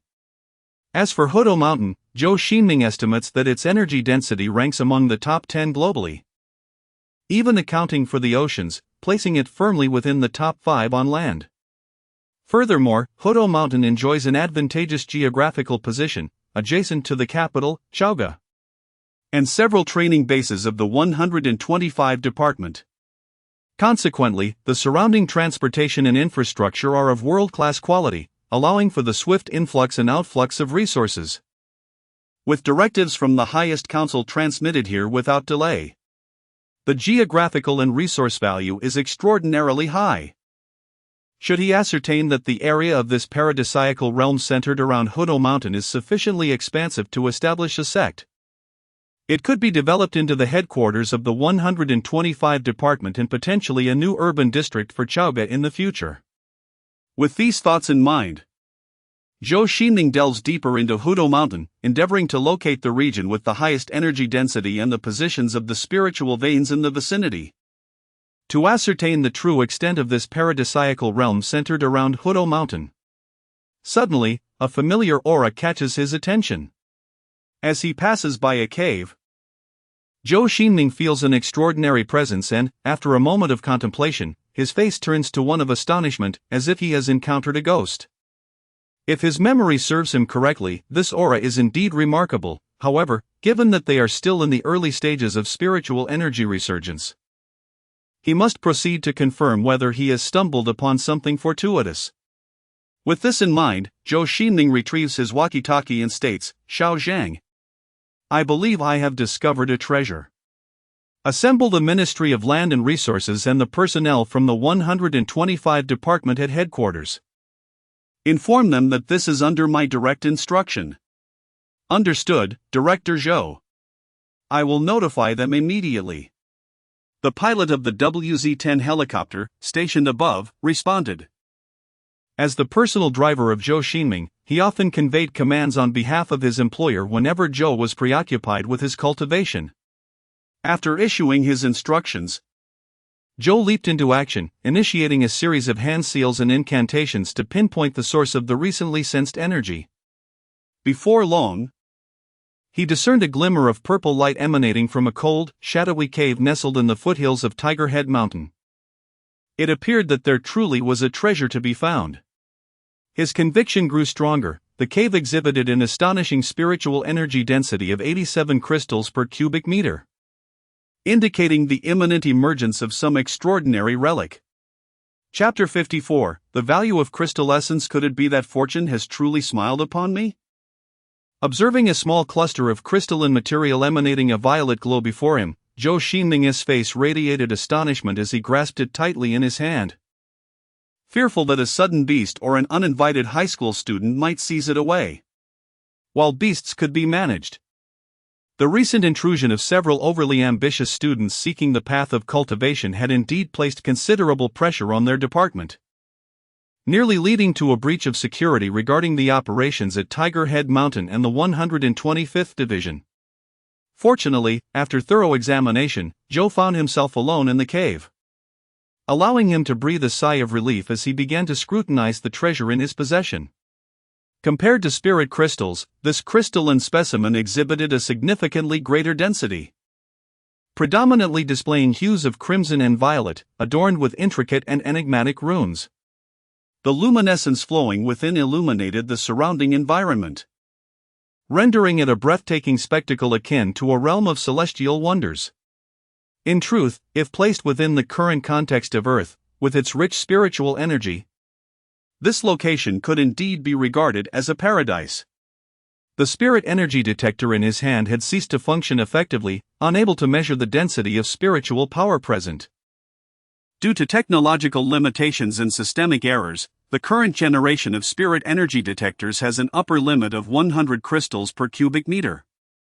If the spiritual density surpasses this threshold, the disorder caused by certain microscopic issues prevents the machine from resonating with the surrounding spiritual energy. Though the treasure lay tantalizingly close, and the abundant spiritual energy confirmed its extraordinary nature, Zhou Xingming adopted a cautious demeanor, meticulously surveying his surroundings while channeling his techniques. It is well known that such bestowed treasures are often guarded by divine beasts, a fact easily understood. Treasures like crystal essence are manifestations of nature's creation, naturally attracting beings of great fortune who might stumble upon them, subsequently dedicating themselves to guarding these treasures while reaping the advantages they confer for their own cultivation. Given the density of spiritual power in this locale, the guardian beast would likely possess cultivation at least at the mid-stage of Qi to the early stage of light manifestation. However, Zhou Xingming had ventured out without bringing any firearms, let alone powerful talismans or lethal charms, as he was accompanied by a squadron of armed helicopters for protection. The absence of any weaponry indicated that this guardian beast could potentially engage him in combat, and perhaps even inflict harm. Furthermore, considering the nature of the Eastern Alliance, it was plausible that this guardian beast had mastered the art of patience, perhaps even having reached the pinnacle of light manifestation, awaiting the opportune moment to fiercely contest for the treasure, thereby breaking through to the mystical transformation stage. Even with the advantage of memories from a past life, Zhou Xingming would find it impossible to depart with the treasure unscathed. Such a sudden breakthrough was not beyond the realm of possibility. Years ago, when the defense minister of Cohen discarded the F-22 production line, confidently asserting that the Eastern Alliance could never produce a fifth-generation fighter, he could not have predicted that merely a few years post the deployment of the J-10, the Eastern Alliance would manage to develop the J-20. If the Eastern Alliance could conceal their advancements, it was entirely conceivable that the beasts could do the same. Wait a moment. The guardian beast's cultivation is at least at the mid-stage of Qi to the early stage of light manifestation? Zhou Xingming couldn't help but chuckle ironically at the thought. This guardian of the treasure seemed increasingly reminiscent of the gigantic serpent that the 115th Assault Team had vanquished the previous night. This elucidates why the formidable serpent possesses such high cultivation. In fact, shortly after vanquishing the giant serpent, many were left pondering how this creature managed to attain such prowess, particularly in an environment seemingly inhospitable to such feats. How could it condense its Qi to such an advanced stage? It is worth noting that among nearly 1,000 cultivators in the Eastern Alliance, the only one capable of achieving a Qi is none other than Minister Zhou Xingming of the 125th Department. Yet, one must question what merit this serpent possesses to be compared to Zhou Xingming, a reincarnated Yuanying powerhouse. Although it has lost its former formidable abilities, the wealth of its past cultivation experiences steers it clear of countless pitfalls, especially considering it is supported by the entire Eastern Alliance, replete with an abundance of spiritual herbs and crystals. If these two factors culminate in the serpent's realm being on par with Zhou Xingming's, it could either be that it has been possessed by a being or a monstrous entity from the Kunlun realm, endowed with foresight and memories beyond its current form, or it has stumbled upon some extraordinary boon. The perplexing question that has troubled Zhou Xingming and countless researchers has now found resolution. The serpent indeed acquired a remarkable boon, which manifests in the form of the purplish-red crystal before Zhou. After safely stowing the precious crystal into his tactical vest, Zhou Xingming refrained from further probing Tiger Head Mountain, for the crystal in his possession had already justified his journey. Lingering any longer could invite unforeseen complications. Moreover, his purpose for visiting was to ascertain the extent of the paradisiacal territory of Tiger Head Mountain, and with the quality of this crystal, he could thoroughly analyze it. Upon returning to the headquarters of the 125th Department, Zhou Xingming swiftly organized a small meeting, summoning several corps members from both the 125th Department and the Ministry of Land and Resources, declaring an important conference When he unveiled the glass vial containing the crystal, everyone's eyes widened in astonishment. Despite the suppression from the glass and Zhou's formidable powers, the crystal's potent spiritual energy nonetheless surged forth, resonating especially with those of cultivation. In his previous work, Encyclopedia of Spiritualized Matter, Zhou Xingming had specifically noted this enigmatic crystal adorned with profound runes, known as crystal marrow. It is a substance more extraordinary than spiritual crystals, considered a priceless treasure in the Kunlun realm, accessible only to the four great sects. Crystal marrow boasts an exceptional affinity for spiritual energy, capable of gathering and storing the spiritual energy from a 100-mile radius, and adjusting it to a neutral refractive index suitable for human utilization. The most elite gathering arrays in Kunlun utilize crystal marrow. Moreover, crystal marrow behaves like an endless abyss, capable of storing vast quantities of spiritual energy. In Kunlun, the highest grade of crystal marrow possesses an energy density comparable to antimatter. With the appropriate secret methods for adjustment, nearly a few grams of crystal marrow can yield energy reactions rivaling those produced by the hydrogen bomb once engineered by the Alliance. In the realm of Kunlun, it is indeed rare for anyone to engage in such extravagant behavior. Even for an ordinary golden core cultivator, obtaining a complete crystal essence is a formidable challenge. Typically, any fragments of crystal essence would have long been seized by the ancient nascent soul masters of the four great sects, leaving no remnants to be found. Minister Zhou, how valuable is this piece of crystal essence you have found? Someone inquired eagerly. Well, although this crystal essence may not rival the finest specimens of the four great sects, its quality and characteristics are far from mediocre. Weighing nearly 30 grams, it qualifies as standard heavy crystal essence. However, the current state of affairs does not permit it to realize its full potential. To articulate its worth, if placed within the Kunlun realm, this piece of crystal essence would be valued at least around 3.5 million spirit crystals, which is approximately 50% of the worth of an ordinary golden core cultivator. Moreover, such items are notoriously difficult to appraise, as few cultivators would ever consider selling crystal essence. Chapter 55, The Bretton Woods System of the Kunlun Realm. Upon hearing the staggering figure of 3.5 million spirit crystals, the breath of the assembly nearly ceased, leaving each individual momentarily rendered speechless by their astonishment. As previously mentioned in the conference, unless one possesses a unique celestial vein or Tao body, cultivators are unable to directly absorb spirit crystals. Nevertheless, spirit crystals, being the cornerstone of cultivation, permeate every facet of the practice and hold significance far exceeding that of oil and coal on Earth. Thus, long before the Kunlun realm emerged from the primitive era of ignorance and transitioned into a more advanced feudal sect era, the grand sects endeavored to establish an economic system centered around spirit crystals, thereby abolishing the rudimentary barter trade. In contrast to certain modern cultivation novels, natural spirit crystals were not directly utilized as currency. Throughout the extensive history of the Kunlun realm, various sects devised distinct conversion methods, some of which were unprecedented even among earthly economists. These innovations were meticulously recorded by Zhou Xingming for the benefit of Eastern economists. For centuries past, the four most formidable sects of the Kunlun realm collaboratively established relevant measurement standards, resulting in the renowned Kunlun spirit crystal conversion method, which posits that one standard spirit crystal, approximately weighing 10 grams, can be exchanged for 100 jade coins. This system remained widely employed even prior to Zhou Xingming's transmigration. Since the establishment of this monetary system was propagated from the Biyun sect, it became known as the Biyun Accord, colloquially referred to by officials of the 125 departments as the cultivation version of the Bretton Woods system, or the unique jade coin-based currency of the Kunlun realm.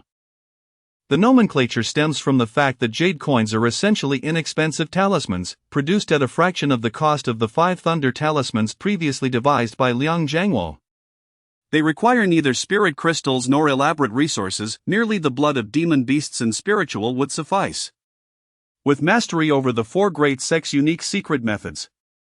Even a cultivator at the Chi-C stage can effortlessly produce a multitude without breaking a sweat. Conversely, the denominations of jade coins are substantial, often boldly marked in the hundreds, with denominations in the thousands being commonplace. Essentially, while cultivators from other sects engage in fierce battles against demon beasts and rival sects to produce vast amounts of cultivation resources such as pills and magical artifacts, the 4 great sects can casually exchange a heap of seemingly useless talismans for these valuable resources. Moreover, akin to the foreign exchange systems of earthly nations, the sects maintain relevant foreign currencies. Within the protected treasures of the sects, safeguarded by prohibitive wards, lie mountains of jade coins, utilized to acquire various cultivation resources from other sections. In fact, in his previous life, Zhou Xingming had significant ties to jade coins. As a humble cultivator born to ordinary circumstances, he gained recognition from the elders of the Biyun sect by reducing the production costs of jade coins, thus achieving prosperity. Even before his transmigration to Earth, Zhou Xingming contemplated the creation of jade coins with denominations exceeding 10,000. In layman's terms, jade coins function as paper currency. Although they sound illustrious, their manufacturing processes may not even rival the craftsmanship of the currency produced by the neighboring koan. Their sole advantage lies in the use of spirit paper and runes, rendering them more difficult to counterfeit. Certainly, only the jade coins certified by the 4 great immortal sects possess value as currency within the Kunlun realm. The jade coins hastily produced by a minor sect lack any recognition from the larger sects, for these smaller sects lack credibility and sufficient power, and most crucially, they are incapable of replicating the intricate talismans associated with esoteric arts. This establishes the current financial system of the Kunlun realm, which starkly contrasts with the ever-fluctuating modern economy. The commerce in Kunlun resembles still waters, tranquil and stagnant, with the trade of spiritual crystals concerning only a select few. The majority of the populace neither requires jade coins nor spiritual crystals, remaining entirely disconnected from the resources essential for cultivation. Moreover, the Kunlun realm is not Earth. It is a world where the superstructure dictates the economic foundation. As long as a small faction of cultivators maintains sufficient strength and shares common interests, their sects remain unassailable. Even when considering all other celestial sects, including the 4 great immortal sects, they pale in comparison to just a handful of elders from these sections. Notably, the 4 great immortal sects uphold their dignity far more than the Koan Federation, which propagates color revolutions and instigates wars. At the very least, the 4 great immortal sects have taken on the responsibility of safeguarding the Kunlun realm against demonic beasts, offering protection to the weaker sects, and generally refraining from interfering in the internal affairs of other sects unless provoked. Thus, a system that crumbled within mere decades on Earth shows no signs of instability in Kunlun. There has never been a financial crisis nor a local equivalent of Degal. The jade coins remain remarkably robust, suggesting they might endure for centuries. However, the Biyun Accord is not the focal point. The true emphasis lies in the crystal essence valued at 3.5 million spiritual crystals, equating to 35 million grams. It is no exaggeration to say that this is a windfall of immense wealth, capable of elevating an ordinary individual to the status of the world's richest. Currently, the Eastern Alliance collects less than 100 grams of spiritual crystals daily. And the sudden emergence of a treasure worth 35 million grams is akin to 1,000 years of income, overwhelming the hearts of all present. Moreover, the significance and value of the crystal essence far exceed its mere existence. Zhou Xingming spoke gravely. "Minister Zhou, what do you mean by this?" inquired Han Dalong, puzzled. The crystal essence can only be birthed in locations where spiritual veins converge, and it requires an abundance of such veins. Even sects possessing dozens of spiritual veins in vast celestial paradises may dig deep and find none. Its value is thus apparent. However, I believe that for the Eastern Alliance and all of you, a single crystal essence is not the greatest gain. The elite present immediately grasped Zhou Xingming's underlying message. If crystal essences can only form in areas densely packed with spiritual veins, it implies that the Tiger Head Mountain region is indeed an extraordinarily large celestial paradise, capable of sustaining an entire sex legacy. The term cave paradise is frequently uttered by Zhou Xingming. As early as the establishment of the 125th Department, the pursuit of expansive cave paradises emerged as one of its paramount tasks. The absence of a permanent headquarters for their department stemmed from the failure to locate such a paradise. As for the few training bases they have, even if they can be begrudgingly categorized as cave paradises, they certainly do not suffice as a representative for the 125th Department or even the Eastern Alliance. It is essential to recognize that the scale of the Eastern Alliance surpasses that of the four great immortal sects combined. And with the future need for training a significant number of individuals, they cannot hastily select a remote corner as their headquarters. While the representation may seem trivial, from a practical perspective, only by controlling and developing high-intensity spiritual energy within a cave paradise can they efficiently harvest spiritual crystals and elixirs, enabling the sustainable cultivation of cultivators. The increasing consumption of resources, coupled with the lack of a stable supply, has intensified the pressure of collecting spiritual medicines and crystals. On one hand, cultivators require these resources for their practice, while on the other, numerous validations and analyses of the Kunlun realm's techniques demand substantial amounts of spiritual crystals and elixirs. The stagnation of many relatively minor projects is primarily due to the inadequacy of these precious resources.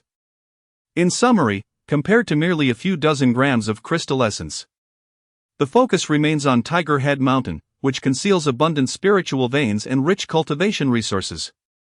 For the Eastern Alliance, a quasi-nation with a population of 1.6 billion, these resources far outweigh the significance of a single crystal essence. After all, no matter how precious the latter may be, it can only facilitate the cultivation of a select few extraordinary talents and cannot serve as a panacea to meet the diverse cultivation needs of the populace. It cannot conjure beast meat, talismans, elixirs, or magical artifacts out of thin air. Chapter 56, The Processing of Crystal Essence. The vast expanse of blessed lands can be utilized for cultivating spiritual herbs, extracting spiritual crystals, and breeding spiritual beasts, thereby ensuring a steady output of resources essential for cultivation. Furthermore, it can serve as a sanctuary for training and a research base focused on spiritual energy. If the development of Tiger Head Mountain is executed properly, it could immensely benefit billions of people in the Eastern Alliance. The significance and value embedded within this venture far surpass what crystal essence can offer. Indeed, the presence of crystal essence indicates the existence of spiritual veins beneath the surface. Although we have yet to locate them, it is only through the resonance of numerous spiritual veins that a high-density spiritual environment can emerge, ultimately producing the precious crystal essence, whose quality is intrinsically linked to these veins. Based on the quality and weight of this crystal essence, the area of blessed lands surrounding Tiger Head Mountain is estimated to cover at least 700 square kilometers. Considering the extensions brought about by surrounding spiritual veins, the total area may approximate 1,500 square kilometers, with the core focus on the 700 square kilometers. The eyes of the crowd sparkled with anticipation. Although the Eastern Alliance boasts a vast territory of 12 million square kilometers, 700 square kilometers of blessed land is, in fact, a considerable figure. To put it in perspective, 1 square kilometer equals hundreds of hectares. The Bird's Nest Stadium occupies nearly 200,000 square meters, less than 1/5 of a square kilometer. Moreover, this is not ordinary land but rather high-quality blessed land and spiritual soil, with the actual value of each square meter likely surpassing that of properties by Wanda and Country Garden. In the Kunlun realm, even the blessed lands of ordinary immortal sects measure around 500 square kilometers. Only the four major sects, presided over by formidable nascent soul experts, possess expanses comparable to that of Tiger Head Mountain. Given the current conditions, not only is it challenging to ascertain the future existence of 700 square kilometers of blessed land, But even confirming an area of 700 square meters would represent a significant breakthrough. Discovering such a treasure during the early stages of spiritual energy revival is indeed a cause for contentment. Presently, we have not delineated the long-term plans for Tiger Head Mountain. Our immediate task is to focus on eliminating the nearby ferocious beasts, stabilizing the local security, and ensuring that every corner of Tiger Head Mountain remains under our control. Through the deployment of sufficient spiritual energy detectors, we will be capable of monitoring the fluctuations in local spiritual energy. Moreover, according to my analysis, even the urban area of Chaoga and its surroundings could be considered a form of blessed land. However, this aspect requires further investigation, as my conjectures alone are insufficient. We will need the cooperation of Academician Sun and various military colleagues.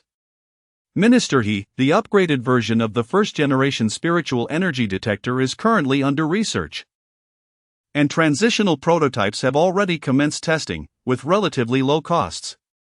Nevertheless, we currently lack models to analyze the macro effects of spiritual energy across various environments, necessitating more data. Thus, I recommend prioritizing the establishment of a network of spiritual energy detectors in Chaoga to promptly gauge the local spiritual energy intensity. This initiative will facilitate the discovery and utilization of surrounding blessed lands, while also ensuring the eradication of threatening beasts and providing ample data regarding spiritual energy, thereby accelerating the development of the second generation of detectors. Everyone nodded in agreement. For any experiment, the establishment of numerous control groups for comparison is of utmost importance. Only by thoroughly understanding the first-generation spiritual energy detector can we hope to develop a second generation or even an advanced iteration.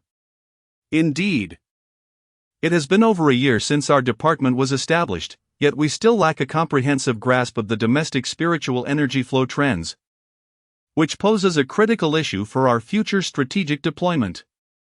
After a prolonged silence, Han Daolong expressed his approval. Moreover, the most pressing concern is that our current plan for real-time monitoring of domestic spiritual energy intensity remains non-existent. We do not even have a draft. Previously, we were hindered by technological constraints, but now that we have mastered the technology to detect spiritual energy, it is imperative that we consider relevant plans. Thus, Academician Sun's suggestion is indeed commendable. We should establish multiple spiritual energy monitoring stations in the suburban areas of Chaogu to observe variations in spiritual intensity at key points. We can initiate a pilot program for a spiritual energy control zone and subsequently assess the results to determine our next steps. After the discussion on mastering the flow of spiritual energy concluded, Zhou Xingming pondered for a moment and added, "By the way, there is one more matter. What recommendations do you have regarding the handling of that crystal marrow?"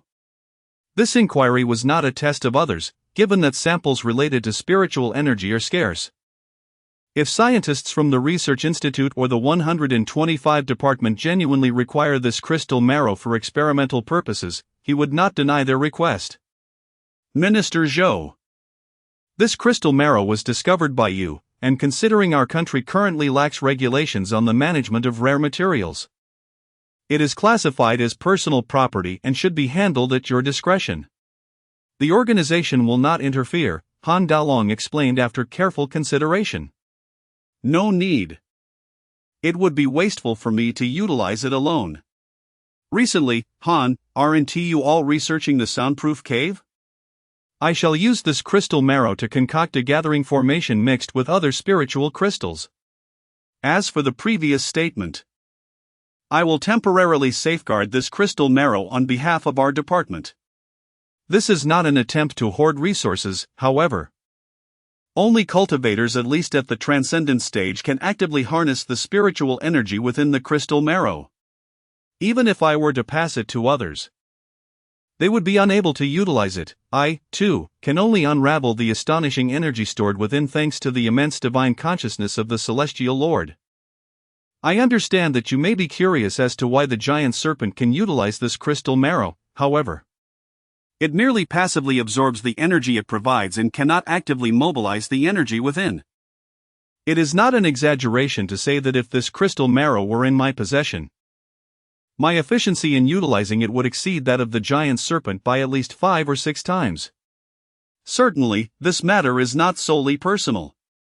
The determination of ownership of the crystal marrow will also influence our future policies. Minister Zhou, are you familiar with the story of Zigong redeeming a person? If we were to seize the crystal marrow outright now, would it not set a precedent for forcibly requisitioning whatever spiritual practitioners might find in the future? Subsequently, Han Dalong elaborated, therefore, even if you wish to directly submit the essence of the crystals, the organization cannot simply accept it nonchalantly, as this pertains to political matters. The manner in which we distribute the essence today will undoubtedly influence the fortunes and cultivation of countless practitioners in the future. Prior to the establishment of the 125th Department, the chief speaker had specifically mentioned to him, Zhao Jun, and others, the importance of not sacrificing the greater good for the sake of trivial gains. In this world, there are no shortcuts. The pursuit of momentary benefits will invariably lead to greater costs to be repaid later. Thus, let us proceed as I suggest. I will first take possession of the essence and subsequently utilize it to forge a spirit-gathering array. Moreover, Deputy Minister Han's insights are indeed sound. We have duly considered the relevant legalities. Chapter 57, The Future. Although it would not matter much if he kept this crystal essence with him, Zhou Xingming was not one to underestimate the importance of prudence.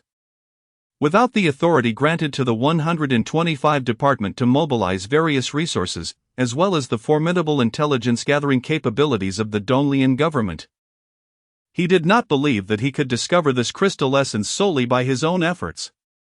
After all, it was the police officers who first ventured into the mountains and stumbled upon the giant serpent, and the relay of this critical information involved multiple levels of government, including the military, which promptly sealed off Hutu Mountain. Even before their expedition to exterminate the serpent, it was Zhao Jun and his team who meticulously analyzed the intelligence.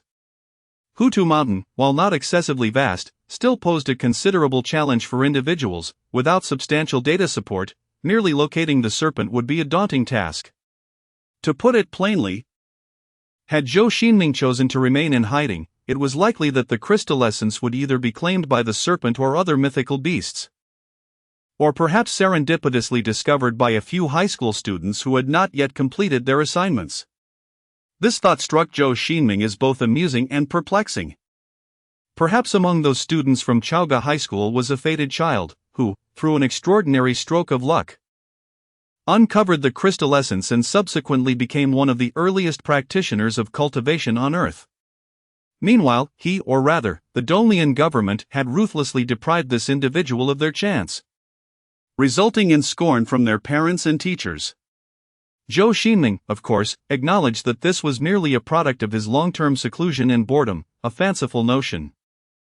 The reality was that those students would likely find themselves as the serpent's next meal. After all, they were ordinary individuals and it was improbable that they could pilfer the crystal essence right under the serpent's nose.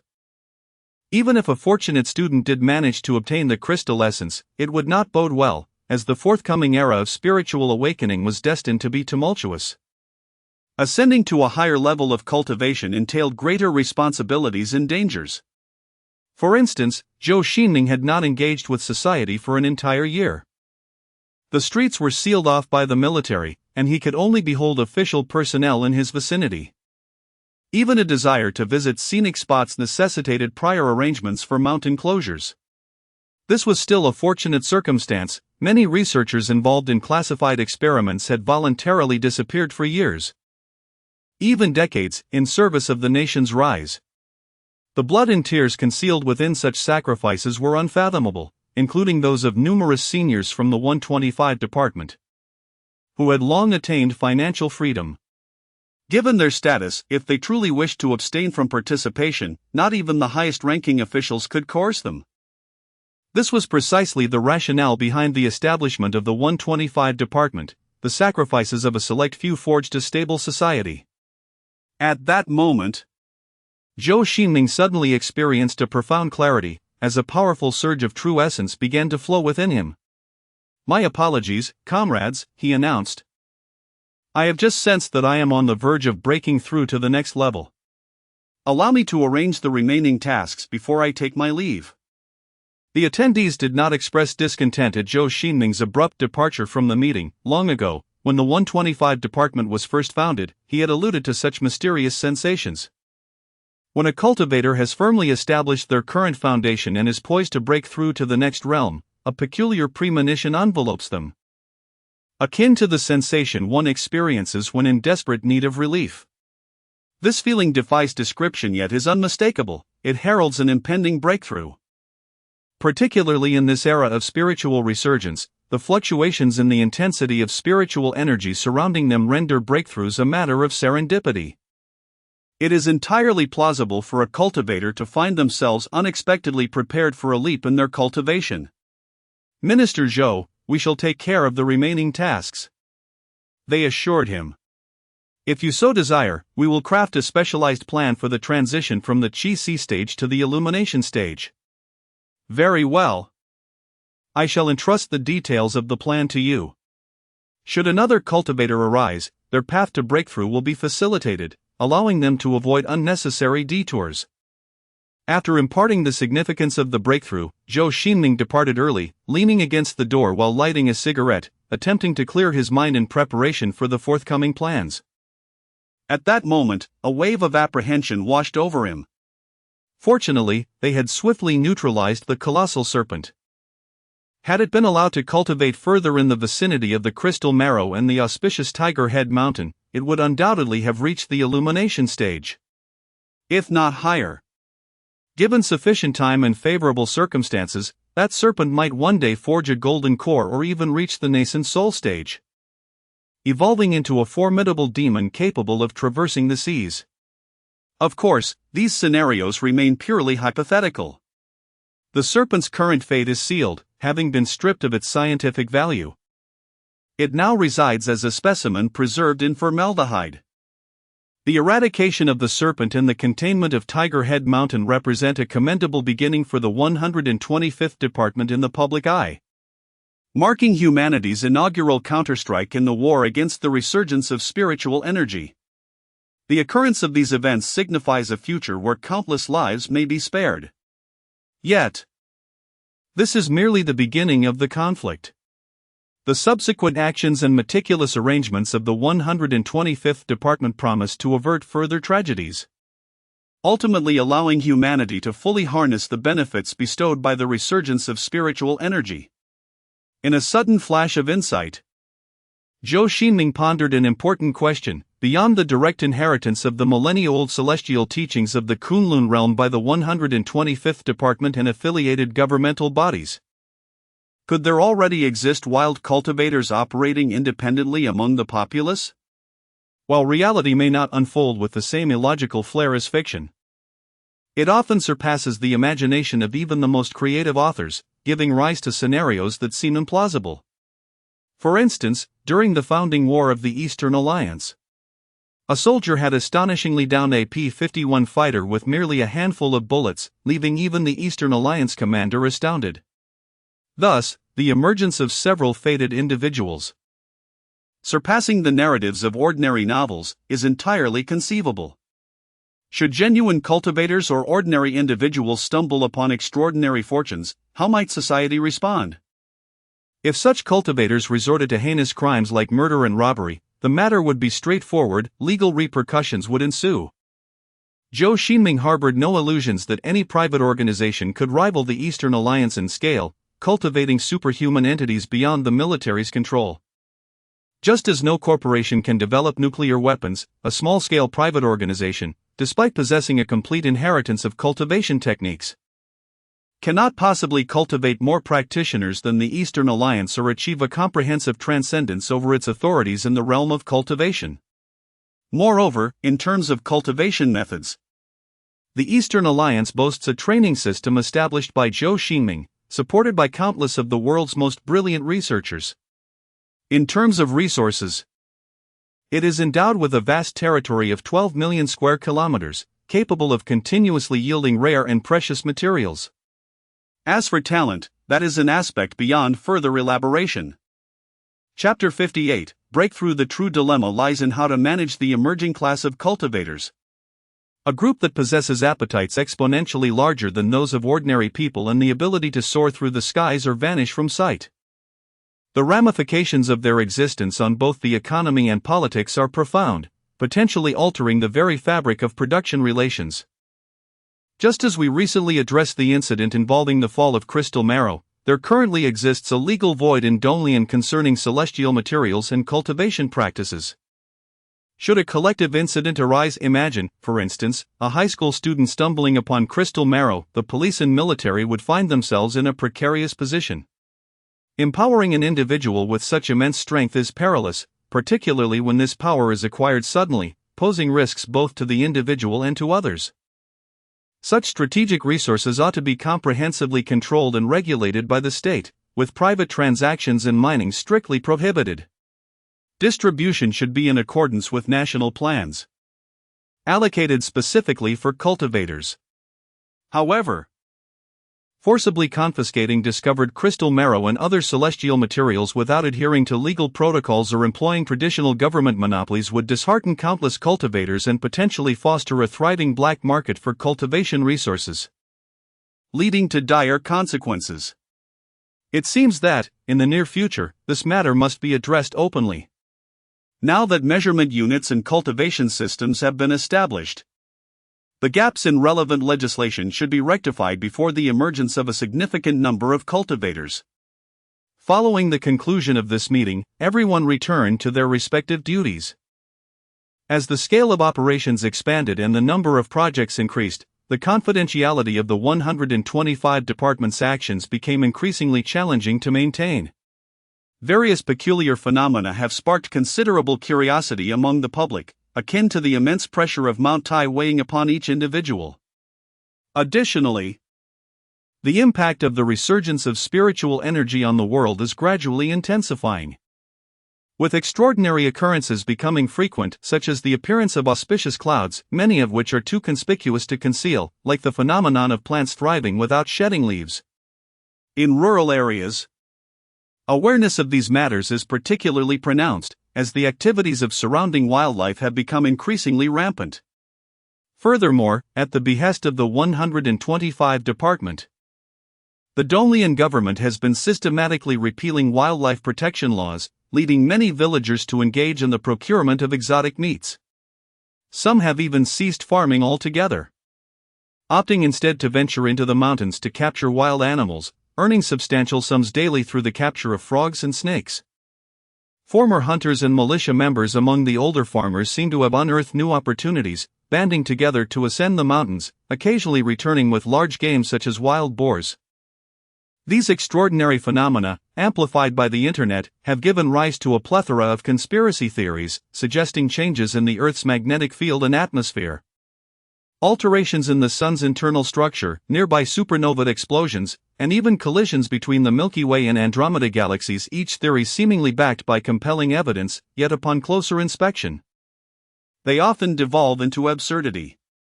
The 125 Department has refrained from deliberately managing these discussions, primarily to allow the populace to adapt to the new reality.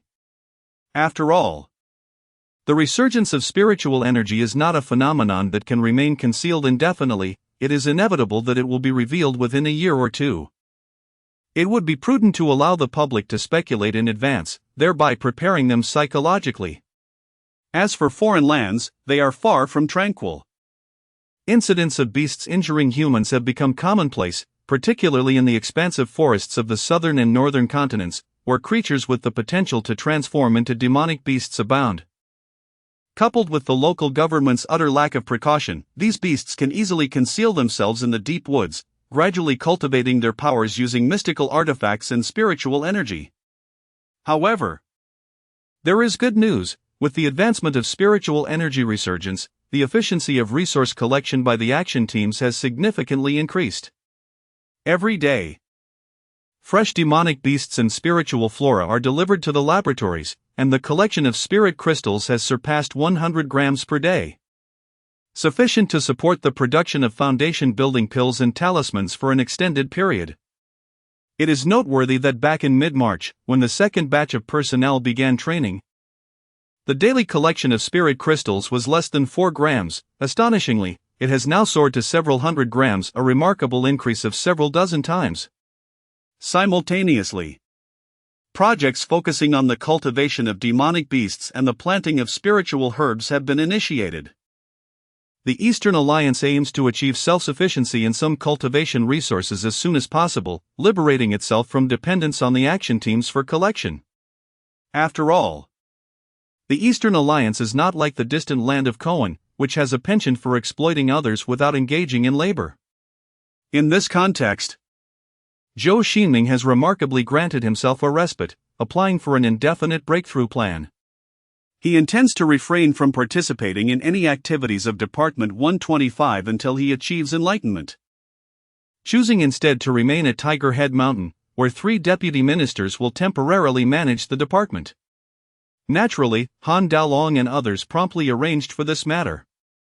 And under the protection of the Guard Regiment and a squad from the 115th Assault Team, Zhou Xingming ventured into the depths of Tiger Head Mountain with the crystal core in hand, seeking to cultivate in seclusion and simultaneously assess the local conditions by hunting a few demonic beasts.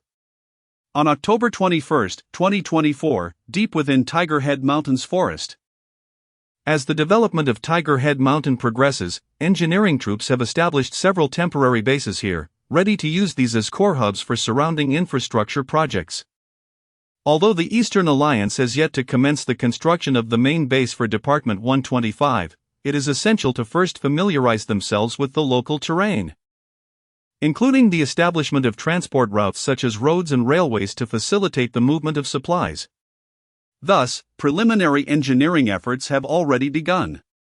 Within the heart of the forest, a clearing has been designated for Zhou Xingming and his companions to set up tents and establish temporary helicopter landing pads among other facilities. In a military tent at the forefront, Zhou Xingming sits quietly in meditation, guided by the crystal core. After several days of consolidating the area, he embarks on the path to enlightenment, absorbing the surrounding spiritual energy over a radius of several dozen meters. The breakthrough occurs seamlessly, and he emerges as the first third-tier enlightened practitioner of the Eastern Alliance, having traversed this path before. Upon achieving enlightenment, Zhou Xingming slowly rises, lifting the tent flap to step outside. The incessant chirping of insects resonated in his ears, while peculiar plants and fungi around him emitted a faint, ethereal glow, dispelling the darkness under the brilliant starlit sky. Glowing creatures reminiscent of jellyfish drifted past Zhou Xingming, akin to extraterrestrial beings. Had he brought a camera to capture this spectacle? It would require no post-production, rivaling the scenes from Avatar, perhaps even worthy of a documentary-style film that would attract numerous viewers. In the eyes of a practitioner of enlightenment, he could perceive even more subtle phenomena, such as the rough currents of spiritual energy, the resonance among spiritual plants, and the chi exhaled by other members of the 115th Assault Team, along with various electromagnetic waves imperceptible to the human eye. It seemed prudent to prepare some notes. After all, Earth was now capable of sustaining the existence of third-tier practitioners. He intended to draft the relevant work today. "Minister Zhou, is there something you need?" At that moment, a patrolling sentry suddenly spotted him and immediately saluted with his fingers touching his temple. "Nothing urgent, just taking a stroll." "Continue with your duties," Zhou Xingming replied. "By the way, young comrade, could you lend me a pen? I left my fountain pen down the mountain." "Of course." The young sentry responded promptly, retrieving a ballpoint pen from his pocket and handing it to Zhou Xingming. "Thank you. Also, please inform Comrade Wang that I have concluded my seclusion and ask him to send the relevant documents up," Zhou Xingming instructed before returning to the tent. With the night still young, he opened his notebook and began to write the first word. Chapter 60, Summary Report based on previous descriptions. The cultivation realms are divided into 3 primary levels. The highest realm, the divine realm, is currently of little significance. while the earlier realm of Qi has been thoroughly elaborated upon. Therefore, this report will concentrate on the intermediate realm, known as the Soul Realm. The Soul Realm primarily focuses on the cultivation of the primordial spirit rather than the physical body. In comparison to Qi cultivators, those in the Soul Realm possess the ability to condense the power of their primordial spirit, manifesting extraordinary mental prowess. Advanced cultivators can even achieve soul separation or telekinesis, wielding powers that are enigmatic and formidable. The first subrealm of the Soul Realm is the fourth stage of enlightenment. This stage signifies an acute perception of the intricacies of the universe, allowing the cultivator to master mental energy, control magical artifacts, and survey their surroundings, enabling them to fly on swords and even kill with mere thought. The chasm between the fourth stage of enlightenment and the third stage of illumination is vast and incomprehensible, far exceeding the gaps between the preceding three subrealms. Even the most powerful third-stage cultivator would find it impossible to withstand a casual strike from a fourth-stage cultivator. After all, a fourth-stage cultivator can employ abilities that surpass traditional spells. Even the weakest of these abilities, when unleashed by the least formidable fourth-stage adept, would possess greater destructive power than a Red Arrow 9 anti-tank missile. Furthermore, if necessary, they can switch to broad-area attacks akin to those of a howitzer. In contrast, no matter how formidable a third-stage cultivator may be, their spells could at best penetrate a 200 mm homogeneous steel plate before the overwhelming might of a higher-level ability. A third-stage cultivator is utterly defenseless. Hence, only those who have ascended to the fourth stage of enlightenment can stand alone, no longer mere disciples of the celestial sect, but true masters who can command the elements. In the context of mortal cities, a fourth-stage cultivator can single-handedly decimate an army composed of hundreds of thousands of ordinary soldiers and low-level cultivators. In modern society, an ordinary fourth-stage cultivator's protective aura can withstand anti-tank weapons such as the PF-89 rocket launcher. The elite among them can even resist a round from a 125 mm armor-piercing fin-stabilized discarding sabot of a Type 99A tank. Although such resistance comes at a cost and is challenging to repeat. Thus, once within a range of 2 kilometers and exposed, the Type 99A can barely suppress a nascent fourth-stage cultivator, while the mid-stage cultivators are difficult to capture. And those in the late fourth stage would require an entire tank battalion working in concert with infantry to encircle. However, the precision of a fourth-stage cultivator's mental probing is comparable to the advanced multifunctional electronic targeting system of the modified Type 99A. Additionally, the mobility of cultivators is not constrained by terrain as tanks are, allowing them to pose a distant threat to armored vehicles through their powerful abilities. Therefore, conventional third-generation main battle tanks, such as the T-80, Type 99, and M1 Abrams, would find it exceedingly difficult to eliminate a spirited fourth-stage cultivator solely with their own capabilities and a small contingent of infantry, particularly when confronting a late-stage fourth-stage adept. The subsequent realm is the fifth level of the spirit platform, where practitioners have forged their ethereal platforms with their divine consciousness, enabling them to perform various supernatural feats, such as emerging unscathed from flames. Equipped with sufficient magical artifacts, they can withstand direct hits from a 460 mm battleship cannon without succumbing to death, whereas ordinary tanks and helicopters can only rely on sheer ammunition to wear down the true essence of such formidable beasts. Beyond this lies the sixth level, the Purple Mansion, where practitioners possess remarkable mobility and an extensive combat radius. Within a certain distance, they can, through their own magical power, rend apart Iowa-class battleships from the Second World War.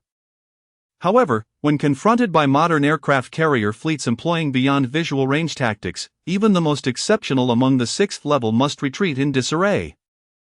The hallmark of this realm involves upgrading the internal spirit platform to the Purple Mansion, with subsequent realms, namely the Golden Core and Nascent Soul stages in the Divine Domain, revolving around the embodiment of this Purple Mansion.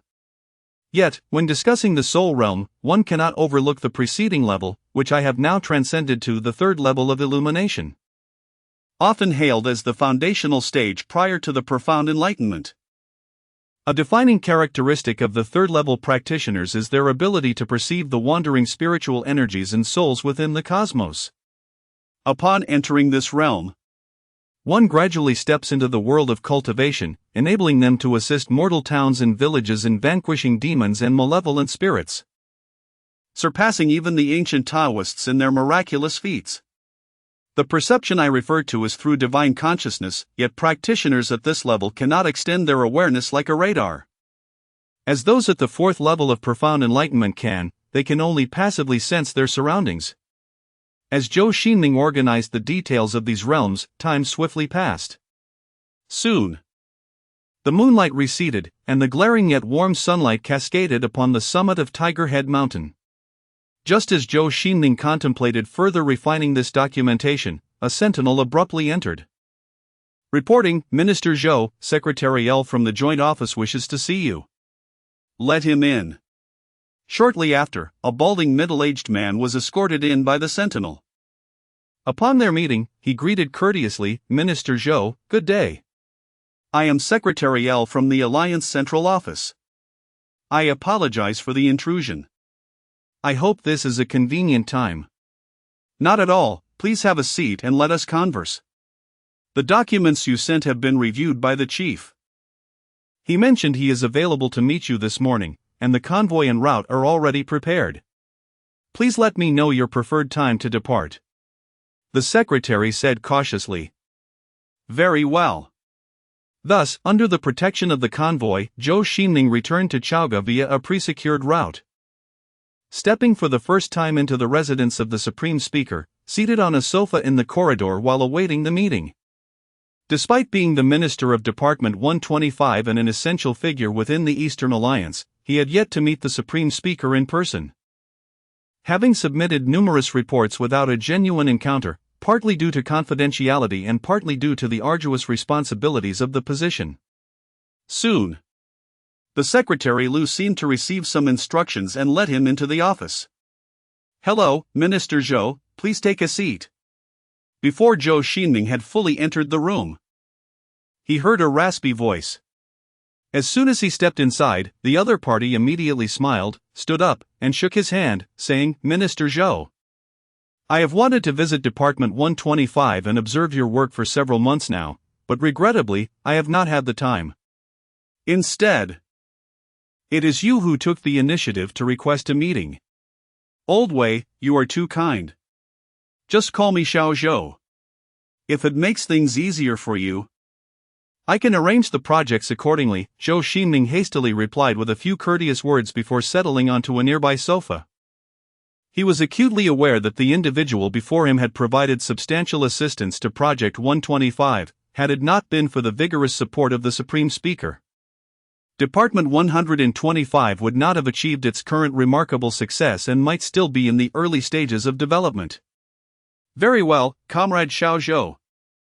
Let us discuss the matter at hand. I have heard that you have made significant progress? The Supreme Speaker posed the question casually, without any formalities, as if engaging in a friendly chat with Zhou Xingming. Certainly, the report is here. Allow me to provide you with a brief overview. We have made several groundbreaking achievements. Zhou Xingming took a deep breath, handed over the report locked in a safe, and began to present the well-prepared summary.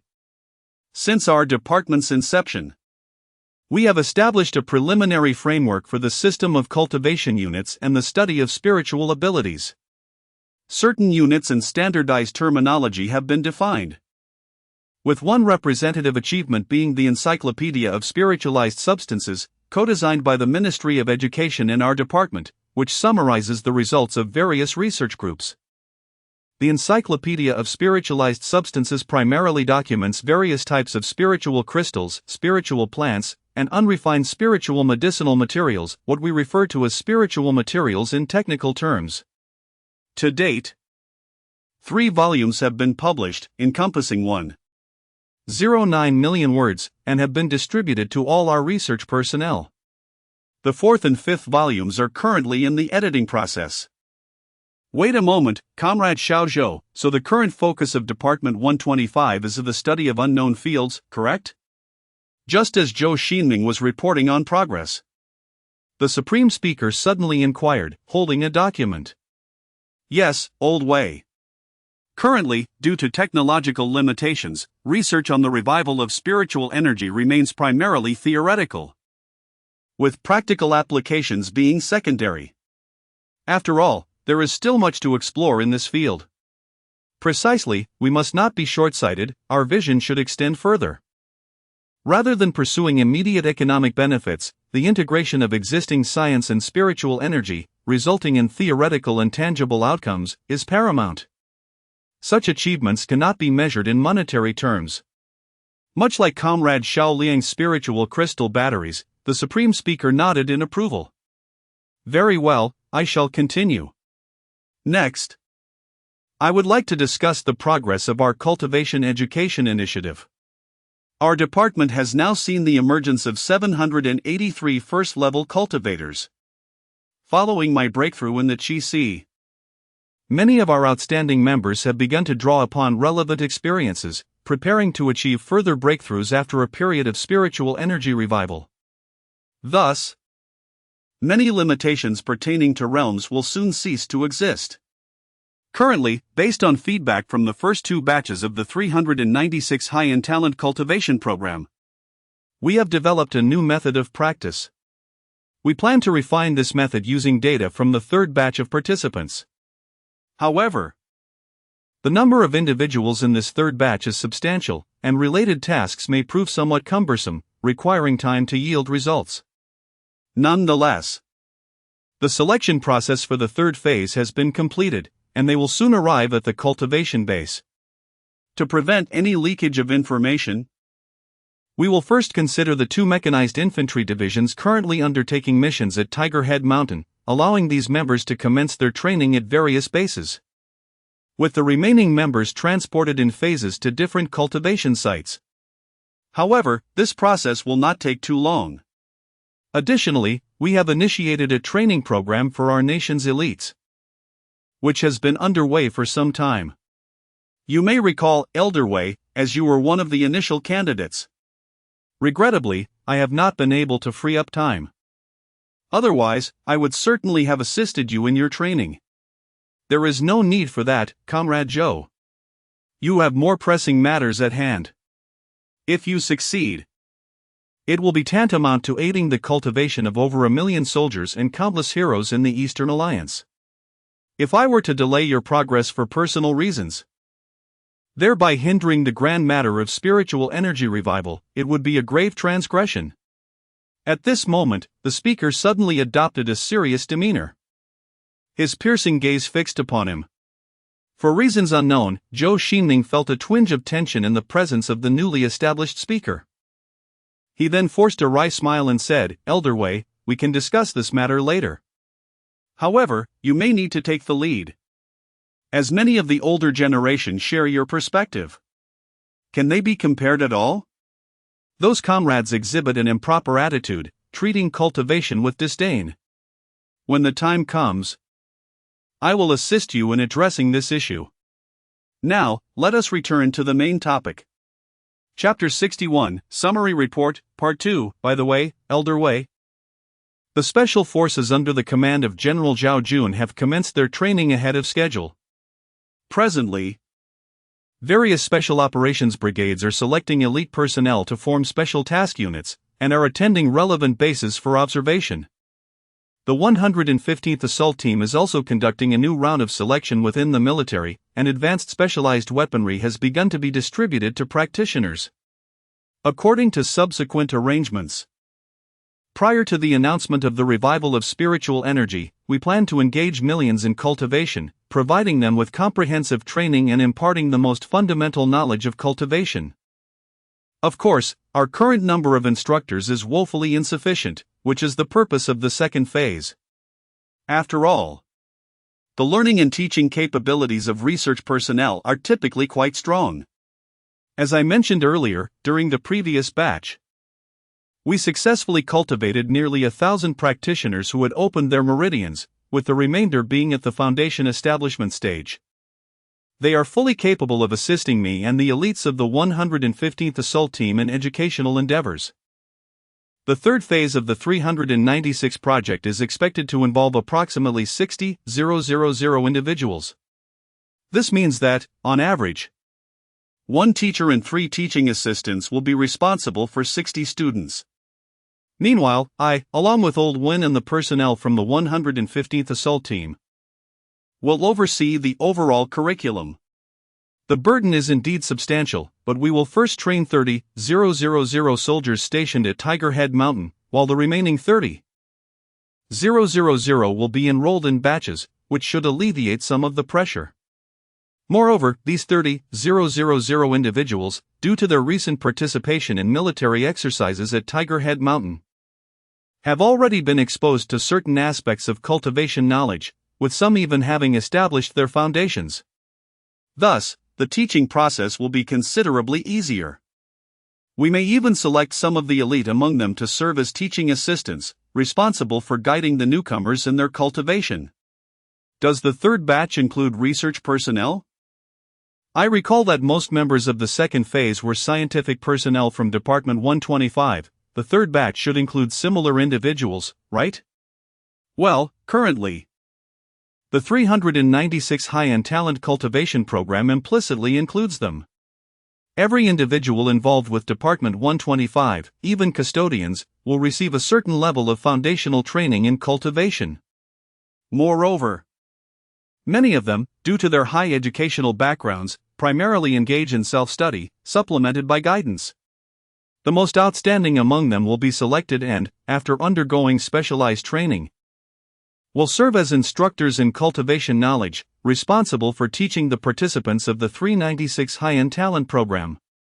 Therefore, the earlier average of 60 students per teacher was somewhat exaggerated. In reality, the number of students each teacher is responsible for can be reduced.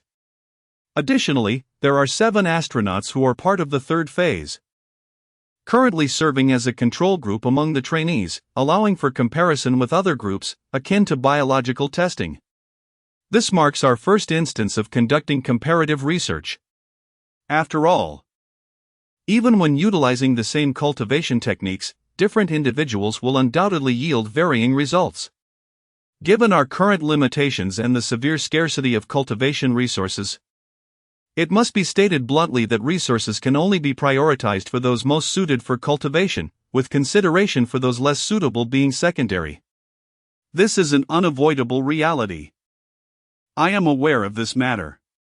At that time, the aerospace department's old Juan even expressed his grievances to me, lamenting the reassignment of several of their elite members, which would inevitably impact the space exploration missions.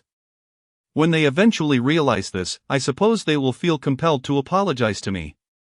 Zhou Xingming also reflected, indeed, the endeavors we are currently engaged in are, without exaggeration, of greater significance than the exploration of outer space. This represents a transformation of an era.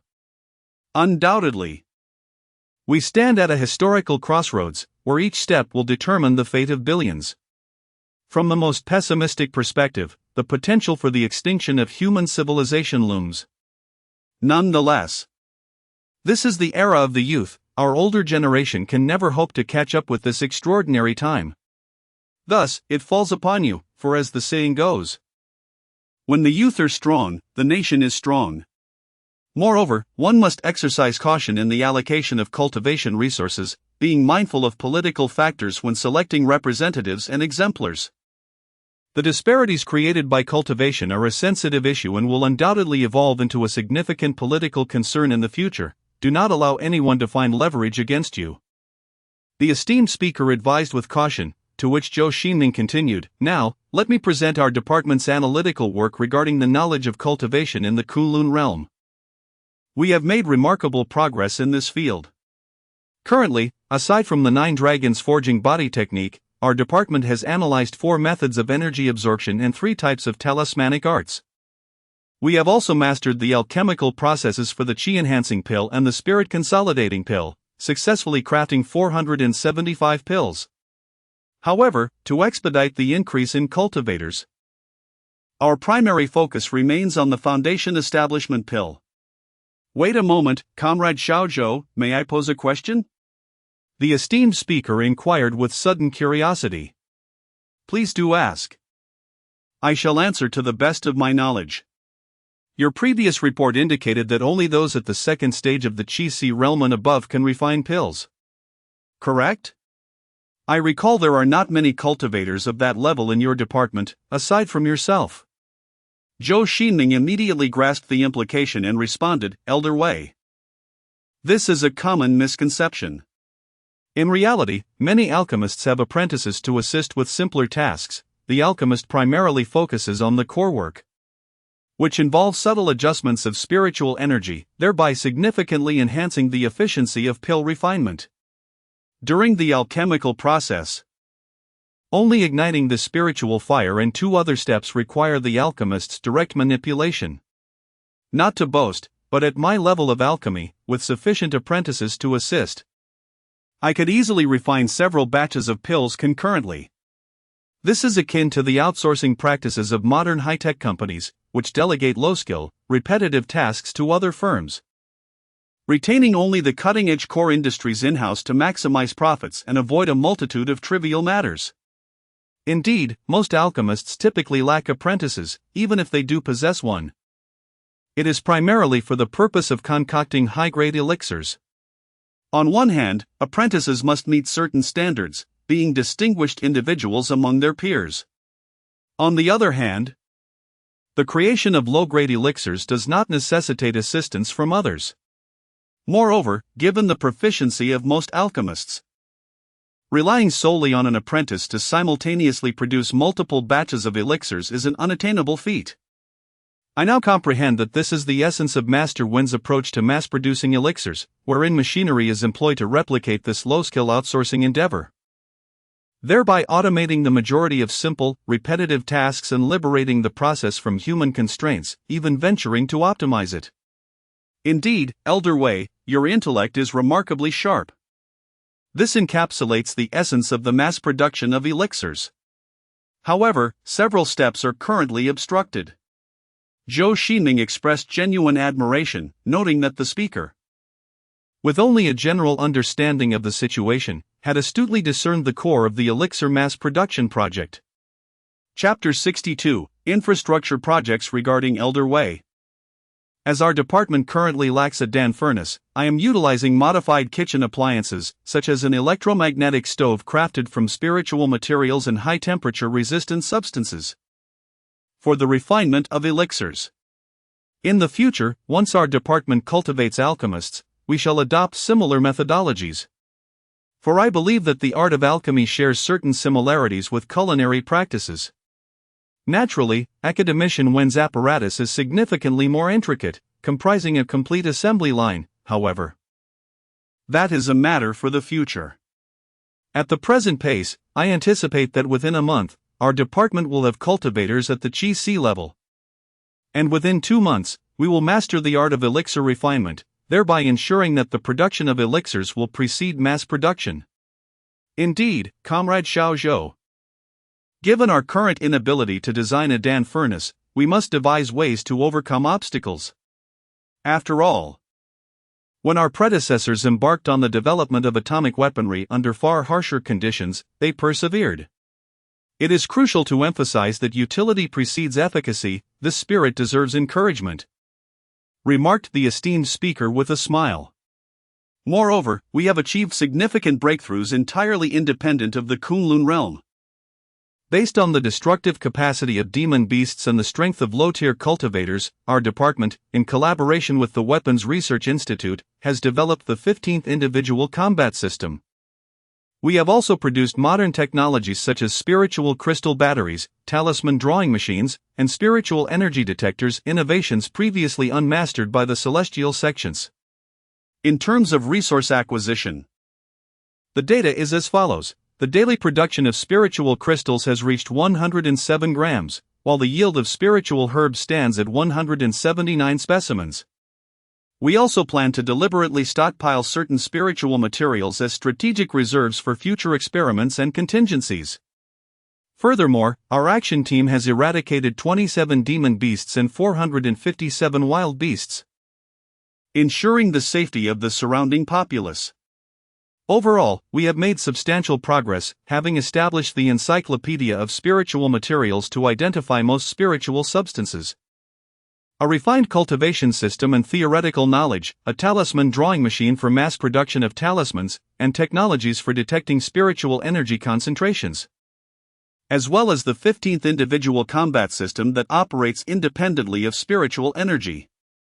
Aside from these advancements, we are currently researching 4 different techniques for refining spiritual crystals: mass production of foundation building pills, exploration of spiritual veins, and various large-caliber individual weapons designed to combat demon beasts, including a 19.5 mm caliber sniper rifle, many of which have proven effective. I understand. Now, let us discuss the situation at Tiger Head Mountain. I have just reviewed a report indicating that this location is a veritable paradise, suitable for the construction of large bases or even urban developments. At this moment, upon perusing a particular document, the esteemed speaker interjected. Understood. Zhou Xingming nodded and replied. We have currently deployed 20 large spiritual energy detectors in the vicinity of Tiger Head Mountain, each positioned at different locations. They are directly connected to satellites for information transmission. One of these large detectors can cover an area of 100,000 square meters, equivalent to 0.1 square kilometers. However, while the range of the large spiritual energy detectors is extensive, they can only detect macroscopic spiritual energy responses. When it comes to specific locations, their precision is inadequate. Thus, we have also deployed thousands of fixed spiritual energy detectors of varying grades to enhance the understanding of the spiritual energy flow trends in Tiger Head Mountain. Through the tracking of the demon beast layers, our division has mobilized over 10,000 soldiers equipped with spiritual energy detectors to scrutinize the surrounding key nodes. We have roughly pinpointed the location of the spiritual veins and discovered a considerable amount of fertile soil suitable for cultivating spiritual herbs and plants. As a result of these extensive measures, we now possess a comprehensive understanding of the spiritual energy flow trends in Tiger Head Mountain and can continuously monitor its latest developments. Naturally, this endeavor has incurred substantial expenses, depleting several kilograms of spirit crystals and nearly exhausting our inventory from the previous days. Not to mention the expenditure of hundreds of billions of funds. However, after thorough discussions within our division, we have ascertained the value of Tiger Head Mountain. Firstly, the discovery of crystal marrow, which I previously mentioned in my report. Given the quantity and intensity of the spiritual veins here, it is certain that a plethora of rare treasures will emerge in the future. These treasures imply the birth of guardian beasts, making it imperative to eliminate these demon beasts merely to maintain local order. Secondly, the inherent value of Tiger Head Mountain as a blessed land cannot be overstated. The spiritual energy here is exceptionally mild, making it ideal for cultivation, the planting of spiritual herbs, and the breeding of spiritual beasts. While the latter remains quite challenging at present, the cultivation of spiritual herbs is undoubtedly worth pursuing, especially considering the high demand for elixirs in this regard. Moreover, the suitability for cultivation cannot be emphasized enough. The cultivation of immortality is crucial for the future of our nation. Thus, based on several meetings and discussions, our division hopes to establish Tiger Head Mountain as our headquarters, although the associated expenditures will undoubtedly be considerable. Therefore, I leave this matter for your discernment. Zhou Xingming was preparing to elaborate on the details when the Supreme Speaker raised a hand to halt him, opting instead to quietly examine the relevant reports. After a brief moment, the Supreme Speaker inhaled deeply and remarked, "A 700 square kilometer blessed land, coupled with 500 square kilometers of high spiritual energy intensity, is indeed a monumental affair that we cannot afford to neglect, yet it cannot be resolved instantaneously, can it?" Indeed. The detailed plan we are discussing primarily focuses on establishing the headquarters. The subsequent plans are still under deliberation and have yet to be formalized, Zhou Xingming replied. I do not have a concrete proposal at this moment, but I do have a general outline that comprises several steps. May I share it with you? Perhaps it could be of some benefit. Please proceed, I shall take notes, responded the Supreme Speaker. Upon hearing this, Zhou Xingming retrieved his tablet to begin documenting the points. The ambition to fully utilize the entire blessed land of Tiger Head Mountain is undoubtedly a long-term project. Since we are undertaking this, we must aim for a grand vision. The overall project will be divided into 10 phases, with an estimated construction budget fluctuating around $70 trillion. Considering future changes and inflation, it would be prudent to estimate it closer to $100 trillion. This is, in fact, not a prohibitive amount. During the 1990s, the construction of a mere reservoir cost nearly $200 billion. In recent years, our infrastructure projects have seen investments in the trillions. Not to mention the ambition of constructing a new urban area, or even an international metropolis, within this blessed land. However, by that time, it would be impractical to merely invest money without a strategic plan. It is imperative that this paradise be leveraged to catalyze the development of the national spiritual energy and cultivation industry, thereby enhancing the national employment rate and GDP. Ultimately yielding returns akin to our prior investments in the film base, where initial losses precede profits. As for the initial phase of the project, specifically the construction plan for your headquarters, I shall refrain from overstepping my bounds, as each discipline has its specialization. I propose proceeding with your application to excavate the surrounding mountains for the headquarters, allocating funds in phases amounting to 800 billion yuan. This will also provide the civil engineering team with invaluable experience in subterranean construction. The speaker took a sip of tea before continuing. Chapter 63, The Spark 800 billion yuan? Upon hearing this figure, Zhou Xingming was taken aback. His highest expectations had hovered around a similar number. He never anticipated that the Supreme Chairman would present the offer at the original price, without a hint of negotiation. This is no jest. I am one of the principal heads overseeing corporate transitions. I have also participated in infrastructure investment plans, so I possess a fair understanding of such matters. By the way, what is the current situation at Huchuoshan?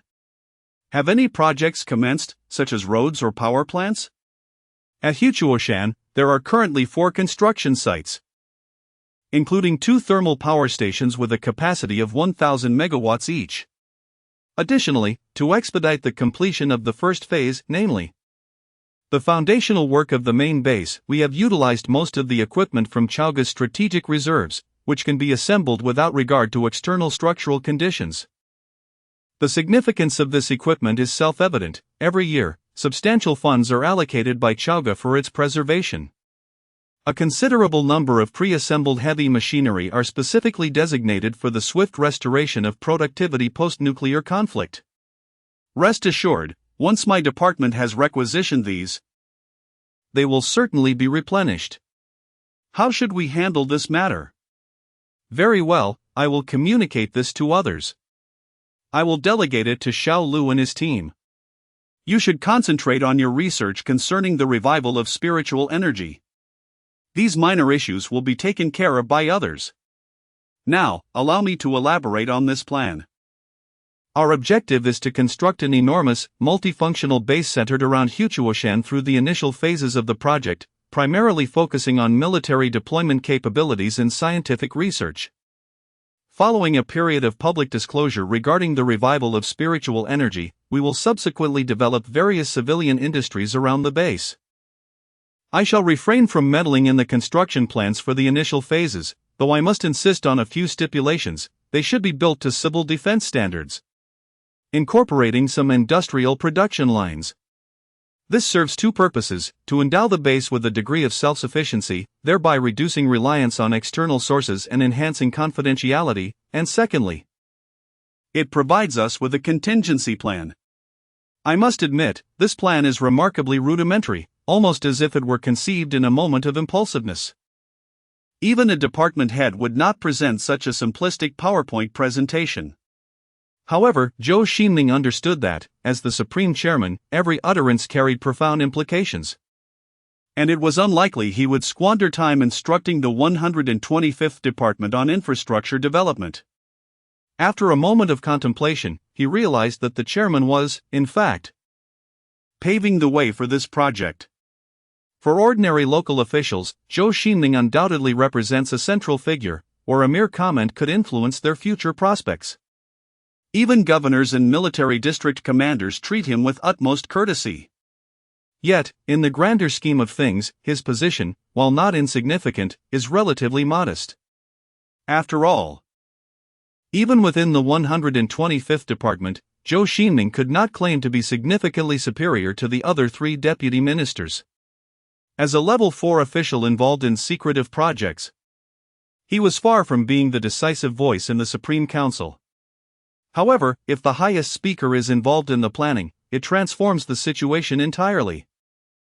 To put it plainly, even if it is merely a heap of rubbish, both the Privy Council and the Supreme Assembly must meticulously examine it to uncover any profound implications lurking beneath its surface.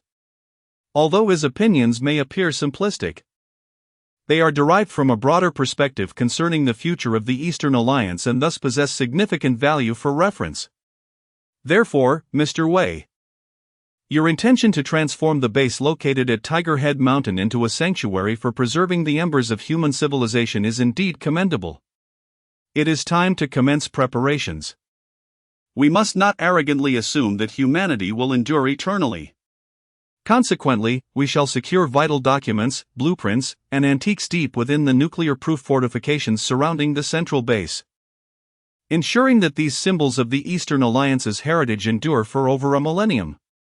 Thus, the vicinity of the central base will host its own industrial, agricultural, research bases, and strategic material storage facilities, equipped to withstand high-yield nuclear weapons. Furthermore, should the Eastern Alliance lose its industrial capabilities, we shall swiftly restore technological prowess to that of the early 20th century, even aiming to reconstruct modern civilization in the future. Very well. I shall discuss this with the personnel from Department 125. This endeavor is relatively minor compared to the headquarters itself. And perhaps we could even attract some experts to assist us, chuckled Zhou Xingming. I have also reviewed your subsequent plans. As you envision, once the resurgence of spiritual energy reaches a certain threshold, we will employ a substantial quantity of highly energy-conductive spiritual materials to construct the central base, inscribing formation arrays upon it. Upon completion, this base, in conjunction with the surrounding facilities, will form a formidable protective array capable of detecting and harnessing spiritual energy within a 10,000-mile radius. Initially, we need not concern ourselves with the development of Tiger Head Mountain. Our focus will be on research and cultivation. Large-scale cultivation facilities will be established near the spiritual veins, enabling this central base to accommodate the training needs of 40 to 50 million individuals, even allowing members of the 4th phase of the 396 education project to train here. Later, once the necessity for concealment diminishes, we can expand towards the surface, transforming the central base construction into a development project for Tiger Head Mountain, ultimately connecting the mountain's paradisiacal realms with the urban area of Chaoga, creating a revered sanctuary for cultivation. Moreover, the model for this project will be recorded in the National Infrastructure Archives following the revelation of the resurgence of spiritual energy, serving as a precursor for forthcoming large-scale domestic infrastructure initiatives. Although we have previously excavated mountain ranges, we have not undertaken a project of the magnitude of the Department 125 Central Base, and the insights gained will prove invaluable. To put it simply, the scale of the Tiger Head Mountain Development Project is fully deserving of the designation as the Great Wall of the 21st century. In the future, all the strength of the Eastern Alliance will be consolidated there, including issuing national bonds to support the development projects. However, this is a matter for the later stages, so you need not worry about it. The immediate objective is to continue the engineering projects concerning the power plant and the roads. ensuring that the surrounding infrastructure and facilities are adequately constructed. This will facilitate the transportation of various construction materials and heavy machinery, thereby allowing the subsequent phases of construction to commence seamlessly. Understood. I will approach General Zhou to mobilize additional engineering troops to expedite the progress. However, relying solely on military personnel may result in inadequate efficiency. The Privy Council has several state-owned enterprises, akin to Dongtai Construction, specializing in infrastructure development. Engaging them would be quite advantageous. These enterprises not only have a greater number of personnel and affiliated engineering firms but also possess experience in civil engineering that rivals that of military engineering teams. Although their confidentiality capabilities may not be as robust, they are still trusted allies. Should you require their assistance, I can arrange for their involvement. Chapter 64, Preliminary Revelation of the Plan. Zhou Xingming, perplexed, inquired, "Are we to entrust the construction of our department's main base to a state-owned enterprise?" It is not that Zhou Xingming holds any disdain for large state-owned enterprises. However, for an extended period, the engineering corps has been responsible for their projects, with all outsourced endeavors assigned to governmental agencies. They have yet to engage with organizations that lean towards the private sector. Indeed, previously, state-owned enterprises had not been involved. Yet, the repercussions of the resurgence of spiritual energy are manifold, affecting every individual across the globe. It is implausible for a mere handful of departments to tackle this matter single-handedly. The 125th Department is inherently destined to interact with both enterprises and the public. Thus, I aim to seize this opportunity to solicit assistance from state-owned enterprises, lowering the barriers to entry, thereby fostering camaraderie with the 125th Department. Moreover, this serves as an experiment to ascertain whether we can sustain relevant operations amidst diminished confidentiality. Furthermore, even without the integration of state-owned enterprises, the resurgence of spiritual energy cannot remain concealed for decades. We are destined to harness spiritual energy to benefit countless households. The development of the Hudo Mountain project presents a significant challenge. The crux of the issue does not lie in finances or the scarcity of non-spiritual resources. The accomplishments achieved thus far are evident to all. Setting aside the value of the talisman machines and spiritual energy detectors, even a single volume of cultivation techniques is capable of revolutionizing modern biology. Consider the impact if the 9-dragon casting technique were disseminated as a form of calisthenics across primary and secondary schools, reaching every citizen in the nation. The ramifications on our education system and aging population would be monumental. Not to mention the comprehensive proliferation of cultivation education, the development of spiritual crystals and medicines, and the industries surrounding elixirs and talismans. Each of these could serve as a lifeline for the national economy, potentially generating trillions in GDP and addressing the employment needs of millions. Such projects, pivotal to the nation's destiny, could easily attract investments in the tens of trillions. Members of the Supreme Council would find it impossible to decline such an opportunity.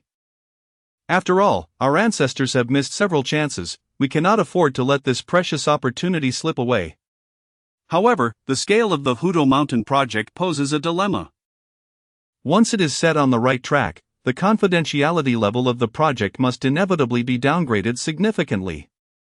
We cannot maintain secrecy indefinitely and will have to disclose some information while sharing benefits with certain countries to prevent them from creating obstacles. This is not to imply that we fear certain nations. The current era is not akin to a century ago. Should imperialist invaders dare to encroach upon our territory, we shall transform this place into their grave. I believe many share this resolve.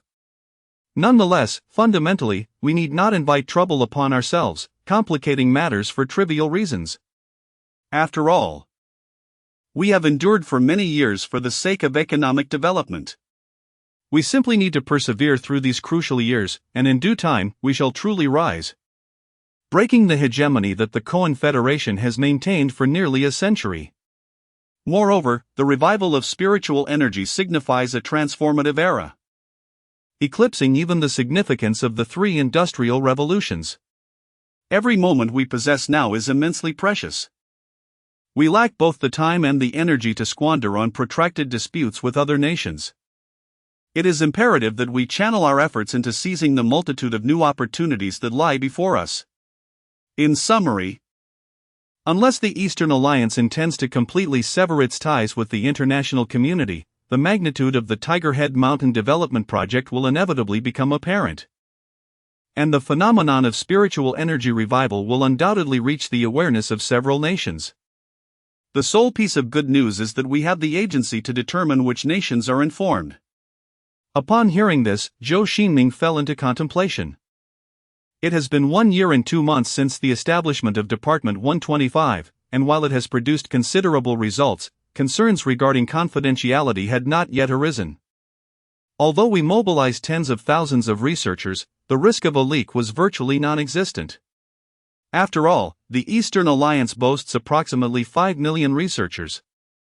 And for major confidential projects, it is entirely feasible for thousands to vanish from existence for several years. Moreover, since Department 125 is located in the capital, Chaoga, the likelihood of a breach is minimal. Considering that less than 2 years have passed and the number of personnel involved is relatively limited. Many of the prominent experts were already associated with confidential projects, having previously been classified as missing persons.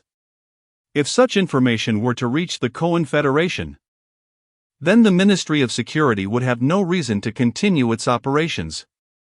While the challenge of maintaining secrecy with military mobilization is substantial, it is not insurmountable.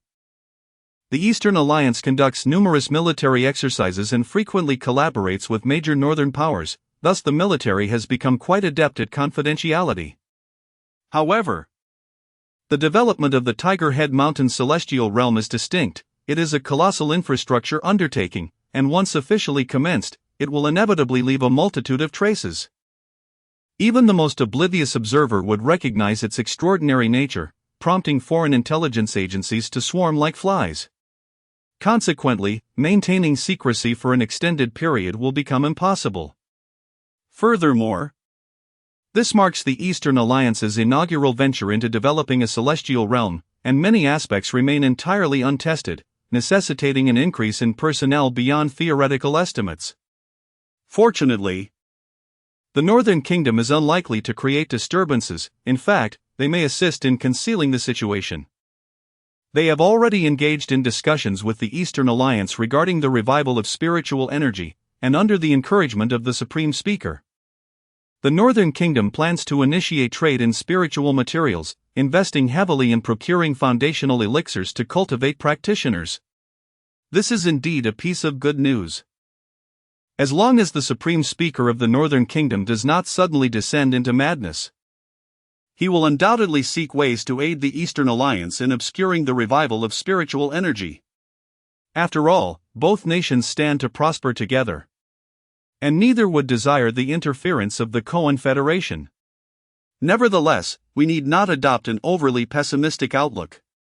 With the strength of our nation, we can maintain confidentiality during the initial phases of the project, at least for several months. This should not pose a problem. However, should the Tiger Head Mountain Development Project expand in scope later on, secrecy will become unattainable.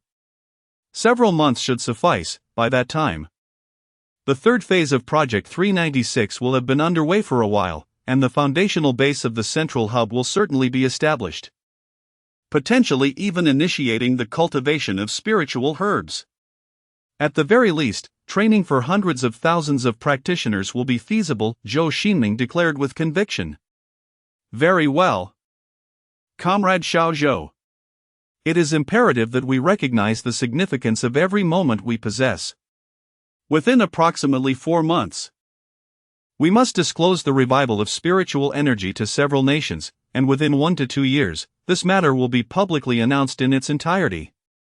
Thus, we shall proceed with the Huato Mountain Development Project as planned. By the way, I reviewed the documents pertaining to your next phase of arrangements, which coincidentally align with a discussion that the Supreme Council had previously undertaken. Allow me to share my insights on this matter with you.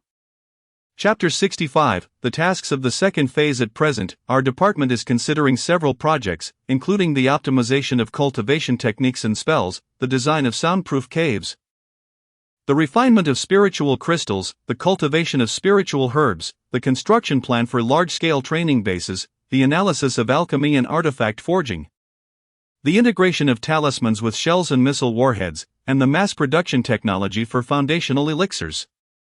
Many of these projects are still in the drafting stage. Naturally, it is impossible to accomplish all these tasks in one go, and many projects have already been initiated in the first phase. Therefore, our department plans to prioritize the development of talisman integration technology, spiritual crystal extraction, and the construction of large-scale training bases, while the remaining projects will be treated as long-term plans. Currently, the Supreme Council has designated 3 primary projects: the crafting of elixirs, the hunting of demon beasts, and the sustainable acquisition of spiritual crystals and herbs. Their significance is self-evident, as an increase in these resources will correspondingly elevate the number of cultivators. As the saying goes, the economic foundation determines the superstructure. Fundamentally, scientific research must yield results to justify further financial investment. However, there is no need for psychological pressure, Comrade Xiao Zhou. The Supreme Council is not short-sighted. At this stage, we value the potential embedded within these endeavors more than immediate benefits. For instance, the Supreme Council does not expect Department 125 to discover dozens of oil fields in Tiger Head Mountain or to unearth millions of tons of iron ore in a day. Instead, they hope for breakthroughs in spiritual crystal refinement technology or solutions to the challenges of mass-producing elixirs. After all, if we claim that the Eastern Alliance is abundant in resources, it would be sheer nonsense. However, does the absence of oil or iron ore mean that our scientific projects cannot yield immediate benefits, leading to the demise of the Eastern Alliance tomorrow? The answer is surely negative. Our resources are not yet depleted to that extent. Both the enigmatic spiritual energy and the ethereal materials, as well as cultivation techniques, represent uncharted territories of human civilization yet to be explored. With a slight utilization, they can foster new disciplines and industries, potentially ushering in a new era. This is far more significant than a mere pile of minerals or fuel. Thus, we are undoubtedly committed to investing substantial resources. And there is no need for undue haste. Simply focus on diligent work. The current priority is not the tangible products but rather the foundational step of advancing the Eastern Alliance into the realm of spiritual energy. Anyone who dares to use this as an excuse to impede progress lacks conscience, for this is a pivotal moment for our nation and indeed for all humanity's future. Every action we take now will profoundly impact the future of human civilization, so it is imperative to think twice before proceeding. Enough of idle chatter. Comrade Xiao Zhou, you still have matters to attend to at Tiger Head Mountain. I will first contact the Prime Minister of the Privy Council to request assistance from their personnel. On November 2, 2024, after spending a few days familiarizing himself with the developments of Department 125 during the seclusion period, Zhou Xingming promptly proceeded to the temporary base located at Tiger Head Mountain to inspect the progress of local construction efforts. At this moment, numerous meticulously leveled areas have risen to accommodate towering cranes, with each construction site bustling with a variety of colossal machinery and a multitude of construction workers engaged in fervent development. Such sites stretch endlessly, encircling the majestic Tiger Head Mountain. In the distance, heavy trucks and construction vehicles surge forward like a continuous dragon, traversing the rudimentary dirt roads with abandon, stirring up clouds of dust. However, unlike traditional construction sites, the projects at Tiger Head Mountain are equipped with an intelligent framework, representing the digital construction sites of the 21st century. Drones outfitted with high-definition cameras soar above, coordinating with electronic identification cards and large computers on the ground to manage intricate information, proactively identifying potential safety hazards. Before Zhou Xingming stood a courteous man wearing a yellow hard hat, who approached with a slight, almost sycophantic jog, greeting him. "Hello, Minister Zhou. I am Zhou Xingming from the 17th Bureau of Dongtai Construction, the chief engineer of this project. We warmly welcome your visit to Tiger Head Mountain. Dongtai Construction and Dongtai Engineering are state-owned assets managed by the Privy Council, with origins tracing back to the railway troops of the Eastern Alliance, thus ensuring confidentiality and making them a fitting choice to oversee the construction at Tiger Head Mountain for the headquarters of Department 125.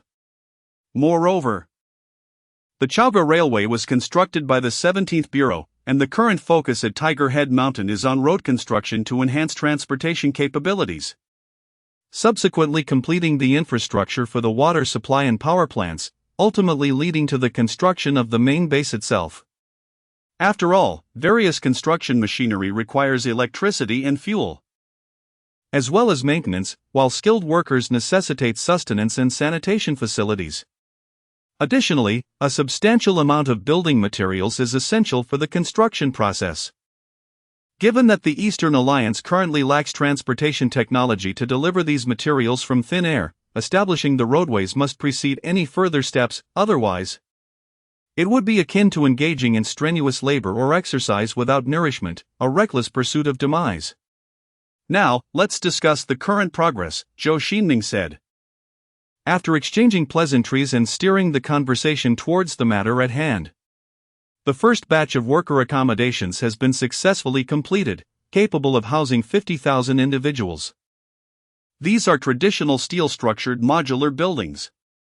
Subsequently, we plan to construct accommodations for 400,000 workers, with water, electricity, and network supplies naturally keeping pace during this period.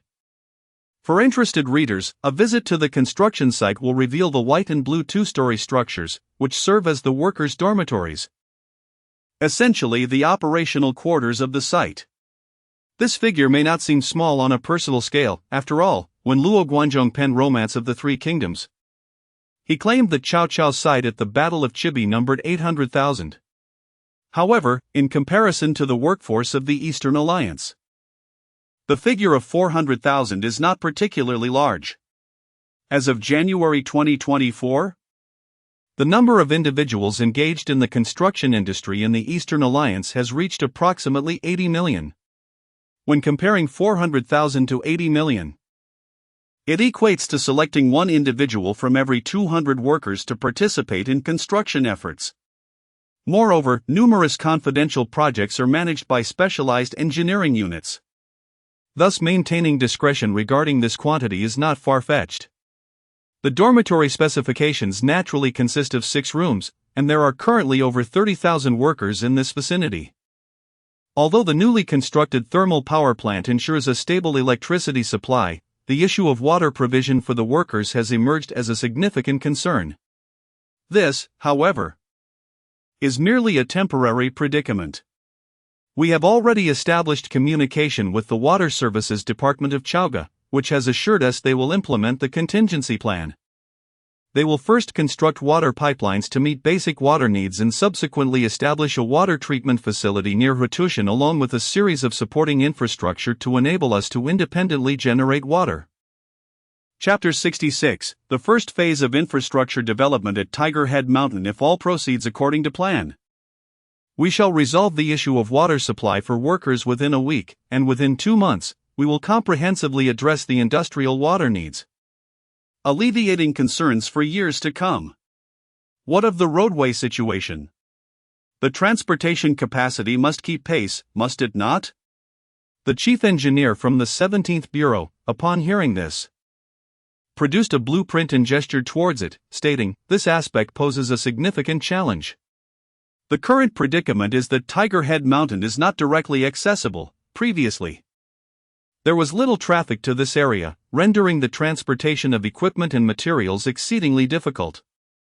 Fortunately, the vicinity of Tiger Head Mountain is relatively developed, boasting a robust network of roads, as well as integrated systems for electricity and water. Additionally, the proximity of existing roads has mitigated much of the preliminary work. We merely need to extend a few kilometers of dirt road from the main route to establish initial transportation capabilities. At present, Our plan entails constructing 4 dual carriageway roads in various directions to connect with the surrounding highways before considering the extension of the expressway. As for the establishment of railways and airports, that is a future endeavor, likely not feasible in the coming months. However, it is difficult to ascertain. The construction at Tiger Head Mountain is a key national defense project. Should the government assign it a high priority, with an ample supply of personnel and equipment, our timeline could accelerate. Upon hearing this, Zhou Xingming shook his head and said, "It is not that the Supreme Council and our department wish to be unhelpful. But the current level of confidentiality is stringent, making it impossible to increase personnel and equipment at this time. In a few months, as the confidentiality measures ease, I assure you that more assistance will be forthcoming." "That is quite all right, Director Zhou. My father was once a railway engineer, during his tenure in the upper echelons.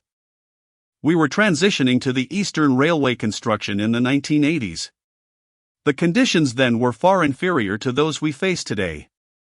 Not to mention the major powers like Cohen and the Social Alliance, even our neighboring nation, Fusang, seemed insurmountable in our eyes back then. We couldn't even measure up to a fraction of their capabilities. Despite the myriad challenges we overcame then, does the lack of water now truly constitute a crisis? At most. It means we shall forego the baths for a while. After all, it is October. We can prioritize our workers who perspire more." The chief engineer, resolute, observed Zhou Xingming's darkened expression and fell into silence. "Apologies for digressing, Director Zhou," the chief engineer quickly interjected, breaking the silence. "To expedite progress? We have mobilized a significant quantity of materials originally designated for the Chaogam military storage facility. Consequently, our pace can be considerably accelerated, as many of the necessary equipment is pre-assembled and readily usable upon unboxing. Additionally, we are fortunate to have a large civil defense structure nearby, which houses a substantial reserve of military supplies, including generators and water purification modules. We have simply relocated these resources here." "Comrade Liu, aside from the supporting infrastructure, what of the overall plan for the main base?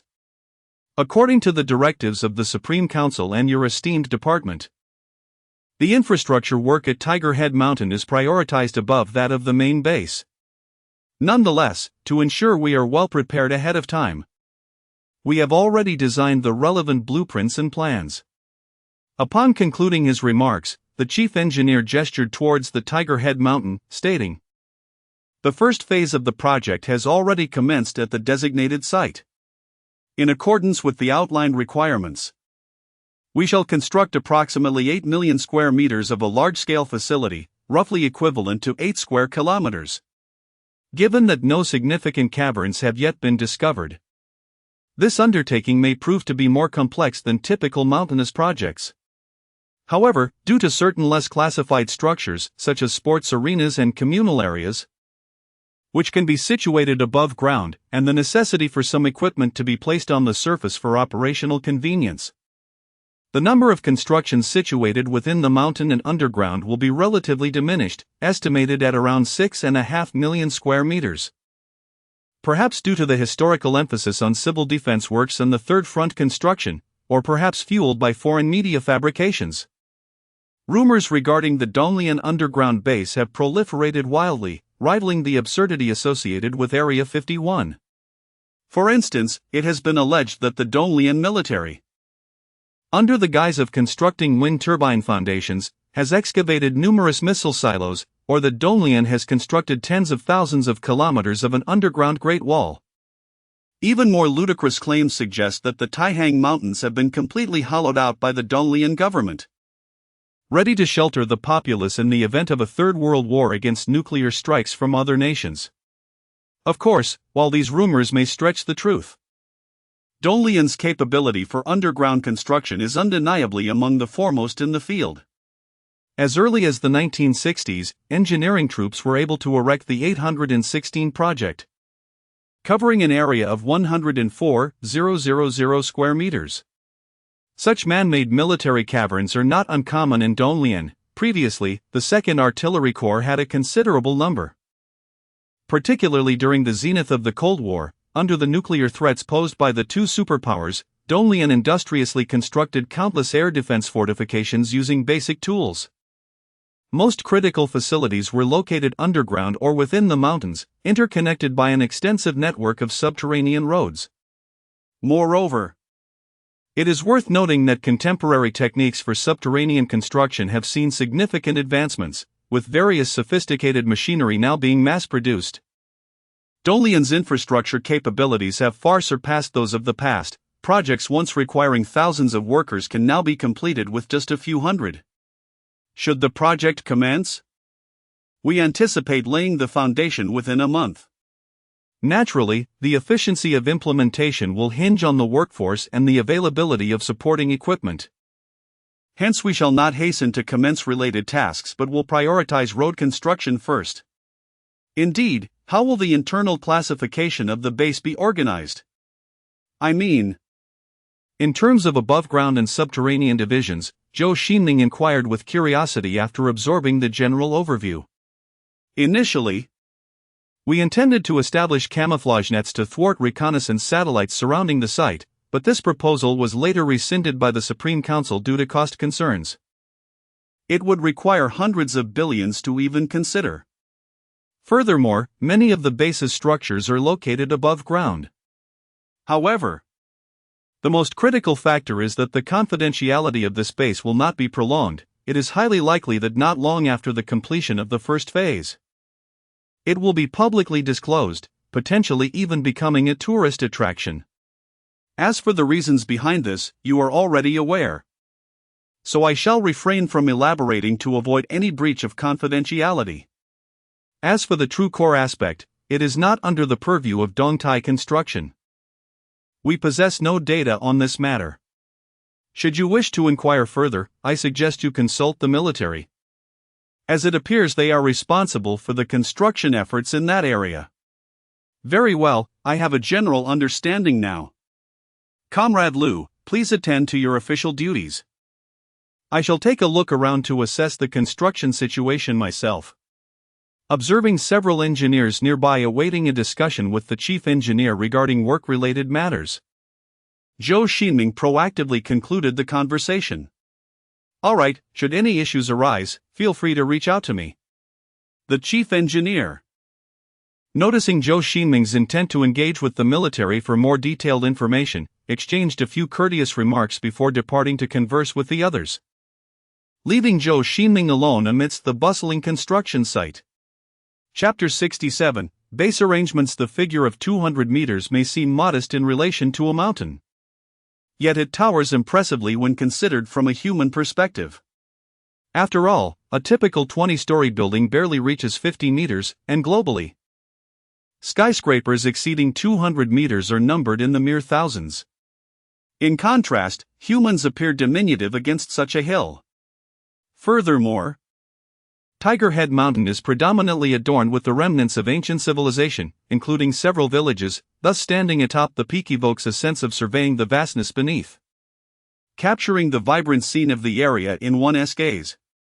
As the construction plans unfold with fervor, a significant portion of the trees on Tiger Head Mountain has been felled, supplanted by numerous temporary warehouses, open-air dining facilities, military tents, and site offices, alongside thousands of engineering machines and drones, presenting a bustling tableau. Engineers, clutching blueprints and donning yellow hard hats, can be seen gesturing upon the hillside. Surrounded by geological surveying equipment and construction apparatus, while heavy transport helicopters intermittently soar overhead, tasked with delivering various equipment to the summit, as the mountain's rugged terrain renders truck access exceedingly challenging. From the mid-slope vantage point, one can observe that many areas at the mountain's base have been leveled and meticulously planned for a network of expressway hubs, research bases, large assembly lines, power plants, and water supply facilities. Notably, several thermal power stations constantly emit thick plumes of smoke, attesting to the burgeoning scale of construction. Yet, further afield, regions untouched by human development remain lush and verdant. Following an infusion of spiritual energy, towering trees stretch skyward, forming a verdant canopy that blankets the surrounding mountains. exuding an aura of nature's tranquility. Occasionally, flocks of startled birds dart across the glassy sky, while herds gather by flowing waters to quench their thirst, only to vanish at the slightest disturbance. Additionally, a few peculiar beasts, distinct in appearance, are pursued by helicopters hovering above, ultimately leading to their capture. Were it not for the striking unfamiliarity of these flora and fauna, one might easily mistake this landscape for the Amazon rainforest. According to intelligence from Department 125, this area was once a hotspot for landslides, prompting the Forestry Bureau to organize numerous tree planting initiatives aimed at stabilizing the soil. Yet now, it resembles a tropical rainforest, teeming with lush vegetation. This transformation indicates a significant impact of the resurgence of spiritual energy on the world. Such marvels are bound to proliferate, leaving Department 125 and the Eastern Alliance with little time to prepare for the impending new era. After a long absence, welcome to the vicinity of Tiger Head Mountain. As he descended after a leisurely exploration, a boisterous elder suddenly waved him over. Upon closer inspection, Zhou Xingming recognized him as Zhao Jun from the Eastern Alliance. The elder was not accompanied by many individuals, seemingly there to observe the local developments.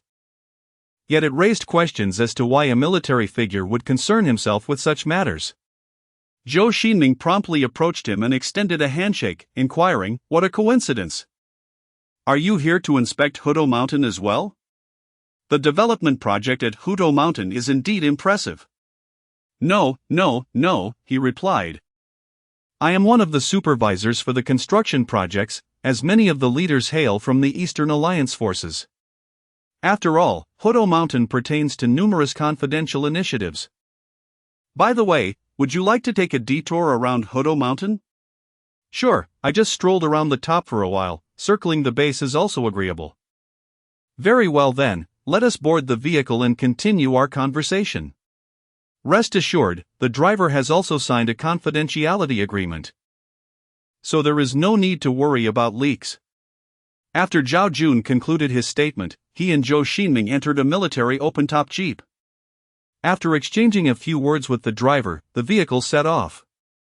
"Speaking of which, Comrade Zhao, I just had a discussion with the chief engineer of Eastern Iron Construction. He mentioned that certain internal projects are under your purview. Could you share some details with me?" "Of course. Aside from the main base construction, we are primarily responsible for the surrounding military defense and production tasks.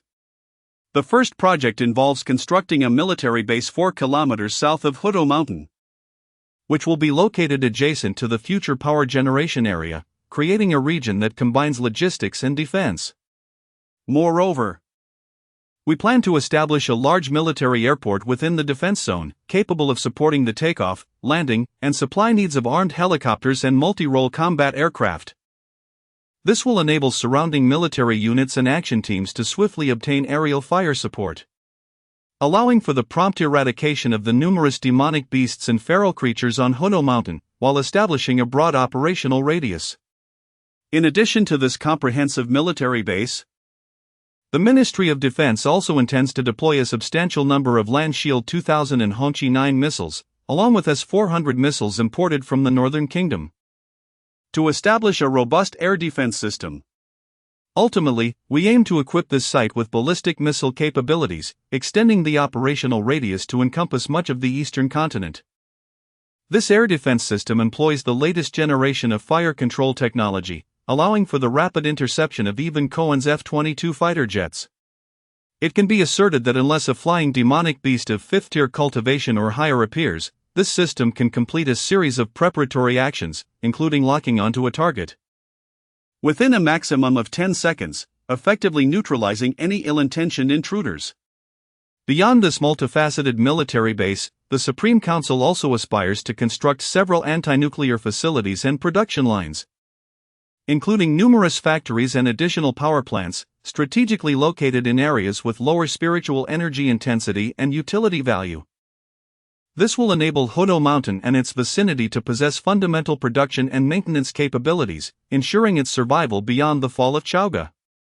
Of course, The most confidential elements are several distant seed storage facilities, containing vast quantities of plant seeds, agricultural tools, historical documents, and technical blueprints, encompassing a wide array of fields. Should modern civilization ever succumb to the resurgence of spiritual energy, survivors could decipher the materials within these storages, potentially restoring a structured society within a few centuries while preserving our cultural heritage. The warehouse is intended to be constructed at an exceptionally deep location, adhering to the highest standards of protection established in our country. Even an explosion of a hydrogen bomb with a yield of 50 million tons at the surface would be incapable of obliterating the seed repository and its contents. However, it is my sincere hope that the seed repository will never have to be utilized, for it represents the final refuge for both the Eastern Alliance and all of humanity. The day it is called upon would signify that all our efforts, and indeed the entirety of human history, have been rendered futile. Zhou Jun remarked with a profound sense of sorrow. Chapter 68, The Research Base. After discussing the military projects, noticing a somewhat somber atmosphere, Zhou Xingming took the initiative to break the silence and said, "Director Zhao, you have yet to inform me about the internal arrangements of this main base. We will be relocating here soon." "Indeed," Zhao replied, "according to the directives of the Supreme Council. The current mission of this base is primarily focused on research and information dissemination.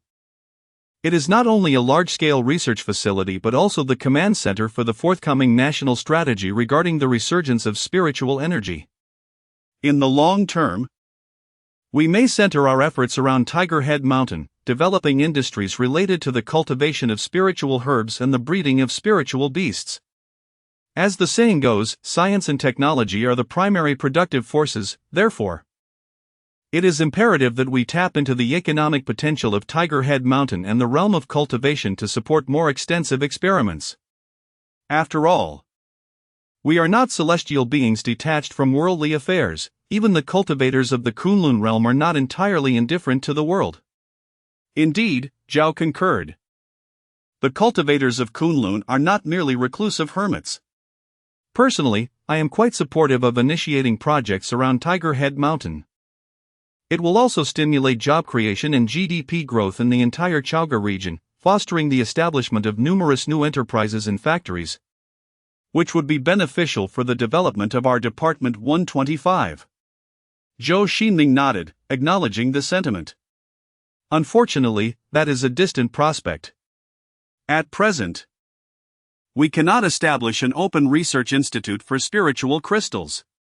Returning to the main topic, although the primary base functions as a research facility, its core designation is that of an ultra-large command center, specifically configured for future strategic deployments regarding the resurgence of spiritual energy. This comprehensive command center is situated deep underground, designed to withstand high-yield nuclear weapons.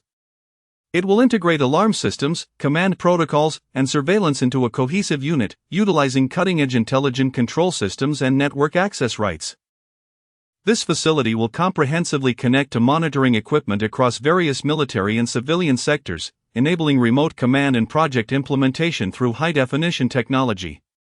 Conversely, the construction of the research base is far more extensive than that of the command center. The current plan for the completion of the first phase includes the establishment of 4 supercomputing centers, 64 national engineering laboratories, and 107 national-level laboratories. The number of researchers required for this research base will be in the tens of thousands. Upon completion, it will become the forefront of research in the field of spiritual energy within the Eastern Alliance. Core technologies integrating military, materials science, biology, theoretical physics, medicine, and industry with spiritual energy will be researched here. It is not an exaggeration to state that once this infrastructure project is completed, at least 1/3 of our nation's talent and key laboratories will be concentrated at Tiger Head Mountain, attracting numerous prestigious institutions and transforming this area into a revered sanctuary for scientific research. Zhao let out a sigh of relief, expressing his admiration for the vision. Zhou Xingming, upon hearing this, nodded in agreement. During numerous meetings he presided over, A decision had been made. The plan for Department 125 is to gradually shift the research focus from the original temporary command post and research base to the main base, thereby diminishing the significance of the previously constructed large research facilities.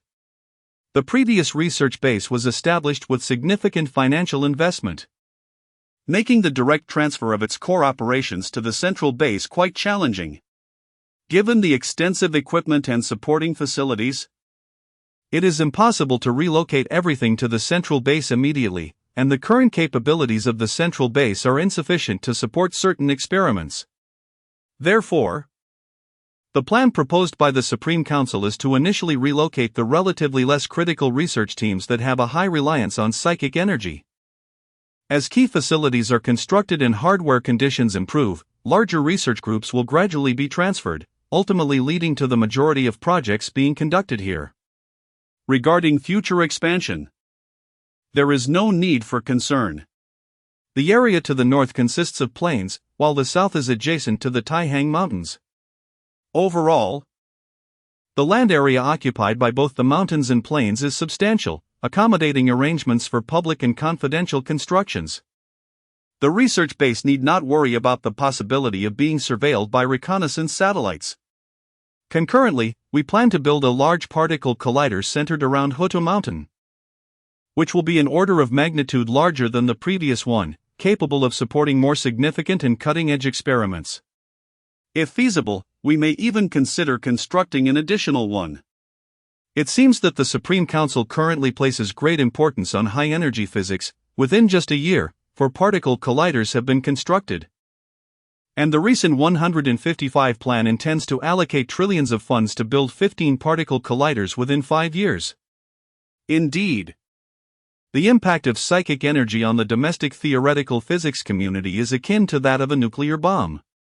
Even Yang Lao, who supports condensed matter physics, has recently been a strong advocate for the construction of particle colliders. This sentiment is echoed by several other prominent figures in high-energy physics, leading to a significant boost in related construction efforts domestically. Minister Zhou, you may not be aware that our country has achieved remarkable breakthroughs in theoretical physics, with multiple research projects surpassing Cohen, largely due to the assistance of spirit-gathering arrays, which have significantly enhanced research capabilities. I am somewhat familiar with this. Many destructive experiments involving talismans and true essence seem to require the support of particle colliders. During my time in Department 125, the most frequent task was dealing with scientists requesting access to the particle collider.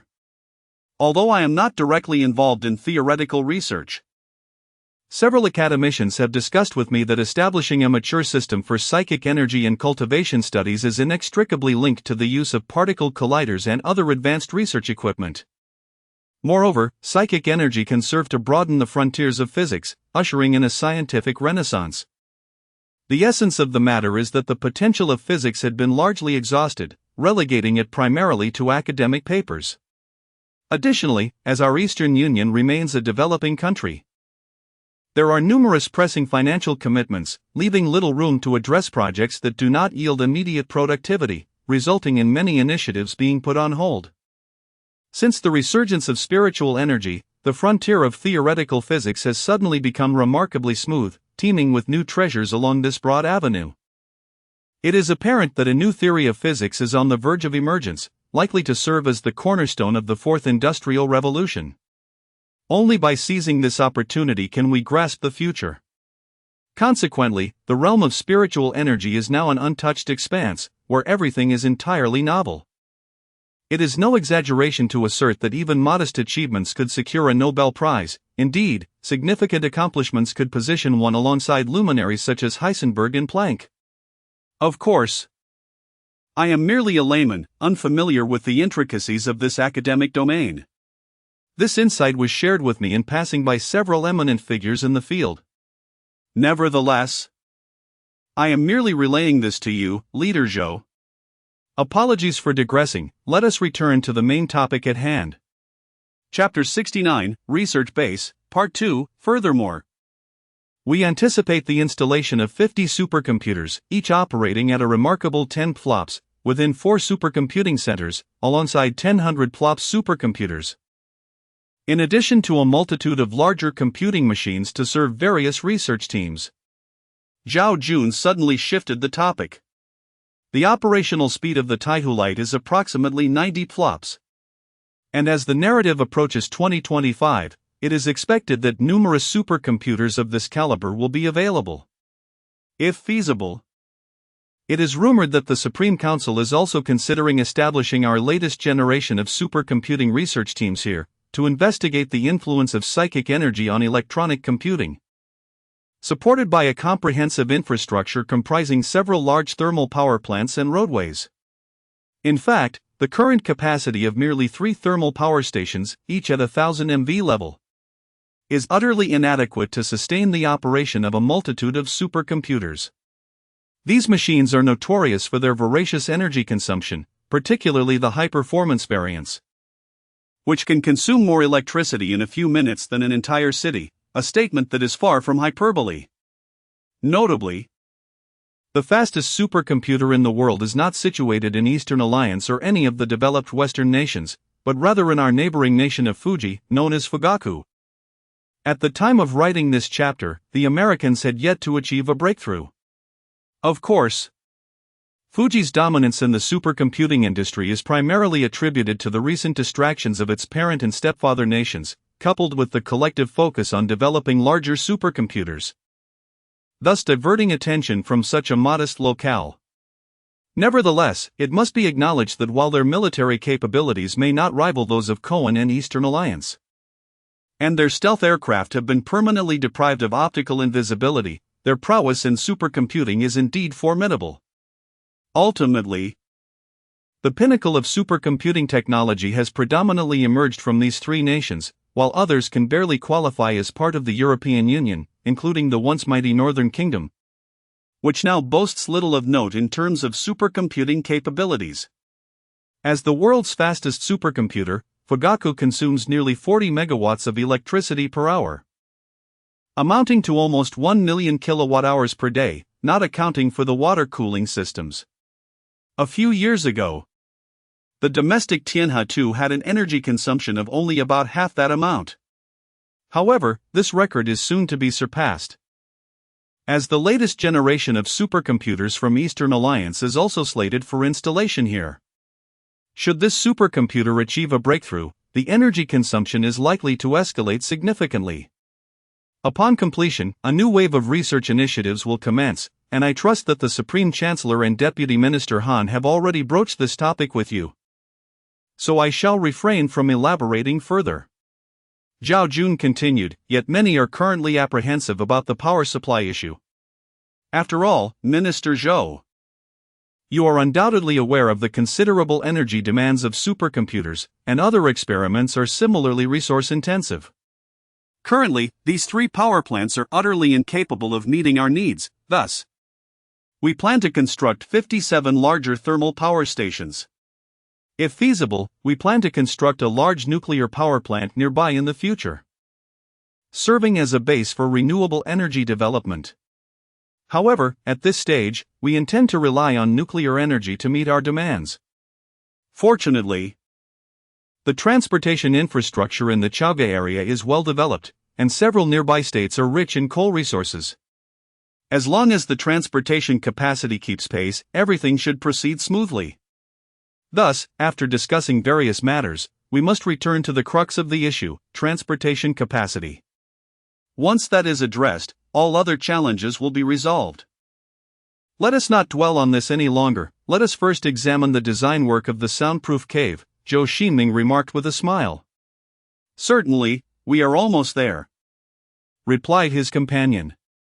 The military jeep they were riding in sped past the bustling construction site, heading towards the vibrant city of Chaoga. As the sun rose in the sky, Zhou Xingming took a deep breath and stepped down from the jeep.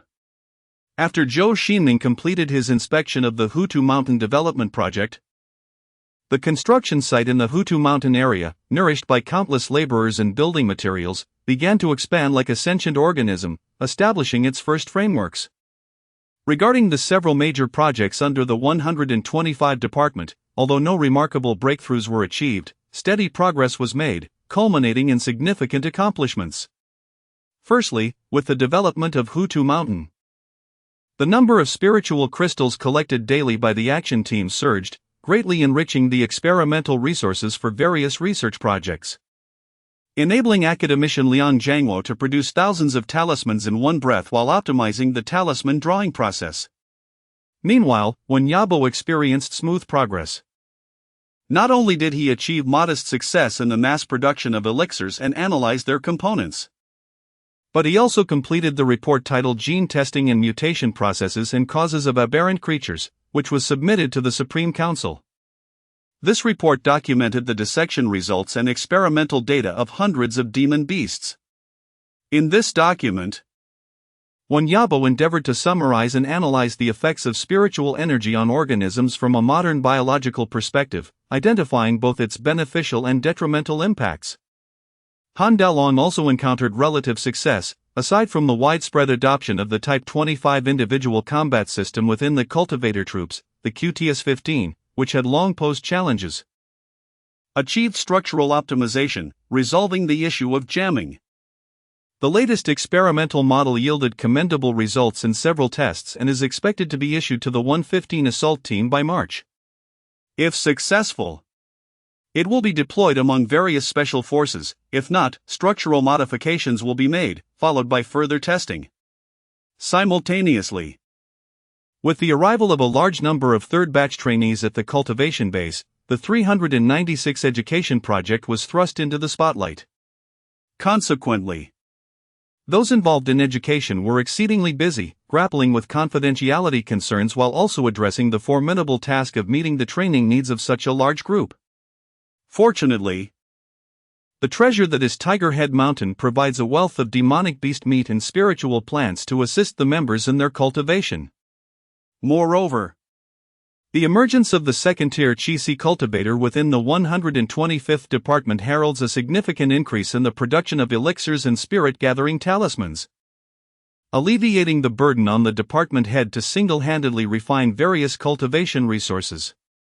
Although Zhou Xingming has not continued his seclusion, he is preoccupied with the creation of a spirit-gathering array using crystal marrow, contemplating the design of a soundproof cave, acquiring cutting-edge knowledge, and imparting insights into cultivation to others.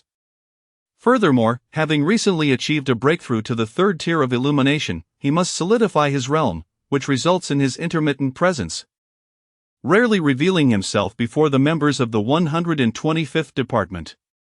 As the 125th Department busies itself, time steadily slips by, with the chilling winds and spiritual energy gradually engulfing the eastern Liaoning region, as most areas transition into the depths of winter. Chapter 70, The Might of Lord 6. On December 4, 2024, in the outskirts of Chaoga, although the cold winter had set in, the weather remained reminiscent of summer, possibly due to the resurgence of spiritual energy. The foliage showed no signs of falling, many plants thrived, displaying a lush vigor, as if they were growing ever denser.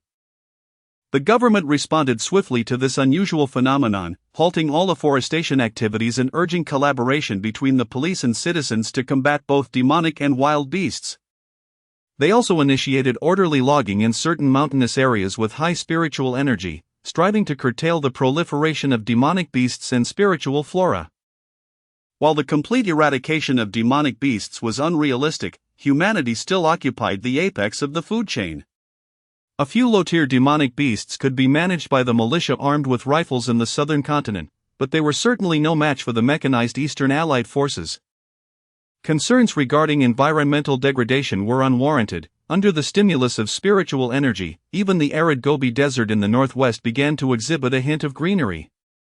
The previously feared issues of pollution and water scarcity would soon be alleviated, and even if vast tracts of forest were set ablaze, they would inevitably rejuvenate. Particularly in certain areas distant from Tiger Head Mountain, with an increase in the number of experimental specimens and the local demonic beasts posing significant threats to individual soldiers. The Eastern Allied forces devised a plan to deploy bombers for carpet bombing, aiming for maximum efficiency in exterminating the demonic beasts.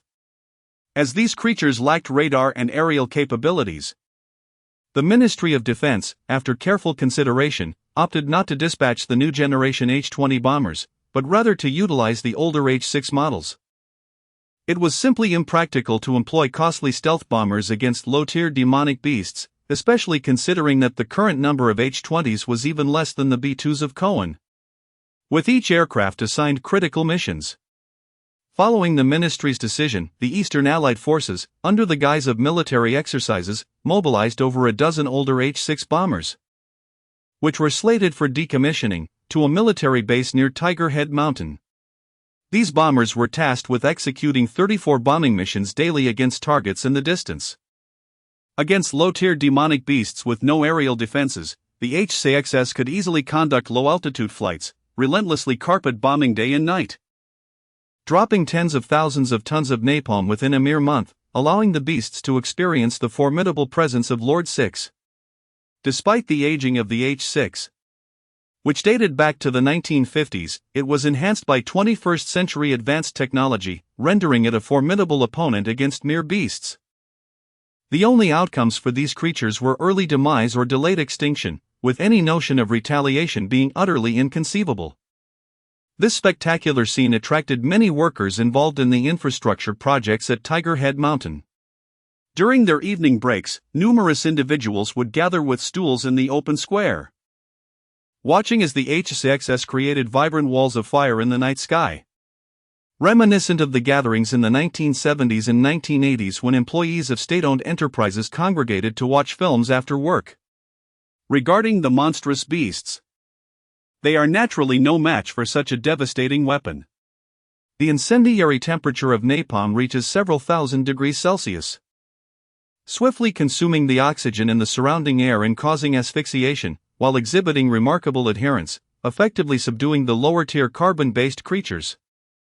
The widespread utilization of napalm offers an additional advantage, as the forests are largely scorched, the lurking beasts are compelled to flee in terror, allowing the Eastern Allied forces to patiently wait at the base of the mountains, ready to capture the exhausted creatures as they approach. This has significantly increased the capture rate of the beasts, with fresh specimens arriving daily at the laboratory to undergo various tests and forced breeding. Once their experimental value has been entirely depleted, the essence of these creatures is used to concoct medicinal pills, while the remainder serves as sustenance for cultivators, such as in hot pot dishes. Even the excrement of these beasts has not been overlooked, due to a scarcity of manure resources. The moment a beast defecates, members of the agricultural department rush in, often generating numerous reports and papers over something as trivial as dung and urine. It is, after all, a long-standing tradition to utilize excrement as organic fertilizer. With the emergence of these scientifically perplexing beasts, coupled with the previous mention by Zhou Xingming regarding the potential of lower-tier beast droppings as fertilizer for low-tier spiritual medicines, many in the agricultural department began to ponder whether the feces of these beasts might also be a valuable organic fertilizer. Thus, through an industrialized and scientific approach, the 125th Department ensured that no part of these precious experimental materials went to waste, achieving a perfect utilization of the beasts to maximize their value. Returning to the main topic, with the construction of large-scale spiritual energy detectors underway, the 125th Department has gained an increasingly comprehensive understanding of the energy flow trends at Tiger Head Mountain. Nonetheless, to create more detailed schematics and search for treasures, a substantial number of soldiers equipped with spiritual energy detectors continue to traverse the mountains and forests daily. Meanwhile, atop the hill, now reduced to ashes by flames, several soldiers clad in military green camouflage and black bulletproof vests navigate the remnants. In addition to their standard-issue automatic rifles and assigned rocket launchers, they wield uniquely designed spiritual energy detectors, seemingly in search of something. Oddly, despite the previous emergence of numerous beasts in this area, the energy intensity appears surprisingly low. Shouldn't it be rich in spiritual energy, suggesting it might be a haven? An elderly soldier wiped the sweat from his brow and pondered. Let us keep searching. The last occurrence was calculated using a computer model by the higher-ups, making it unlikely to be erroneous. Besides, who can definitively state the nature of these beasts? Traditional military experience may not suffice. It is entirely possible that a localized high-energy environment could sustain a large number of beasts, the squad leader advised.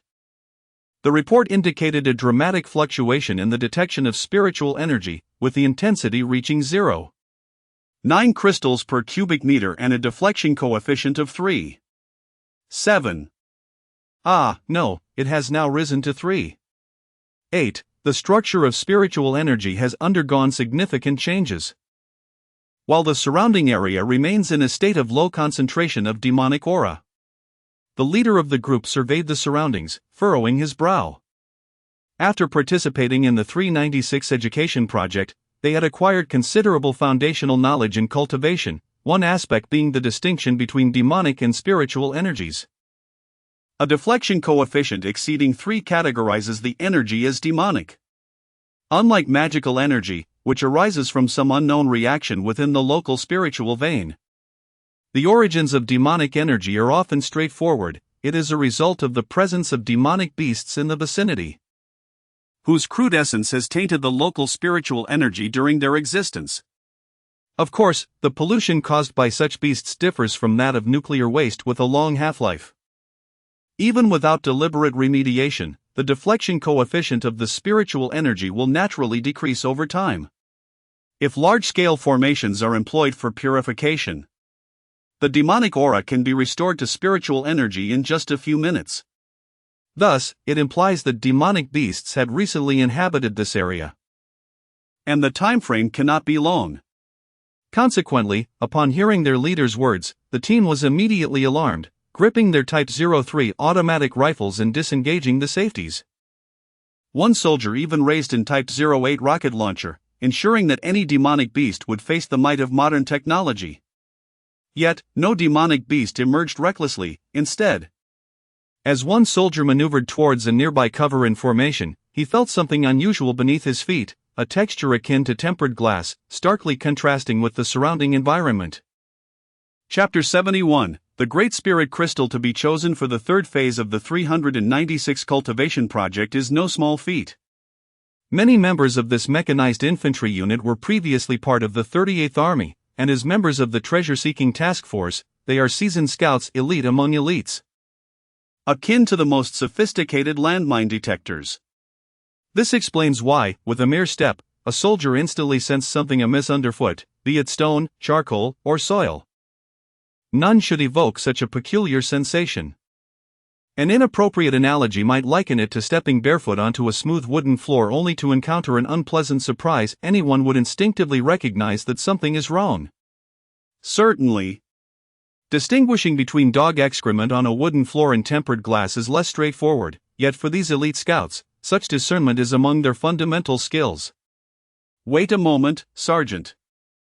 I believe I've stepped on something unusual, one soldier reported, feeling a peculiar discomfort yet remaining vigilant without investigating the ground beneath him. After a few minutes, when the drone overhead confirmed that there were no beasts in the vicinity, the sergeant finally exhaled with relief and instructed the young soldier. Let us see what you just stepped on. As soon as the words left his lips, the young soldier crouched down, brushed aside the thin layer of sand, and retrieved a piece of purple crystal, inspecting it closely. What is this? He mused, unable to contain his curiosity. The crystal in his hand weighed approximately as much as 2 eggs, its deep purple hue revealing faint, arcane runes etched upon its surface. Wait a moment. Didn't we study in the Encyclopedia of Spiritualized Materials that this resembles natural spirit crystal? Although the text described shards akin to shattered glass, it never mentioned a piece of this size. A comrade beside him suddenly exclaimed in realization. As members of the third batch of the 396 project, these individuals, although not yet at the foundation building stage, possessed a certain understanding of cultivation knowledge. Coupled with their specialized training as task force members, they were certainly familiar with the term spirit crystal, recognizing it as an indispensable substance on the path of cultivation. Can you believe we stumbled upon such a large spirit crystal? One scout questioned, already accustomed to the smaller crystals they had previously encountered. In the past, The spirit crystals collected by the task force were predominantly minute, resembling shards of glass, too small to be permitted for students to pick up. Yet, the crystal now in their possession was strikingly different. It resembled a complete stone, slightly larger than an egg, with intricate patterns coursing with luminescence, exuding an aura of mystery. Once its nature as a spirit crystal was confirmed, within minutes, a crewed G-20 helicopter arrived, and several officers hurriedly disembarked. Without engaging in pleasantries with the task force members, they immediately delved into the matter at hand. Code word. After the soldiers saluted, they did not immediately hand over the spirit crystal, but instead clutched it tightly in their hands, demanding the officers to issue the command. The peculiar command, "White deer, green bullheader loves to dance in the pure land of ultimate bliss," was not conceived by Zhou Xingming, but rather designed by Deputy Minister Han Dalong. According to his explanation, the higher-ups in various countries are generally middle-aged individuals from the 60s and 70s, unlikely to have heard a piece of modern music from Fusang, nor to comprehend the meaning of bullhead R. Thus, such an encoded language is naturally challenging to decipher. The Eastern Allied forces have a considerable history of employing coded language to prevent eavesdropping. Various obscure dialects and local vernaculars have been utilized in confidential channels. Consequently, some foreigners have mastered many dialects that most Eastern allies cannot speak. Han Dalong's introduction of Fusang language was merely a progressive reform. Good, Commander, the code is correct. Upon hearing the obscure command, the leading soldier promptly handed over the spirit crystal. The sight of the massive crystal illuminated the eyes of several experts, for it was undoubtedly the largest piece they had encountered in the Eastern Alliance. After meticulously analyzing it using acid-base solutions, differential scanning calorimetry, and thermal imaging instruments, the experts carefully placed the enormous spirit crystal into a vacuum chamber that had been transported down from the helicopter, and then hurriedly departed.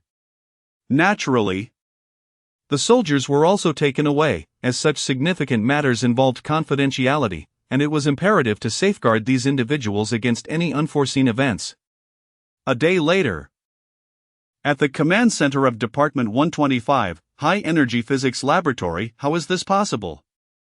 The expression on academician Sun Jiaying's face was exceedingly complex as he continuously reviewed the report in his hands, yet he remained skeptical. Why do you say that? Zhou Xingming asked, puzzled. In the Kunlun realm, such large spirit crystals are actually quite common. The reason the Eastern Alliance has not encountered them before is that the spiritual energy intensity in various regions has been relatively low, making it impossible for them to naturally form. To put it simply, in another decade or so, if the resurgence of spiritual energy has not concluded, the spirit crystals on Earth will predominantly be of such substantial size, while the fragmented crystals we frequently discover now will likely become extinct, appearing only in a few areas of extremely low spiritual energy intensity. Thus, it is not surprising to find such large spirit crystals, rather, it is the rarity of their appearance that is curious, indicating that this phenomenon occurs only in areas of high spiritual energy intensity where large spirit crystals are commonplace.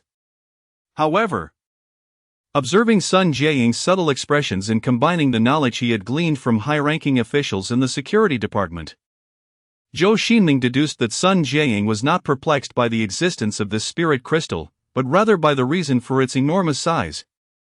Minister Zhou, you may not be aware, but previously in our department, there were proposals to design artificial spirit crystals or large-scale spiritual energy devices. General Zhao Jun had also discussed the idea of talisman missiles with me, but all such projects have encountered obstacles and most have been shelved. Firstly, according to our research, when employing cultivation techniques such as spells to stimulate spiritual crystals, certain unknown chemical or physical reactions occur within, thereby activating the spiritual energy contained within and transforming it into other forms of energy. This, of course, is an irreversible reaction, at least beyond our current technological capabilities. It appears akin to the second law of thermodynamics, embodying irreversibility. Thus, the notion of converting other forms of energy into spiritual energy, akin to electricity generation, is unrealistic. Should the revival of spiritual energy abruptly cease, we would find ourselves utterly incapable of continuing our cultivation. However, the conversion of spiritual energy is not the crux of the matter. Let us leave that concern to our descendants. For now, I shall elucidate to you, Minister Zhou, why the magnitude of this spiritual crystal astonishes me. Chapter 72, Spiritual, or as previously mentioned, the energy contained within spiritual crystals cannot be directly harnessed. It necessitates specific stimuli for utilization. However, a significant challenge arises: our capacity to employ spiritual energy is limited to small scales. Should the spiritual material become excessive, it will lead to disorder.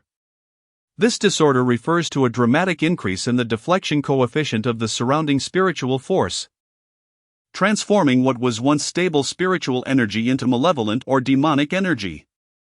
According to our model's calculations, activating more than 10 grams of spiritual crystal simultaneously will result in an escalation of the deflection coefficient, substantially diminishing the stability of the spiritual force.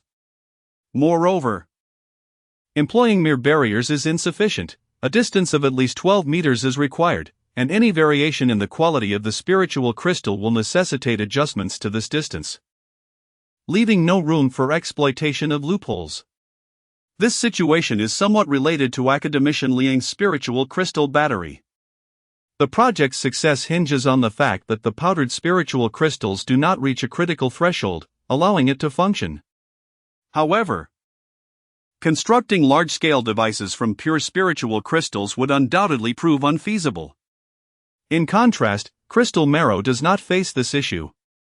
On one hand, its mass is relatively minor, yet its capacity to contain spiritual energy is remarkably high. On the other hand, our previous research indicates that natural patterns form on the surface of crystal marrow, effectively alleviating such problems and regulating the deflection coefficient. I am aware of this.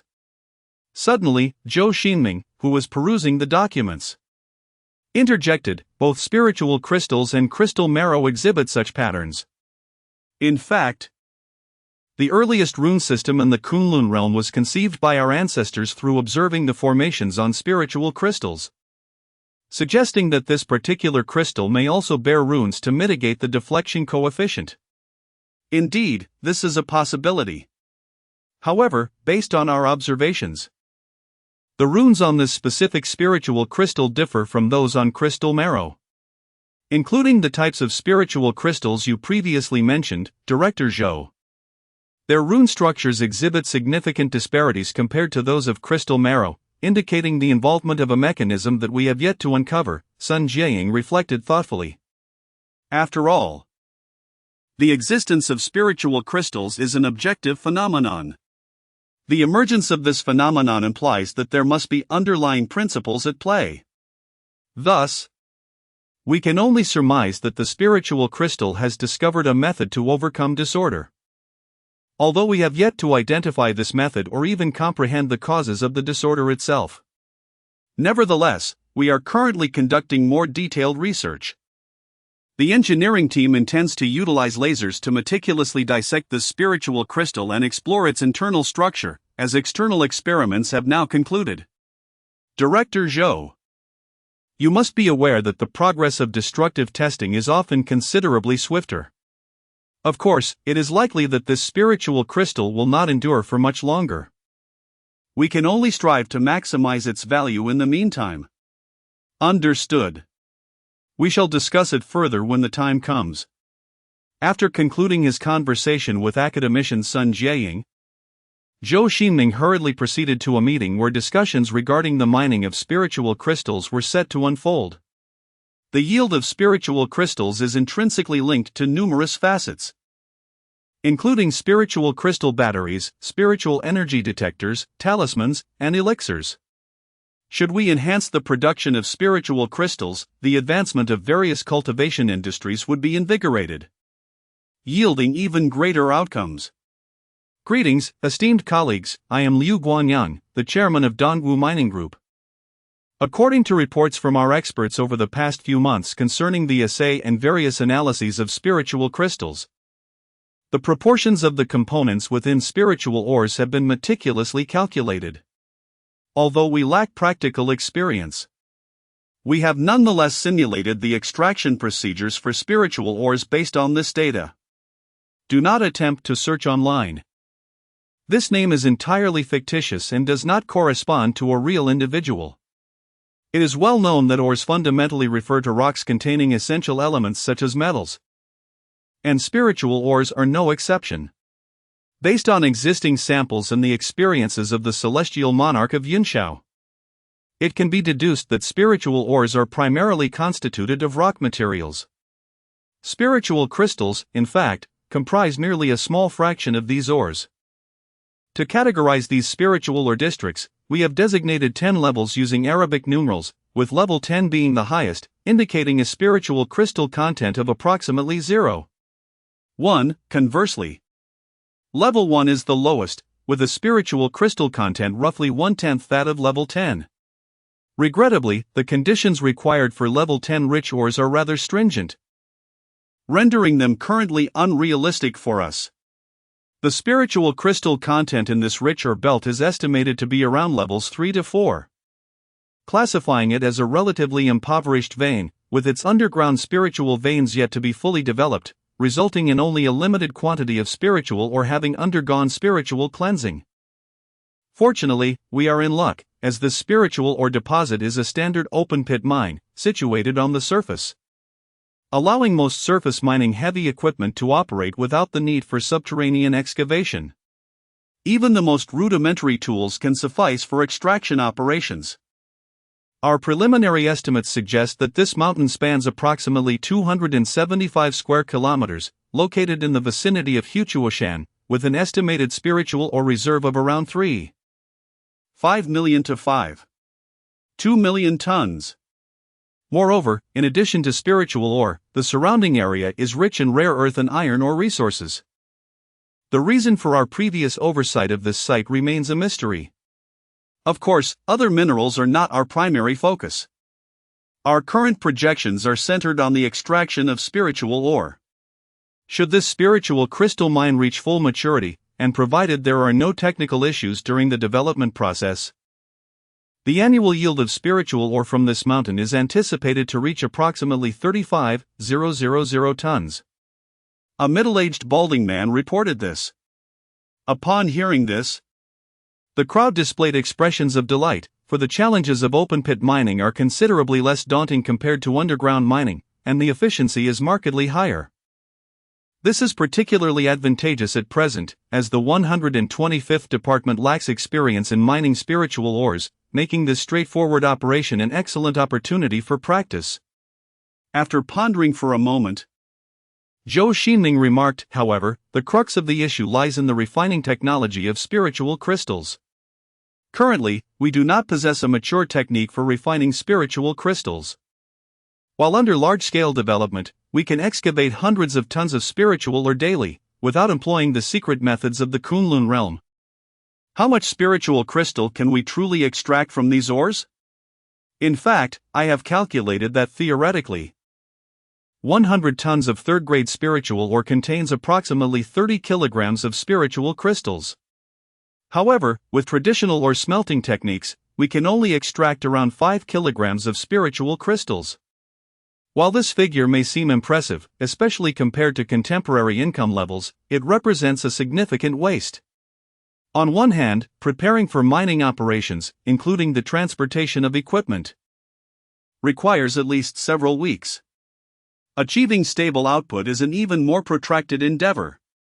During this period, it is possible that our production of spiritual crystals may have already increased, rendering reliance on spiritual ore to meet current demands utterly futile. Chapter 73, Spiritual Beast Breeding Base. Moreover, it is of paramount importance to address the destruction of spiritual crystal mines. Comrades, you may recall the incident from 2 years ago when our department first discovered spiritual crystals. That occurrence was a result of our reckless actions, leading to the destruction of that particular crystal and preventing it from reaching its full potential. Admittedly, it was a situation we could not avoid, as we lacked experience at the time, and even the esteemed Lord Yuntian could not have been well-versed in such matters. Additionally, given the relatively modest value of a single spiritual crystal, it was justifiable to sacrifice it for experimentation. However, a mine with such abundant reserves cannot be carelessly squandered. It is crucial to understand that we are merely at the nascent stage of spiritual energy revival. And this vein has the potential to evolve into a Grade 3 spiritual mine. As the revival progresses, the potential of Tiger Head Mountain could guarantee at least a Grade 7 classification, with possibilities extending to Grades 8, 9, or even 10. If we were to recklessly exploit it and thereby damage its developmental potential, the losses would be monumental. We would forfeit countless spiritual crystals. After hearing Zhou Xingming's suggestions, many experts nodded in agreement. Currently, our understanding of spiritual crystals remains superficial, and as the intensity of spiritual energy continues to rise, the crystals seem to exist in a precarious state. Often, even the most unintentional actions may jeopardize their development. Therefore, I propose that we first conduct geological assessments of the surrounding area without embarking on large-scale extraction. Our primary focus should remain on research, as we possess no experience in either the extraction or smelting of spiritual crystals. It would be prudent to thoroughly comprehend the properties of spiritual crystals before proceeding with mining operations. During my previous meeting with Elder Wei, he provided me with a report regarding the Supreme Council, which outlined proposals for the next phase of our research endeavors. Among these, the study of advanced materials was highlighted as a priority. We can certainly explore the surrounding environment without exploiting this spiritual crystal vein, potentially establishing a spiritual energy research institute.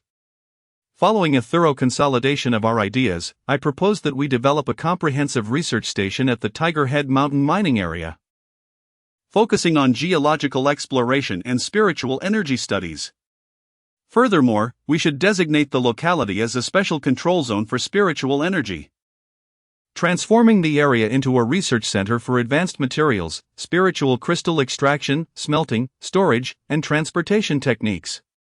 Of course, we cannot entirely neglect the development of the mine. Although we do not intend to engage in large-scale excavation, we must prepare for future exploitation through preliminary tasks such as sampling and determining the location and extraction methods. This preparation will facilitate a more efficient operation when the time for development arrives. If possible, it would be ideal to discover several more large spiritual crystal veins, as the region around Chaoga is abundant with opportunities. The surrounding spiritual veins boast impressive quality and quantity, and it is conceivable that additional spiritual crystal deposits lie hidden in the areas of Tiger Head Mountain and Chaoga, waiting to be uncovered. Therefore, our current focus should be on locating these veins, refraining from extraction, and merely establishing research facilities in their vicinity. Indeed, on one hand, we can gain a deeper understanding of the circumstances, while on the other hand, we can establish a special control zone for spiritual energy at an early stage to prevent potential sabotage by individuals outside our department. After all, the majority possess little knowledge regarding the spiritual crystal veins. It is only we who can offer them the appropriate protection, explained Zhou Xingming. I concur with Minister Zhou. Our vision must extend beyond the immediate. We should not focus excessively on short-term gains but rather cast our lines far and wide to catch larger fish, paving the way for various future projects. This foresight will ensure that all strategic deployments concerning the revival of spiritual energy proceed more smoothly in the future. Indeed, even without mining the spiritual crystals, there remain numerous aspects worthy of our study surrounding the spiritual mines. For instance, the soil influenced by spiritual energy is a marvel in geography and physics, after all. The effects of spiritual energy on molecules and atoms have long been a subject of our research. As the discussion among the crowd unfolded, the resolution regarding the spiritual crystal veins was swiftly refined. The 125 department decided against large-scale mining at that site for the time being, opting instead for meticulous protection and minimal sampling for analysis. Meanwhile, experts from various state-owned mining enterprises were convened at Hutu Mountain. According to the original plan, these experts were to head to a small nation on the southern continent for mining operations. However, at the behest of the 125 Department, their destination was clandestinely shifted to the vicinity of Chauga. Since the Eastern Alliance currently has no intention of mining the spiritual crystal veins, the experts' mission was solely to conduct exploratory work in the blessed lands of Hutu Mountain, focusing on surveying the surrounding spiritual crystal veins without engaging in any mining activities. A month later, at Hutu Mountain, the headquarters of the 125 Department, within the Spiritual Beast Breeding Center. While experts from Dongwu Mine and other state-owned enterprises were engrossed in their research on the spiritual mines, Zhou Xingming arrived at the foot of Hutu Mountain to inspect the local operations.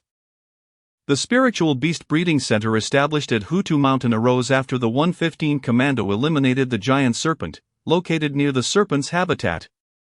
The grayish-white livestock breeding greenhouses stretched expansively, enclosed by barbed wire, presenting a magnificent sight. Although the external structure of this breeding base appears relatively simple, it is indeed a National Key Laboratory. Officially named the National Key Laboratory of Spiritual Animal Genetic Breeding, managed by the Eastern Academy of Sciences and the Ministry of Agriculture. Entry is restricted to individuals with at least a master's degree, and even the 125 Department cannot directly mobilize or issue commands to it.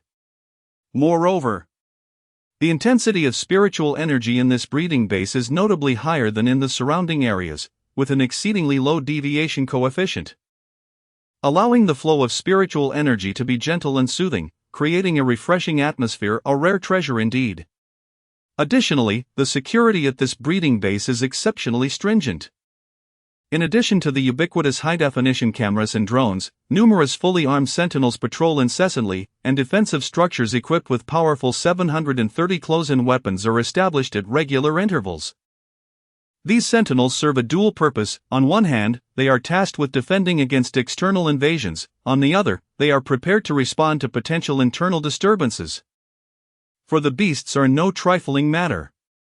While their current strength may be manageable, the prospect of containing more formidable creatures in the future could lead to unforeseen complications.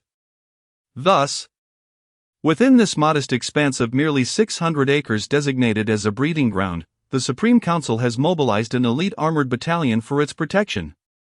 Additionally, a contingent of Land Shield 2000 and HQ-17 missile systems, along with several helicopters from the Army Aviation, including the Z-19 and Z-10, has been deployed to establish a seamlessly integrated defense system.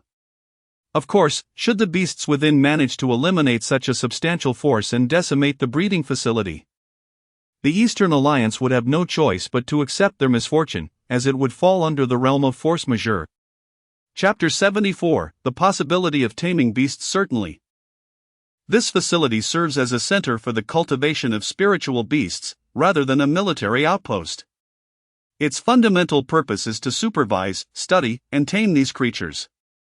Essentially, any beast specimen that has exhausted its experimental value will be housed here to fulfill its final purpose.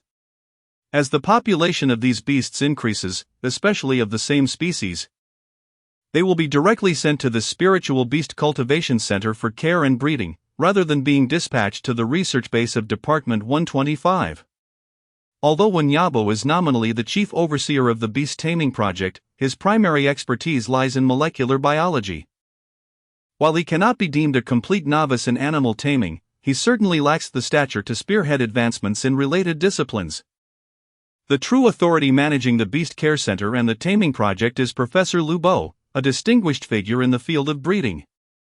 This balding elder has participated in numerous breeding initiatives for local species and possesses considerable expertise. Complemented by his previous involvement in experimental management and his esteemed status as an academician, which equips him with the capability to orchestrate projects effectively. Currently, the first phase of the Spiritual Beast Cultivation Center has been completed, encompassing an area of approximately 600 acres. This is not an exceptionally large farm. With the approval of the County Council, such a scale could easily be established. Nevertheless, given that we are breeding authentic spiritual beasts, it is prudent to take cautious steps. Accumulating experience gradually. The Spiritual Beast Cultivation Center is divided into three main sections: the production area, the staff living quarters, and the auxiliary production area. The production area is further subdivided into several smaller zones based on the dietary habits of the beasts, categorizing them into vegetarian, carnivorous, and omnivorous sections. Of course, I shall provide more detailed reports on the finer distinctions at a later time.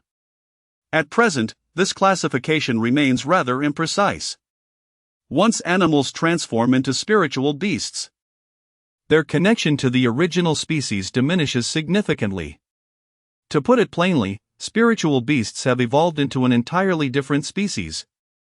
And the disparity between them and ordinary creatures is far greater than that between cultivators and regular humans.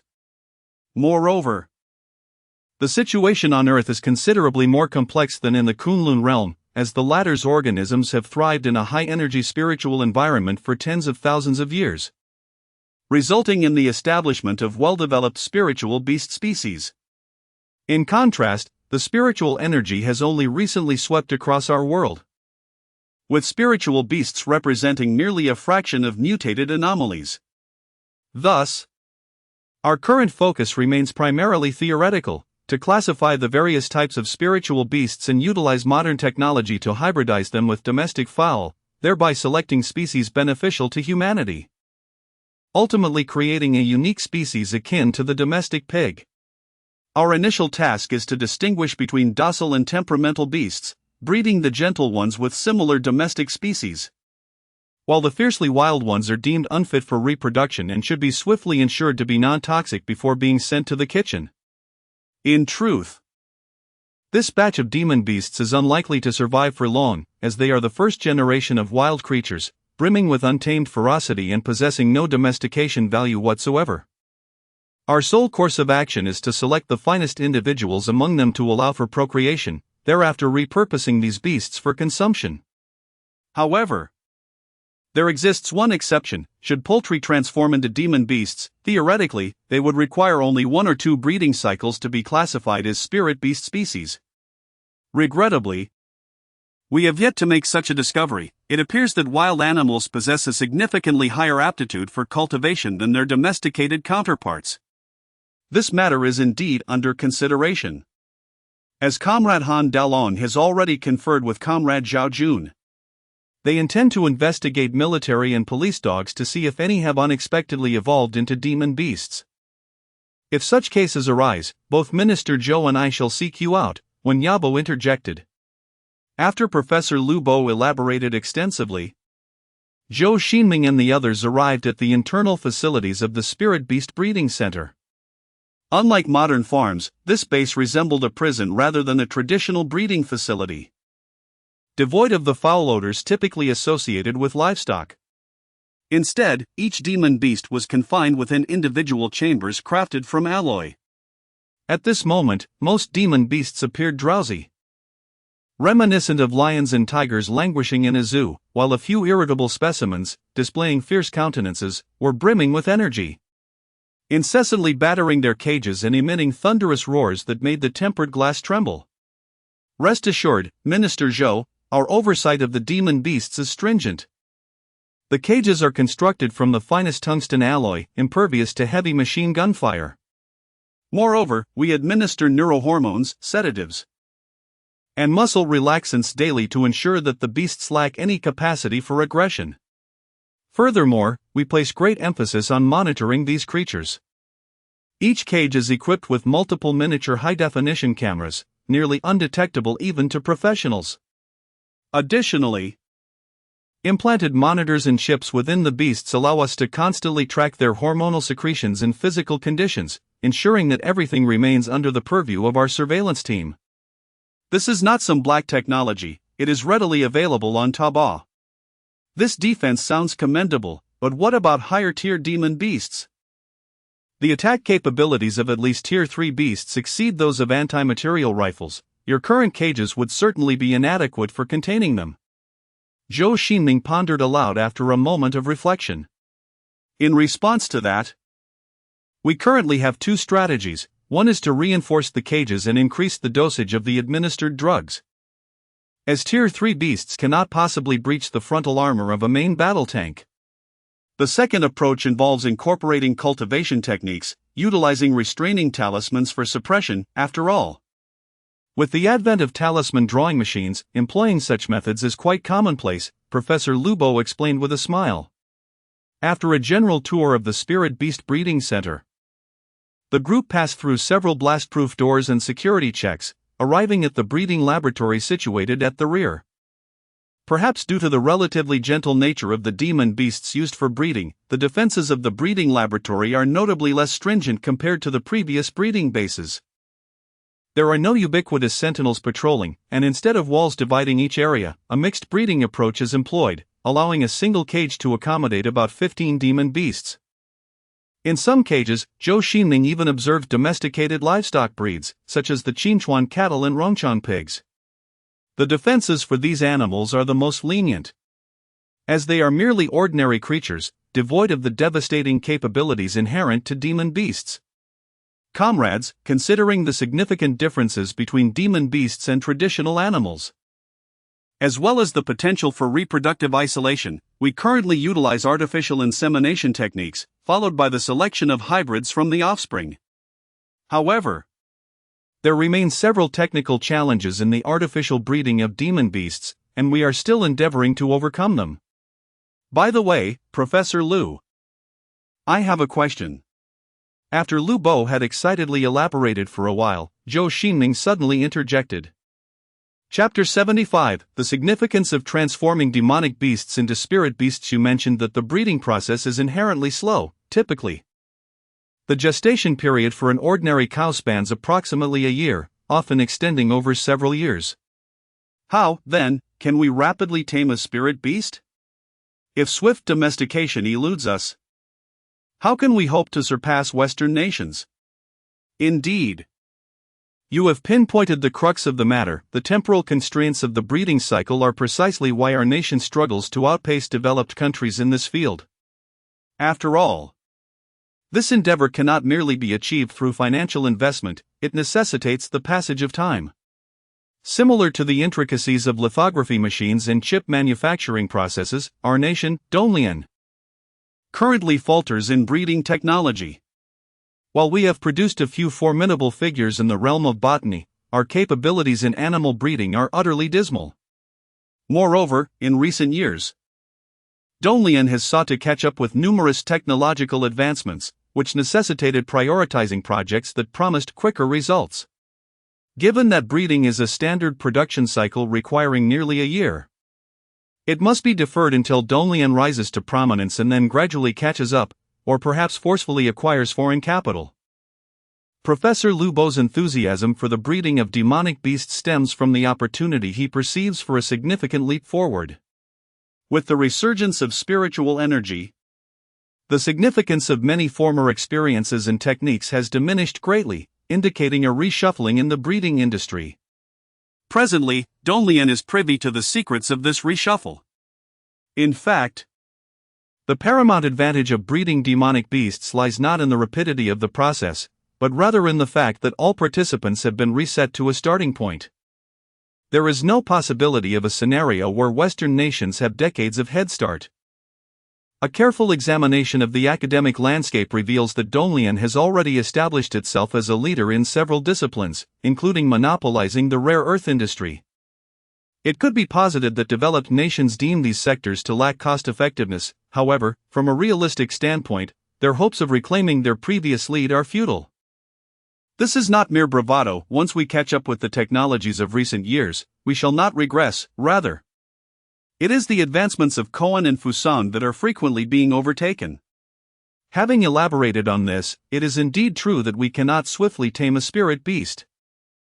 A time frame of 5 to 6 years is simply unavoidable. Nevertheless, there are two positive aspects. First, by leveraging the experiences of the celestial sovereign and the art of beast taming, we can select high-potential demonic beasts with transformative value. Second, we have a head start of at least 23 years compared to other nations. If the Bureau of War Ignorance, The Ministry of Security and the Dong Science Institute successfully misleads other nations regarding the strategic implications of the resurgence of spiritual energy. We might even gain an additional 45 years of golden opportunity. Such an extensive timeframe would be ample to cultivate a docile breed of livestock. Given that currently, among the multitude of nations worldwide, only Donglian has consciously embarked on the study of demonic beasts and established a relevant framework. If we can refine the theory of demonic beast breeding and even develop several indigenous spirit beast varieties before other countries take formal action, the value derived from such achievements would be immeasurable. Do not underestimate the significance of taking proactive measures. This is akin to sprinting ahead during a short cannon fire. In our contemporary globalized society, even a slight generational gap can render future catch-up endeavors exceedingly arduous, with the likelihood of such disparities only widening. To bridge this generational divide, Donglian has incurred substantial costs, thus their success does not imply that other countries can replicate it, particularly those already accustomed to possessing advanced technologies. Forcing them to endure hardships to chase after others is largely unrealistic. Returning to the crux of the matter, the current Spirit Beast Breeding Center houses a total of 752 unranked wild beasts, 458 first-tier demon beasts, and 17 second-tier demon beasts. By the standards of large-scale pig farms in our country, this facility is essentially operating at a standstill. Of course, demon beasts are not domesticated pigs, their breeding complexity and costs are significantly higher, often necessitating the use of spirit medicines. Nevertheless, the existing stock is nearly sufficient for breeding purposes. We can certainly select the most promising specimens.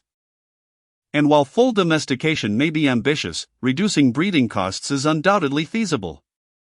Although Lu Bo did not elaborate on the details, Wen Yabo and Zhou Xingming grasped his intent. If the demon beasts are nurtured towards a gentler disposition, the costs associated with overseeing their progeny will naturally diminish. Furthermore, while our Tiger Head Mountain Spirit Beast Breeding Center is currently underutilized, expansion efforts remain underway. This is primarily due to the fact that higher-tier demon beasts tend to be considerably larger, hence, we are constructing holding areas exceeding 30 meters in height in preparation for the future. On the subject of high-potential domestication targets, our breeding facility has some personal recommendations. Although we lack expertise in beast taming techniques, we are well-versed in hybridization and breeding sciences. I will need to trouble Minister Zhou to report these findings to the Supreme Council. After Lu Bo concluded his remarks, he produced a tablet computer and tapped a few buttons. Minister Zhou, this data on the demon beasts is comprehensive, including blood analyses and X-ray images. If you prefer not to review it, feel free to skip ahead. I have summarized the key points at the end. Upon receiving the tablet from Lu Bo, Zhou Xingming perused its contents. Unfortunately, due to the brief duration since the resurgence of spiritual energy, the demon beasts have yet to establish a diverse population and classification, starkly contrasting with memories from his past life. Additionally, as Zhou Xingming was not a beast cultivator in his previous existence, he found himself rather uninformed on the subject. Professor Lu, I must admit my ignorance in beast taming. In the Kunlun realm, the Biyuni mortal sect is not renowned for this discipline, and its lineage in this regard is rather scant. Most spirit beasts within the sect have been procured from affiliated sects and alliances. Zhou Xingming expressed with a look of regret after a moment of scrutiny. Despite his efforts over the past 2 years to keep pace with modern science, he found the field to be an overwhelmingly intricate and vast system. Even for a high-tier cultivator, fully mastering it remains impractical. Moreover, although Zhou Xingming possesses the soul of an 8th-tier cultivator, he fundamentally remains a mere 3rd-tier cultivator at present. Regrettably, the knowledge of breeding is not an area of expertise for him. He has yet to peruse even a single book on the subject, rendering Zhou Xingming not even a novice, but rather at the level of an ordinary individual. This I comprehend, for it is indeed true that one cannot master every field. Even our Donglian struggles with this, let alone the smaller Baiyun Xian sect. Lu Bo promptly concurred and then took the tablet, saying, "Let us first examine a few targets." "Very well, then please lead the way, Professor Lu." Chapter 76, The Revolution in Battery Technology. Upon concluding the visit to the Spirit Beast Breeding Center, Zhou Xingming convened a meeting upon his return. During this assembly, it was resolved to promptly inform General Zhao Jun of the military, establishing the capture and study of various edible spirit beasts as the core initiative of Department 125. The aim was to elevate the population of spirit beasts at the breeding center to 15,000 within 3 months. Simultaneously, Department 125 devised a comprehensive experimental and breeding plan. Selecting 17 species of spirit beasts for hybridization and engaging in extensive collaboration with other biological research institutes. Aspiring to integrate spirit beasts into various industries and thereby stimulate the advancement of the spiritual energy and cultivation sectors.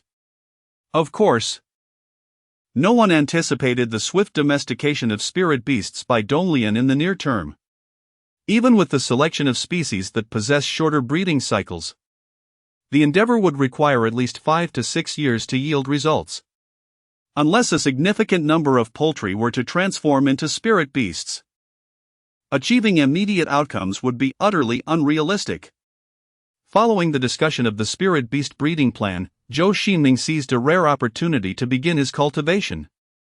After all, the sound-dampening cave infused with crystal marrow was an exceptional sanctuary, complemented by ample supplies of spiritual crystals, making it a rare training ground even in the Kunlun realm. However, this retreat was short-lived, as just 2 weeks after the deliberation on the spirit beast domestication project, academician Liang Jiangwo approached Zhou Xingming with groundbreaking advancements. "Minister Zhou, I'm not boasting, and please don't blame me for my lack of eloquence, but this is truly remarkable, absolutely astounding." Upon their meeting, the disheveled Liang Jiangwo excitedly embraced Zhou Xingming, subsequently presenting him with an object. "This little fellow is the spiritual crystal battery?" Zhou Xingming scrutinized the gray, cylindrical item in his hand, struggling to fathom that this was the entity Liang Jiangwo described as representing the future of human civilization. Indeed, small was a relative term. The spiritual crystal battery was considerably larger than a conventional battery, approximately the length of a modern smartphone, rendering it impossible to conceal in his palm. "Yes. After more than a year, our battery team has finally developed it. However, the current design of the spiritual crystal battery has undergone significant modifications from my initial concept. To reduce the consumption of spiritual crystals while preserving their properties, we have made considerable compromises. The primary advantage of this battery lies in its minimal proportion of electrolyte. As previously mentioned, spiritual crystals function as superconductors. While the large-scale application of superconducting spiritual crystals is constrained by certain microscopic limitations, we have managed to retain a small amount of the powder-S superconducting characteristics in the miniature battery components. Thus, by eliminating the cumbersome electrolyte, the energy density of the battery has significantly increased. It has become evident that we need not rely solely on spiritual crystals. Lithium alone suffices to enhance the energy density. Given that metallic lithium possesses an energy density of 43 mJ/kg, which is quite comparable to that of gasoline. The conventional lithium battery is characterized by a notably low lithium content, often a meager 2% of its total weight, which is a cause for gratitude. In contrast, the Lingjing technology resembles the versatile Wanfeng oil, proving to be remarkably multifunctional. Consequently, we have leveraged this innovation to significantly simplify the chemical reactions within the battery. After considerable effort, we realized that we scarcely utilized Lingjing for energy storage, rather, we predominantly employed it to replace various auxiliary materials. Coupled with the simplification of reaction models, this has led to a substantial increase in lithium content, reaching around 90% in Lingjing batteries.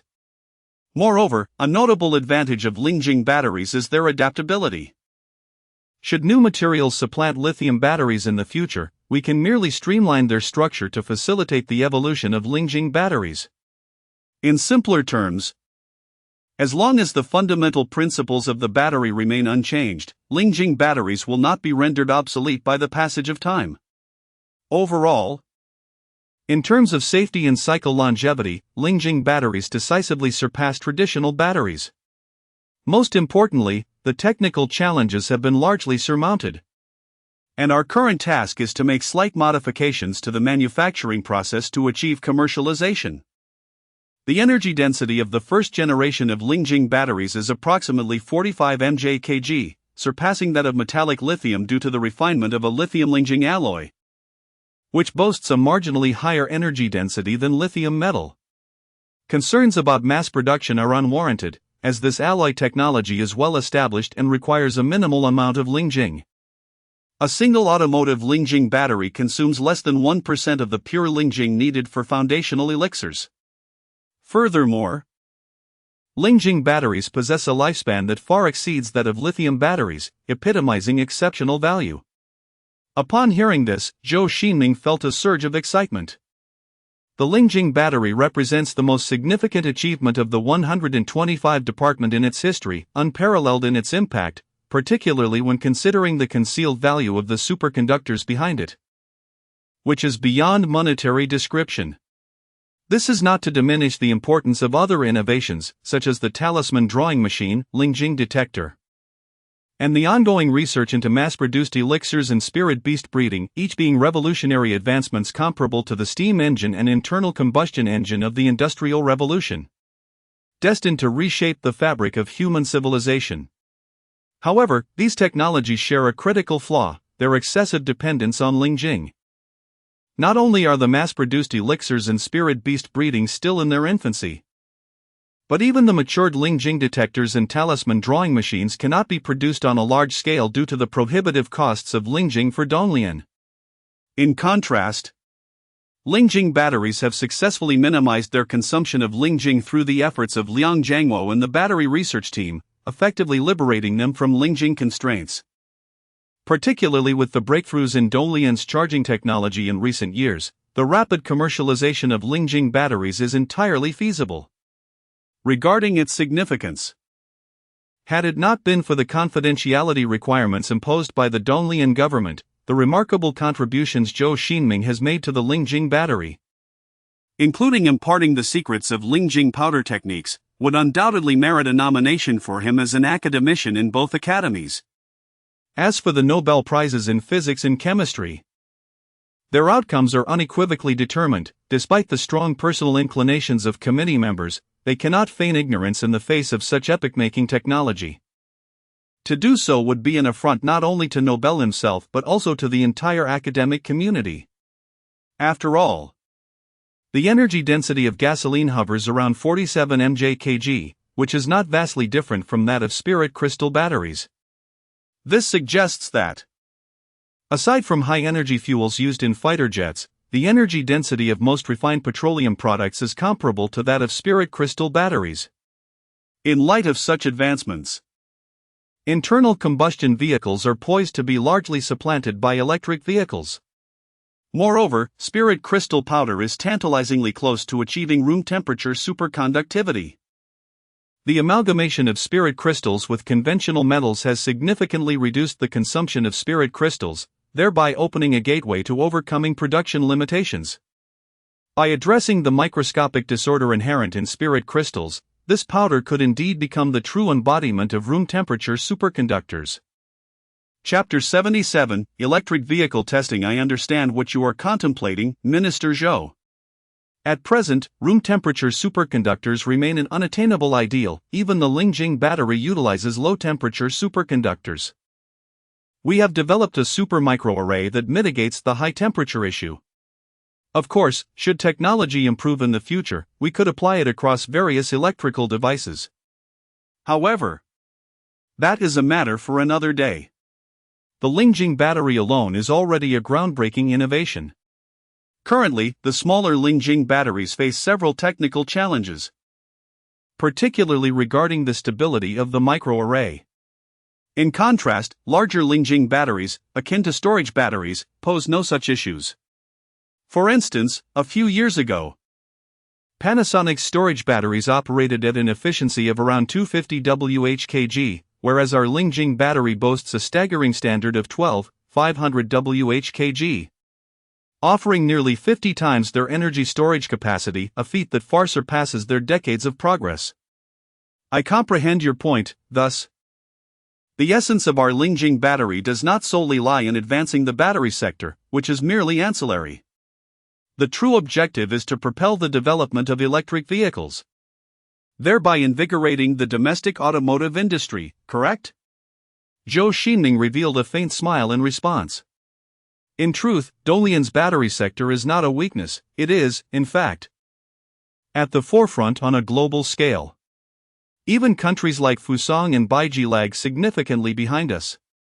Unless Fusang can unearth extraterrestrial batteries from Kyoto Bay, or Dalian were to inexplicably vanish, they need not entertain hopes of surpassing us in battery technology within this century. Indeed, we need not compete in the battery arena, as Dalian is inherently the best in this domain. However, we do face challenges in the civilian automobile industry, which, when compared to our national industrial capabilities, is considerably lacking. Many critical technologies remain in the hands of foreign entities. I am uncertain if you possess expertise in this area, Minister Zhou, but as a materials scientist, I have witnessed the dire consequences of technological lag too often. When key technologies are monopolized by others, it is akin to being drained of vitality. Even refuse must be constrained from procurement, and matters like these fall beyond the jurisdiction of the World Trade Organization. Thus, the Supreme Council's recent push to expedite the development of electric vehicles aims to facilitate a leapfrog advancement. It is rather lamentable. We can manufacture world-class fighter jet engines yet struggle to produce efficient automobile engines, Liang Jiangwo lamented, seemingly reminiscing about past events.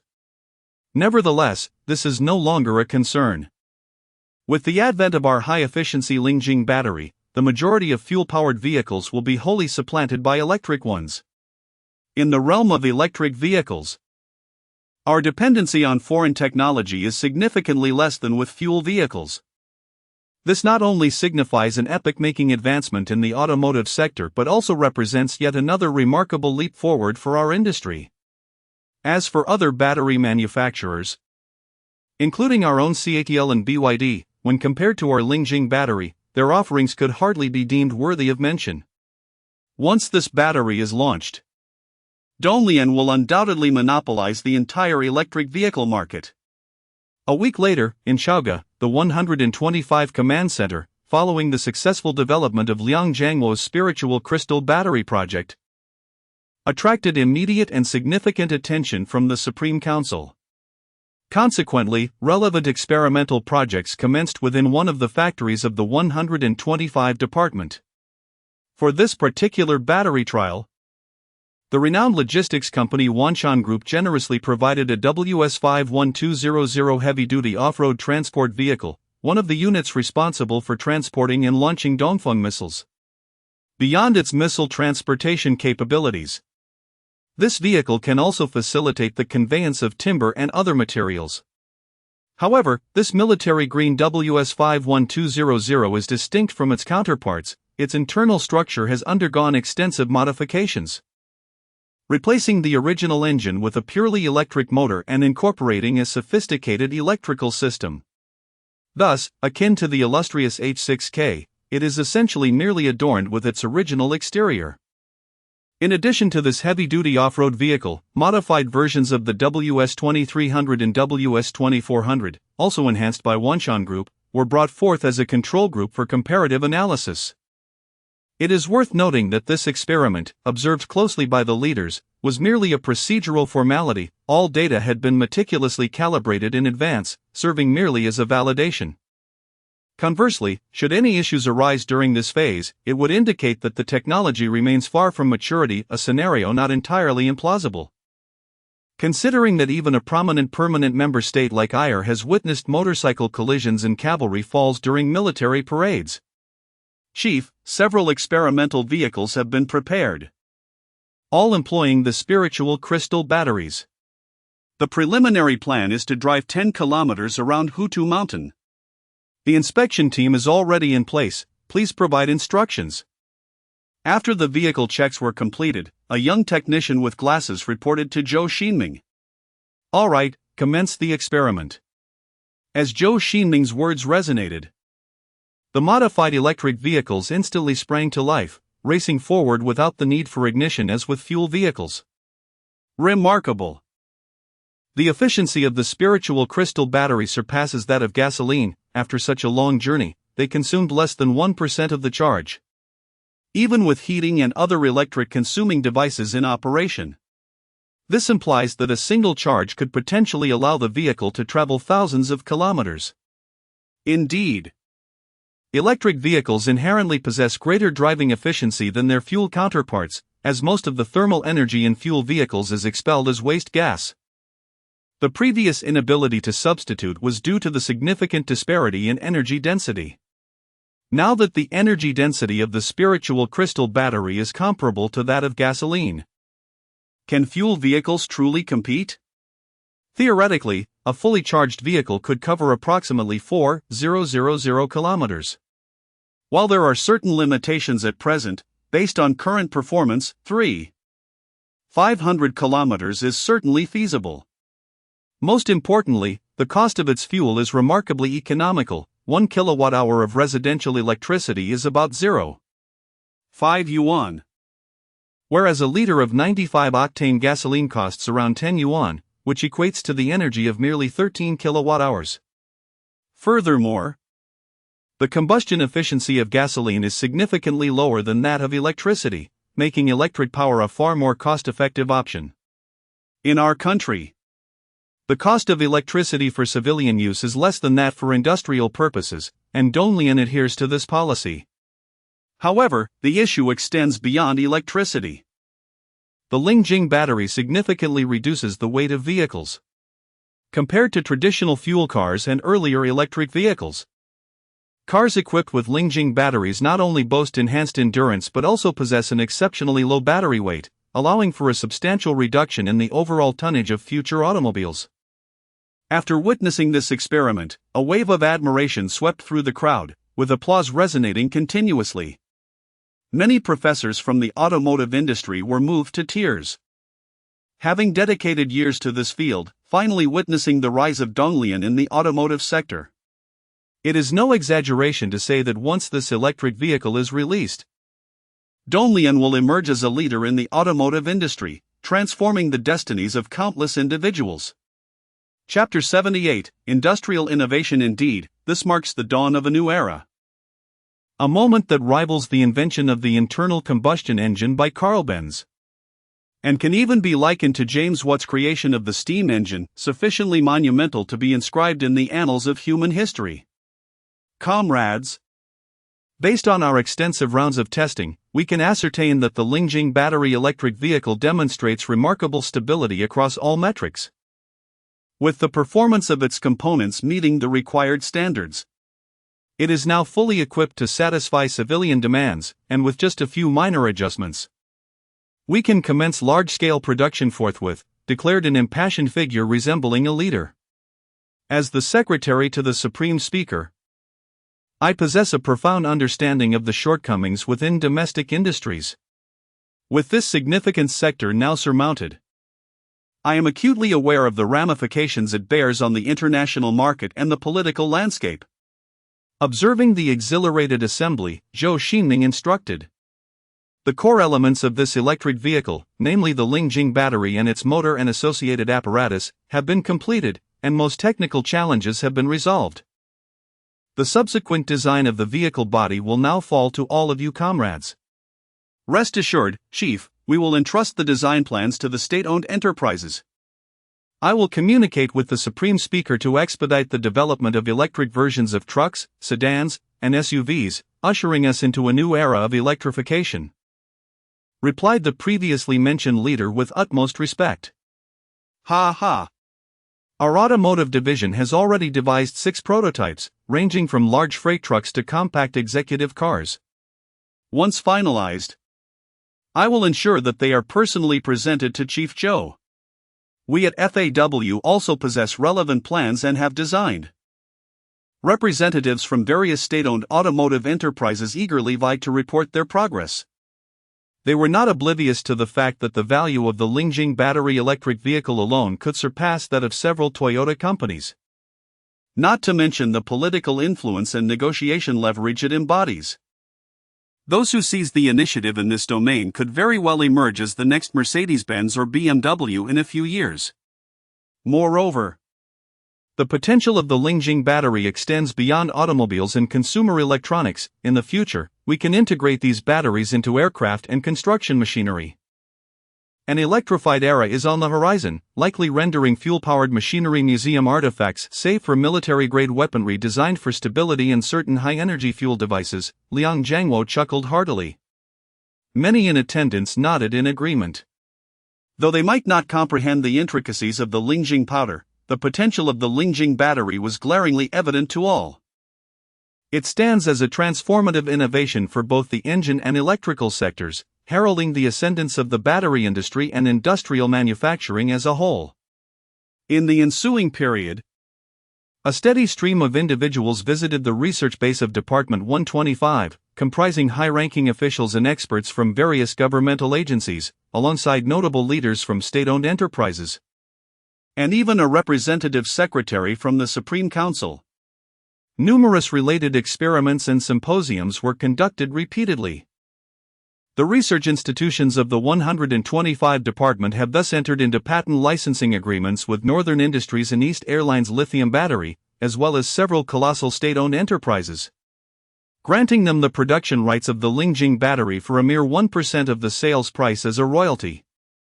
Naturally, such privileges are exclusive to these monumental state enterprises, which bear substantial national strategic and social responsibilities, transcending mere profit-making entities. Without the financial backing of these state-owned enterprises to stabilize the market, the swift descent of Donglian would have been unattainable. When the time comes to confer related patent licenses to private entities, should any private enterprises or localities wish to engage in production, they must first undergo rigorous governmental scrutiny to ensure no foreign capital controls the company. Moreover, even if granted production rights, they would be unable to enjoy such favorable patent fees, as they would be obliged to pay the standard proportion of royalties to the 125 Department S Foundation. Concerning electric vehicles, given the necessity for further design refinement of vehicle structures, coupled with the inherent competition among these state enterprises who aspire to integrate advanced technologies such as driver assistance and autonomous navigation systems, the requisite adjustments will demand time. Reality dictates that theoretical frameworks do not instantaneously translate into products. Nevertheless, barring unforeseen circumstances, within 2 months, Lingjing battery-powered vehicles are expected to emerge on Donglian's territory, with the Lingjing battery factory progressing even more swiftly. Soon, the world shall witness the burgeoning of Donglian's automotive industry, which will undoubtedly exert a staggering impact on the international market. Upon learning of the Lingjing battery, the highest-ranking officials expressed a desire to meet with Zhou Xingming personally to discuss pertinent matters. In the residence of the highest-ranking official in Chaogu, he greeted Zhou Xingming with a warm smile, saying, "Comrade Xiaozhou, it has been a long time. I heard that you and Xiao Liang from the 125 department have successfully developed electric vehicles. Truly, you are a pillar of our nation." Upon entering the room, Zhou Xingming was met with the official's beaming countenance as he extended his hand in greeting, his aged face reflecting genuine delight. "Elder Wei, your words are overly flattering. I did not anticipate that such matters would stir you." "No need for modesty, Comrade Xiaozhou. Your Lingjing battery project is indeed pivotal for our nation's future development. An asset that transcends monetary valuation. The purpose of my visit today is primarily to discuss the implications of the Lingjing battery for various sectors in our country." At this juncture, the Privy Council recently submitted a report indicating that numerous large state-owned enterprises are preparing for transformation due to the development of the Lingjing battery. You and Comrade Xiao Liang may not fully grasp the disruptive impact of the Lingjing battery on the fuel industry, and indeed, on both our nation and the world at large. Allow me to illustrate. This year, Donglian's oil consumption is approximately 1 billion tons.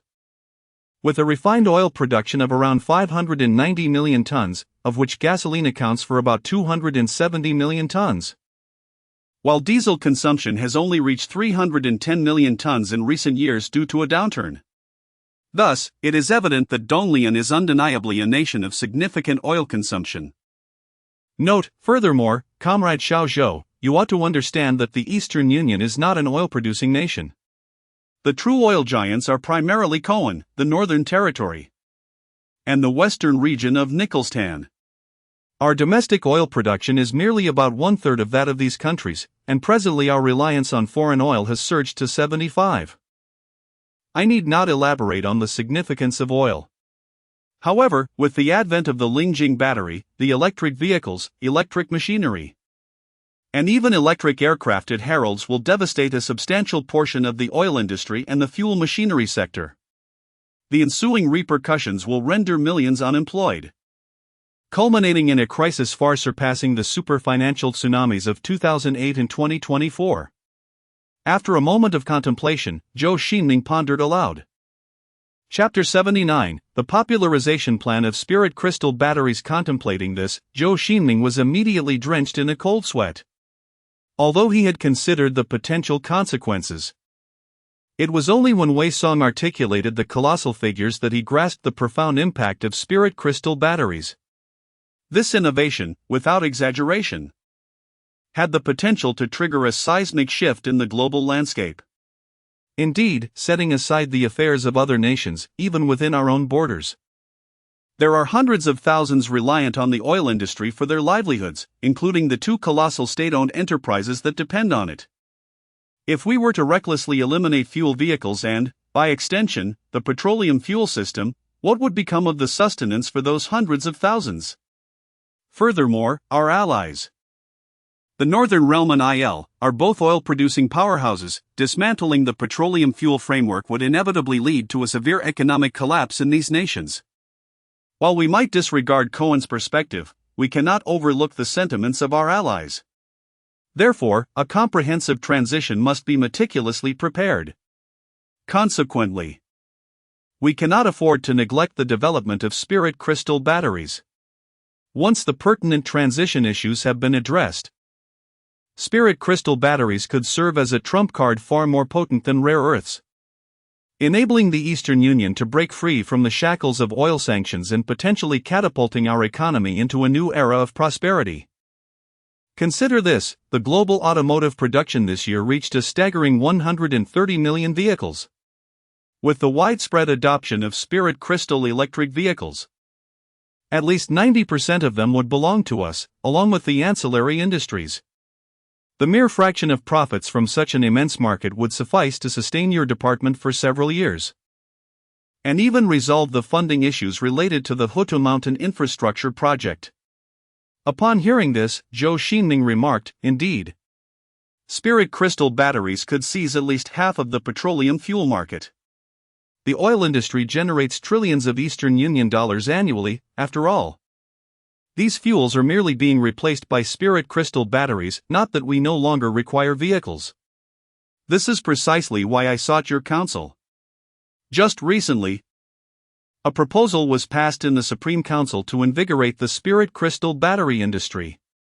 However, the industry has already become a significant player. To unlock its intrinsic value, we must undertake large-scale infrastructure projects, such as the establishment of spirit crystal battery factories and electric vehicle production lines, as well as the nationwide construction of electric vehicle charging stations and power transmission networks. Moreover, we must initiate auxiliary projects like smart city initiatives and large-scale cloud computing centers.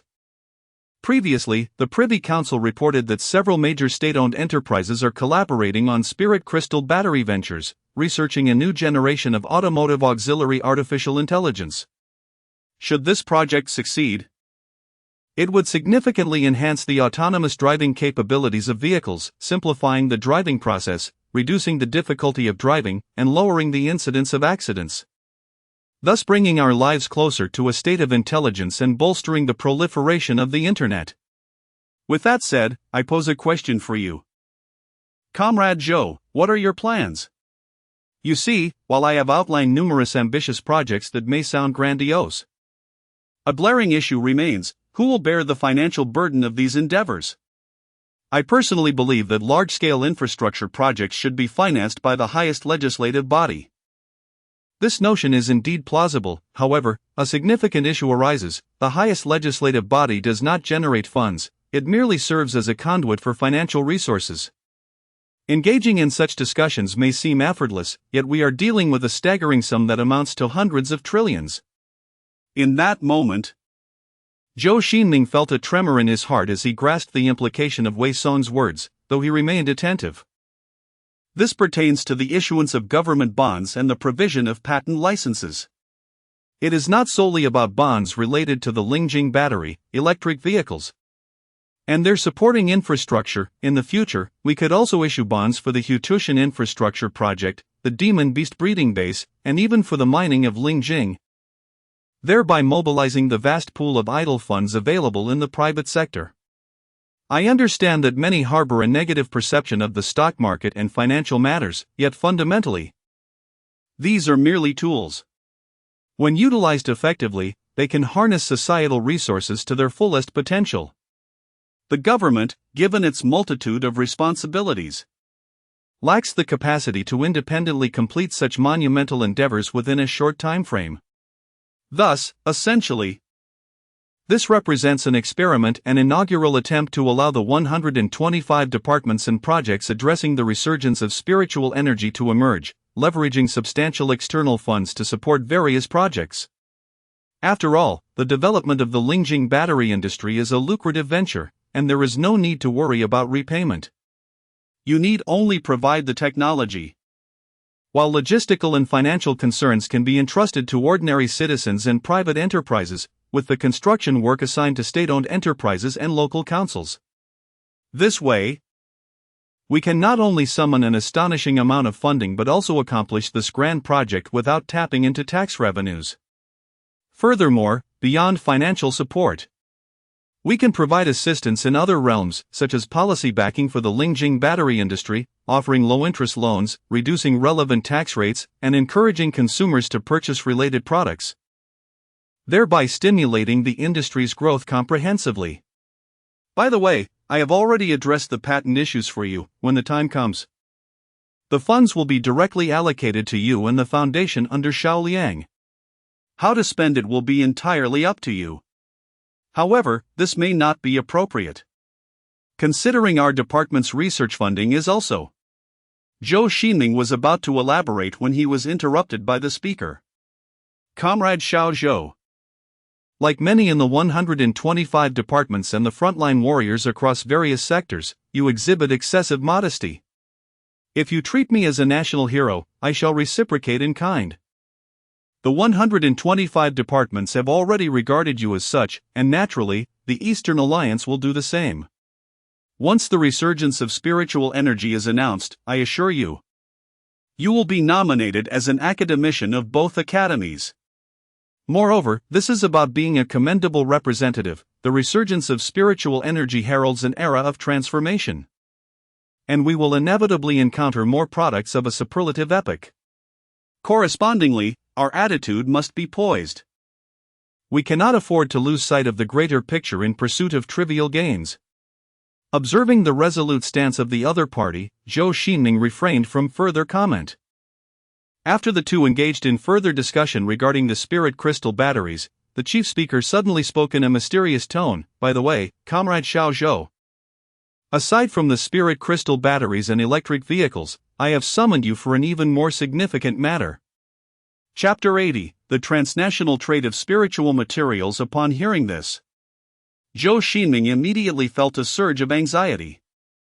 Matters of greater significance than the spiritual crystal batteries undoubtedly possess the potential to reshape the global landscape, even leading to the collapse of certain existing economic systems.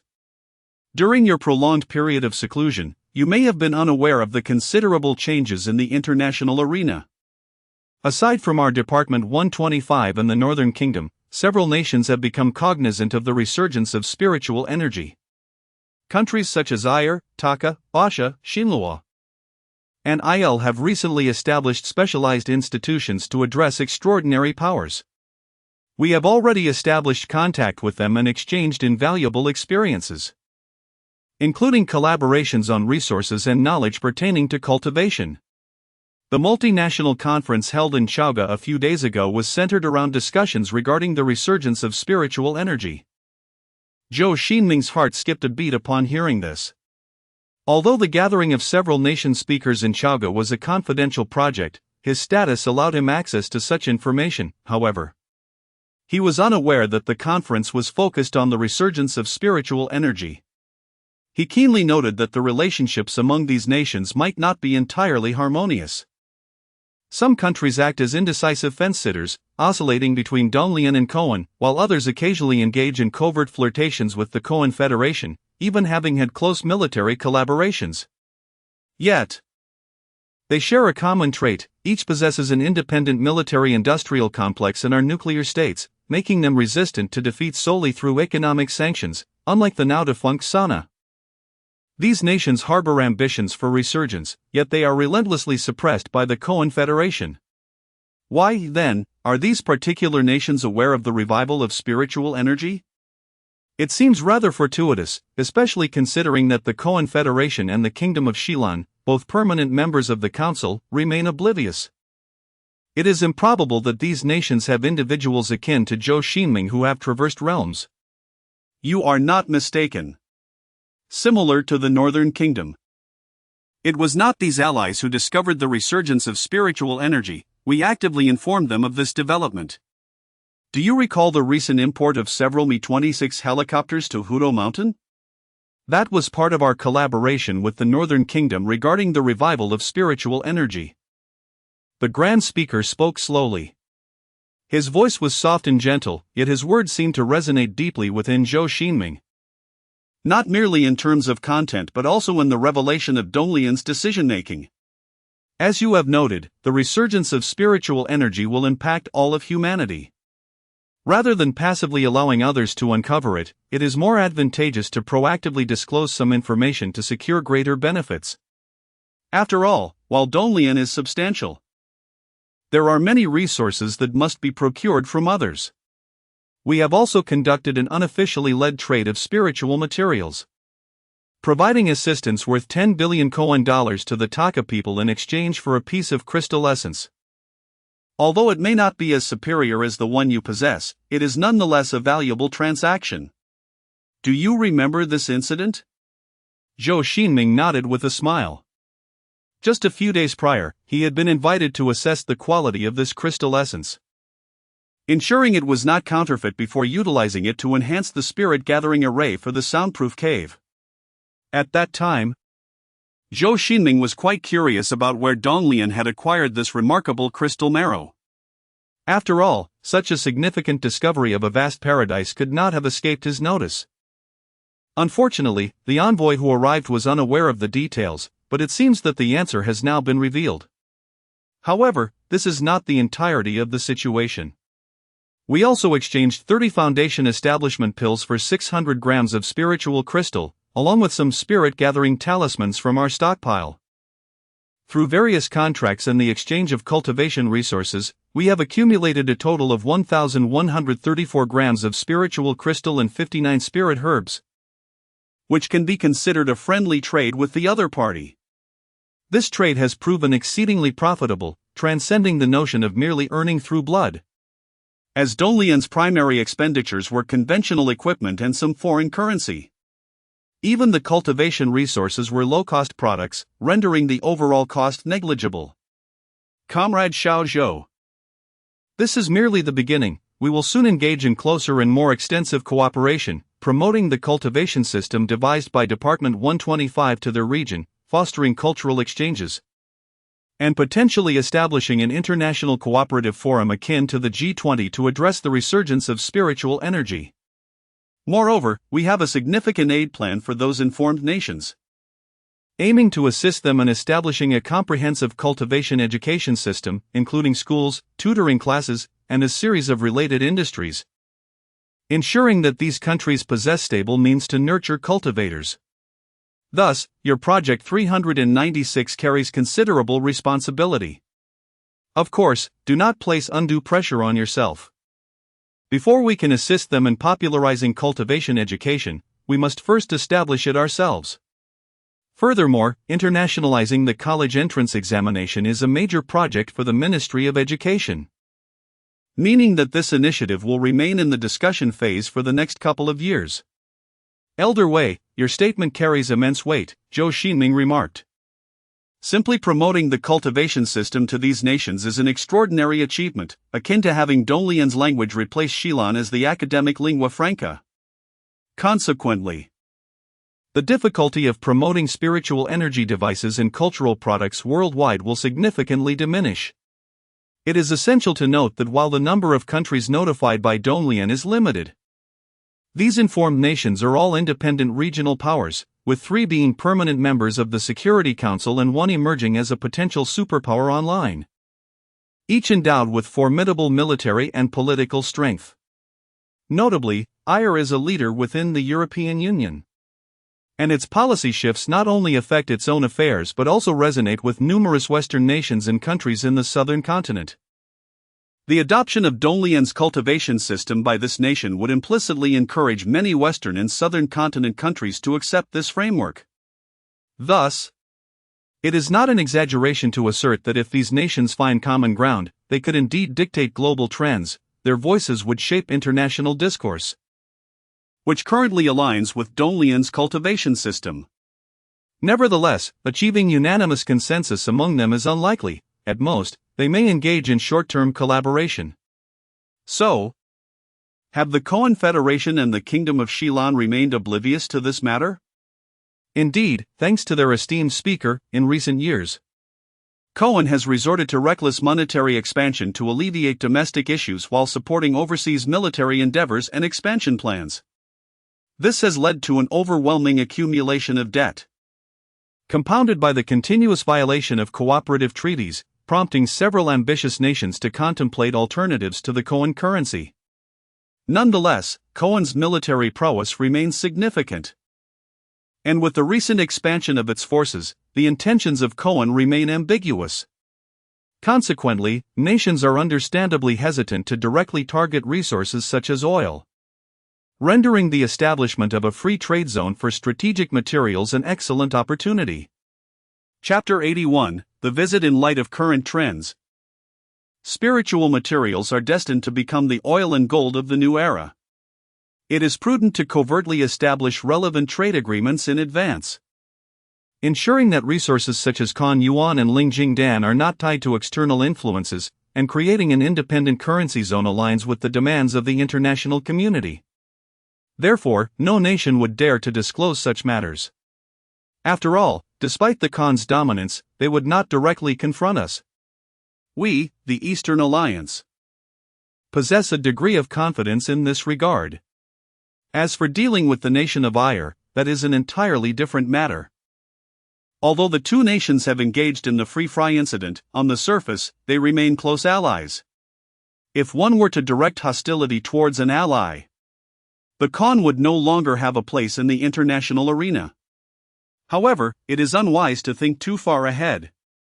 Currently, we, alongside Ayr and other nations, plan to initiate a trial international trade under the guise of several subsidiary enterprises.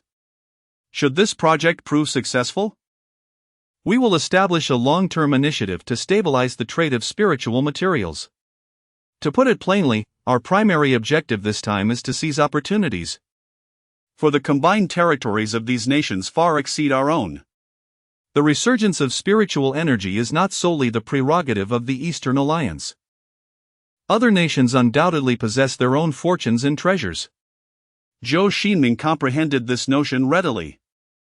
The current phase of trading spiritual materials with foreign entities resembles the indispensable auctions depicted in online novels, serving as a means for the Eastern Alliance to capitalize on opportunities. In a context where various nations have minimal understanding of the resurgence of spiritual energy, many treasures can only be recognized by experts from the Eastern Alliance. If circumstances permit, the Eastern Alliance would not hesitate to exchange currency for these treasures, as many of these rare materials possess value beyond monetary measure. Regrettably, during the last trade, due to confidentiality and our lack of experience at the time, which was an informal exchange, we failed to enlist your assistance, Comrade Zhou. Consequently, we likely missed out on numerous treasures. However, this time, we are determined to avoid such oversights. Given that we were the hosts of the previous trade and considering our recent plans to dispatch a group of experts to assist in locating hidden realms, we have signed a long-term contract with IR. Thus, IR Republic will be the host for this trade, which will take place in Carson City. And you will serve as our representative. Me, as the representative of the Eastern Alliance? Zhou Xingming was taken aback upon hearing this. Indeed. When it comes to the realm of cultivation, you are undoubtedly qualified to represent our nation. You possess the highest level of cultivation. And our entire cultivation system has been crafted by your hands. I do not believe anyone would dare to contest your role as the representative of our cultivation community. I understand your intentions, Elder Wei. However, what should I be mindful of upon my arrival there? Primarily, your focus should be on reaching agreements and engaging in dialogue with the cultivators from the opposing side. It would be beneficial to exchange insights about experiences that we may not be aware of, fostering mutual learning and inspiration. Zhou Xingming nodded. For he did not regard his former life's strength with an air of arrogance or disdain towards other cultivators. To comprehend that the Earth is home to a staggering 8.5 billion individuals, which surpasses the population of the Kunlun realm by over fourfold, one must acknowledge the existence of innumerable extraordinary talents and masters among them. These individuals have merely been obscured due to a lack of exposure to cultivation in the past. Given such a vast population base, even a minuscule ratio of prodigies to ordinary individuals, say 1 in 10 million, could yield several hundred exceptional talents. From a probabilistic perspective, the larger the base, the greater the possibilities. Take, for instance, Wen Yabo and Wang Xiaodong from Department 125, they are both rare cultivation geniuses, a once-in-a-century phenomenon. Should such individuals flourish, ascending to the status of elders within the four great immortal sects would be an absolute certainty. Consequently, he yearns to witness the caliber of foreign prodigies firsthand. As for the detailed intelligence, it is readily available here. You need only prepare and then embark according to the plan. In the western region of the western continent, in the city of Carson, at Charles de Gaulle International Airport, the strategic deployment of spiritual energy revival encompasses numerous facets, demanding an extensive array of resources and research equipment that cannot all be managed at the command center of Department 125. Many projects necessitate collaboration with other research institutions. Thus the Supreme Council has graciously assigned Zhou Xingming an administrative private jet. This very plane is the one Zhou Xingming utilized a few years prior when traveling to Chaoga, renowned for its exceptional performance globally. In approximately 12 hours, he journeyed from Chaoga to the distant city of Carson. Originally, Zhou Xingming intended to arrive discreetly by boat or car. However, the Eastern Alliance ultimately chose to take a different approach, permitting him to arrive in a grand manner as a representative and diplomat of the Eastern Alliance for his formal visit to the capital of L. This marks Zhou Xingming's inaugural departure from the Eastern Alliance, as well as the L government's first reception of foreign cultivators, a significant milestone in the annals of human diplomacy. This event is undoubtedly worthy of mention in future history books and political courses, deserving of a couple of pages dedicated to its introduction, complete with images and notes for students. Thus, the L government has accorded this occasion the utmost significance, having laid out a red carpet, with military and police forces securing a considerable portion of the airport, while a band played the national anthems of both nations. Mr. Zhou, welcome to Carson City. I am Elena, a representative of the Republic of L. A short-haired girl warmly extended her hand as Zhou Xingming disembarked from the plane. This petite figure donned a somewhat inexpensive yet tidy woman's suit adorned with the tricolor emblem of L, her youthful visage bearing a hint of childlike innocence. Nevertheless, The determination and gentleness reflected in her eyes are increasingly rare in the Western continent today. In truth, Zhou Xingming recognized this individual, as over the past 2 years. With the deteriorating situation in the western region of the eastern continent and Cohen's expanding military actions against L, significant cooperation has transpired between L and the Eastern Alliance, much of which has been facilitated by the very Elena standing before him. However, Zhou Xingming never anticipated that she had now become a cultivator. And a second-tier one at that. Since she could represent Ire in the realm of cultivation to greet him, she must undoubtedly be among the most powerful individuals within the Ire extraordinary institution, her status potentially rivaling that of Minister Zhou Xingming of the 125th Department. In his previous life, Zhou Xingming had reached the nascent soul stage. Only those at the divine realm can conceal their cultivation level from him. Nevertheless, upon further reflection, this realization seemed quite reasonable. Given the brief period since Ire's discovery of the resurgence of spiritual energy, the emergence of a second-tier cultivator capable of condensing their chi-si is indeed remarkable. It is worth noting that despite the prolonged establishment of the 125th Department, the number of second-tier cultivators remains below 100, let alone in the comparatively less favorable conditions of Ire. Moreover, Elena, as the youngest member of the European Parliament, possesses far more extensive political experience than Zhou Xingming, complemented by her formidable cultivation and political stature, along with the affability that comes with her youth as a woman, making her the most suitable candidate for the position of the head of the Ire Extraordinary Institution. Chapter 82, The Visit, Part 2, Greetings. I extend my blessings on behalf of the Eastern Continental Alliance to your esteemed authorities and citizens. Zhou Xingming smiled courteously. Yet his attention was predominantly captivated by the girl before him. It was not that he found her particularly enchanting, as a representative of the Eastern Alliance. He was above such indiscretions. Rather, there was an aura about her that felt profoundly familiar, as if he had encountered her in a previous life. However, he decided to dismiss this thought for the moment, aware that numerous eyes were upon him. Every gesture he made was a reflection of the Eastern Alliance. Thus he treaded carefully. The subsequent proceedings involved a review of the ceremonial guard, interviews with journalists, and receiving flowers from children, followed by a journey along a designated route through the Champs-Élysées and other customary activities. Perhaps due to the influx of visiting nations, the government of Ire had undertaken extensive measures to cleanse these streets, rendering them remarkably pristine. The opulent glass edifices shimmered with brilliance, and the greenery was lush with vibrant flowers and verdant grass, epitomizing the visage of a developed nation's capital. Yet, Zhou Xingming could not shake the feeling that this once celebrated city of romance paled in comparison to Chaga, especially after its GDP had outstripped that of Carson City in 2024. In fact, he sensed that it was even inferior to Lingjiang.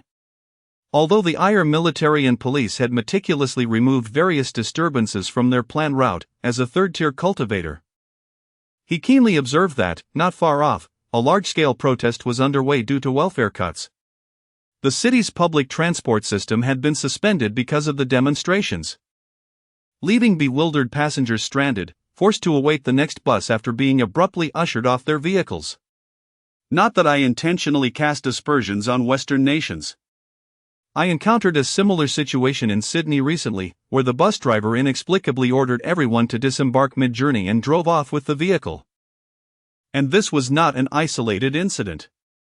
Further afield, numerous refugees and homeless individuals roamed the streets, these emaciated beggars unable to secure employment for various reasons, lacking stable income or residence, subsisting instead at nearby relief stations.